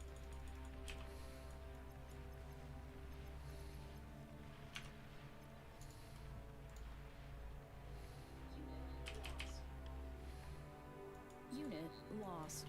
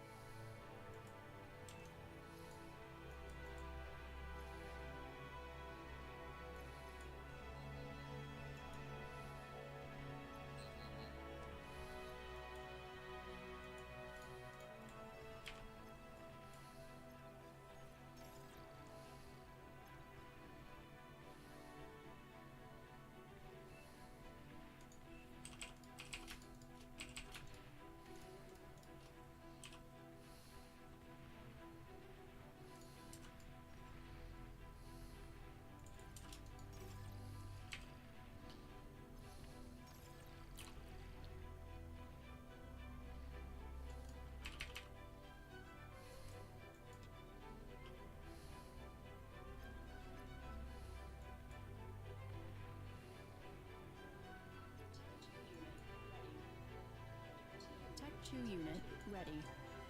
Your team reached Tech 2.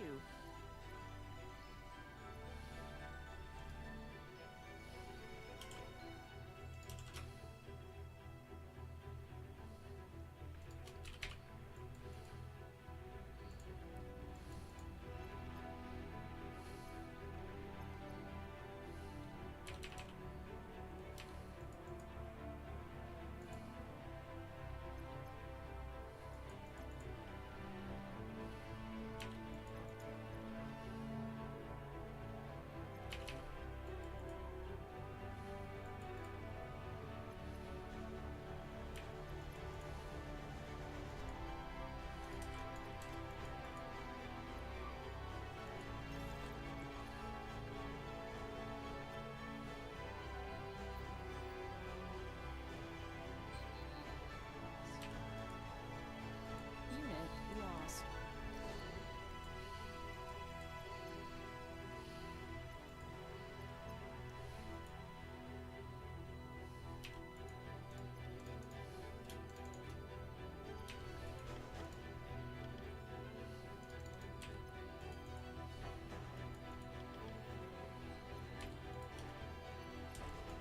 Commander under attack.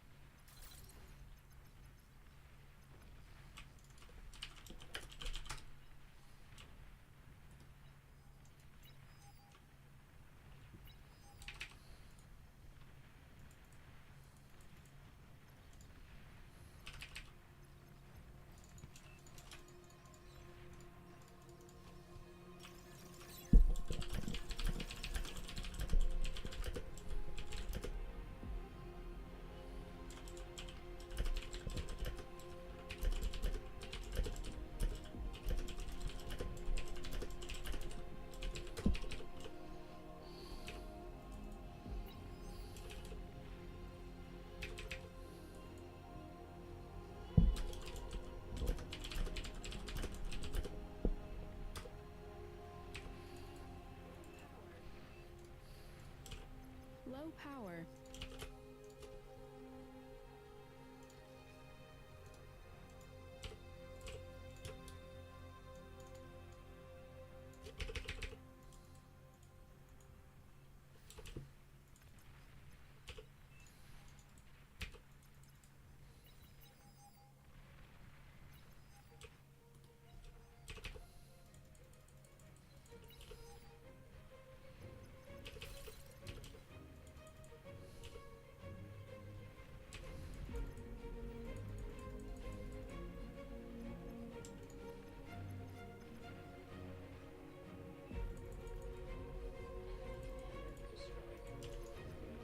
Enemy commander destroyed.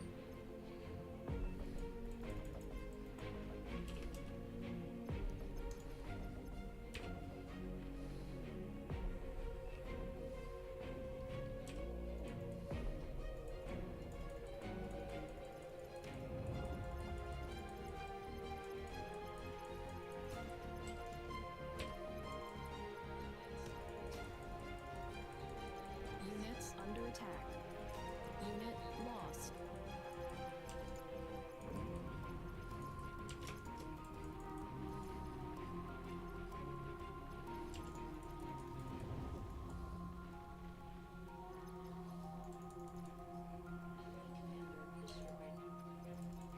Enemy commander destroyed.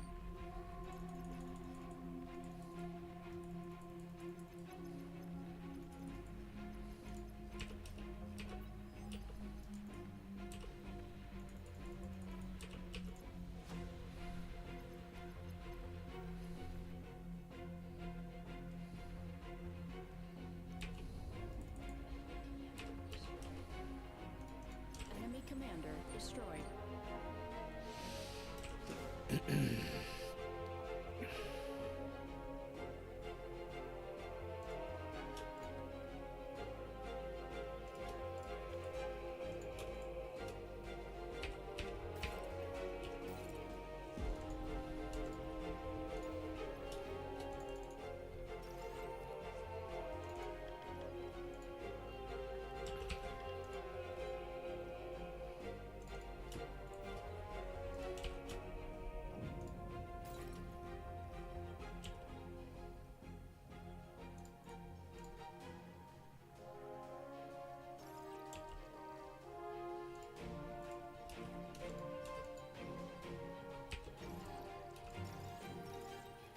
Low power.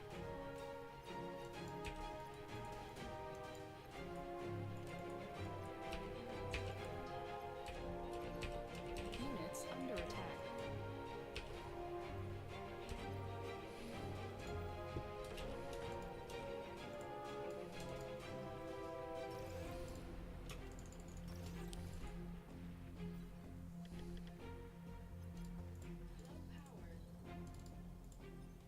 Low power.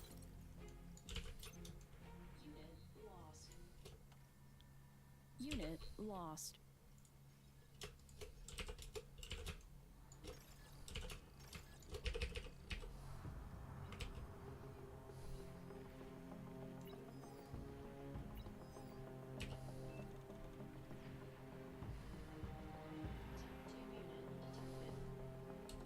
Tech 2 unit detected.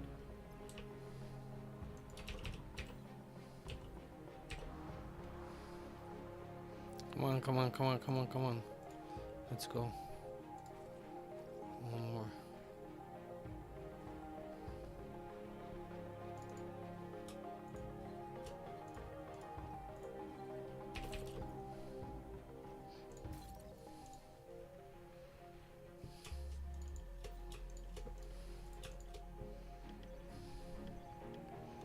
Come on, come on, come on.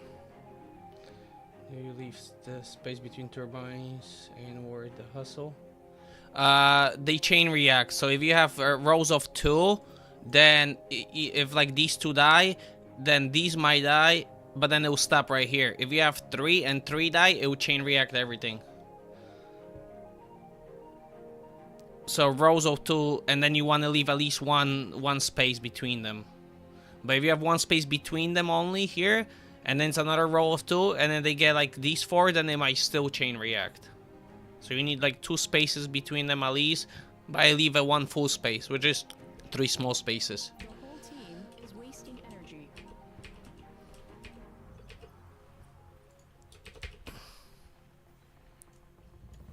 Okay, that's 3, that's 2, that's 1. Let's go, let's go, let's go.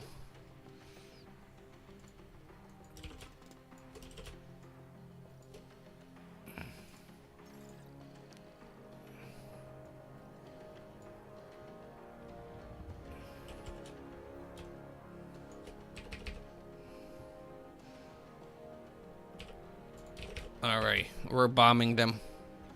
Because on this map, everybody is front. Everybody goes front, so nobody's air, nobody's eco. So I ecoed first out of everybody. I got T2. So I upgraded, I got eco, and now nobody still went air, so I'm bombing them. So it should work. I should be able to get at least 3 players. If they're bad, I'll get everybody. You know what? I'll make 10 more bombers, since they're not ready for it. And then I'll eat this.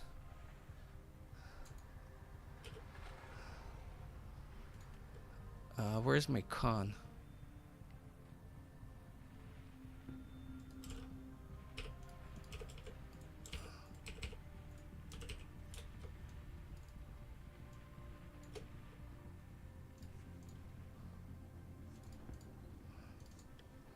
Alright, let's go. Unit lost.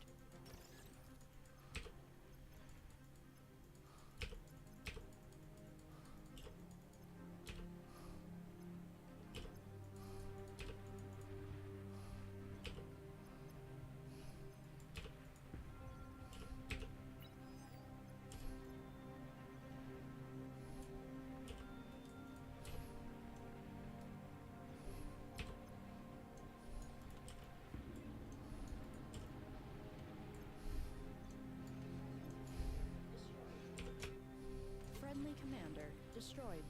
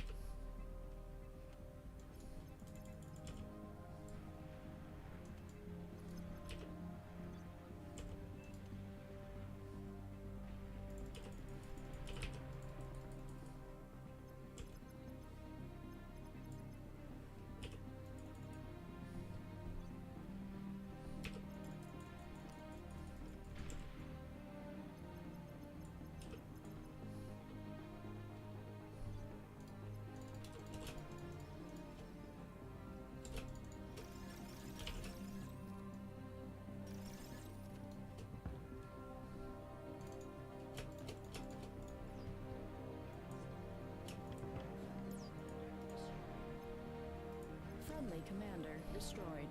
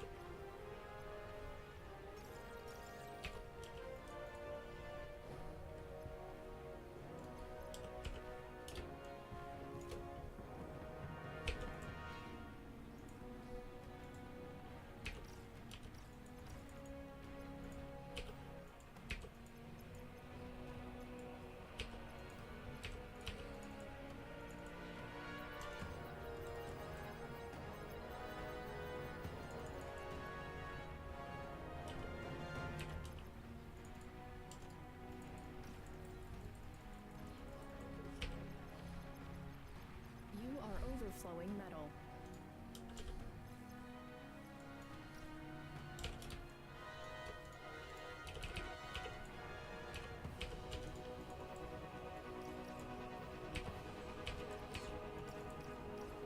Enemy commander destroyed.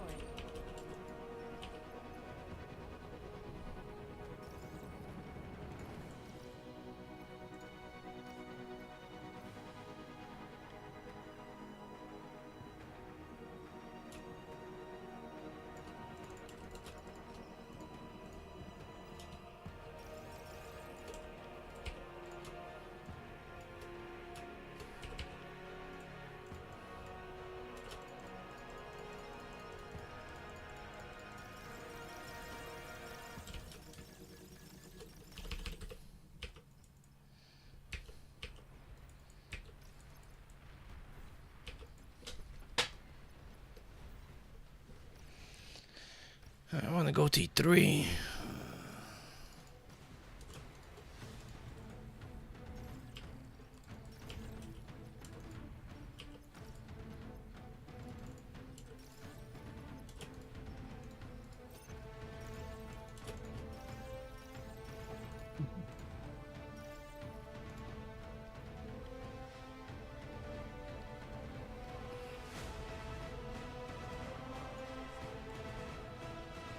You are overflowing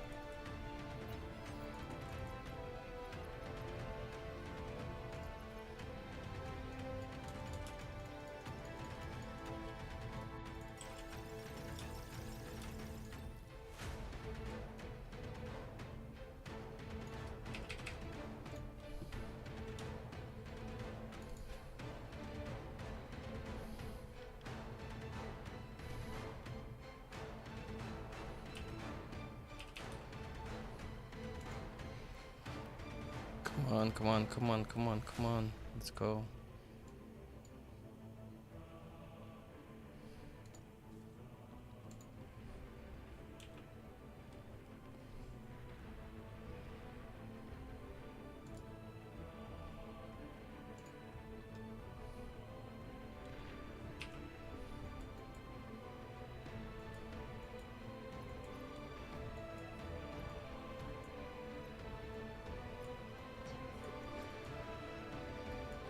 Tech 3 unit ready. Your team reached Tech 3. Units under attack. Unit lost.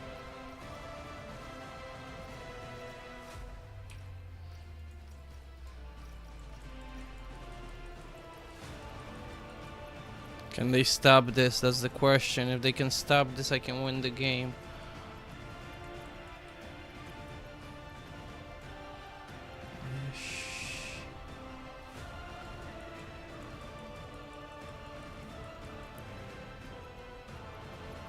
They can D-gun, maybe? No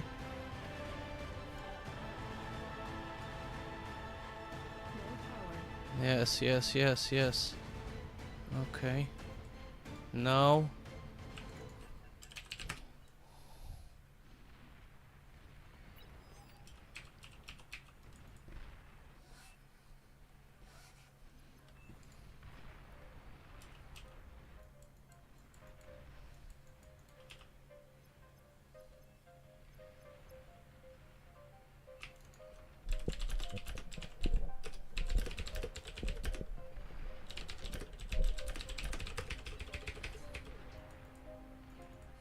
Units under attack.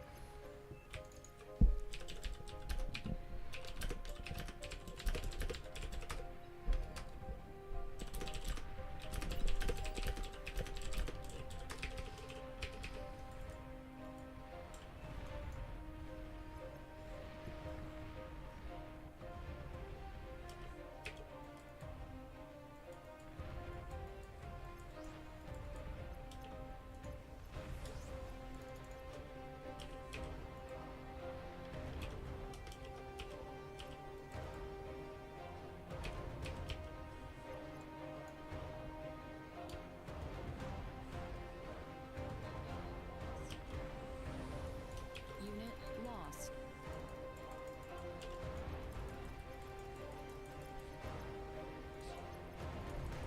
Friendly commander destroyed.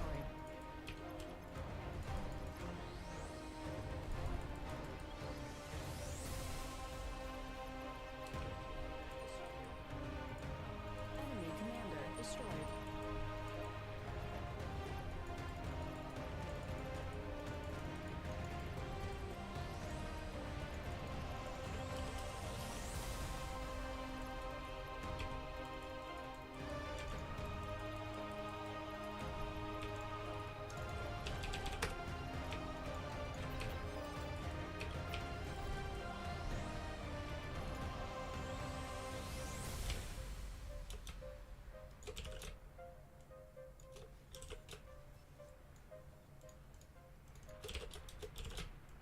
Sorry, I'm not talking. I'm just focused right now because I'm trying to clutch the game real quick.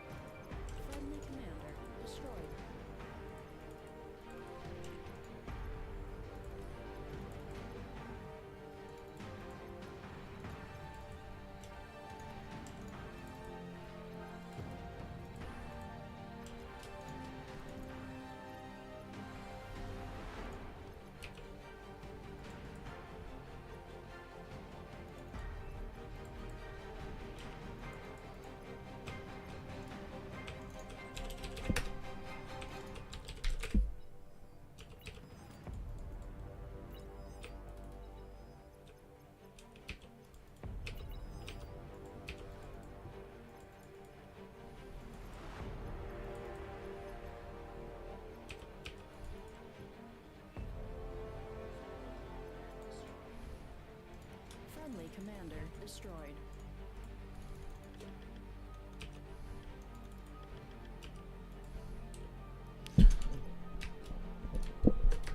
Oh my god!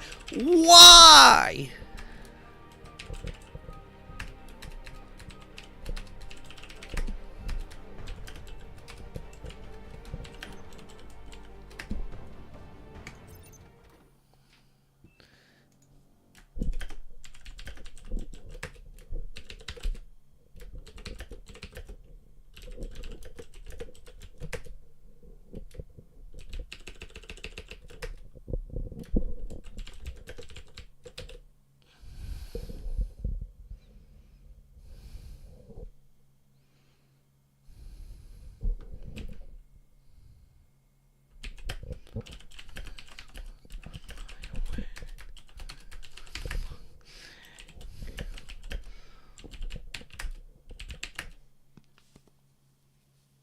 Oh my god, team's so dumb.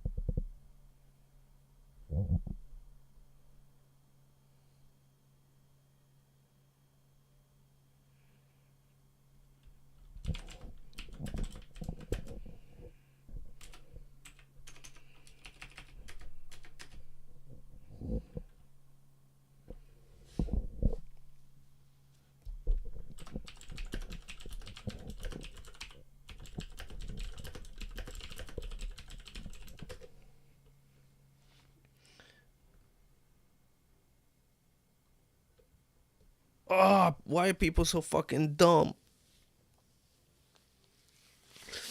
Oh, brain dead, fuck. Say don't surrender. They surrender. Easy win.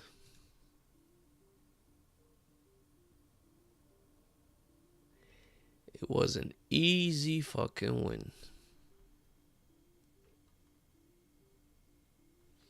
Gave it away for no reason.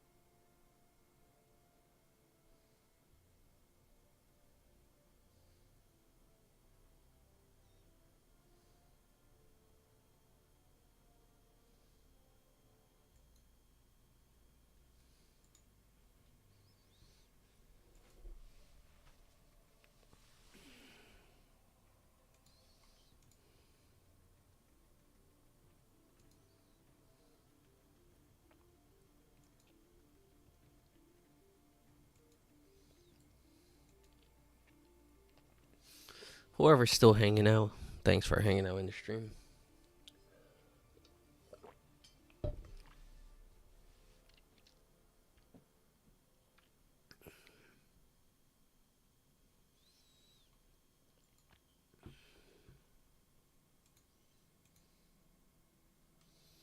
God damn it.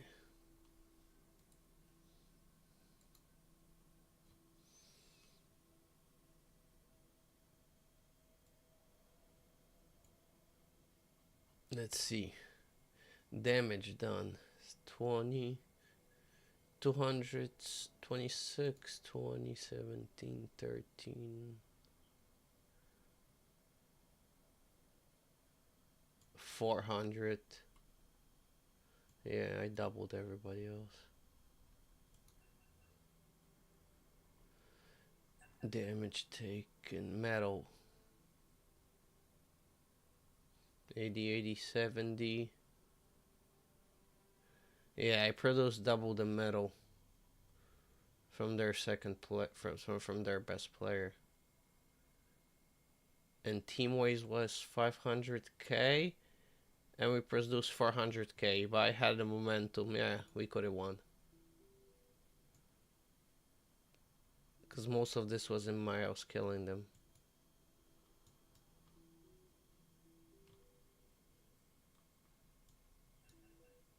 And energy wise, I was even still with them. Yeah. Could have won.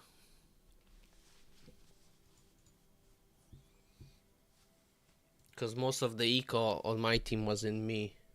And then their eco was spread out, and I destroyed like half of it. So I think it was pretty even at the end.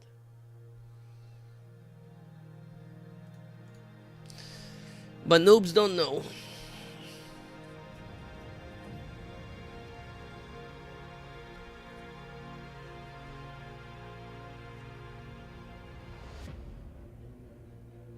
Welcome, Commander.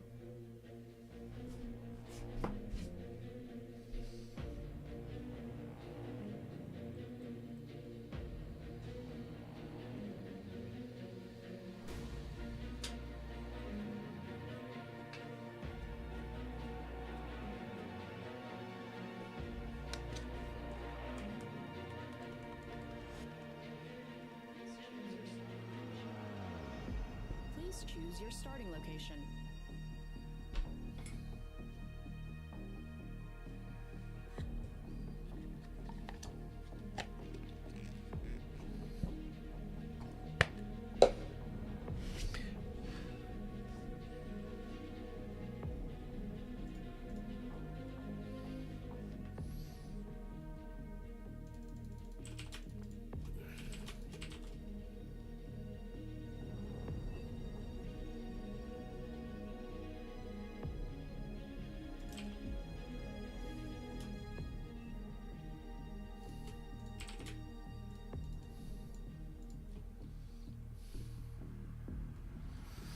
All right, next game. If this lobby stays next game, then I'm gonna go GOC and then try out my seaplane cook up, see how it works.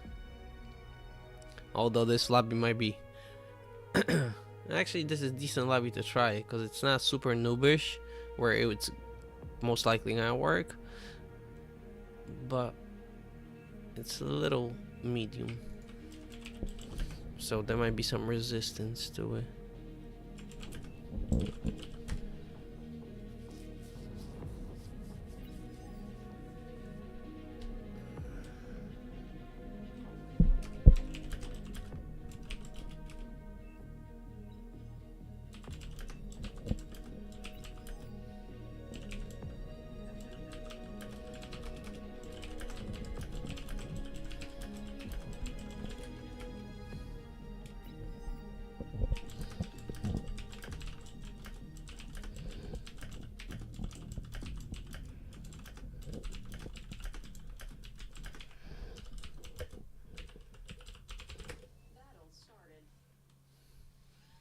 Battle started.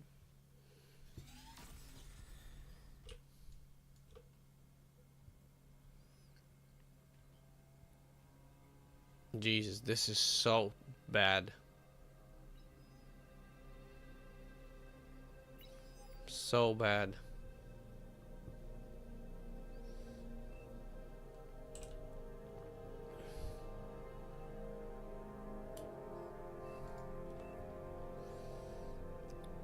Because even if you store this energy storage, you have low wind, so you didn't scale.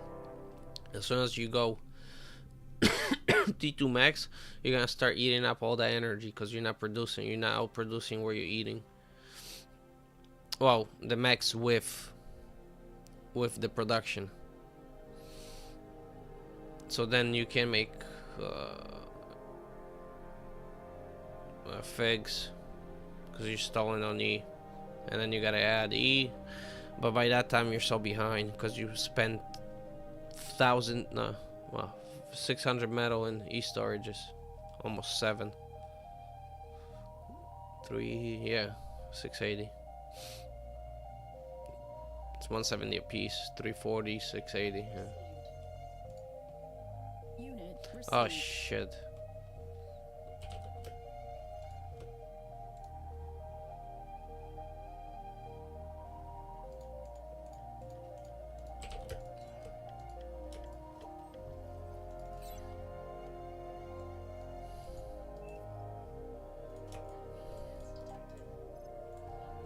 Enemy units detected. Low power.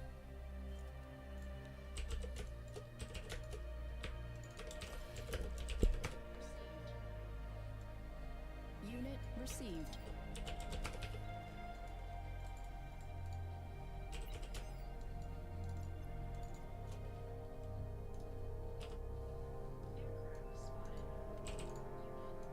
Aircraft spotted.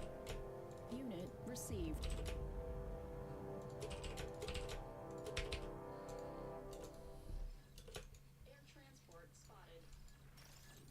Air transport spotted.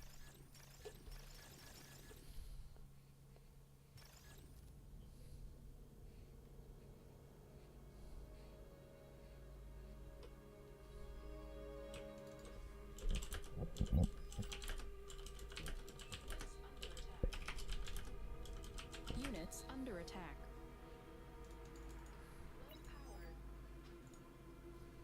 Low power.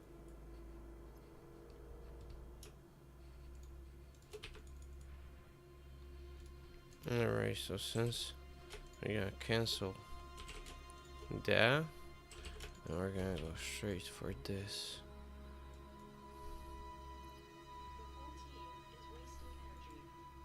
The whole team is wasting energy.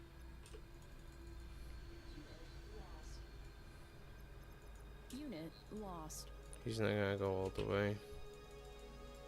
Plus I'm getting ships already out. 1, 2, 3. You guys fucking leaked. What the fuck? Oh my god.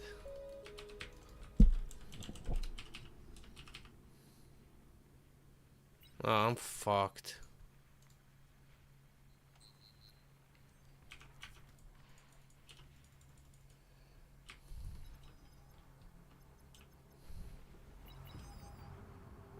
For fuck's sake.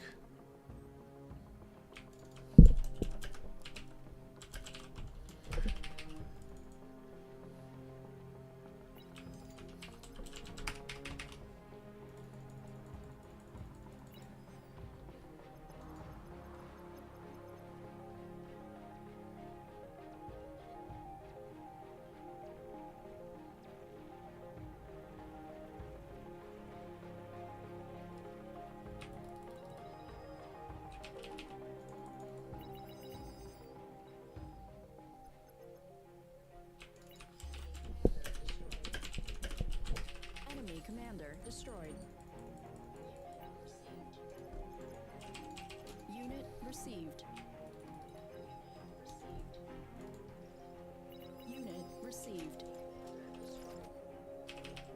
Enemy commander destroyed.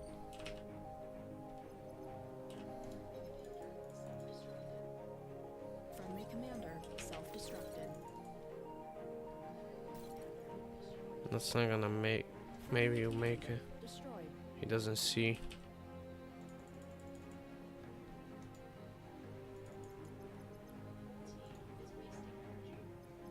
The whole team is wasting energy.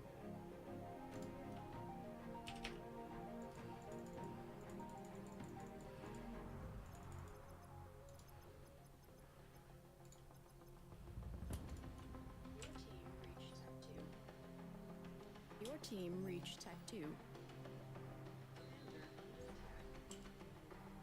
Commander under attack.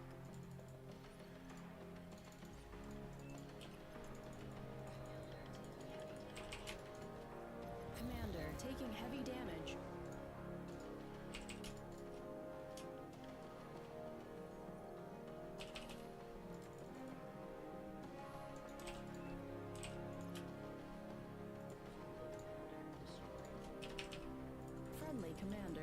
destroyed. submarine.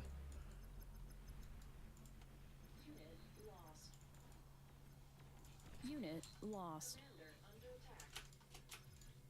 Commander under attack.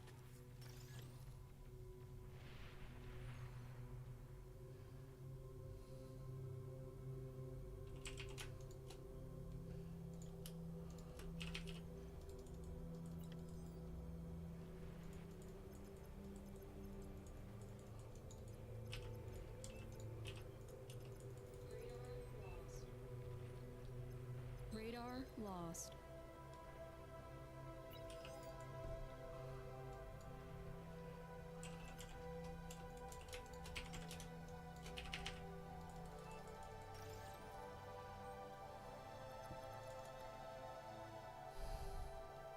Oh, there's a sub coming. What am I gonna do about it? I need this now. Metal extractor lost. Radar lost. Alright. Low power.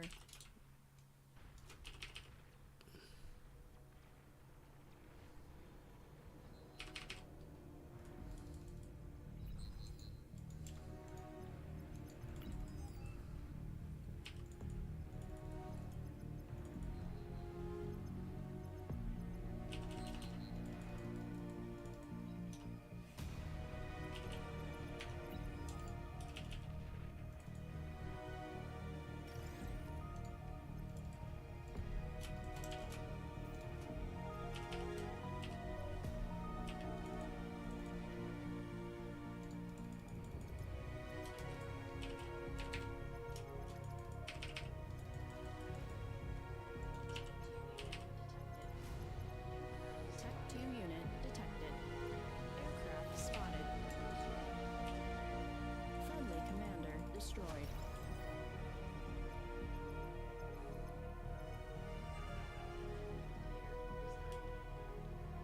Friendly player resigned.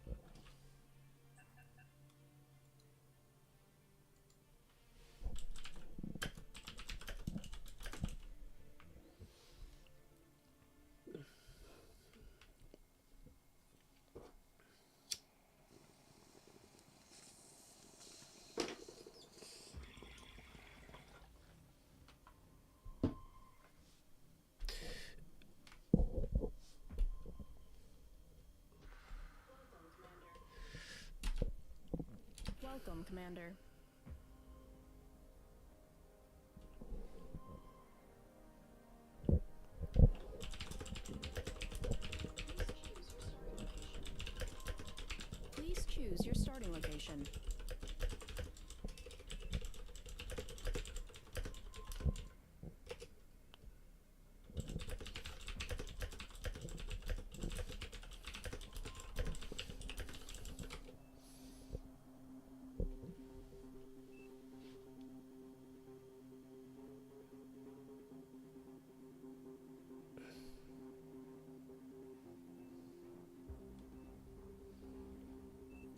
Oh.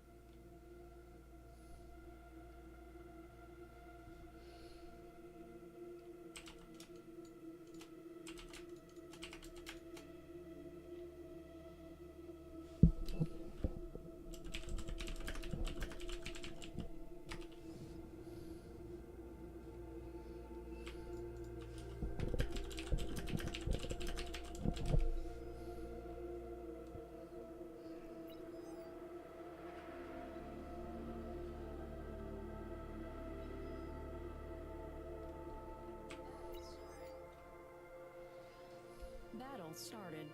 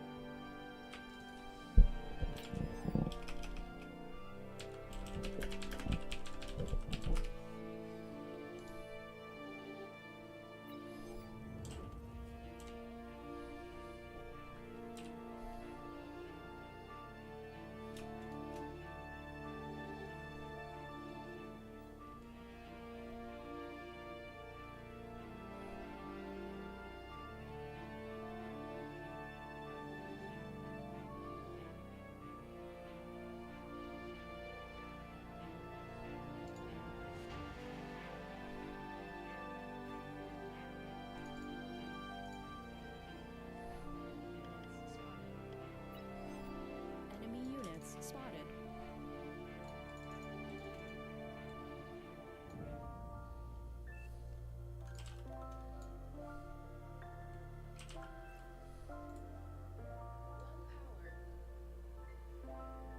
Low power.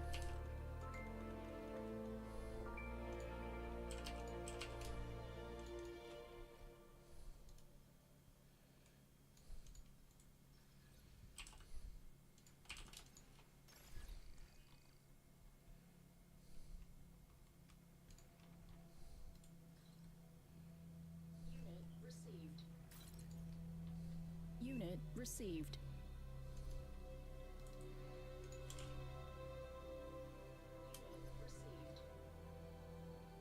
Unit received.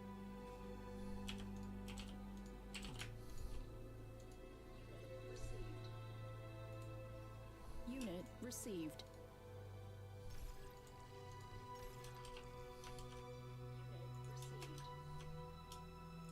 Unit received. Aircraft detected. Low power.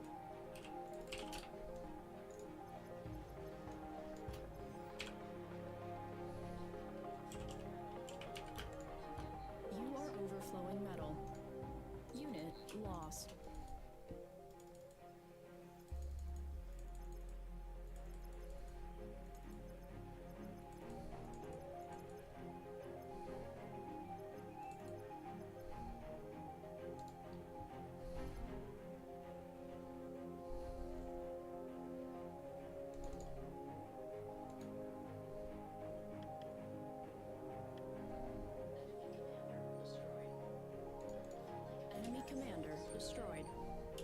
Friendly commander self-destructed.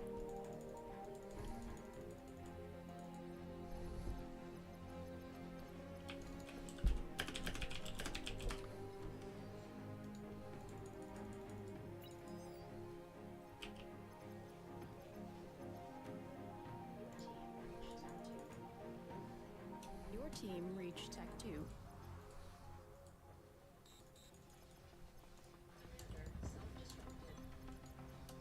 Commander self-destructed.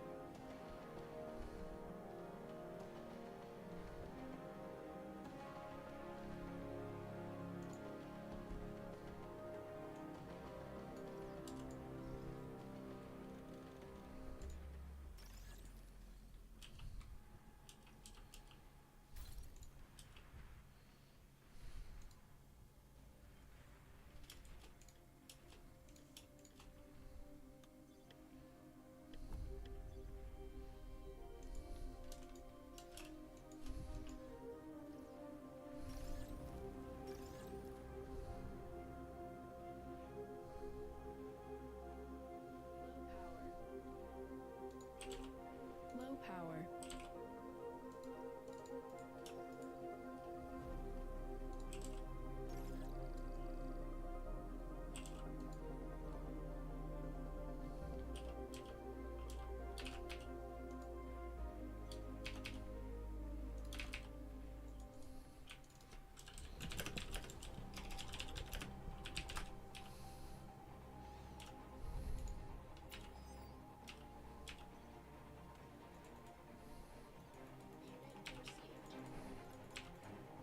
Unit received.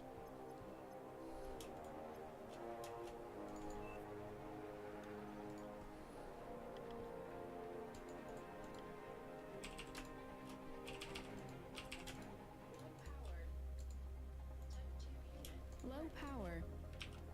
Tech 2 unit ready.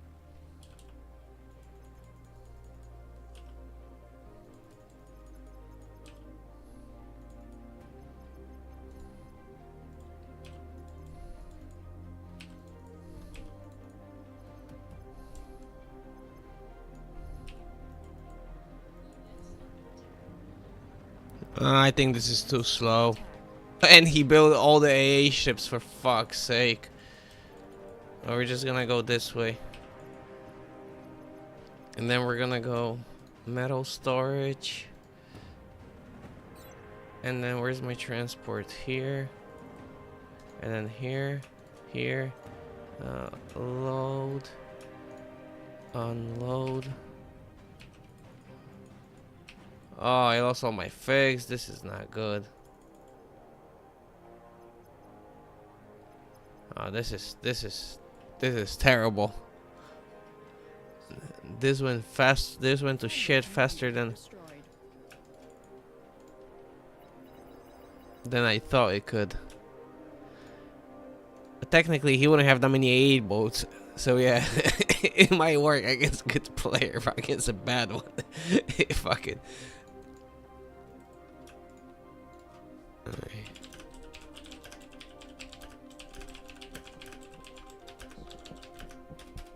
Friendly commander destroyed.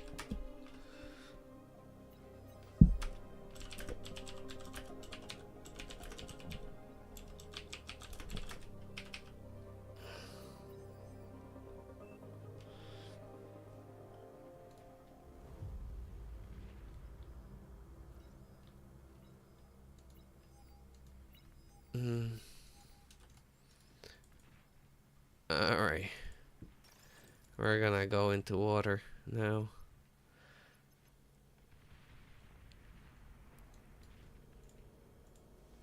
Alright, unload here. And then this guy. Unload here.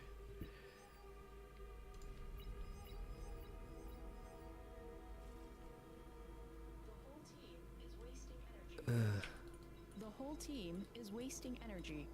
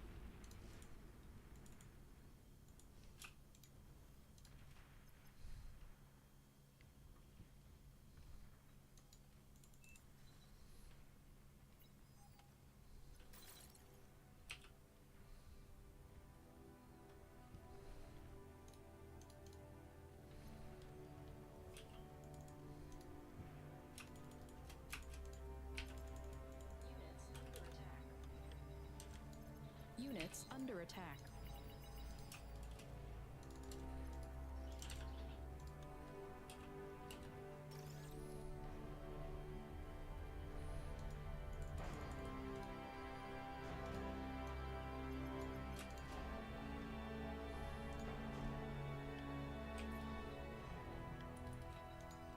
What the fuck is this? Oh, I'm gonna just lift him. Fuck it. I'll just lift him with the transport. Oh yeah, this is funny.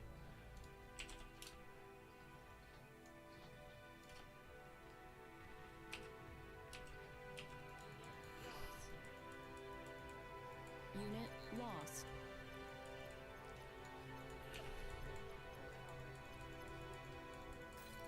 Low power.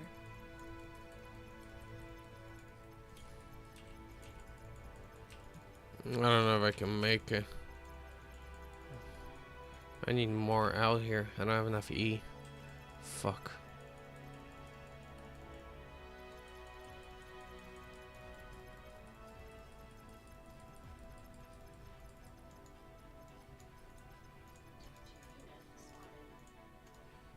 Tech 2 unit spotted.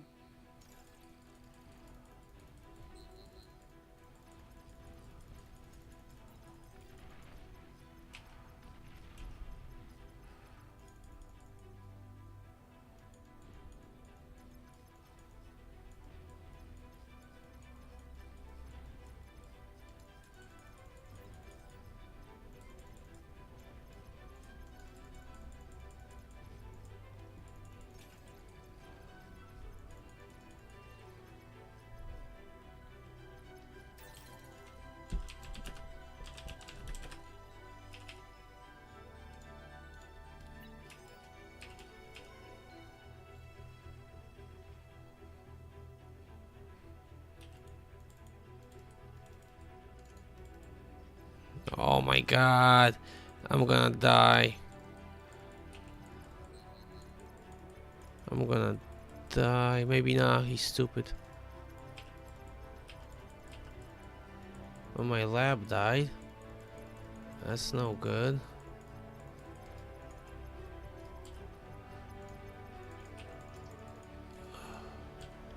Aircraft detected.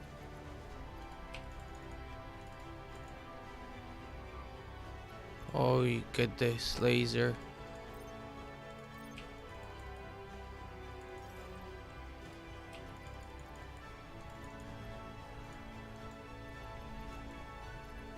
Oh my god. This is no good.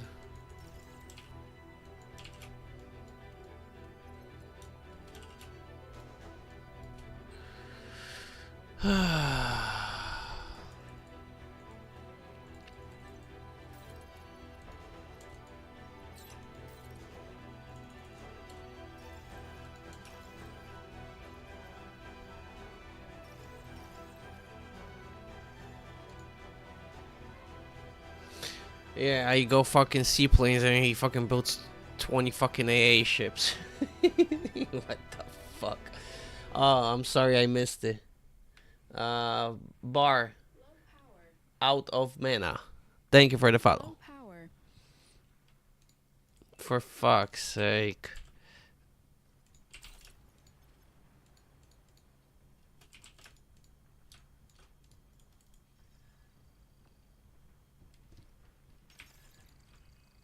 He doesn't have anything.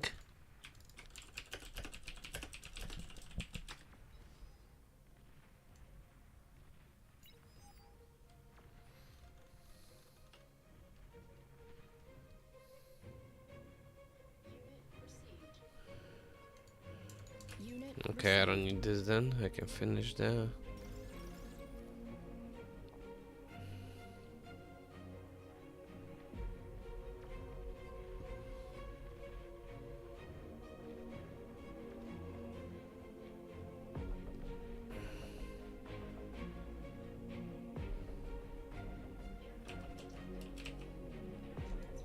Aircraft detected. Air transport detected.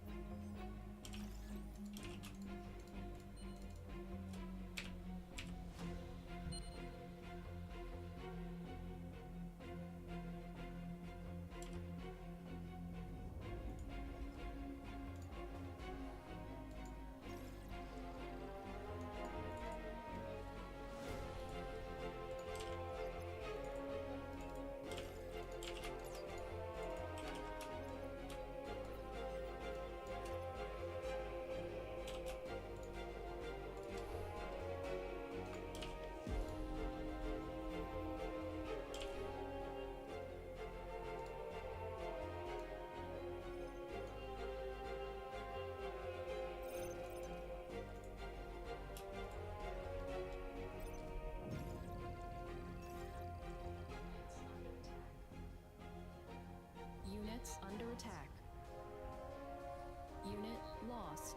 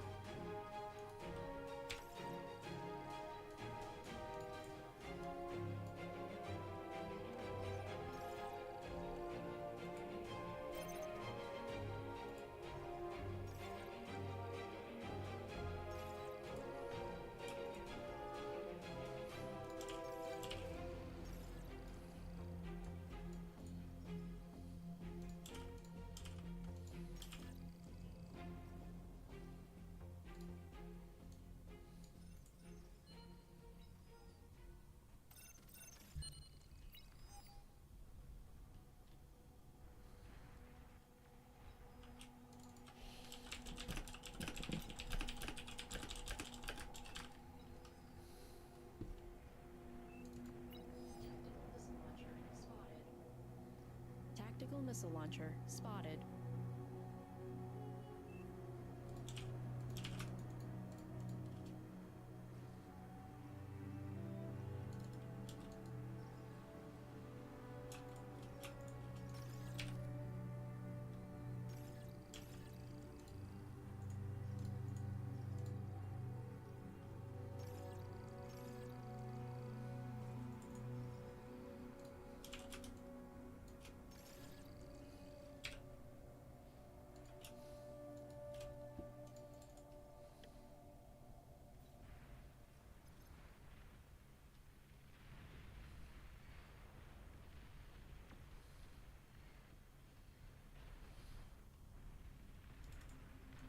I'm gonna go.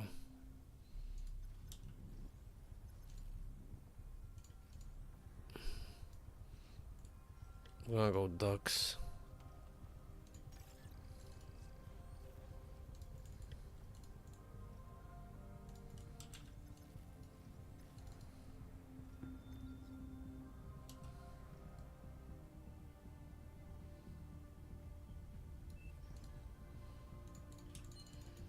Let's go. There we go, big ducks. Maybe 40. 40 ducks and then I'll clear the sea.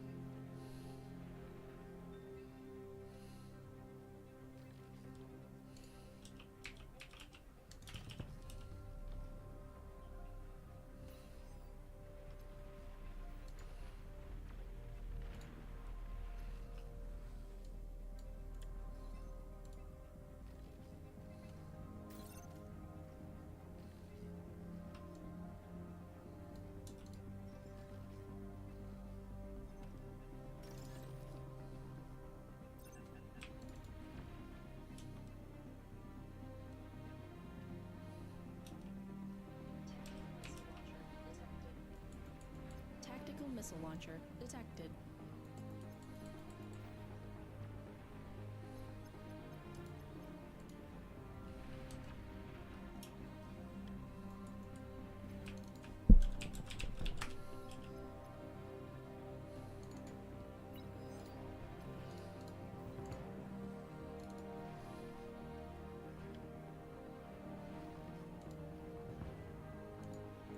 And we're gonna go right into Platies right after.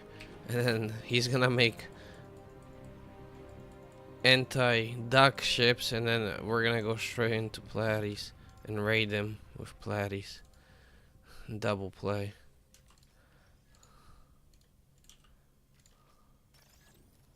Or I can go Maros maybe. Nah, I gotta go Platies first.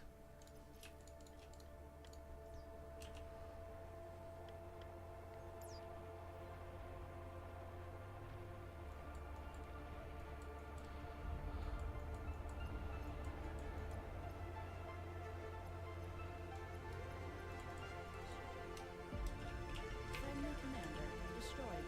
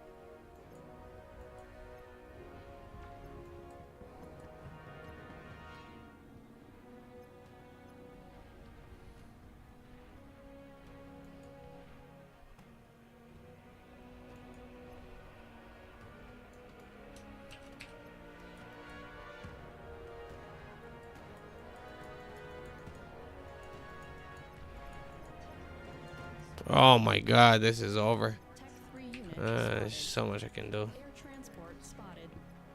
You made zero fucking Warning, plays. destroyed. Resbots. Make unit. Resbots. Okay.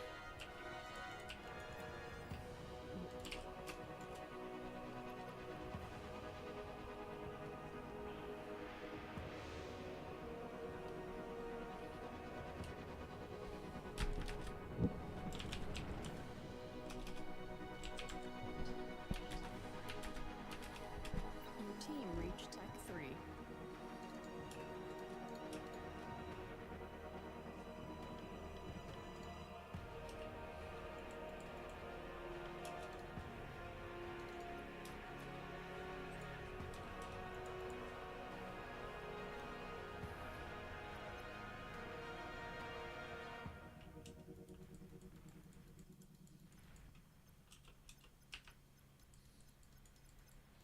Yeah, I don't have enough to stop this. Oh, and it ended. Yeah. That's GG. Metal extractor lost.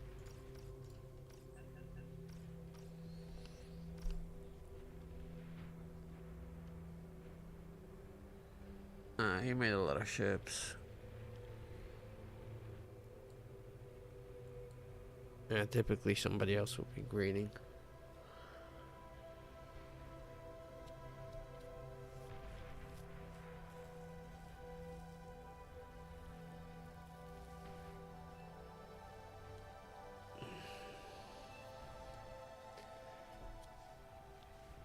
Yeah, seaplane strat.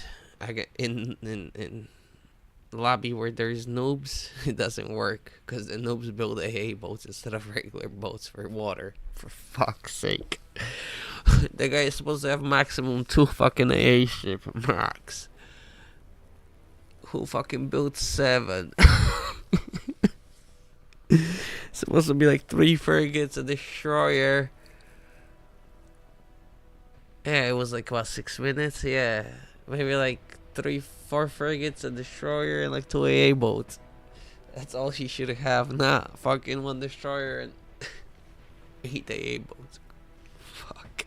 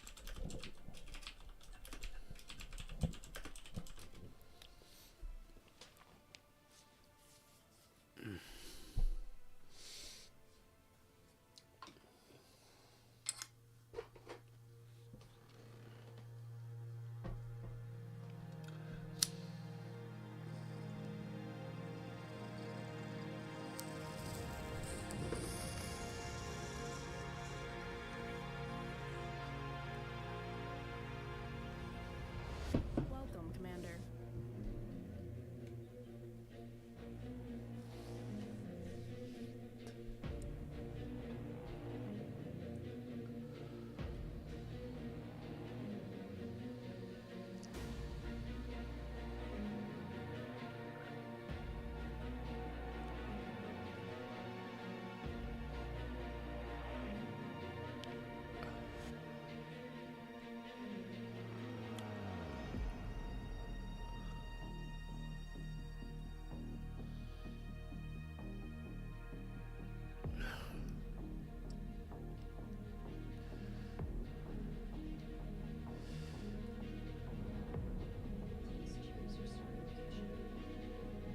Please choose your starting location.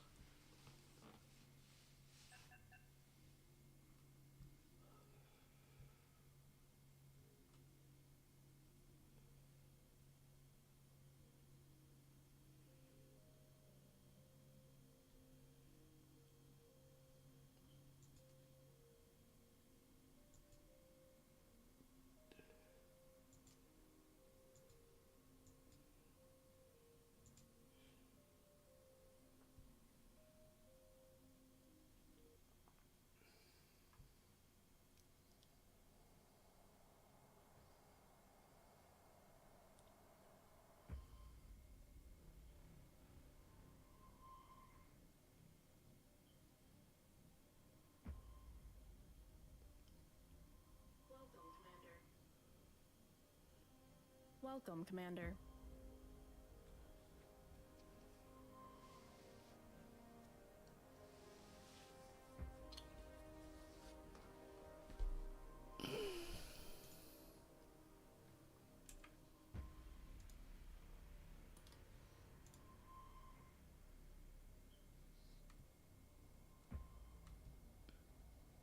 Please choose your starting location. Please choose your starting location.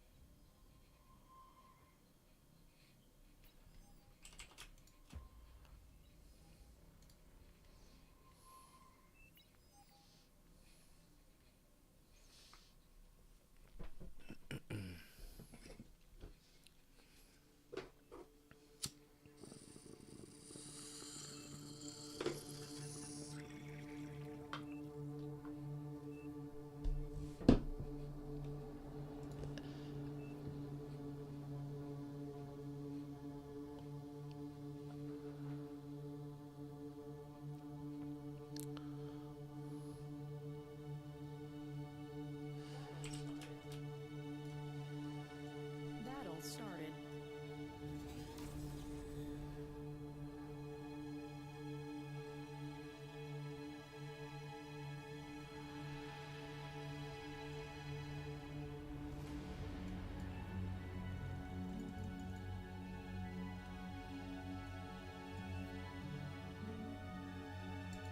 Oh.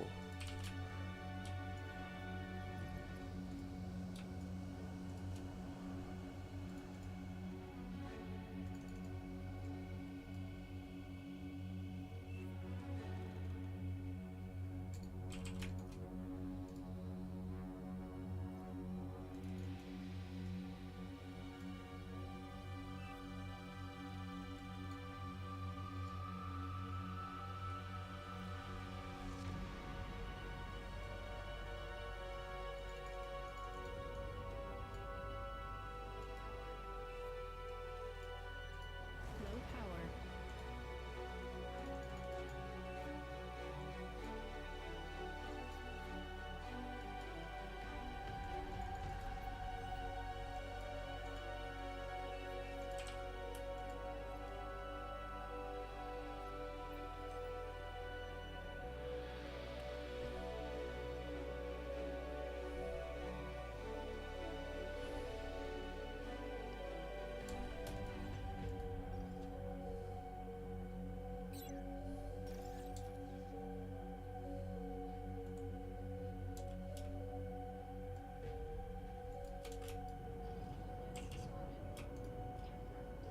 Enemy units spotted.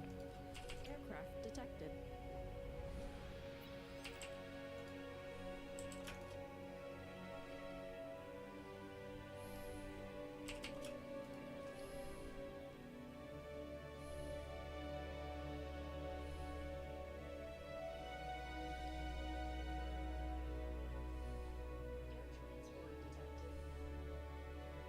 Air transport detected. The whole team is wasting energy.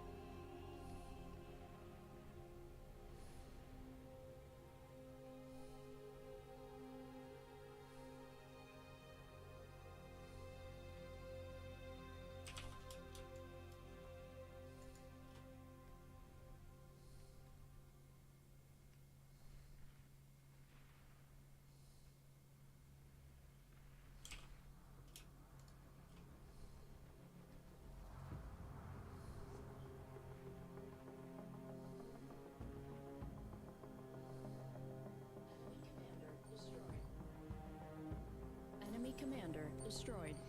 Oh fuck, I forgot to switch to Armada to get ticks. For fuck's sake.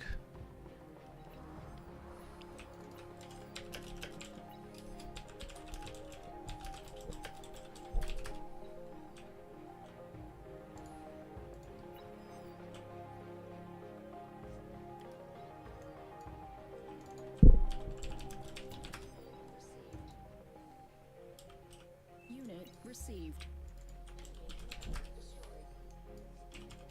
Enemy commander destroyed.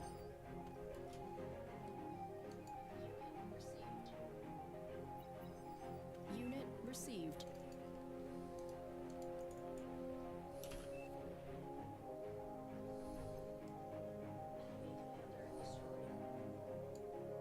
Enemy commander destroyed.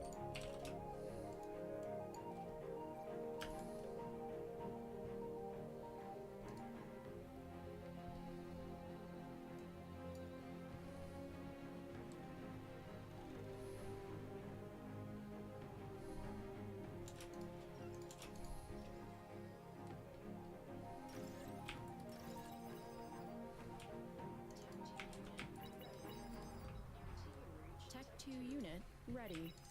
Your team reached Tech 2.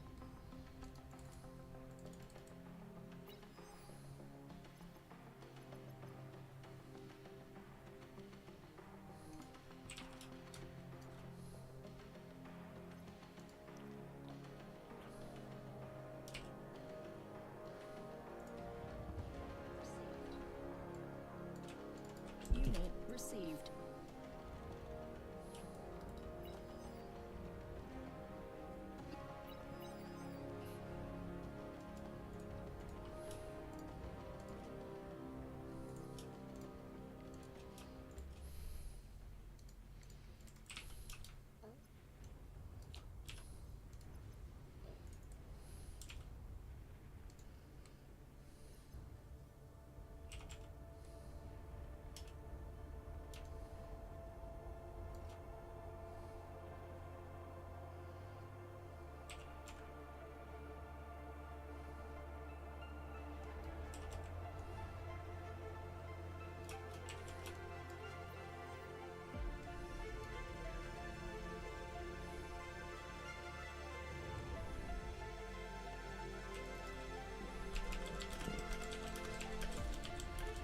Friendly commander self-destructed.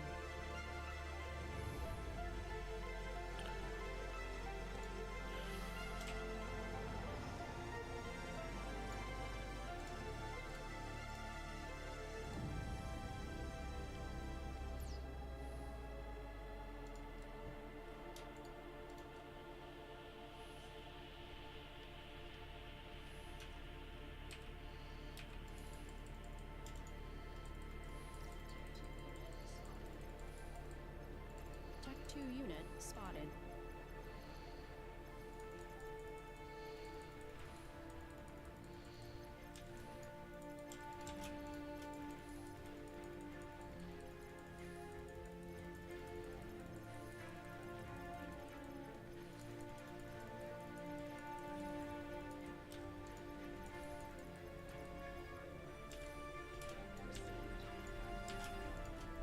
Unit received. Units under attack.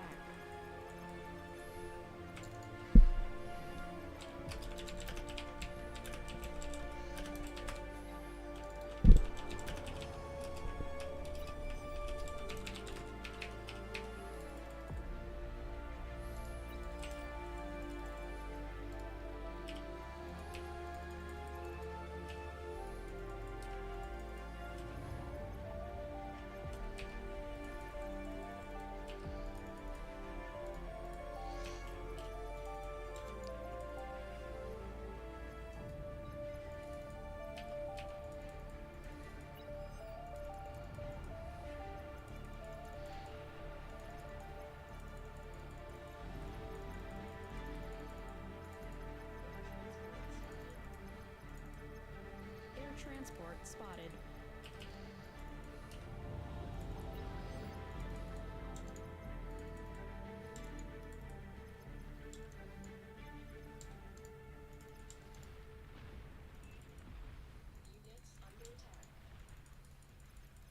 Units under attack.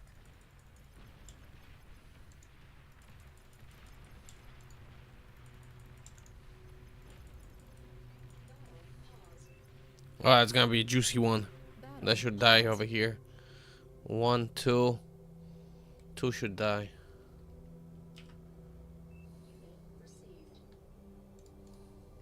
Unit received.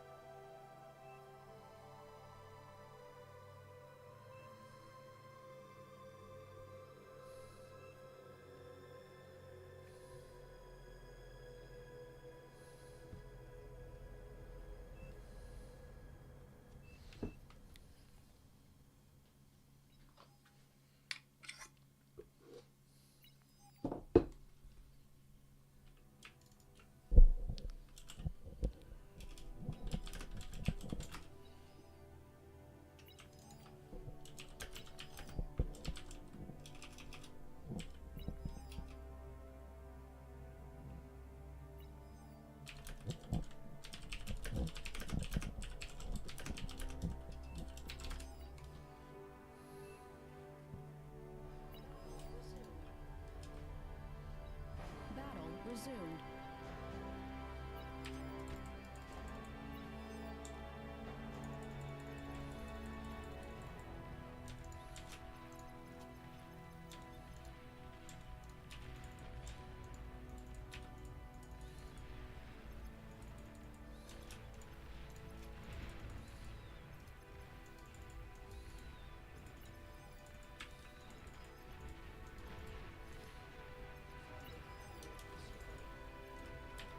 Friendly commander destroyed.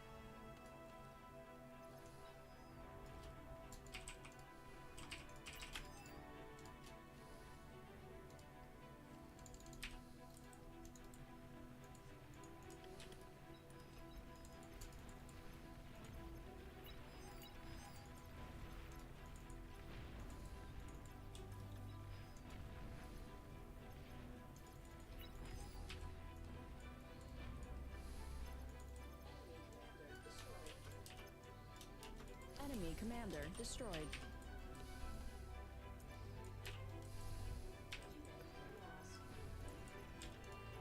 Unit lost. Enemy commander destroyed.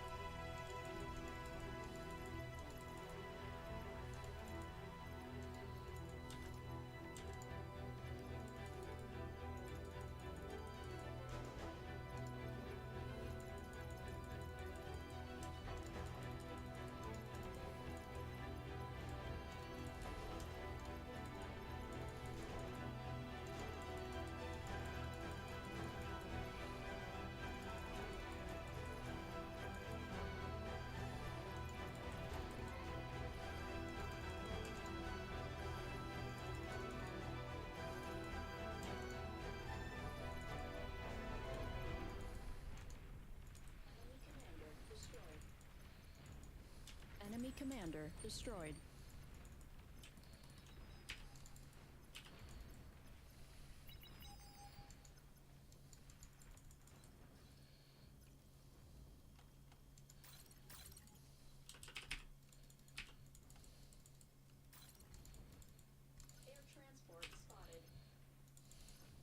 Air transport spotted.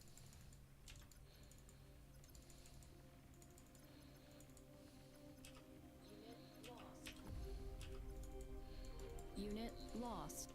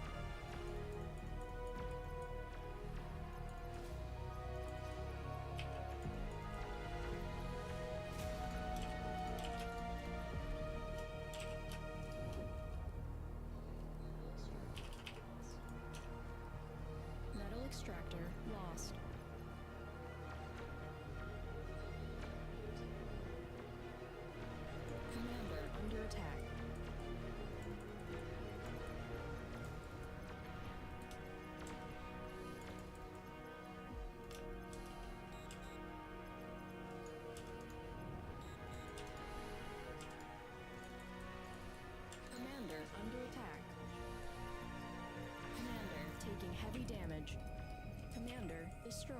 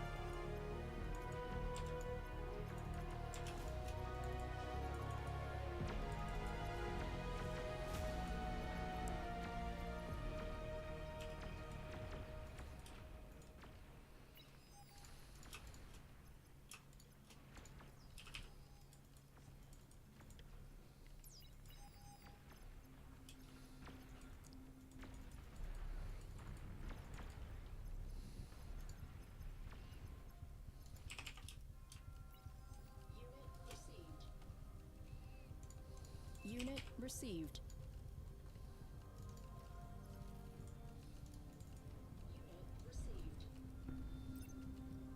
Unit received.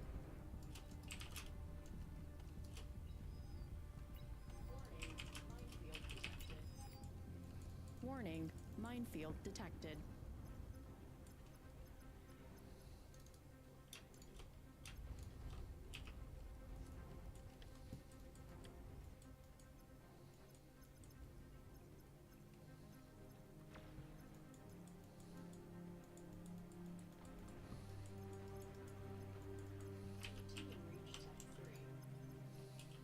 Your team reached Tech 3.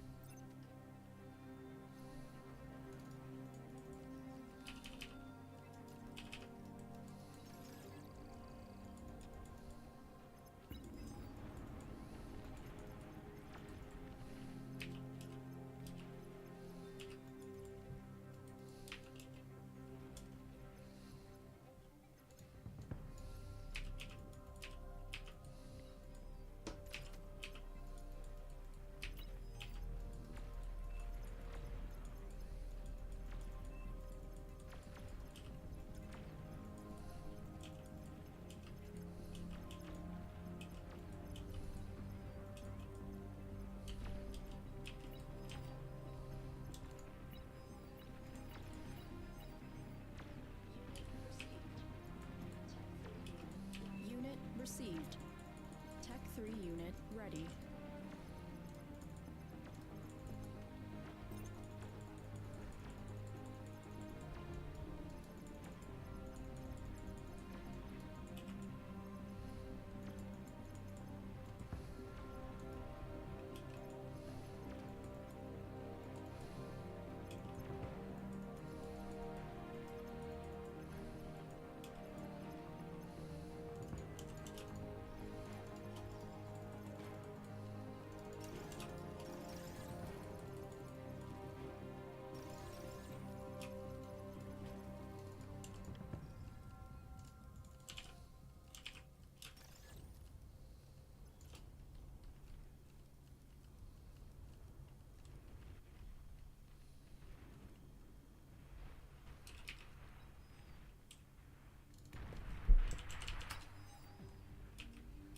What the fuck?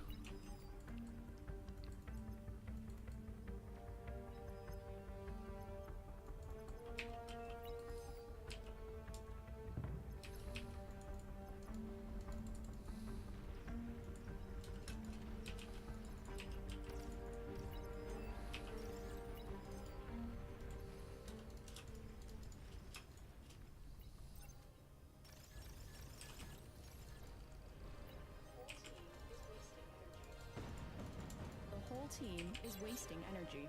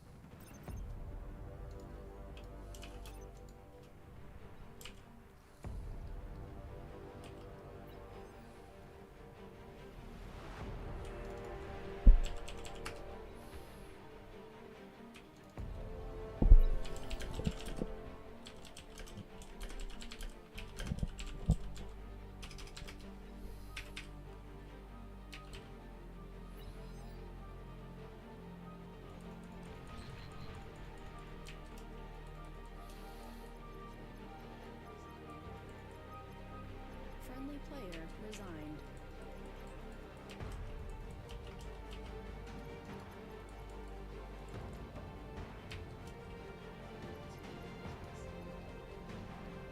The whole team is wasting metal.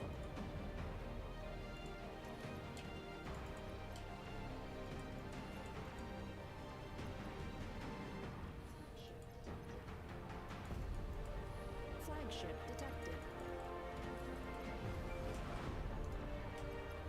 Friendly player resigned.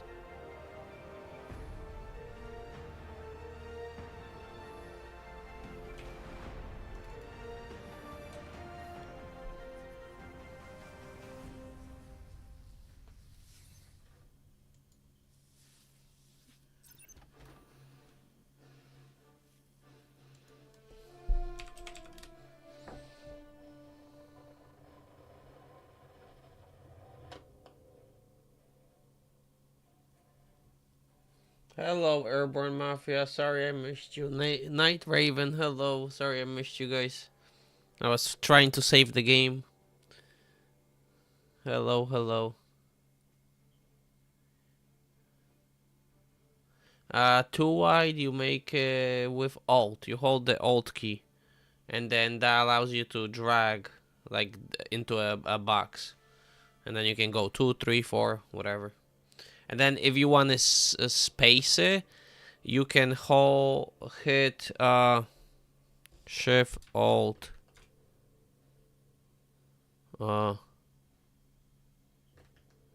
Shift Alt I think space and then Z and X, and that spaces the blueprint like by one little square. And there's 3 little squares in the big square. I don't know if you have the grid on. If you don't have the grid on, then I would recommend turning on the grid. In the settings, there's a grid, so when you place, it shows you like a grid pattern. You probably see on my stream when I go to place a building, there's like a little grid. So that one square of the grid is 3 like little squares that you can move units over. So it's one big square, it's 3 units.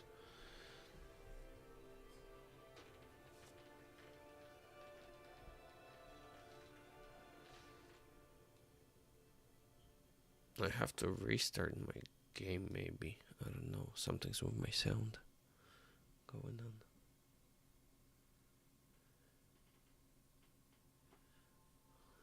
Yeah, shift is extra. So like shift is add, and alt you can think of it like multiply.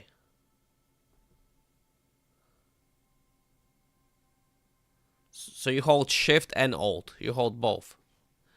Shift to add and then alt to multiply. And then you drag it. And then I don't know how you build, because I build like rows of 2 together. I don't space my wins like that really. Only if I play like a 1v1, then I'll space them.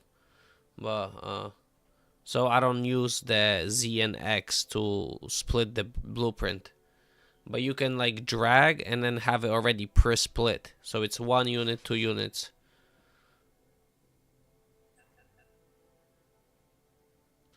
Well, depends where you're compacting.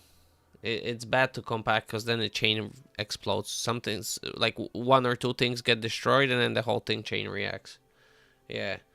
So like wins, like no more than rows of 2, because then otherwise it will chain react the whole thing. If it's more than 2 on wins. Converters, anything next to converters needs two full squares, like 2 big squares. That's the radius of the explosion. So if you have winds, you need like 2 full squares, so technically 6 units, and then you build converters, and then the winds won't explode from the converters exploding. I need to restart my game. The sound is bugging. Did you hear that on stream, like weird sound? Or no?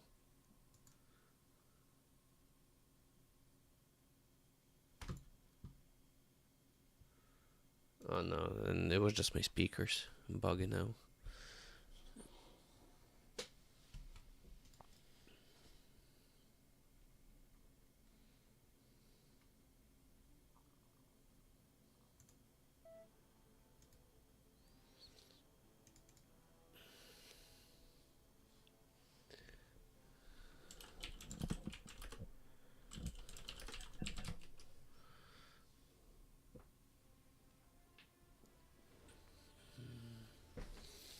You just started, Bar?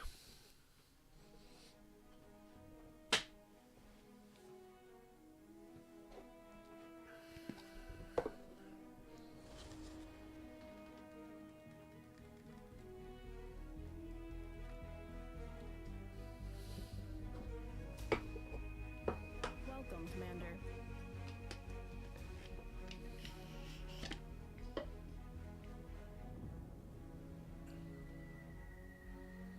Nice, nice.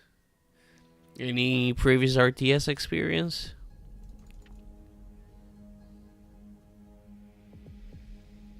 Yeah, the closest thing is Tall Annihilation.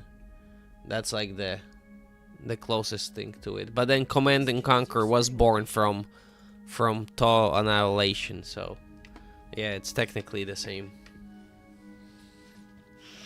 But this was originally taken from the Tall Annihilation seed. And then reskinned and...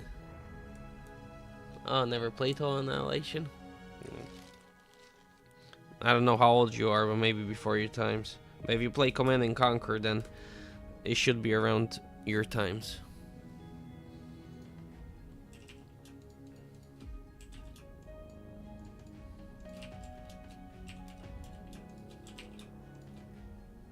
Oh, 23 now. I'm guessing you're like Command and Conquer 3. I'm not pretty much not Red Alert like 2 or Red Alert 3. Those probably are not. Just Command and Conquer, right? Do you even know about Red Alert? Because that's a Command and Conquer series. That's what really started it all.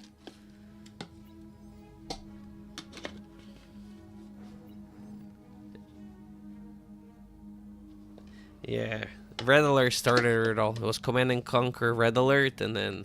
Well, actually, no, I think there might have been one before that. But... Yeah. Battle started.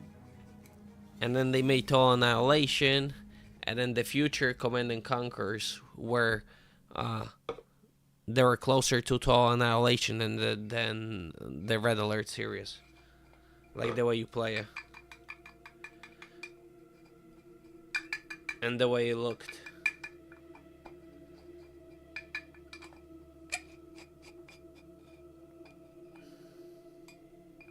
They remastered all of them. They have Red Alert 2 remastered. And 3, I think, too. If you ever... I think on Steam, they're a couple bucks.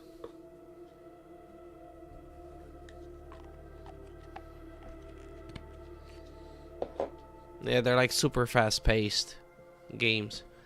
They're like StarCraft or even kind of like you don't move as much maybe, but you make just as many units quick.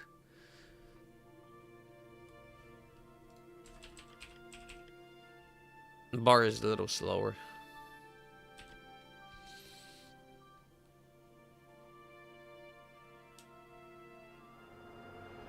Yeah, if you have any questions, feel free to ask.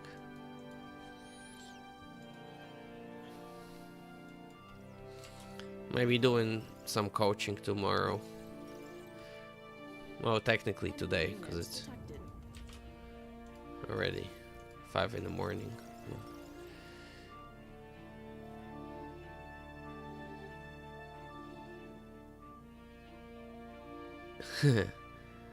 The Legion faction has suicide bombers now.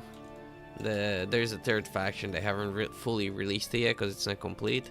They're like drone faction, and they have suicide bombers. Received.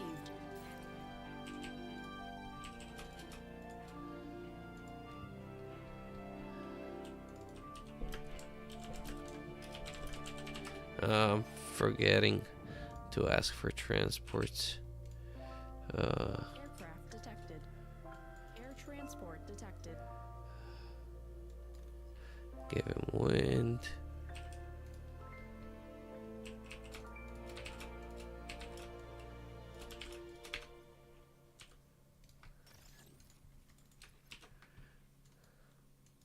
Oh, he made it heavy first. I'm Unit fucked. received.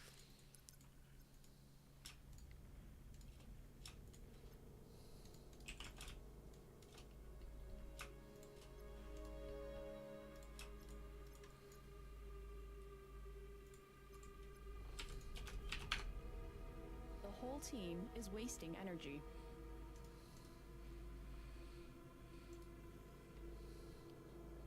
Unit received. I'm sorry. What's going to be yours in reference to I forgot what I said.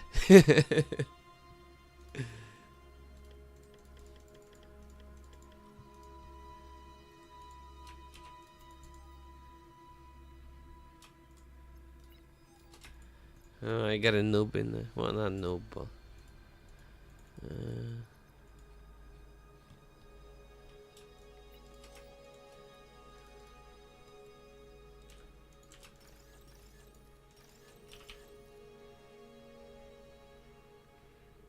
oh yeah. You can already play it. Like there's a command you can turn it on. So if you host the lobby, you can just turn it on, or people can vote on it to turn it on. But standard is off. But you can vote it to turn it on and play it. It's pretty much complete. All the units are there, but it's just not all the skins are there, and what else is it missing? A balance. It's not fully balanced yet. So some units are a little OP, some units are a little undervalued.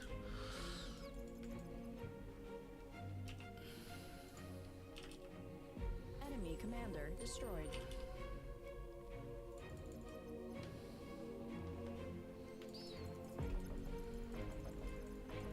Units under attack. Enemy commander destroyed. Unit lost. Let's raid it. Last time this little one grunt killed 4 players. It's funny. I gotta make a clip out of it for YouTube. The little sucker killed 1, 2, 3, and 4.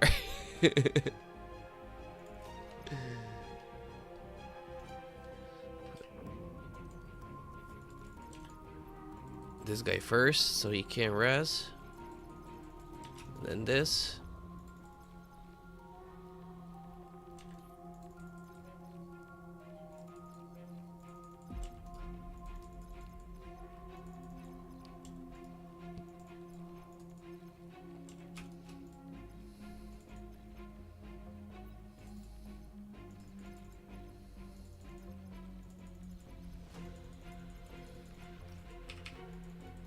W.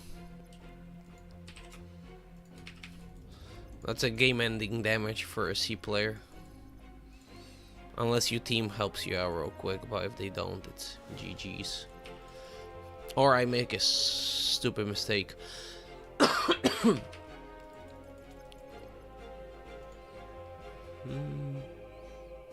commander destroyed.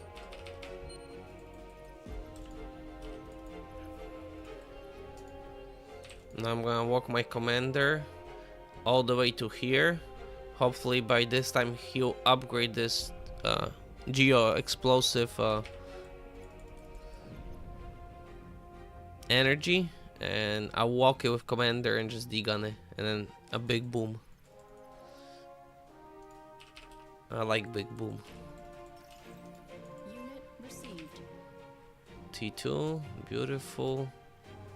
Alright, he's transporting.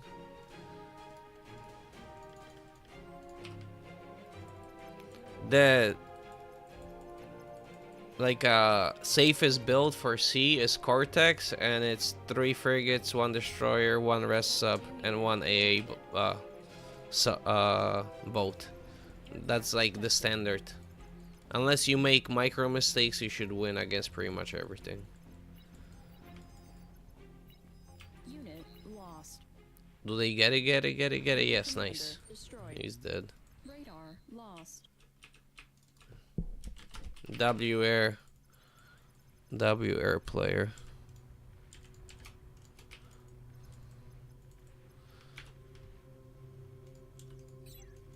That's free.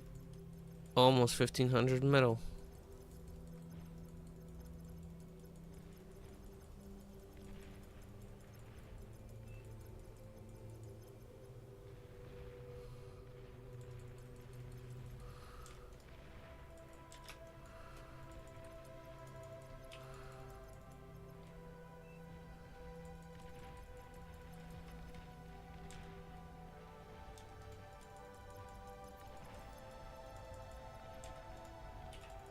And now we kill them.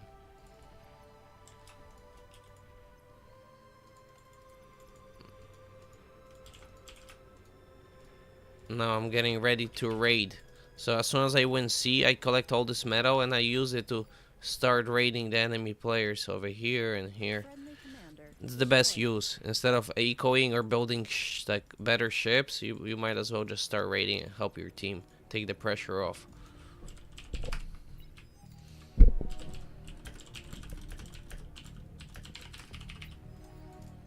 Alright. Stop ships. 6 constructors. Now I'm gonna help.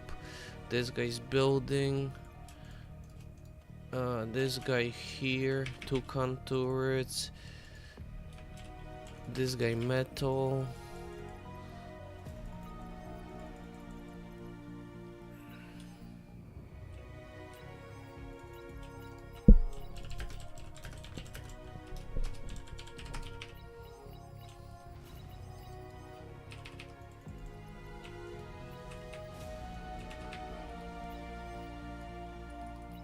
Low power.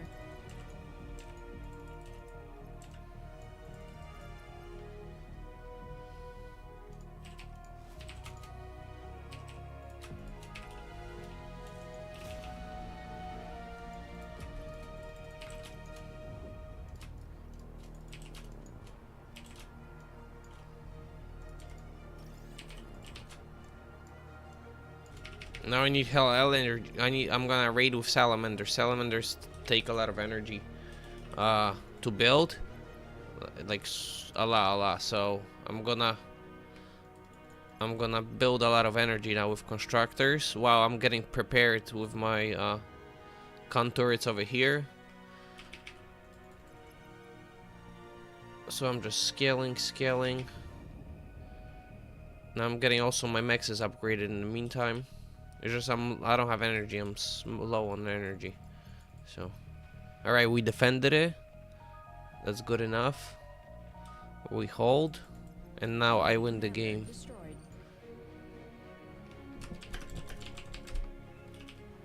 Now I need hard E so my commander stays invisible.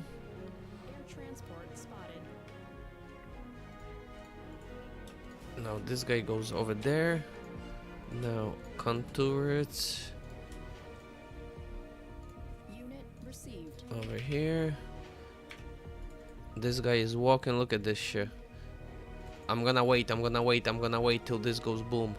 Till he finish. Once he finish, then this whole thing is gonna go boom. I'm gonna just wait.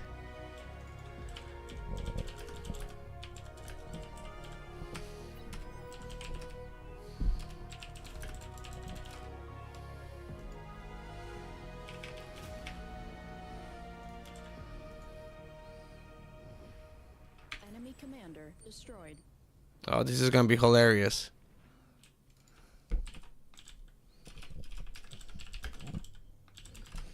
This is gonna be hilarious.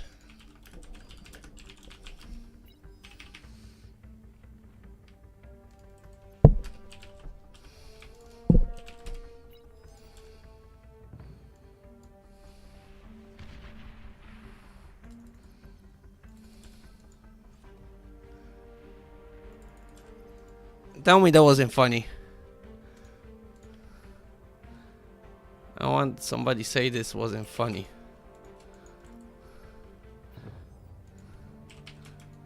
I think that was pretty hilarious. Commander under attack.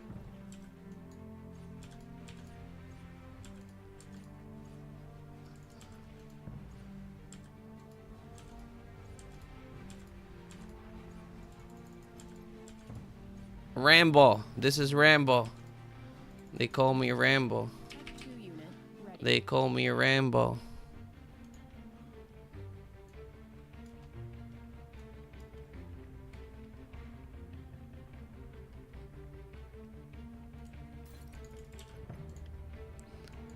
And now... Enemy commander destroyed. Commander under attack.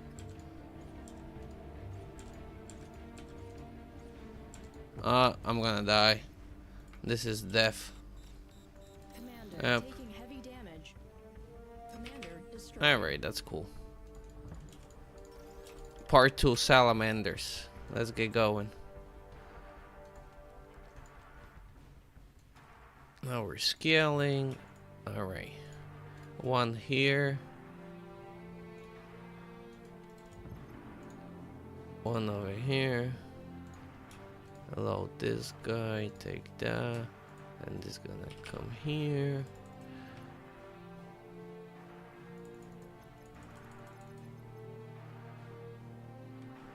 Two dead. Next is air and the eco player. Pretty good timing I'm doing.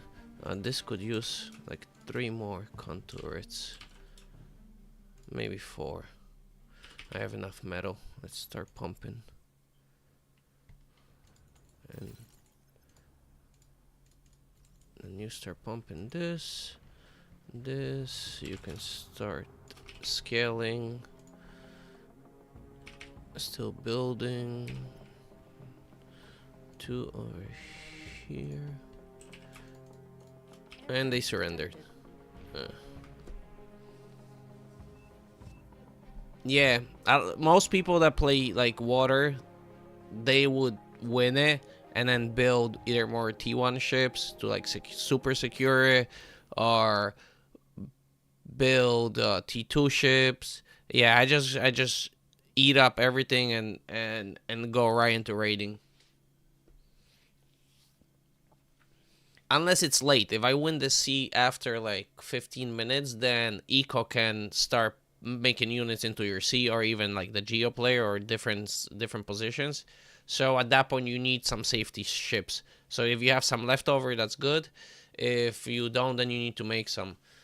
And then raiding is kind of too late because they can defend it. So you would go either for like a flagship, like a big gunship, or like a big boat, or maybe transition to air.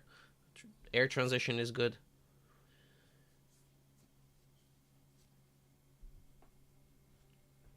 Yeah, but some will stick. Something will stick. And then when somebody puts something in chat, you're gonna be like, oh wait, this guy was talking about it. Oh, alright.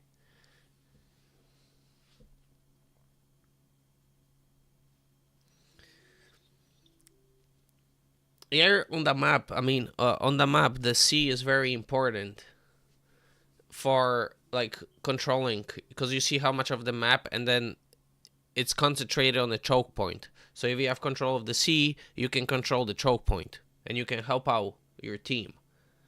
So sea is like a big win condition for the teams.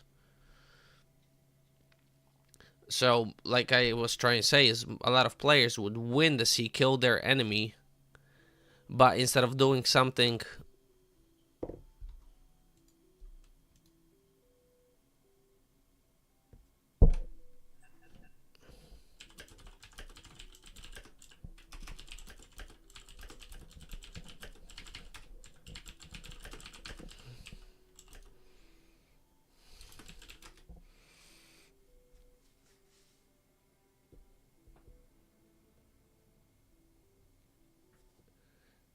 well, yeah, let me get back to saying that. So a lot of players would just make a lot of extra ships they don't need, because they killed their enemy already. So they don't need the ships. Nobody can like help them for another 2, 3, 4 minutes. But they don't think about that, or they don't know that, and they'll keep making ships. But me, I'll stop making ships. I'll even eat my ships to get the metal back. And then I'll upgrade my extractors on land, and with the metal that I'm eating from ships, and then I'll start making units that can go on land from water. So I'm constantly putting pressure on the enemy instead of just killing my opponent and then just sitting and doing nothing.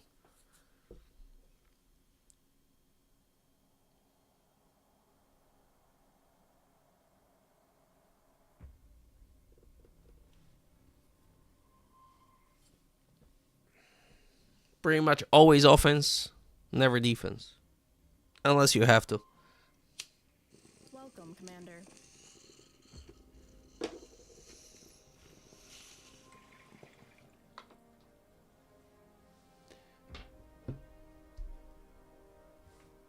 In most strategy games, your advantage is always on defense.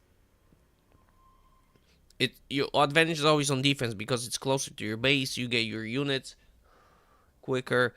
Like, that's always an advantage, right? But in this game, since you can eat the destroyed robots and the tanks, you can eat the metal, so you can keep pushing and eating metal, and you can keep producing more than your opponent. So actually, like, offense is a good defense in this game, because you're forcing your opponent to produce so they can't scale, and you're producing, but you're eating their metal that you're destroying. So you're winning the war who's producing more metal at that point. It's like a different unique feature of this game, since you can collect the metal from the destroyed units. But a lot of players are used to just, if you defend, you have the advantage. And then if they attack you, they mess up and then you go. But here, if you have advantage, you just keep going.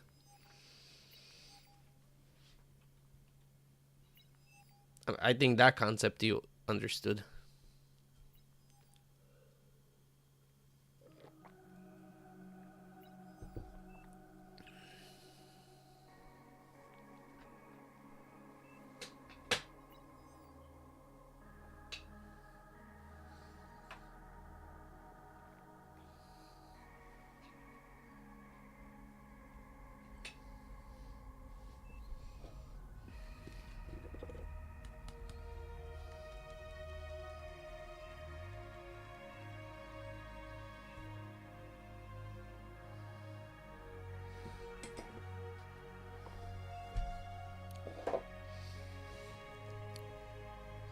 I'll try to explain every step as I go on this position of C.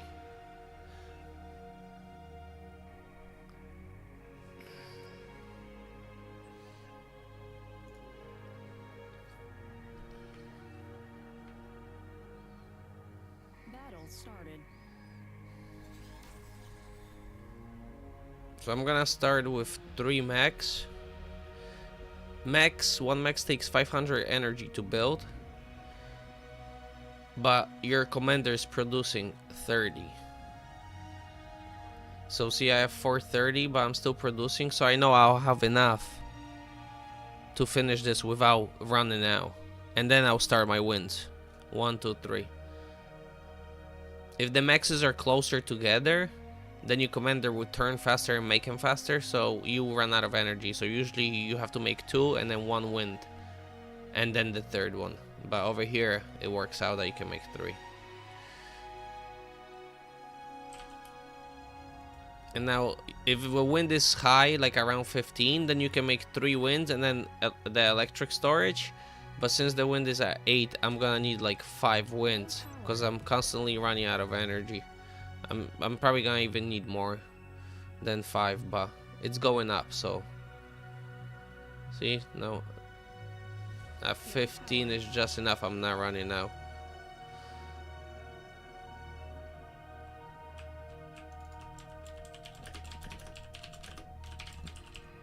Now I'm gonna ask my air player for a scout, so I can see what my opponent is building, if he's not doing some weird strategy. And then 2 transports. The transports allow me to move my constructors for the mexes and stuff, so it's quicker. But first, I'm gonna open with the 3 grave robbers, which are the guys who can eat the trees for energy. And since I have, look, 30,000, 15,000, 9,000, 12,000 energy over here, instead of building winds and wasting metal on wind, I'm gonna use these guys for energy. And then 3 of them is enough to give you energy for everything you need for the next 7-8 minutes. So you don't have to worry about energy for the next 8 minutes that way. But once they run out, you're screwed. So you gotta make sure you building up your energy in the meantime. Because if they run out of the trees and you have no energy, then you won't be able to spend your metal and you will lose the sea. Sometimes it happens to me. I'll forget or, you know, shit happens. So the 3 resbots eating trees, I made 1 constructor turret, and then I sent that constructor to make the lab on C, the first guy that made the constructor turret, and now I'm gonna eat the lab with the commander and build 4 converters, because the energy that's coming in I'm gonna start overflowing, so I'm gonna build 4 of them. I also made 1 grunt. Now I asked my air player for 2 transport, but he's Aircraft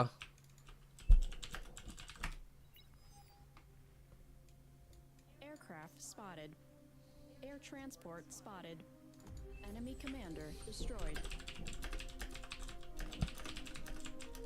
Unit received.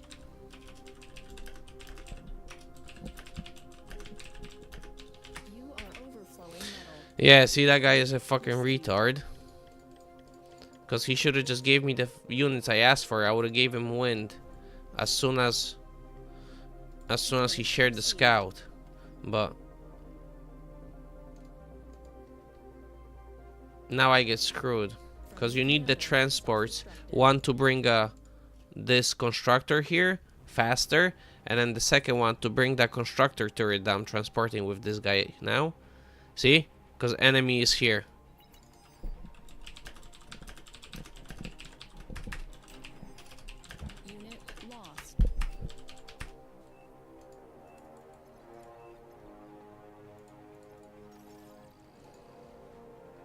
Yeah, now I can't win anymore.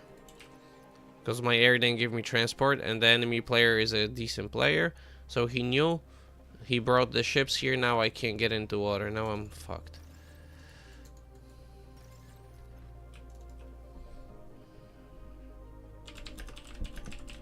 Your team reached Tech 2. I have to pivot now, which is terrible to do because any good player won't let you. You're automatically lost in this situation if it's any decent player. Enemy commander destroyed.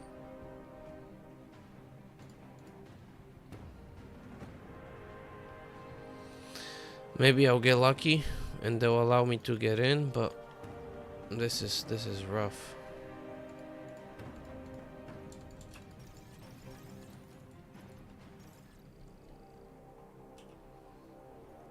Unit lost. Air transport detected. No, he's gonna commander walk him. Yep.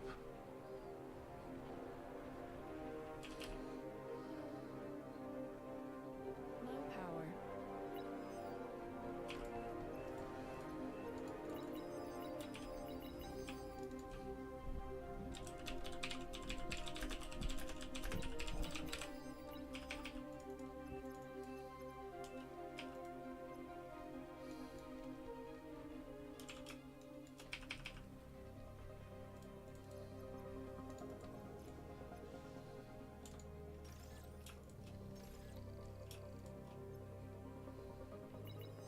Tech 2 unit detected.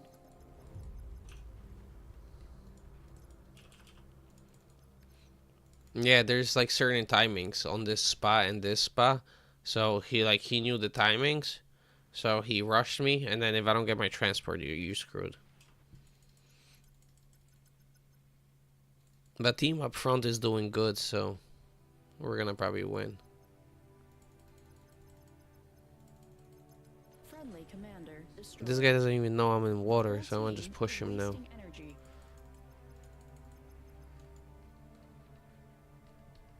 Yeah, he doesn't know I'm in water. He's just like pushing up here. I'm gonna get this one more ship, and then with the 3 ships, it might be enough to go.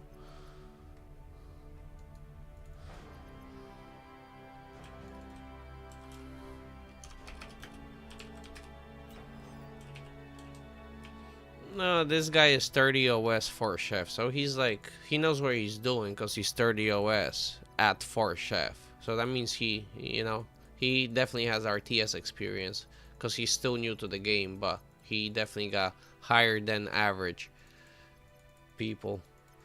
But I'm still gonna probably beat him because he still doesn't know the little ins and outs of every position.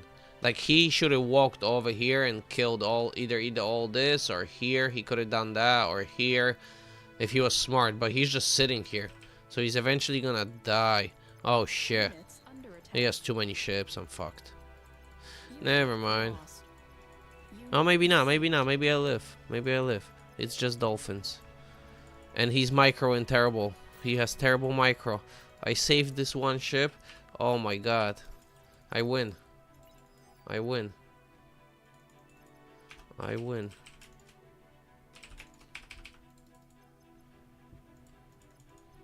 I do win.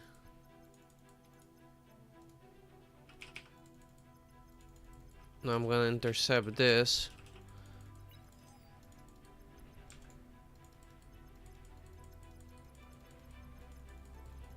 Oh, free ship. 2 free ships. Oh, and air. Oh, I'm fucked. I'm fucked again. I'm fucked again. Just 1 ship. I lost 1 ship for free. That's not terrible. 1 ship free. That's not terrible. Kill this. I survive. Yes. Live. Live.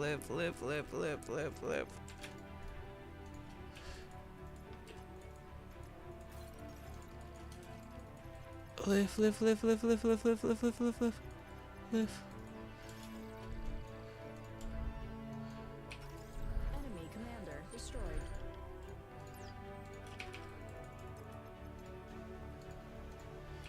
I got reclaimed, that's good. Alright, I should win this now. Now. Let's see if I can do this. Let's see if I can commander walk air player. I done it once successfully. 2 more times I got close, but not quiet.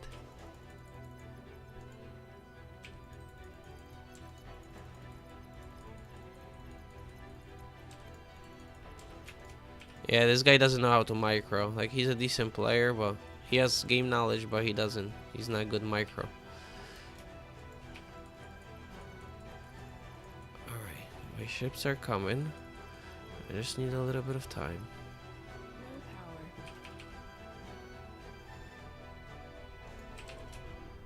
And I need to start scaling wind, because my guys ran out of woods to eat. Alright.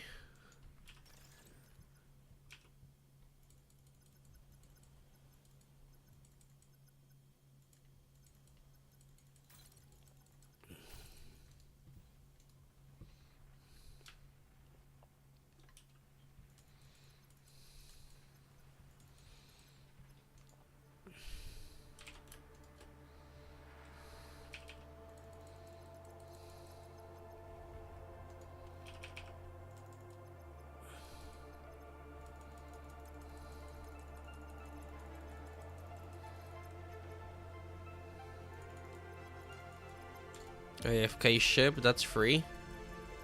That's a free ship.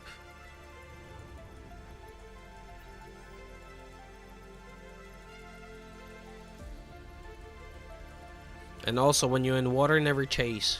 Chasing ships is terrible. You lose every fight. Like bad. Like 2-1 or 3-1. The way you trade ship if you're chasing. Always want to fight sideways and then pull out. When you're taking bad trade, pull out, reset, and try to catch 1 or 2 ships that are a little out of formation. That's how you win water fights.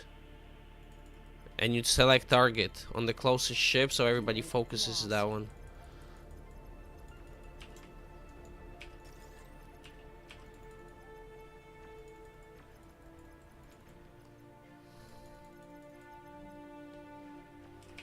We got starlights too.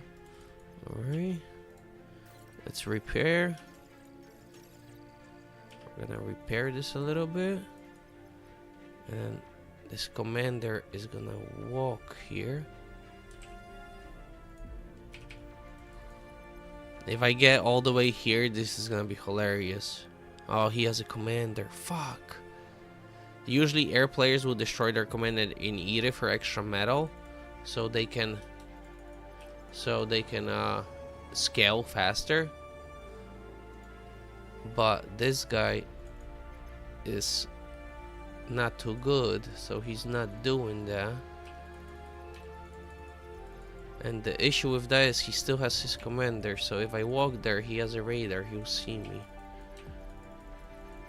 too quick. Because the air lab has radar, so he'll see me anyways, but not too quick. Ugh, you gonna come out?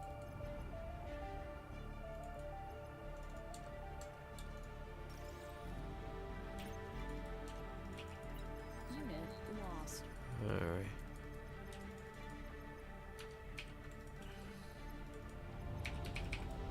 Alright, I don't need any more ships because I want this. I already know. I'm gonna go 6. Eat Friendly this. commander destroyed.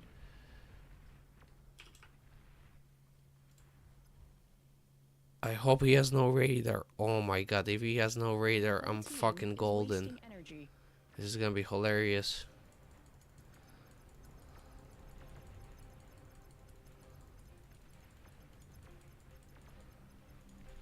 He's chasing. Never chase. Sea fights. Never chase sea fights.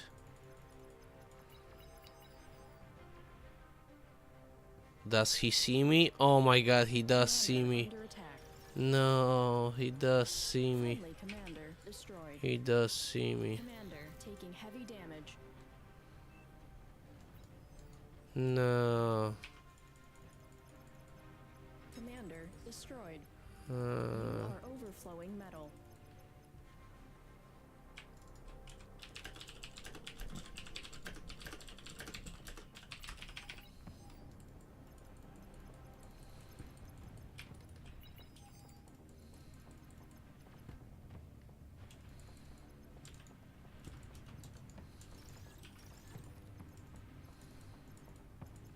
Oh, he's killing my fucking thing. Fuck.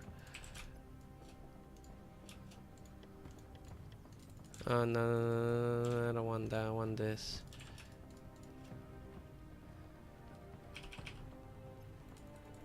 Oh, alright, I still killed it. Okay, never mind. I still killed it, so I don't need this. Oh, wait, finish this. Fuck's sake.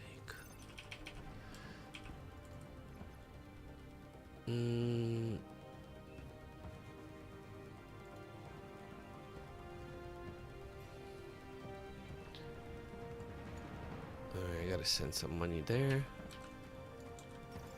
Because I got too much here. Alright.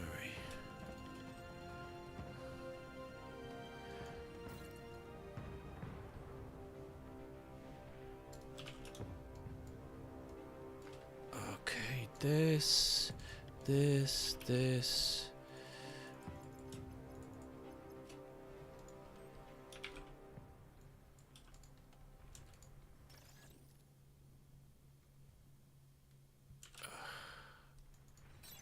Tech 2 unit ready.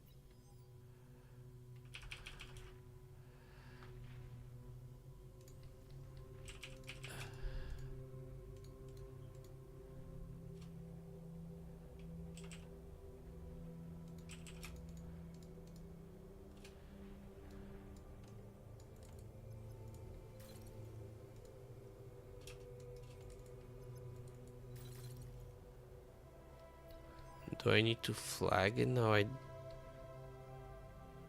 don't need to flag it. Just 2 cruiser ships. And then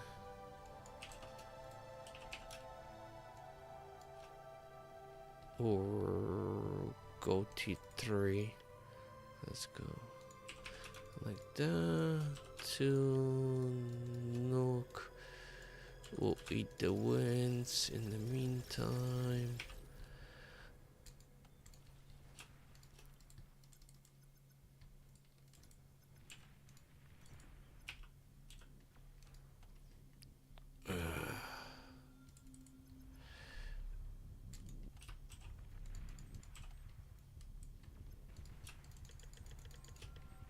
Make like that. 25.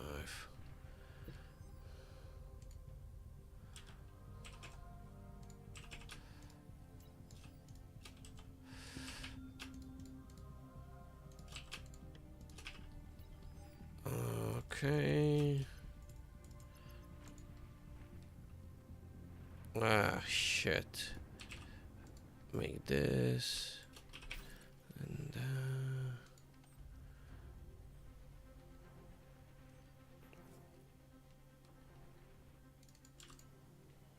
this.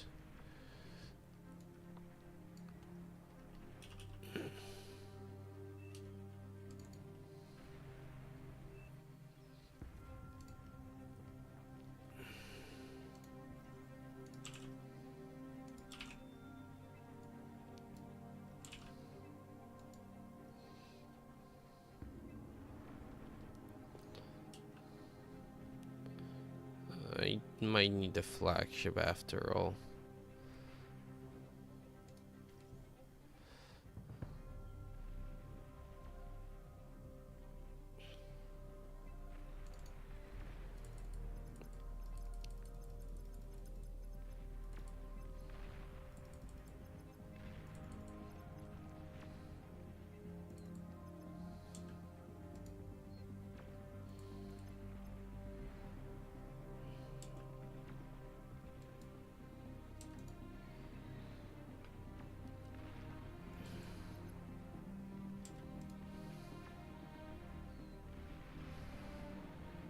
Your team reached Tech 3.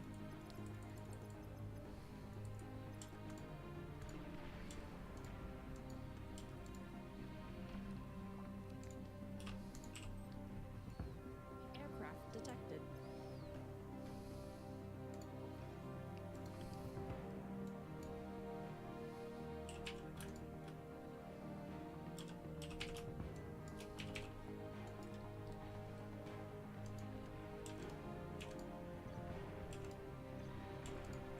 Did he eat it? Or did I fuck up?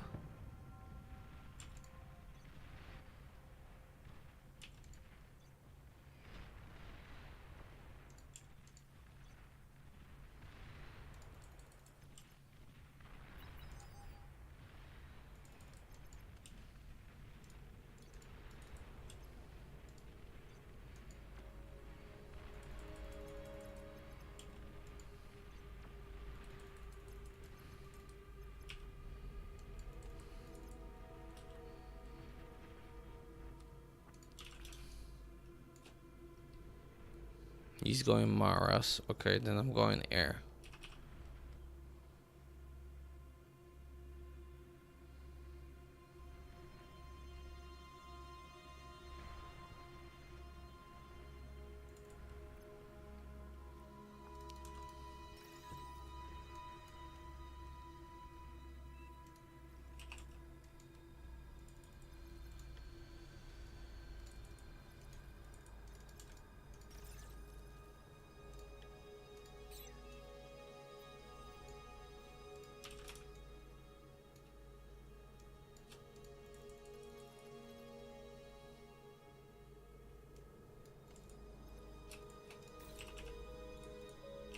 Air transport detected.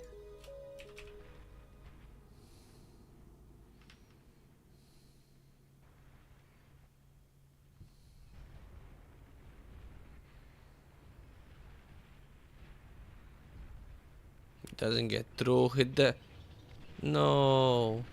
Hit the build power. If you're getting one only.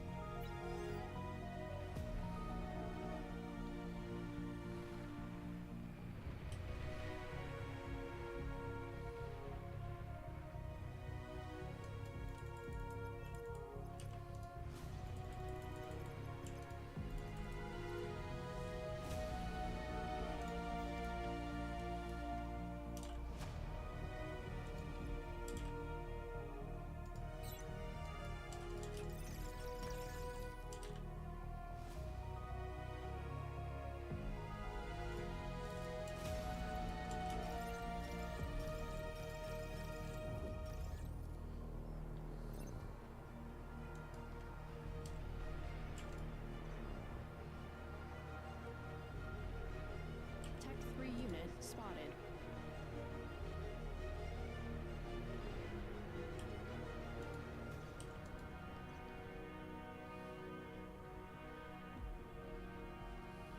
No anti-nuke? Hey, there's no fucking way. I'm just gonna go air.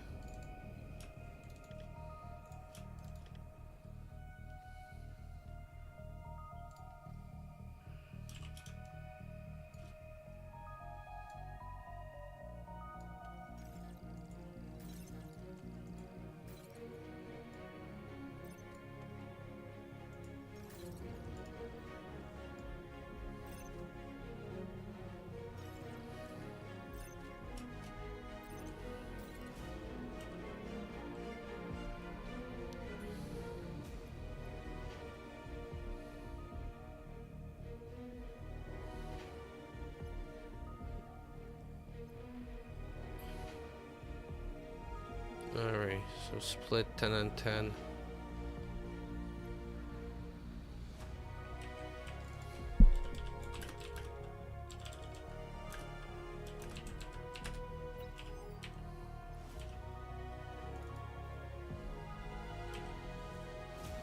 Unit received.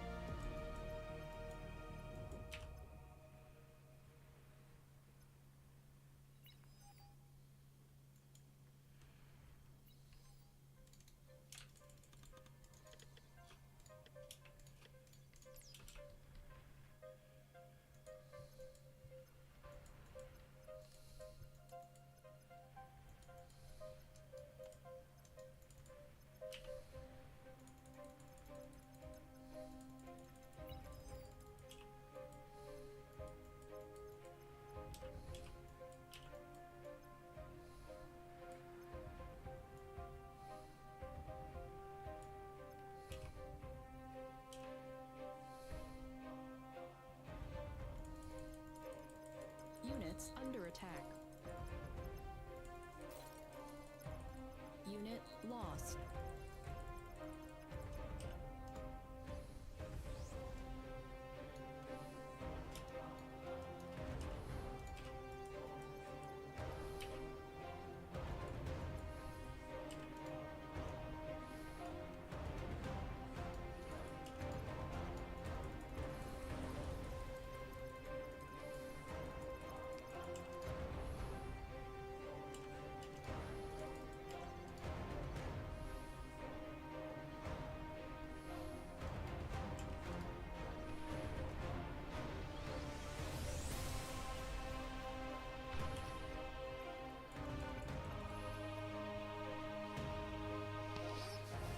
You are overflowing. GG. Enemy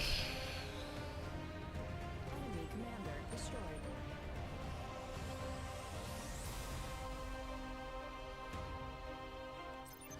That's what I was talking about earlier when I said if I win the scene early, I use the land units to raid, but since I won the late, air was the better play. So I went air and bombed them.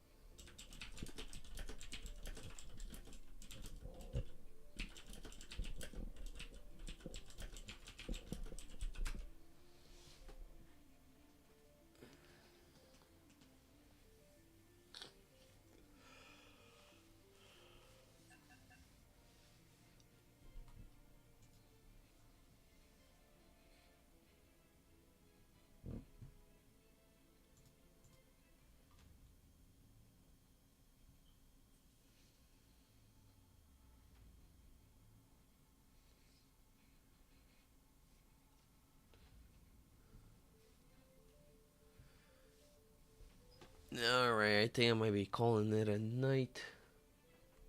Or morning, or whatever you want to call it.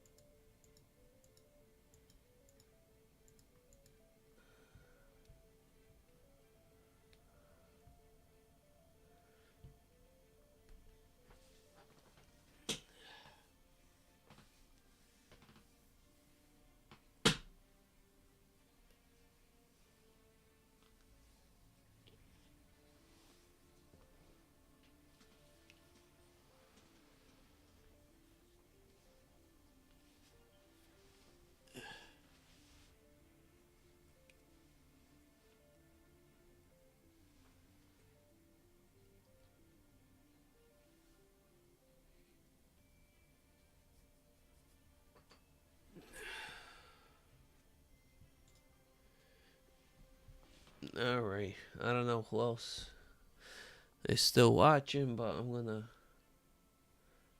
raid and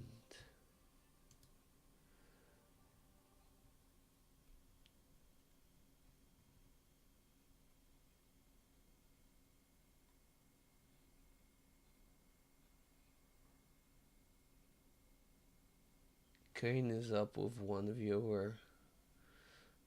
All Reason No Logic got 15. Alright, let's go with All Reason No Logic. We'll raid this man.